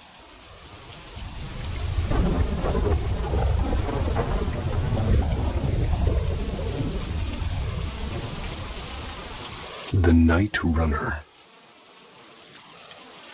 I live in a quiet valley town. It's where the biggest thrill most nights is a late drive with a cheap drink in hand. Last September, just after midnight, two friends and I were just out doing exactly that. Meandering down dark county roads with cherry slushies from the only all-night station. It was our usual ritual, harmless and almost comforting. And at some point, we drifted onto a road we normally skip. None of us planned it. In 1 minute we're talking about apartment hunting and weekend plans. The next my friend stomped the brakes. Something darted across the beams. At a first glance it was just a deer, a young buck, smooth and quick. We exhaled together. But a strange silence stayed in the car as we crept forward. A few miles later, back on a familiar road, I let out a nervous laugh. "Okay, this sounds insane," I said.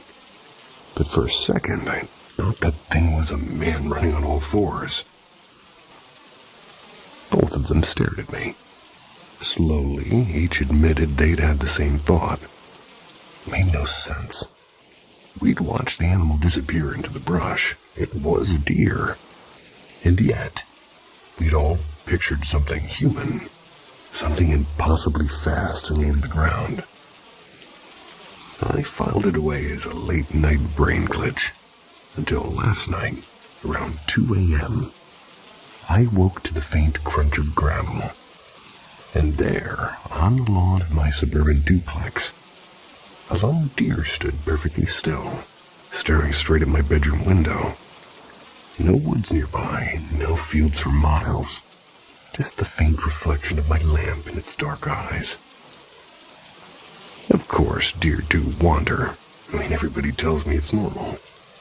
But when I think about that back road and, three minds conjuring the same impossible image at once, I can't shake the feeling that maybe we didn't see a deer at all. Maybe something else is still out there, and I think it's watching.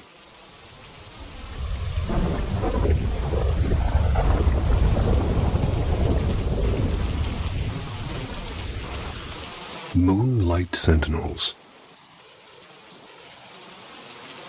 During the long hush of quarantine, my friend and her 4-year-old son were just staying with me for a quiet pocket of rural Iowa, or in a quiet pocket of rural Iowa.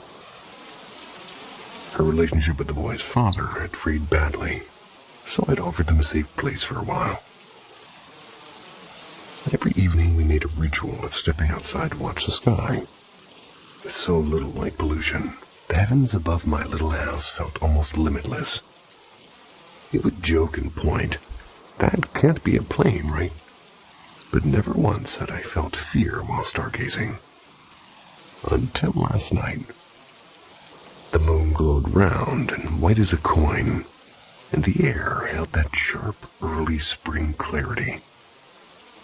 And after her son finally drifted off, he'd been fussing from a brief nosebleed earlier. We slipped out to the backyard, and instantly something felt off. A strange light seemed to pulse on the horizon, silent and distant. I tried to play the game that we always played, guessing at planes or satellites. But my skin prickled with a quiet alarm I couldn't explain. Her boy's cry cut through the night. We hurried inside to comfort him. She settled beside him, phone in hand. I paced and I replayed the sight that we'd left behind. When he dozed off again, we returned outside. The world had changed in just 30 minutes. A ceiling of clouds had rolled in, too quickly and too evenly. And they weren't ordinary clouds. They were thick and sculpted, oddly luminous at the edges. Little silver flashes winked at the corner of my vision, vanishing when I turned. It was as if the sky itself was trying to hide something. I suggested we check the front yard, because from there the moonlight leaked through a jagged break in the cloud cover, throwing a cold glow across the street. And for a long stretch, we sat on the back of her car watching it. And then we noticed these things like a cluster of flickers just a couple of blocks down the dead-end street. Low and restless and unnervingly bright. They moved like giant fireflies swirling around an invisible lamp, appearing and vanishing in erratic bursts. I tossed out explanations like faulty wiring, distant fireworks, but each theory collapsed under its own weight. The neighborhood lay in perfect stillness. No dogs barked, no breeze stirred. Even the usual distant hum of the highway felt muted, as if the night itself were holding its breath. And then a silhouette came. At first I thought it might be a bat, and then bigger. Perhaps an enormous hawk. A dark shape with an impossible wingspan seemed to glide out of the same direction as the stranger lights. They settled on the power pole across the street. Against the pale moon, its outline was stark and absolute, yet the details refused to resolve. I couldn't tell which way it faced, but every nerve in me insisted it was looking directly at us. Minutes crawled by. We sat silent, barely breathing, while the creature remained perfectly still. I glanced back and forth. The flickering light still teased the distance. Then back to the bird, which never shifted, by the way. Finally I whispered, "We should go in." And she nodded, As if answering, the bird unfurled its vast wings, launched itself into the air, sweeping above us with deliberate power. The moment it caught the moonlight, we saw it clearly. An owl, immense and pale-eyed, disappearing toward the far trees, away from the restless lights. Felt like a silent exchange, the owl watching us, and us watching whatever waited beyond the clouds. This morning, when I brought it up, she waved it off with a thin laugh. But I know that she was just as shaken. For the first time since quarantine began, I hesitate to step outside at night. The sky feels changed, like it remembers us.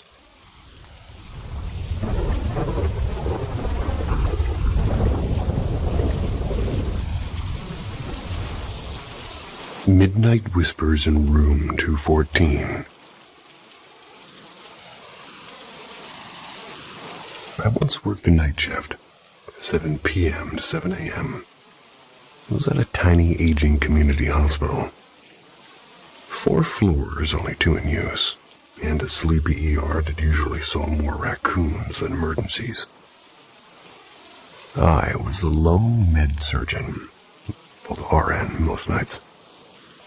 I was juggling everything from post-op patients to stubborn cases of pneumonia, anemia, and kidney failure. Old hospitals have a way of kind of leaning into their own creepiness. We joked about it constantly. The flickering lights, the drafty hallways, and of course, the right wing of the second floor. That side always felt colder and quieter, as if the air itself was holding its breath. Naturally, that was my assignment one particular dull Tuesday night.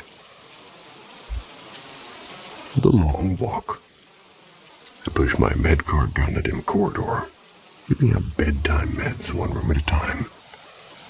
Room 216's gentleman needed a decade to swallow a single pill, and then decided to pull out his IV for fun. By the time I reached room 214, I was behind schedule and mildly irritated. According to a report, my patient, who we're going to call Kathy, was 57. They were alert and recovering from a nasty bout of pneumonia. Earlier, I checked her vitals. Slightly labored breathing, but fully oriented. I hung a new bag of fluids. I wished her a good night, stepped back into the hallway with my computer to document it. The whispers. That's when I heard it.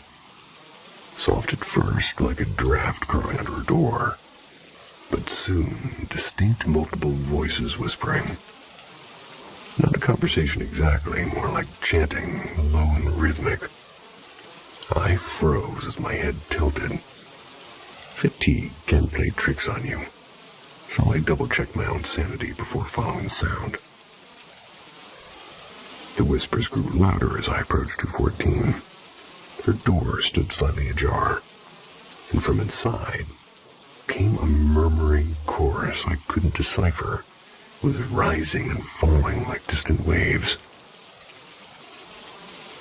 The impossible scene.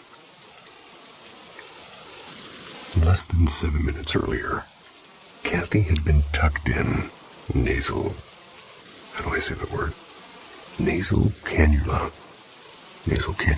I believe, in place, barely strong enough to shift in bed.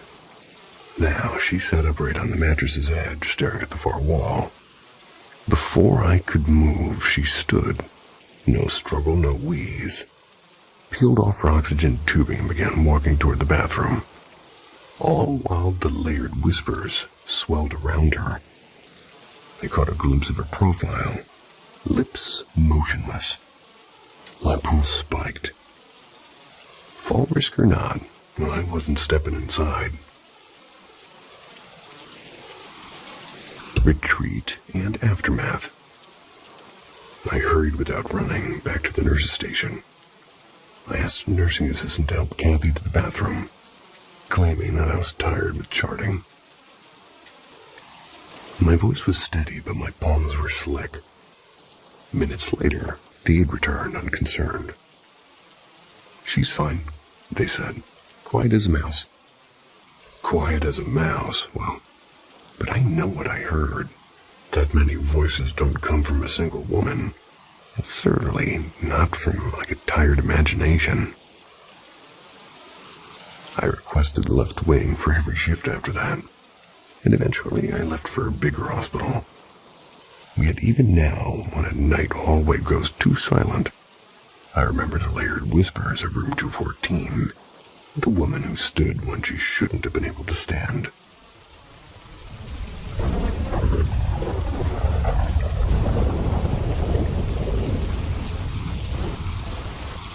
The light in the hallway. When I was about 16, my grandmother passed away in a small town near Erie, Pennsylvania. You'd always felt a pang of guilt for not visiting her more often. Work had moved my dad's job 8 hours away, and long drives were rare. That night, the house felt strange. Our dog, Buffy, suddenly stood rigid in the kitchen, eyes fixed on the ceiling, barking and whining. My dad half smiled and said, "Maybe Grandma's checking in." We both wanted to believe him. The funeral a few days later was gentle and warm, just as Grandma would have wanted. And among the few things she'd recently gushed about was a beautiful set of cut glass tumblers. When we stopped by her house, I asked if I could keep them. My parents agreed. Back home, Buffy's odd behavior continued. Some nights nothing, other nights restless barking at the upstairs bathroom. And that bathroom, directly over our kitchen, became the focus. My mom, a hardened skeptic and notoriously light sleeper, began to notice something stranger. The nightlight in that bathroom flickered, and it was only after she woke in the small hours. So we just went ahead and we replaced it.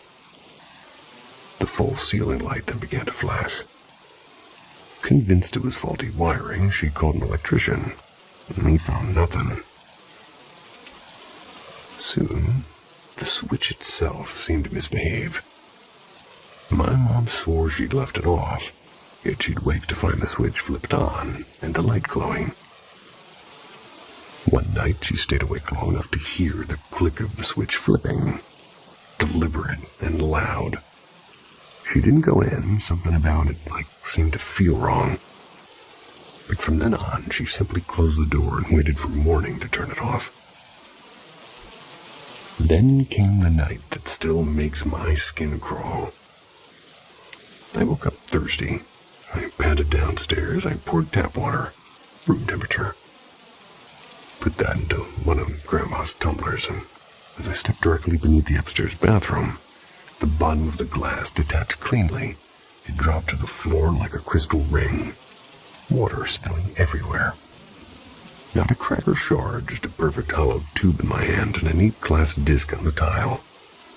I nearly cried. Those tumblers meant so much. Grandma had promised them to me. Why would she if it was her, why would she if it was her? Why would she break one? But after that, everything stopped. No more barking, no flickering lights, no phantom clicks. Moved out a few years later. My parents stayed another decade. Nothing else ever happened. I still wonder, did something else come when Grandma left? And why did it end the night the glass broke? Because deep down, I know this. That wasn't Grandma. And me and you, well, I started it off wrong. I also had a dog growing up that was named Buffy. Excellent choice. Vampires and stuff, right?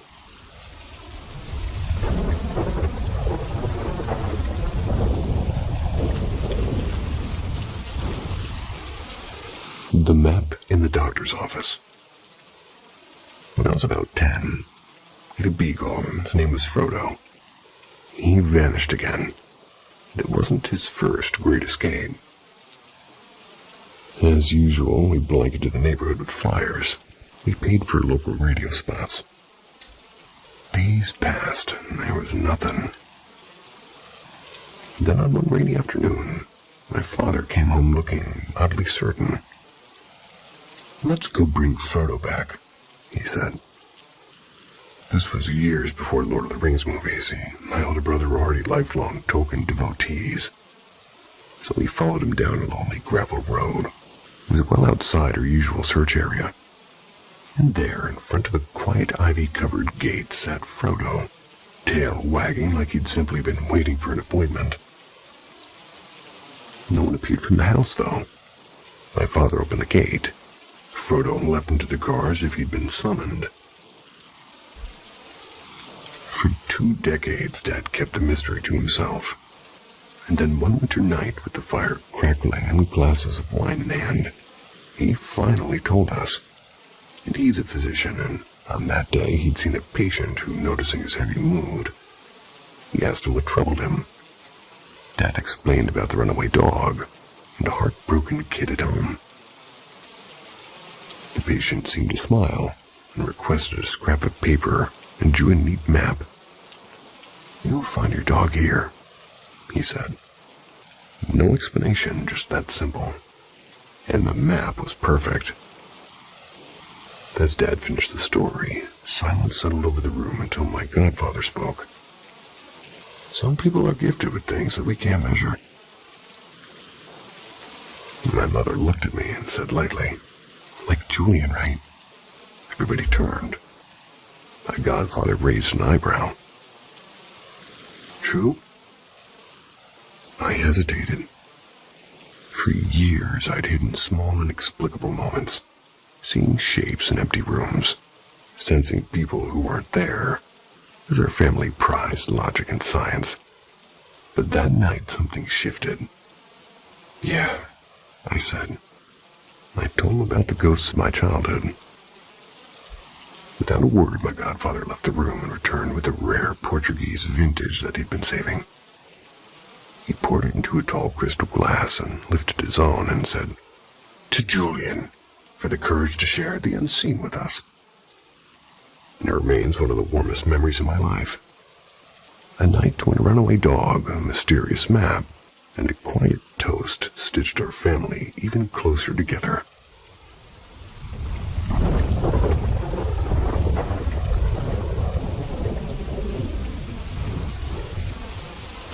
The smoke signal. Zelda, let's call her that, had flown to San Juan for her aunt's funeral. A trip heavy with sorrow and salt air. And that first night, she and her cousin dragged their twin beds together, hoping that shared warmth might ease the grief's sharp edges. Eventually, exhaustion won, and they drifted off. But the night would not stay quiet. Several times, Zelda awoke to her cousin suddenly sitting bolt upright, as if yanked by invisible strings. Startled, Zelda finally nudged her bed a little bit away, thinking maybe space would keep the disturbances at bay. Across the makeshift gap, her cousin whispered pretty tensely, like she kept feeling a firm hand on her back, pushing her upright. Minutes later, it happened again. Only this time, a scream split the dark. Zelda spun around and froze. At the foot of her cousin's bed hovered the upper half of her aunt's figure, faint as moonlight but unmistakably real. Her eyes darted wildly, her mouth open and closing like she was trying to warn them, to plead for something. Panic surged through the room. They bolted for Zelda's uncle's room, but halfway down the hall they smelled it, acrid smoke. Through the stairwell window, a flicker of orange betrayed the fire eating through the family bakery below their apartment. Flames were already creeping upwards. The alarm spread through the house as fast as the smoke. Everybody escaped into the humid Puerto Rican night, shaken but alive.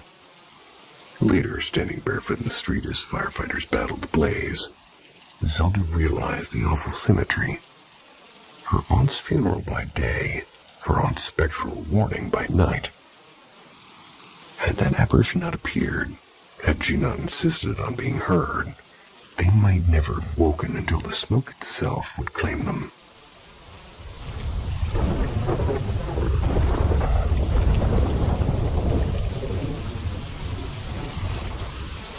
The birthday board. On my 11th birthday, my aunt showed up with a gift that made everyone raise their eyebrows. A Ouija board. Yep, the kind you see in horror movies. Because back then it was stacked right next to Monopoly at the toy store. Marketed as a game. And of course my friends and I thought being a little bit spooked was the ultimate fun. That night a few of us stayed over. We giggled our way through the first round, fingers barely brushing the planchette. Nothing happened, naturally. Just a board and our own dramatic imaginations. Or so we thought. A couple of weeks later, my best friend Sophie came over. And after dinner, Mom treated us to warm brownies and mismatched coffee mugs. Hers had a chipped sunflower print that I loved. I asked if we could take them to my room. Mom just waved us off with a smile. We sat cross-legged on my daybed, crumbs scattered on the blanket. When the brownies were gone, Sophie grinned and pulled the Ouija board from under the bed like a magician revealing a trick.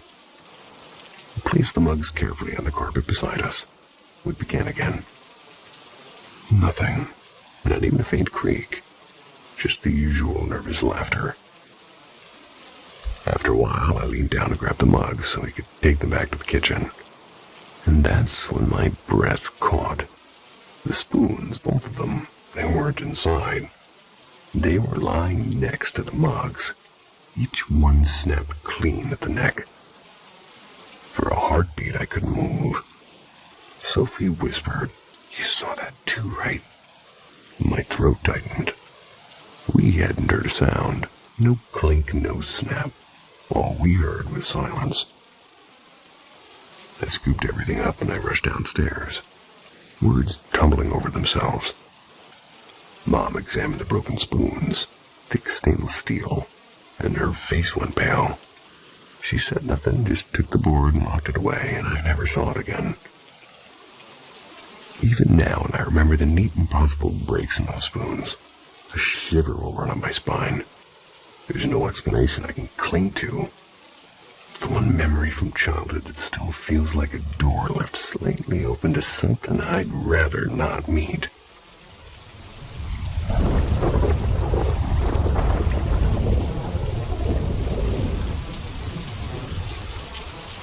The Restless Alehouse.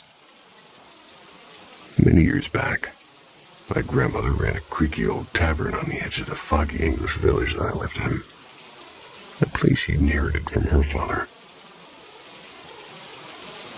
Every weekend, I'd scurry about clearing pint glasses and stacking chairs, as while she hummed soft tunes behind the bar. But one rain-slick evening, the easy warmth of the pub turned strange. We were mid-chat when a deep, scraping groan rolled through the floorboards, like a heavy oak dresser being dragged across bare timber. The sound set every hair on my arm standing upright. No one else was in the room, and later, digging through town records and letters, we uncovered a grim history. Almost every previous owner, except my great-grandfather, had died within those walls. One name kept surfacing. A solitary man who tried to turn the pub into a private house. Relatives recalled how often he'd haul heavy furniture alone. Never lifting, only dragging. It was exactly the sound that we'd heard. But that was just the beginning. Upstairs lived a chorus of secrets. Sometimes you could catch the faintest hush of a woman's voice, weaving a conversation that ended the instant you crept closer, as though they knew you were listening. Other figures were sharper and more tragic. At the narrow back stairwell, Some nights a man appears sprawled in a dark pool. The memory of a sort of violet. Excuse me. There should be an end there. Memory of a violent push frozen in time. In the storage loft, a rope still hangs where a desperate young mother ended her life. Locals whispered her little girl still visits. Her soft weeping echoes as she gazes up at the beam. And there were others. A furious couple locked in an eternal argument about their lost child. A pale teenage girl who never stopped staring at a portrait of two older people, murmuring, "Don't go." And a small boy of about 7, blood-stained and wandering as if searching for somebody who will never come. My grandmother believes the boy might be tied to the man at the stairwell, but she's never been sure. And on quieter nights, we both swear we've seen my great-grandfather himself, sleeves rolled up, silently polishing the bar, or checking the old brass taps, still tending to the place that he loved. Pub is long closed now, but when I think back to that low scraping sound, I sometimes wonder, were they all just echoes of memory? Or is that old alehouse still busy every night with the restless company of those who never quite left?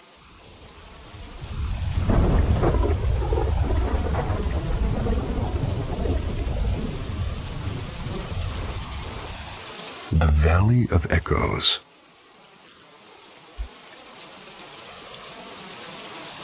We first rolled into Los Angeles. This was the early 80s, by the way. We landed in a modern 8-unit complex in the San Fernando Valley. Picture a 2-story box sharing a cracked driveway with its twin next door, all bathed in that golden South Cal haze that made every afternoon feel cinematic. My parents managed the place and tucked us into a temporary ground floor apartment, while a bigger one upstairs was being redone. My brother and I shared the smaller bedroom, and whenever he was out, I'd retreat to the living room couch, uneasy about the corner where my bed sat. The air there, it felt heavier, like someone standing just out of sight from me. Weeks later, we moved upstairs, and, well, life reset. Until 3 months on, the new tenant downstairs knocked on her door. I was making a snack when I heard her ask my mom, half whispering, whether her unit might be haunted. The night before, she said she woke to see a little girl leaning across her bed, reaching for something near the headboard, exactly where she kept a handgun. Curiosity got the better of me. I asked if her room was on the right side of the hallway, and if her bed faced the window. "Yes," she said with her eyes wide. I just nodded and I went back to the kitchen.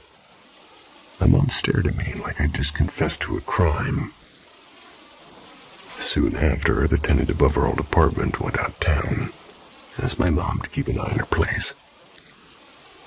2 nights in, pounding and crashes erupted overhead, as if somebody was dropping cannonballs. We inspected the empty unit more than once. Nothing was ever moved. Downstairs neighbors complained of phantom footsteps and bowling ball-like thuds. And eventually, a longtime neighbor across the driveway, they filled in the missing history. Years earlier, a father locked in a bitter custody battle had brought his 2 children home for a weekend visit.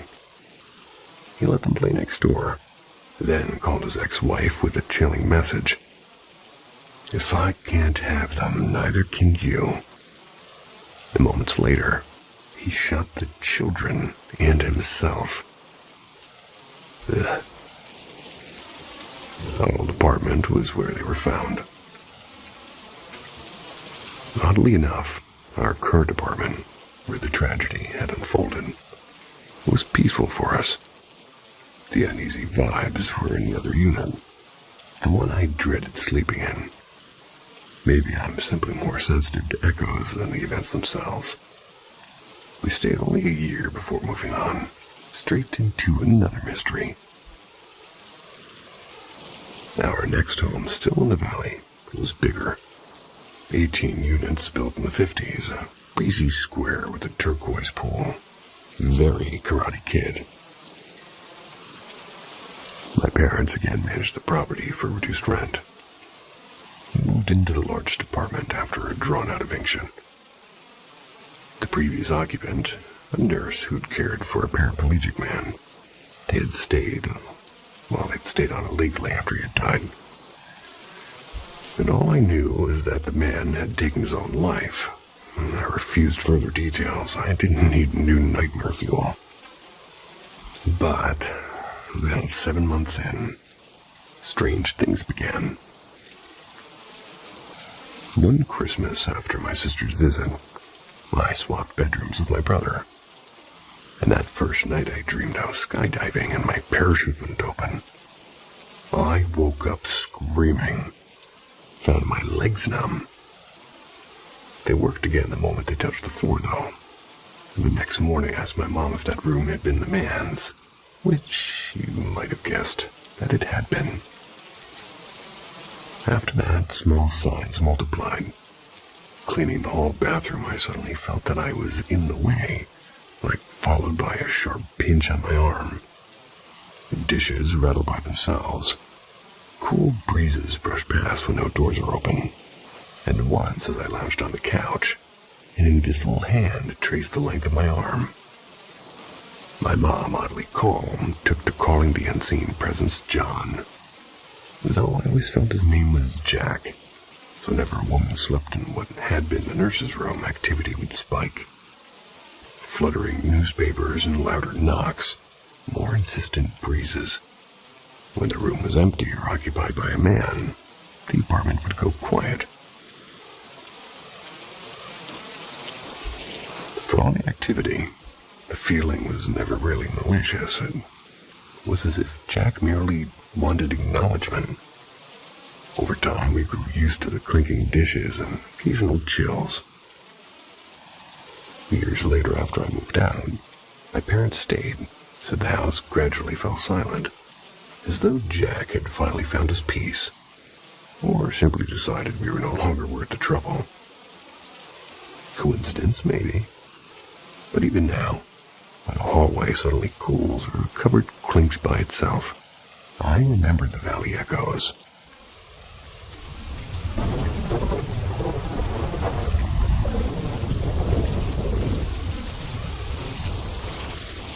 The vanishing lights of Logan Canyon.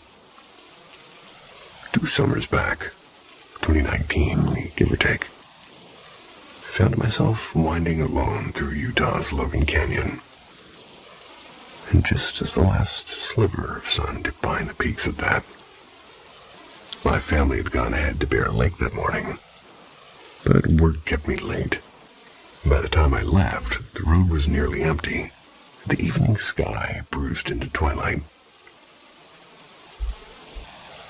This canyon is a long ribbon of pavement. It twists between sheer cliffs with no easy detours or side roads, especially this deep. I hadn't seen another car in at least 30 minutes. That's when I first noticed them. 2 faint rectangular headlights floating my rearview mirror. They were unusually dim, the sort of tired lights you might see on an old Bronco or a Jeep that had just spent years baking in the sun. I pressed the gas a little out of kind of courtesy. Minutes later, I glanced again. Gone. No turn-offs, no pull-outs, just rock walls and darkness. And a shiver of unease passed through me. I tried shrugging it off, and I just kept driving. Another mile or 2 slipped by, and that's when a sudden glow caught my eye. There they were again, those same ghostly headlights, sitting so close behind it felt like they'd never left. Only how? No one could have vanished and then caught up so quickly. Not without reckless speed on that treacherous road. hard thudding, I rounded several tight bends until the road straightened into a long downhill stretch. Perfect visibility. I twisted my seat to get a better look, and there was nothing. The road stretched behind me for a mile, empty. And then something stranger clicked into place. Not once, even when those lights were hovering inches from my bumper, had they thrown a single beam onto the asphalt or the trees. My car's own reflection never picked up their glow. Truly, it was as if I'd been staring at an image of headlights, not actual real ones. I drove the last miles with my eyes kind of flicking between the road and the mirror, but the lights never returned. To this day, whenever I think back on that canyon night, I can't decide what unsettles me more, that something might have been there, or that maybe nothing was. Or maybe I had a bad alternator and stopped. I only say that because that's happened to me.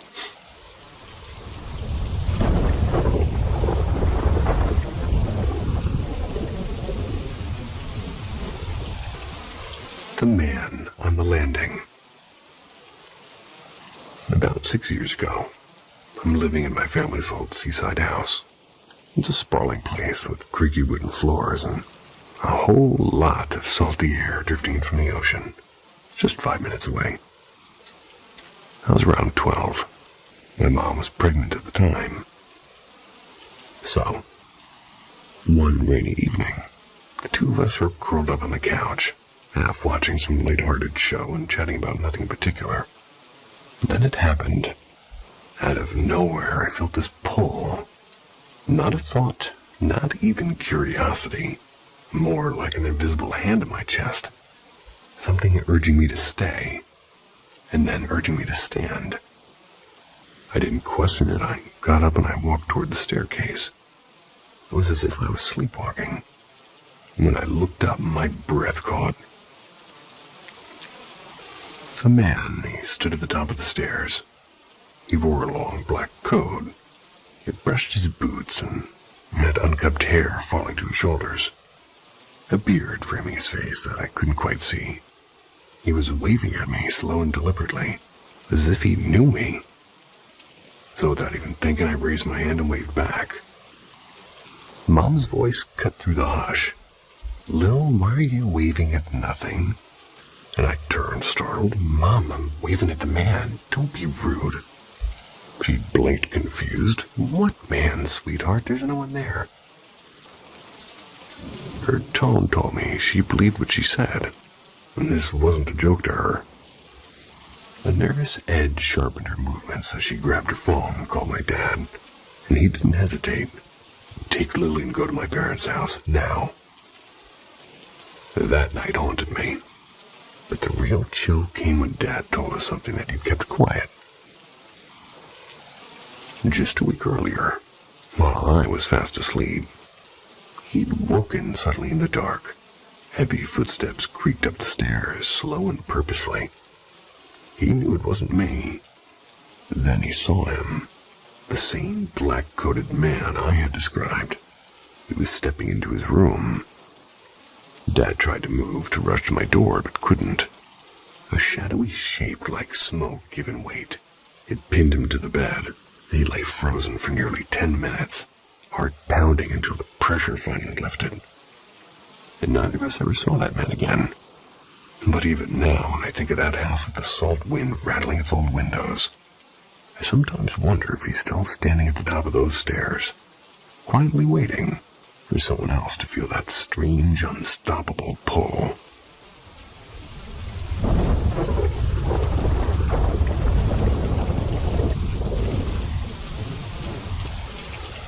The little brother's holiday visit. Last night, around maybe 1:45 a.m., I sat in the living room with my 15-month-old daughter. I was with my mother-in-law and my brother-in-law as well. The little one was wide awake, darting around the couch and giggling while her uncle and grandma kept pace.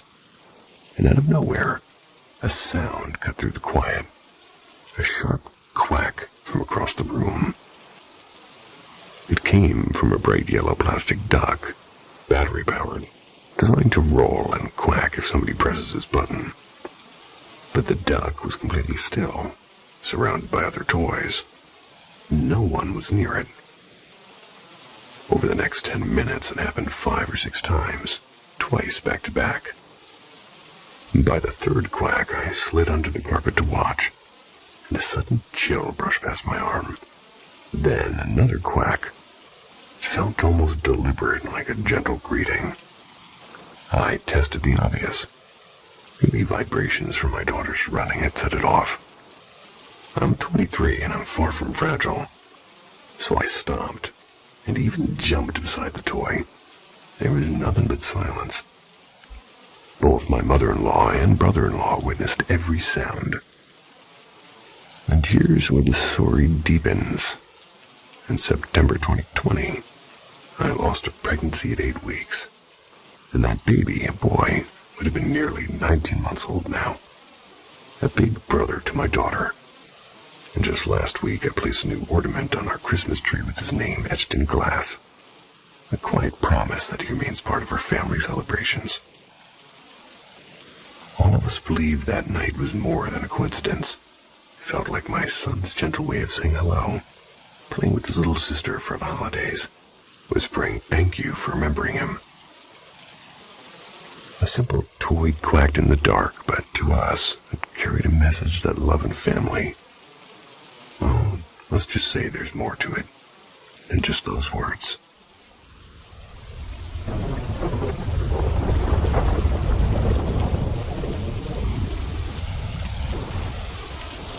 Shadows on a ceiling fan.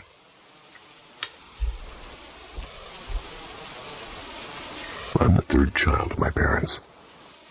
My brother, the second child, passed away a year before I was born. Maybe that's why strange things have always found me. I was about 10 years old when the most unsettling moment happened. We were living on a ground floor flat at the time, and it had been empty for years before we moved in. On one quiet night, as I walked from my bedroom toward the dining room, something caught my eye. The lights were off, but the faint glow from the hallway let me see enough. Up on the ceiling fan of my room sat a black figure, perfectly still, perfectly watching. I couldn't make out a face, only the shape of a tiny nose and the certainty that it was staring directly at me. It looked like a small child, maybe 5 years old. I blinked and stepped closer, and then it was gone, as if it had never been there. My mind kept circling back to my late brother. He was 4 when a brain tumor took him, and somehow I felt that dark figure was him. Another night not long after, something even stranger happened. I was in bed, eyes closed, drifting toward sleep. That's when I felt my hair being gently lifted from the pillow, slowly and carefully. Then the unmistakable weight of somebody settling down beside me. My heart slammed. I sat bolt upright, snapped on the light. No one. The door hadn't moved an inch, and that old door always screeched when it opened. I've wondered tripped over myself. I've wondered whether I'd felt these feelings before. I just never noticed. Some neighbors later said the flat was on a path that spirits used to pass through. I don't know if that's true. I only know what I saw, what I felt. The quiet presence of something that refused to stay entirely gone.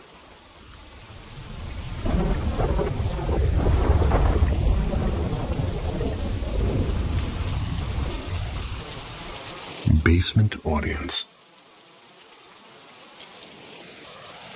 I was chatting with a friend not long ago. We both puzzled over one question. Why would a friendly spirit choose to hang around a 7-foot-tall animatronic Pennywise the dancing clown? The best guess we had may be in the Halloween store full of rubber masks and plastic skeletons that, well, maybe towering clowns was simply the most human thing to talk to. Years ago, I worked at a haunted Halloween store as well, and everyone on staff eventually collected a creepy story. We'd had an older man who quietly camped behind the building with a shopping cart full of broken toys. He wasn't the first drifter to find that hidden corner. Probably won't be the last. It was admittedly a perfect spot to disappear. When the store cleared out its stock one November, I scored the giant Pennywise animatronic for a ridiculous discount. I lugged him home grinning like a kid on Christmas morning. He actually became the centerpiece of my growing Halloween display. Kids, neighbors, even delivery drivers loved him. My house had never been haunted until, well, Pennywise. The first sign came one winter night. I woke to find a clown at the foot of my bed. This wasn't a dream image that vanished when I blinked. It stayed there until I bolted upright with my heart hammering. Whenever Pennywise went back into the basement, the weirdness stopped. And we've owned him since 2019, and the pattern hasn't changed. Each October, once he's upstairs, lights misbehave. 2 Halloweens ago, my bathroom bulb became a relentless strobe light. My little boy asked if we could close the scary light. One evening, Pennywise's eyes lit up, and my husband saw it too, though he wasn't even plugged in. Last fall, it escalated. While I sat reading, the clown rotated slow and deliberate until he faced me, and that motor doesn't even allow that motion. A hallway bulb began pulsating in an eerie rhythm until I acknowledged it on camera. It felt intentional, as if he was saying, "Take me back down." So we did. My husband positioned him by the basement window, like giving him a view. Oddly, helpful things followed. A lost scarf folded neatly by my bed. Music on my phone starting exactly when I needed to leave, though there's no alarm set. And then, silence. Almost a polite thank you. Still, when I'm stressed, another mystery creeps in. Out of nowhere, my home smells sharply of cigarettes and cheap whiskey. None of us smoke or drink, that I know of. And at other times, it's an old-fashioned perfume, so vivid I can taste it. I keep thinking about buying a spirit box, just to ask who's there, but I'm afraid of inviting something darker. Whoever shares space with Pennywise doesn't feel cruel, but maybe curious or maybe protective. But this house is our refuge. So for now, the clown waits downstairs, watching through the basement window. And I'm left wondering which of us chose the other.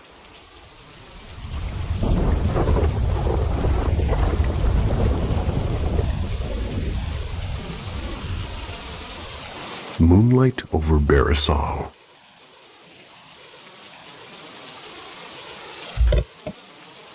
At the close of 2007, in Barisal, Bangladesh, I was a 7th grader. I was caught up in the magic of Shand Rat, the final evening of Ramadan, when laughter and small mischief filled every corner of our lives. That night, my cousins declared an all-out hide-and-seek tournament in our backyard. The air smelled of damp earth and fried sweets, and the old mango trees along the side of the road stood as silent witnesses. Our home mirrored 2 others nearby. A spacious front yard, a venerable Kachari house for guests. And beyond the cracked courtyard bricks, a narrow lane that carved into shadows. Those trees along the lane were scheduled to be cut the next morning, their trunks already marked with white chalk like quiet warnings. When it was my turn to seek, I prowled every corner. I was calling out softly. The night was holding its breath. Then I saw her, a woman in a deep black veil. They were gliding down the narrow road. I thought it was her neighbor's pious aunt, known for her travels to Talim gatherings. So I called out, But she moved on, silently. Something in her pace drew me closer. I hurried, my heart knocking. I tapped her shoulder. She turned so abruptly that the world seemed to tilt. One violent shove sent me stumbling back. Her face, no, not really a face, but something stretched and pale. Eyes like dark wells flashed before me. A scream clawed its way out of my throat, and my cousins and their guardian came running. But the veiled figure had melted into the night, leaving only the sound of distant prayer calls and the smell of crushed leaves. 2 quiet years passed. By 2009, I was in 10th grade. I was obsessed with computers and cycling daily to a class some 20 minutes from our village. In one dusky evening, just before the Maghrib call, I pedaled home. A modest Hindu temple had opened recently along my route, its bells faint in the evening air. And there by the temple gate stood my school friend Anwar, strangely still. "What are you doing here?" I teased. "For no reason," he murmured, his eyes downcast. "Hop on, I'll drop you." "All right," he said almost reluctantly. As we rode, the bicycle felt heavier, unnaturally heavy, as though a second, like an unseen passenger, pressed down on the back wheel. And I shook it off. When the musician's call rang out, the weight suddenly vanished. I glanced back, and Anwar sat quietly with his face unreadable. We reached his home, a lonely house in the middle of the vast dew-soaked fields. A wooden bench under a tall coconut tree swaying in the moonlight. "No one's home," he said. "They've gone to Nanabari. Sit, I'll bring a fresh coconut." He returned, handing me the green coconut without. And as we drank, he asked softly, Do you know where you are?" "Of course, your house," I replied. He tilted his head. "Look again. Don't you recognize your own road?" The air thickened, his voice deepened, almost echoing. "Do you really know me?" A chill spidered down my spine. Under the moonlight, his hair seemed to lengthen, spilling over his shoulders. Thick fur sprouted along his arms. His face twisted, jaw elongated into something beastly and ancient. I bolted, my heart was like a drum. The field stretched endlessly. It was pocked with rat holes and shadowed craters. And from one of those dark pits, a cold, sinewy hand clamped around my ankle. I kicked and tore free, running until my lungs burned. A guttural voice followed, whispering my name. And then, a collision. I crashed into a man. I fell hard. The last thing I heard before darkness claimed me was the soft rustle of his robe and the recitation of holy verses. I awoke inside a small mosque. The village imam and several worshippers bent over me, their eyes wide with concern. They cleaned the cuts on my arms and murmured Quranic surahs until my trembling eased. Water, prayed over and blessed, cooled my throat.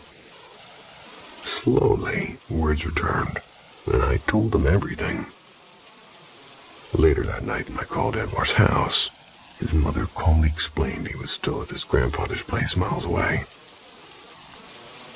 An elderly Hafez listened and finally said, "A jinn of the forest, Kali, followed you. It borrowed your friend's likeness when you passed the temple." And even now, years later, when the night is quiet, and the moonlight floods the fields of Barsal, sometimes feel that faint pressure of that invisible weight. That weight on that wheel. I do wonder if Kali still remembers my name, the girl in the doorway. It was the kind of summer night where the air feels thick and slow. Maybe 2015, though it could have been 2014. Our house, a 1950s relic, it had already built its own quiet mythology. My oldest brother used to talk about the thing he and his girlfriend saw down there. Something that left them so shaken they sat outside in the dark until I came back from the grocery store. And here's how he told it. The basement bedroom is small, the bed facing a doorway that opens straight into the downstairs living room. He and his girlfriend were lying there, mid-conversation. He faced the wall, she faced the door, and at first, she thought she saw movement. Then a little girl standing silently in the doorway. Not wanting to alarm him, she kept quiet. But when she dared to look again, the girl wasn't at the door anymore. She was standing right next to the bed. And that's when they left the house without a word. And I believed him mostly. But the truth is, nothing ever really stuck until it was my turn. A year later, the same room belonged to another brother.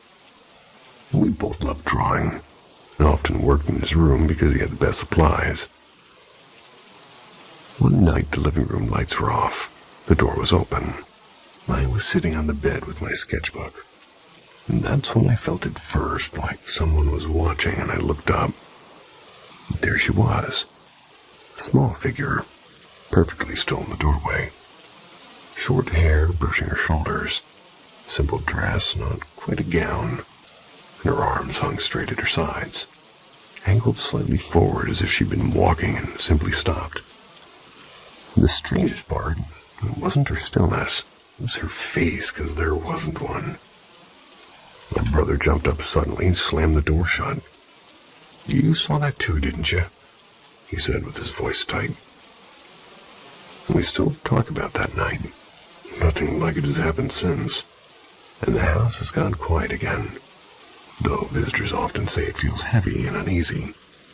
And even the dog sometimes stands in a corner staring at nothing, tail stiff.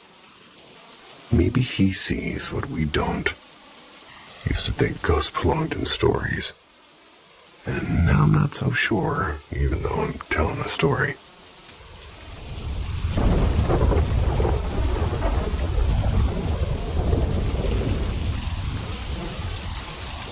The Banshee in October. About 8 months ago, when the air smelled of pumpkins and cold leaves, I stayed at my boyfriend's mom's place. Technically, it was her ex's house, or baby daddy, as she called him.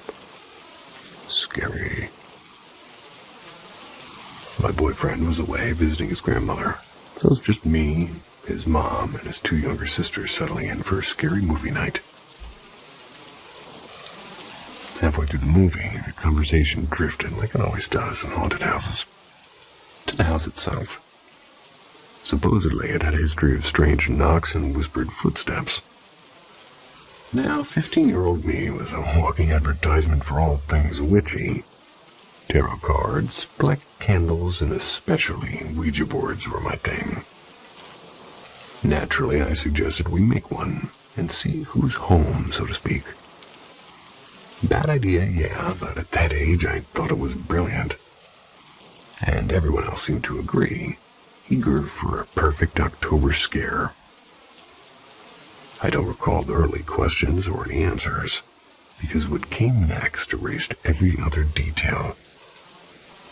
About 15 minutes in, just as we started swapping creepy stories, the house gave us one of its own. From the basement below erupted a scream. Not a startled shriek, but a long, blood-curdling wail that clawed its way up the stairs, wrapped around the living room. The baby daddy was asleep in the back room, and even if he'd been awake, no human throat could have made that sound. It was layered, part human agony, part something not human. Imagine a woman being stabbed mid-breath, but also imagine the sound from something that doesn't breathe at all. That's how close it felt to a banshee's cry. We froze. All four of us heard it. No TV trick, no creaking pipes, just raw terror. The mom, braver than the rest of us, went downstairs to check it out. Nothing. No open windows, no intruder, no explanation. We quickly said our polite goodbye to the board and ended the session. I really wonder if it was a banshee or maybe an omen. We definitely seemed to invite something accidentally on a chilly October night, though.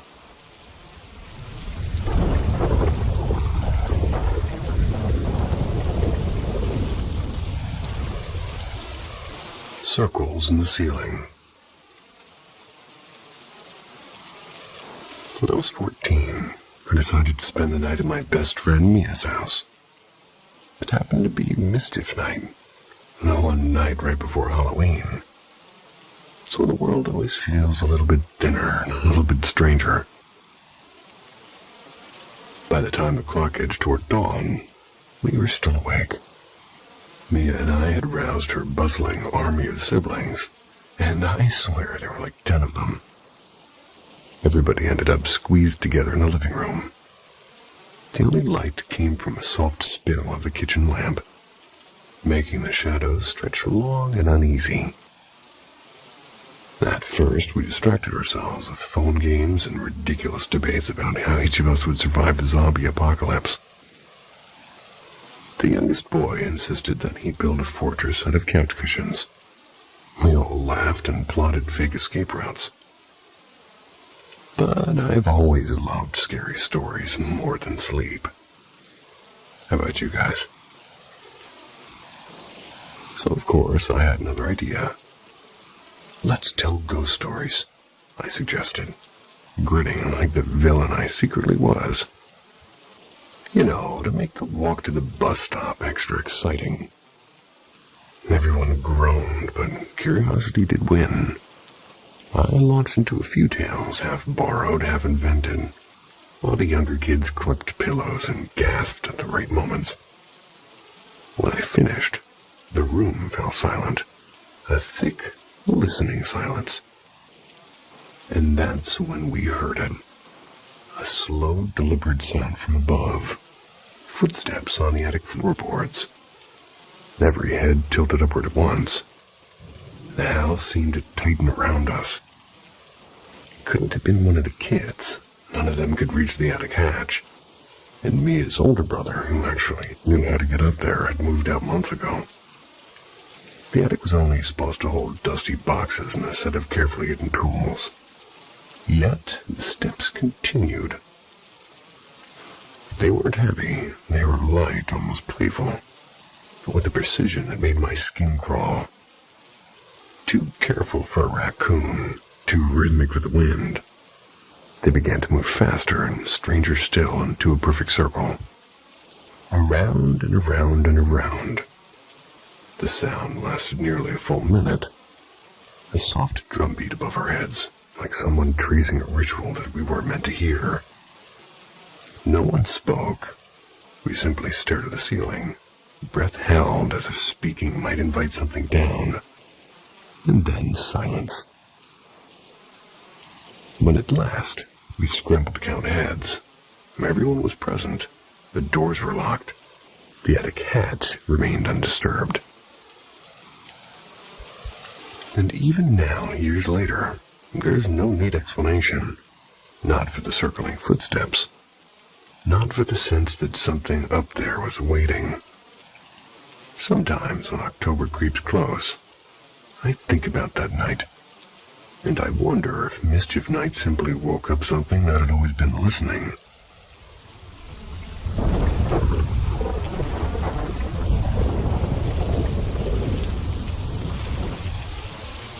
The Crouching Shadow. When I was in middle school, there's a kid named Brent. Big, loud, and always looking for trouble. He'd like to shove me into the lockers or yank my backpack away with that smug laugh of his. After graduation, I never thought about him again. Almost a decade later, I got an invitation to a school reunion. And over stale punch and awkward smiles, I heard Brent had died of heart failure earlier that year. I felt nothing. Not joy, not grief. Just a quiet, cold surprise. Months passed. My wife and I, we bought an old charming house with tall windows and creaky floors. Our 8-year-old son loved the backyard. But the house had a strange undercurrent to it. The doors I swore were latched would stand ajar. Lights flicked off when no one was near the switches. And one night, my son padded into the bedroom, pale and trembling. "Something's in my room," he whispered. I let him sleep with us, telling myself it was just a nightmare. The next morning, uneasy, I bought a cheap set of security cameras. I set them up, 2 in his room, 1 in the kitchen, 1 in the living room, and 1 in ours. The first night, nothing on camera, though I did hear faint footsteps downstairs. The second night, a shape had skimmed across the edge of the kitchen feed. Dark and human, but wrong. My wife went white when she saw the clip. The third night, silence. And the fourth night, horror. Watching my son's room on my phone, I noticed the far corner seemed impossibly black. So I switched to the other camera and nearly dropped the device. Something was crouching, something huge and hunched, fists on the floor, its face lost in shadow, staring directly at my sleeping boy. I woke my family in seconds. We drove straight to my parents' house and have never been back. And that was 2 days ago. My son has thin scratches along his arms. I keep replaying the timeline. Brent died 7 months ago, and his last address 2 streets from our new home. Can't shake the certainty that he's here, still bullying and still watching. Only now from somewhere no lock or camera can keep out.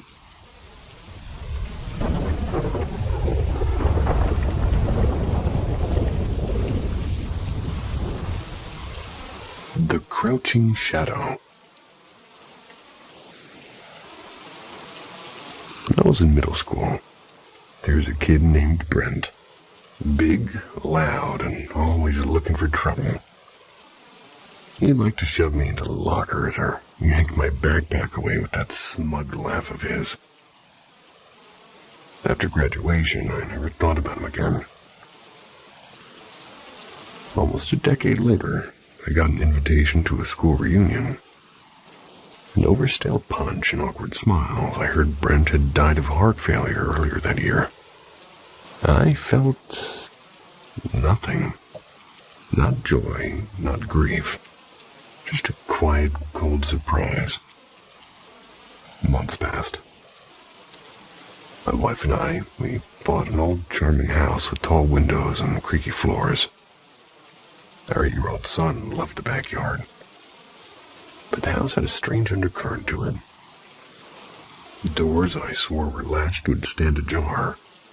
Lights flicked off when no one was near the switches. And one night, my son padded into the bedroom, pale and trembling. "Something's in my room," he whispered. I let him sleep with us, telling myself it was just a nightmare. The next morning, uneasy, I bought a cheap set of security cameras. I set them up, 2 in his room, 1 in the kitchen, 1 in the living room, and 1 in ours. The first night, nothing on camera, though I did hear faint footsteps downstairs. The second night, a shape had skimmed across the edge of the kitchen feed. Dark and human, but wrong. My wife went white when she saw the clip. The third night, silence. And the fourth night, horror. Watching my son's room on my phone, I noticed the far corner seemed impossibly black. So I switched to the other camera and nearly dropped the device. Something was crouching, something huge and hunched, fists on the floor, its face lost in shadow, staring directly at my sleeping boy. I woke my family in seconds. We drove straight to my parents' house and have never been back. And that was 2 days ago. My son has thin scratches along his arms. I keep replaying the timeline. Brent died 7 months ago, and his last address 2 streets from our new home. Can't shake the certainty that he's here, still bullying and still watching. Only now from somewhere no lock or camera can keep out.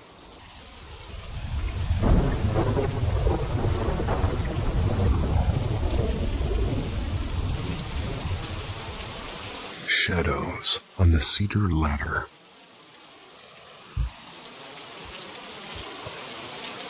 Back in Arkansas, in a small cedar-sided house where I lived with my older sister and my parents. To cut it a little bit short. By the time I was 8, their marriage was basically unraveling, and they divorced that same year. But the memory that never left me isn't the divorce itself. It's one night in that house that still makes me feel ugh. The room. My bedroom was square. It smelled of laundry detergent most of the time, and for some reason I had bunk beds, although I never had sleepovers. The bottom bunk stayed bare except for a thin plastic mattress cover. The kind meant to catch accidents, if you know what I mean. My top bunk sat sideways above it, with a ladder of thick wooden rungs that groaned with every temperature change. There was a soft, pale green turtle nightlight plugged in near the door, and it didn't flood the room, but it gave me enough light to make the shapes of furniture if I woke up in the dark. That night, my parents were arguing again, louder and longer than usual. I lay under my blanket, listening to the occasional creak of the bed frame as the air conditioner clicked on. At first, nothing really felt unusual about it, until the sound changed. The steps. This wood wasn't expanding. This was weight. A slow, deliberate sound, and I knew it instantly. It was the sound of the ladder when I climbed it. One rung, then another. My breath caught. I whispered to myself that it was nothing, just the house settling, or the AC, or a gecko in the other room screaming his head off. But then came the 3rd step, and the 4th, and by the 5th I was pressed flat against the mattress, clutching the blanket until my knuckles hurt. My heart was hammered into my ears. 1, 2, 3, I counted. And in a burst of childish courage, I leaned over the railing to confront whoever or whatever was there. There was nothing, just the wooden ladder, silent and empty. I shook it hard, convincing myself I'd worked out the last creak. Satisfied, I laid back down, but the sense of being watched seemed to only deepen. The footprints. Then came a different sound. A heavy, unmistakable thump, as if something had landed on the lower mattress. The bottom bunk was bare, I knew how it looked in that dim light. Flat, white, and featureless. But now, peering over the edge again, my stomach dropped. 2 dark ovals marked the plastic cover. Not vague shadows, but footprints, perfectly side by side. I could see the cover's wrinkles straining beneath them, the faint dip of weight that wasn't supposed to be there. My throat closed. I scrambled to the far corner of my bed, knees to my chest. I screamed like my life depended on it. I was screaming for my mom, and the door burst open almost instantly. My parents, both wide-eyed, flooded the room with light. My dad, I later learned, had his old .22 in hand. I said nothing, not a word. Terror had basically welded my mouth shut. Years later, the next morning when they gently pressed me. Years later the next morning.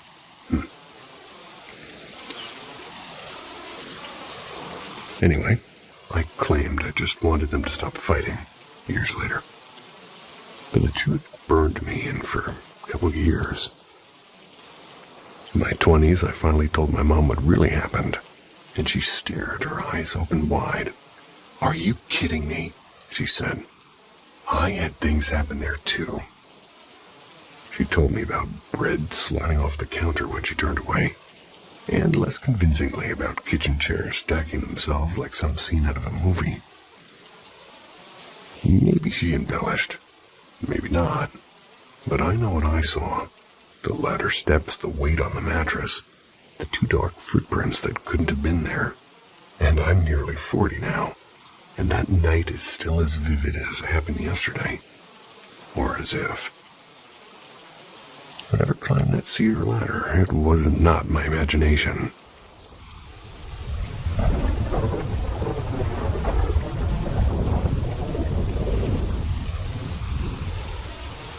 The wait in the dark. When I was 12, our family had lived in that quiet house for nearly 2 years at that point. Nothing about it felt strange until this one particular night. I woke up for no reason. The room was thick with silence.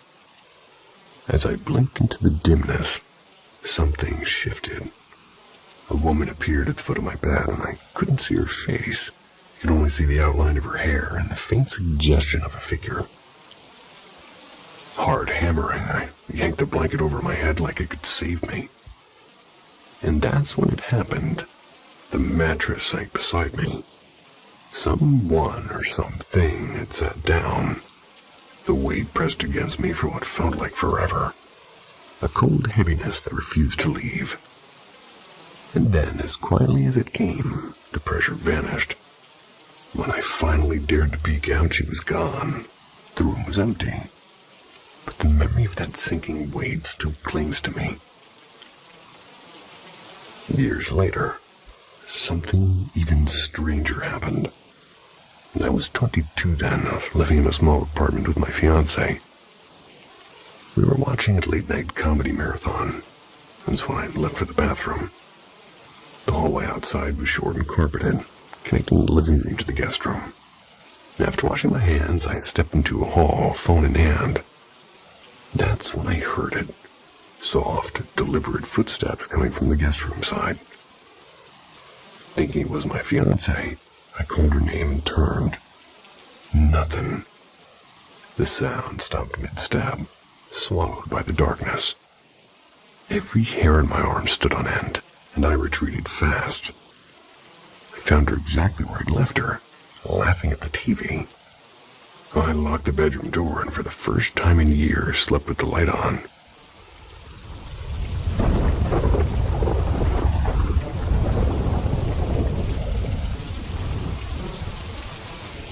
The white-faced watcher.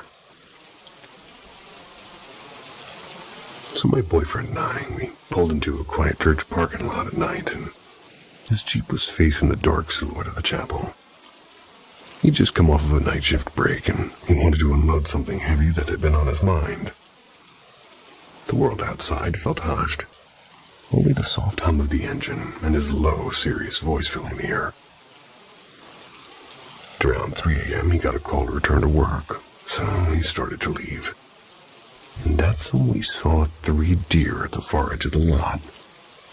An alleyway offered a better view, and on a whim we turned in. We parked for a moment, headlights off, just watching. 2 were stags, antlers sharp against the night. The third, a doe, and it kept moving, fading into the tree line, while the males lingered, eyes catching faint starlight. And then something changed. As we backed out and swung the headlights across the clearing, they landed on a shape. At first, I thought it was the 3rd deer until it lifted its head. My boyfriend squinted and muttered, almost to himself, "That's a weird-looking deer." I leaned forward, and Like a chill just slid down my spine. Its face was wrong. White from jawed eyes, with a nose that looked flattened, almost pressed in. Its eyes weren't set to the sides like a deer's. They stared straight ahead, fixed on us with this cold, deliberate focus. The body was perfectly deer-like, but the face, it just didn't belong. And for a moment, we all just stared. Me, him, and that thing. And I whispered, "Is that even a deer?" He didn't look away. "It's a deer," he said. But there wasn't any conviction in his voice. The air felt heavier, and I broke eye contact first, and I said, "Let's go." We drove off in silence. And only when we hit the main road did I speak. That deer was not normal. "You saw it too," he said quietly, as if confirming to himself. But then he tried to downplay it, claiming maybe we'd only see the 2 bucks and maybe the third never existed. Wanted to ease my nerves, especially since I was headed home alone. But I did get home safely, but sleep came fast and uneasy. The next morning we talked again, and we both knew what we'd seen. And yet neither of us wanted to keep describing it. The image of that white, flat face, those forward-facing eyes, it was burned too vividly in my mind. Later I remembered something else. About a half hour before we left, we rolled the window down and listened to a pack of coyotes. They were whining in nearby fields. And as soon as we listened, they fell silent. I don't know if that means anything. I only know that I have never before or since seen anything like that white-faced watcher.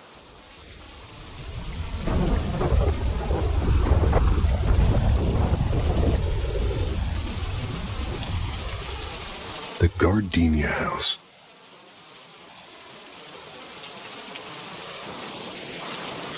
My first week at the teen psych facility, the power went out.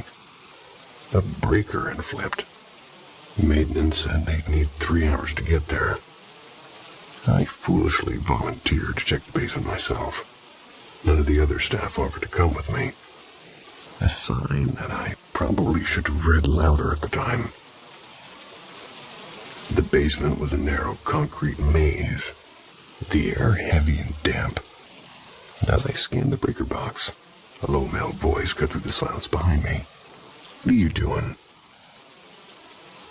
I turned, expecting to see a maintenance worker. I hadn't heard on the creaky stairs, maybe. And there's no one there, only the hum of silence pressing in.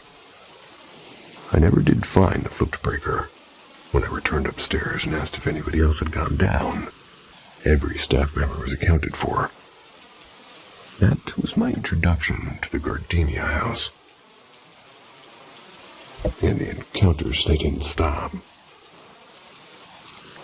Sometimes the overwhelming scent of gardenias, sweet and almost rotting, filled the hallway. The smell hit so suddenly it made me dizzy. Kids and staff reported it too. No flowers anywhere, no perfume, just the air thick with that smell, as if something wanted to announce itself. One late shift, I sat in the living room, where I could see the basement door. Out of the corner of my eye, I caught movement. Hands, 3 or 4 pairs. They were scraped and clawed from underneath the door, pale against the wood. By the time I leapt up, they were gone. And another night, stationed at the far end of the house, I heard footsteps upstairs. I crept to the base of the staircase. 2 glowing red eyes stared back. Something primal in me snapped. "Leave them alone," I hissed. It growled, with its eyes lifting as though to stand, and then the thing dissolved into the dark. Even the children saw what we couldn't explain. For instance, one boy of 17, and only a week from discharge with a college scholarship, he begged to play hide-and-seek, and I was the seeker. I saw a blanket in one bedroom rise as if somebody crouched beneath it, When I whipped it inside, there was nothing. Instead, a black shadow streaked across my vision. It vanished into another room. Moments later, the boy emerged from a closet, face white. Someone said, "Gotcha," and touched my shoulder. He whispered, That wasn't you, was it?" I never let the kid hide upstairs again. And the shadow wasn't shy with adults either. During another overnight, I spotted a tall, dark figure, easily 6 feet. It rounded the blind corner. I caught its reflection in the security mirror, then in the kitchen window before it strolled out of the side door as if the house belonged to it. The doors unlatched themselves, despite magnetic locks and fresh repairs. And sometimes when leaving after midnight, I'd glimpse a passenger in my backseat. I learned to speak aloud calmly. "You are not welcome. You cannot follow me." It would vanish usually, but one night something clung to my back and it was cold and it was heavy. It took 15 minutes of steady prayer before it released. And the house had changed me. I suffered repeated miscarriages and relentless nightmares and creeping paranoia. My weight ballooned and my insomnia deepened. And only after I finally left did the spell break. The pounds melted away. My health returned. And a year later I carried a pregnancy to term. I didn't quit because of the haunting. I quit after one of our kids, a bright, gentle soul, took his own life. That grief outweighed every shadow. I moved to assisted living, where death, when it came, was part of a long, full life. Still, when I catch the faint, sweet bite of gardenias on the breeze, I remember the house, and wonder if it remembers me.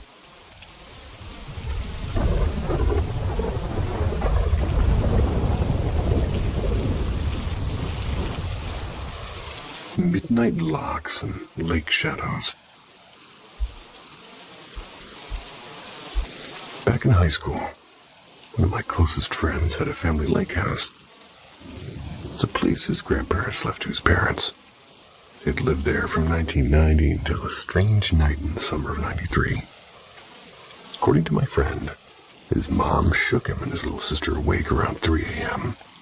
They said that they had to leave immediately. No fire, no storm, just urgency. They drove to an all-night diner. They stayed until the first hint of sunrise. By noon, they'd packed essentials. They'd left the house behind. They never moved back. To this day, his mother shuts down any question about that night. And the family still owns the property. 2 houses on lakefront land that would now be worth a fortune. The electricity remains connected. His dad swings by occasionally to make sure nothing collapses. Naturally, we had to see it for ourselves. So one chilly evening, we pulled up the long gravel drive. A motion sensor floodlight blinked on and started bright, and it didn't fade. The deadbolt on the front door, one of those key on both sides locks, it clicked open under my friend's key. And from the moment we stepped inside, there was that deep spine-prickling sense that eyes were on us. So we wandered for maybe half an hour. Upstairs, another door needed a key from either side. And beyond it, time had frozen. Furniture arranged neatly. A child's nursery waited as if it was needed an occupant to wake.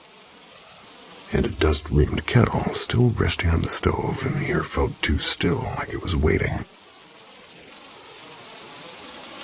When we finally headed toward the garage to leave, the night got worse.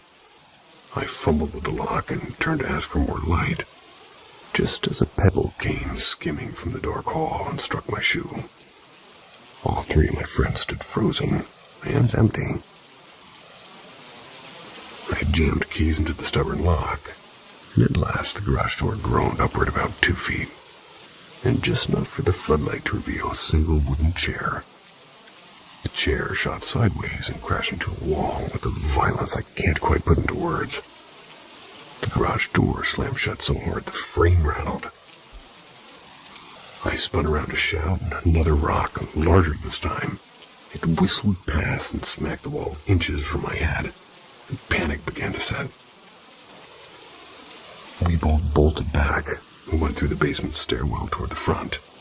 An entry door, the one that we'd left unlocked, was now deadbolted from the inside. Overhead came the unmistakable thud of running footsteps, heavy and quick. Keys slipped in my damp hands until I found the right one. We burst through the mudroom door, also locked, and behind us the running sounds pounded down the stairs. And somehow I managed the final key. We stumbled into the night. And as the last one of us tried to pull the door shut, it wrenched from their grip and slammed to its own accord, and we heard the deadbolt snap home. We didn't stop to think. We sprinted to the truck. We slammed the doors. The engine coughed to life, and every single light in the house blazed on at once. A blinding glow against the black pines. Gravel spat from our tires as we tore down the drive. The instant we hit the road, the house went utterly dark again, as though somebody inside had thrown a master switch.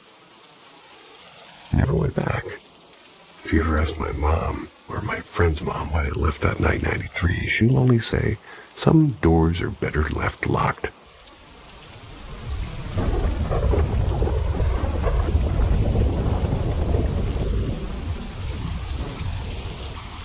The quiet tag. At another bend in life's road, I once imagined myself running a funeral home. If fortune favored me, I think I still would. To test the waters, I signed on as a funeral attendant, and I adored every minute. Funeral attendants do a little of everything. Greeting mourners, guiding ceremonies, transferring loved ones from hospitals or churches, even chauffeuring families in a long black limo. But the task that captured me most and brought me to share the story was managing cremations. Among the countless memories of that time, only one ever made me doubt the finality of death. Submitted for approval of r/ghost stories. She was just 18, a bright-eyed girl who ended her life after a bitter breakup. And I was there for every step. Her visitation, the family drive, and finally, her cremation. Her family's kindness lingers with me still, and so does a small detail.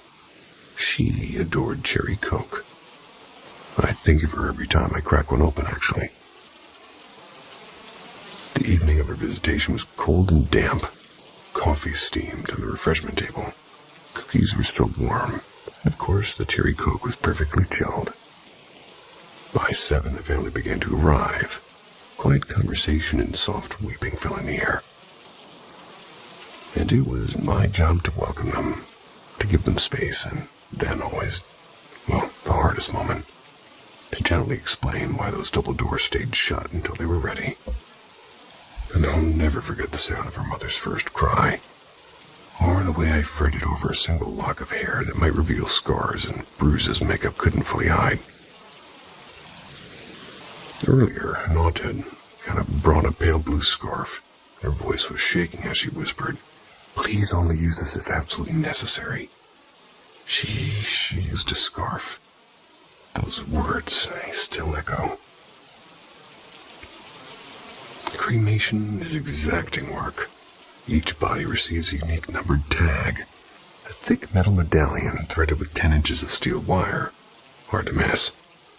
Impossible, supposedly, to lose. And our chapel had 3 levels. The crematory sat in the basement. And that night I worked alone. I took every form, attached her tag, and gently slid her into the chamber. Cremation times vary, 1 to 4 hours depending on the container.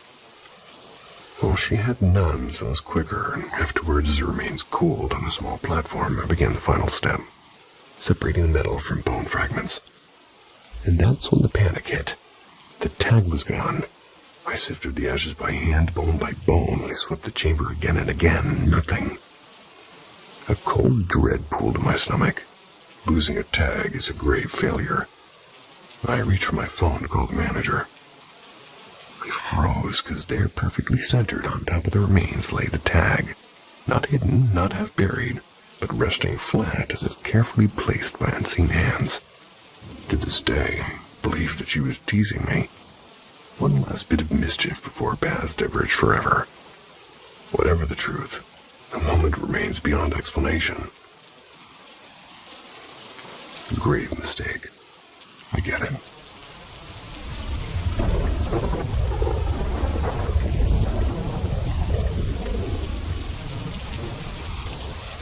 The Midnight Shuffle. I'll keep this brief. My sister's bed's pressed next to mine, so close it might as well be a giant nightstand. Before turning in, though, I placed tomorrow's clothes and my glasses on her bed. The glasses at the far end, and the clothes neatly folded nearby. Around 2 a.m., I woke for no reason, grabbed my iPad to play a quick game, reached for my glasses so I could head down to the bathroom. And they were gone. Not just misplaced, but gone. And the clothes, well, they'd been dragged across the mattress and bunched up near my face. My first thought is maybe my sister had moved them, but she doesn't live here. No keys, zero chance. When I finally spotted my glasses, they were at the foot of my bed. They were neatly paired with my chargers as if placed there with intent. I went to the bathroom, my brain buzzing, but I told myself to wait until morning. My grandmother lives with me too, and well, maybe she had a reason. Over coffee, she swore she hadn't left her room. She's a light sleeper and would have noticed if she had. Could I have sleepwalked? Unlikely. I've never done it before. And I don't fit the pattern for late onset sleepwalker. Plus, I sleep like a locked box. Feet tucked exactly the same way when I woke. And sleepwalkers don't usually relocate things with such precision. It's usually clumsy and repetitive motions. That leaves nothing. My grandmother doesn't sleepwalk either. I've had insomnia and occasional sleep paralysis during stressful weeks, but nothing that explains this too-perfect rearrangement. Just something strange that tiptoed through my night and left the mystery folded at the foot of my bed. Well, if any of you are sleepwalking right now, walk yourself over to somebody and recommend Paranormal M. The narrator salutes you, which is me. Sweet dreams. Bye-bye.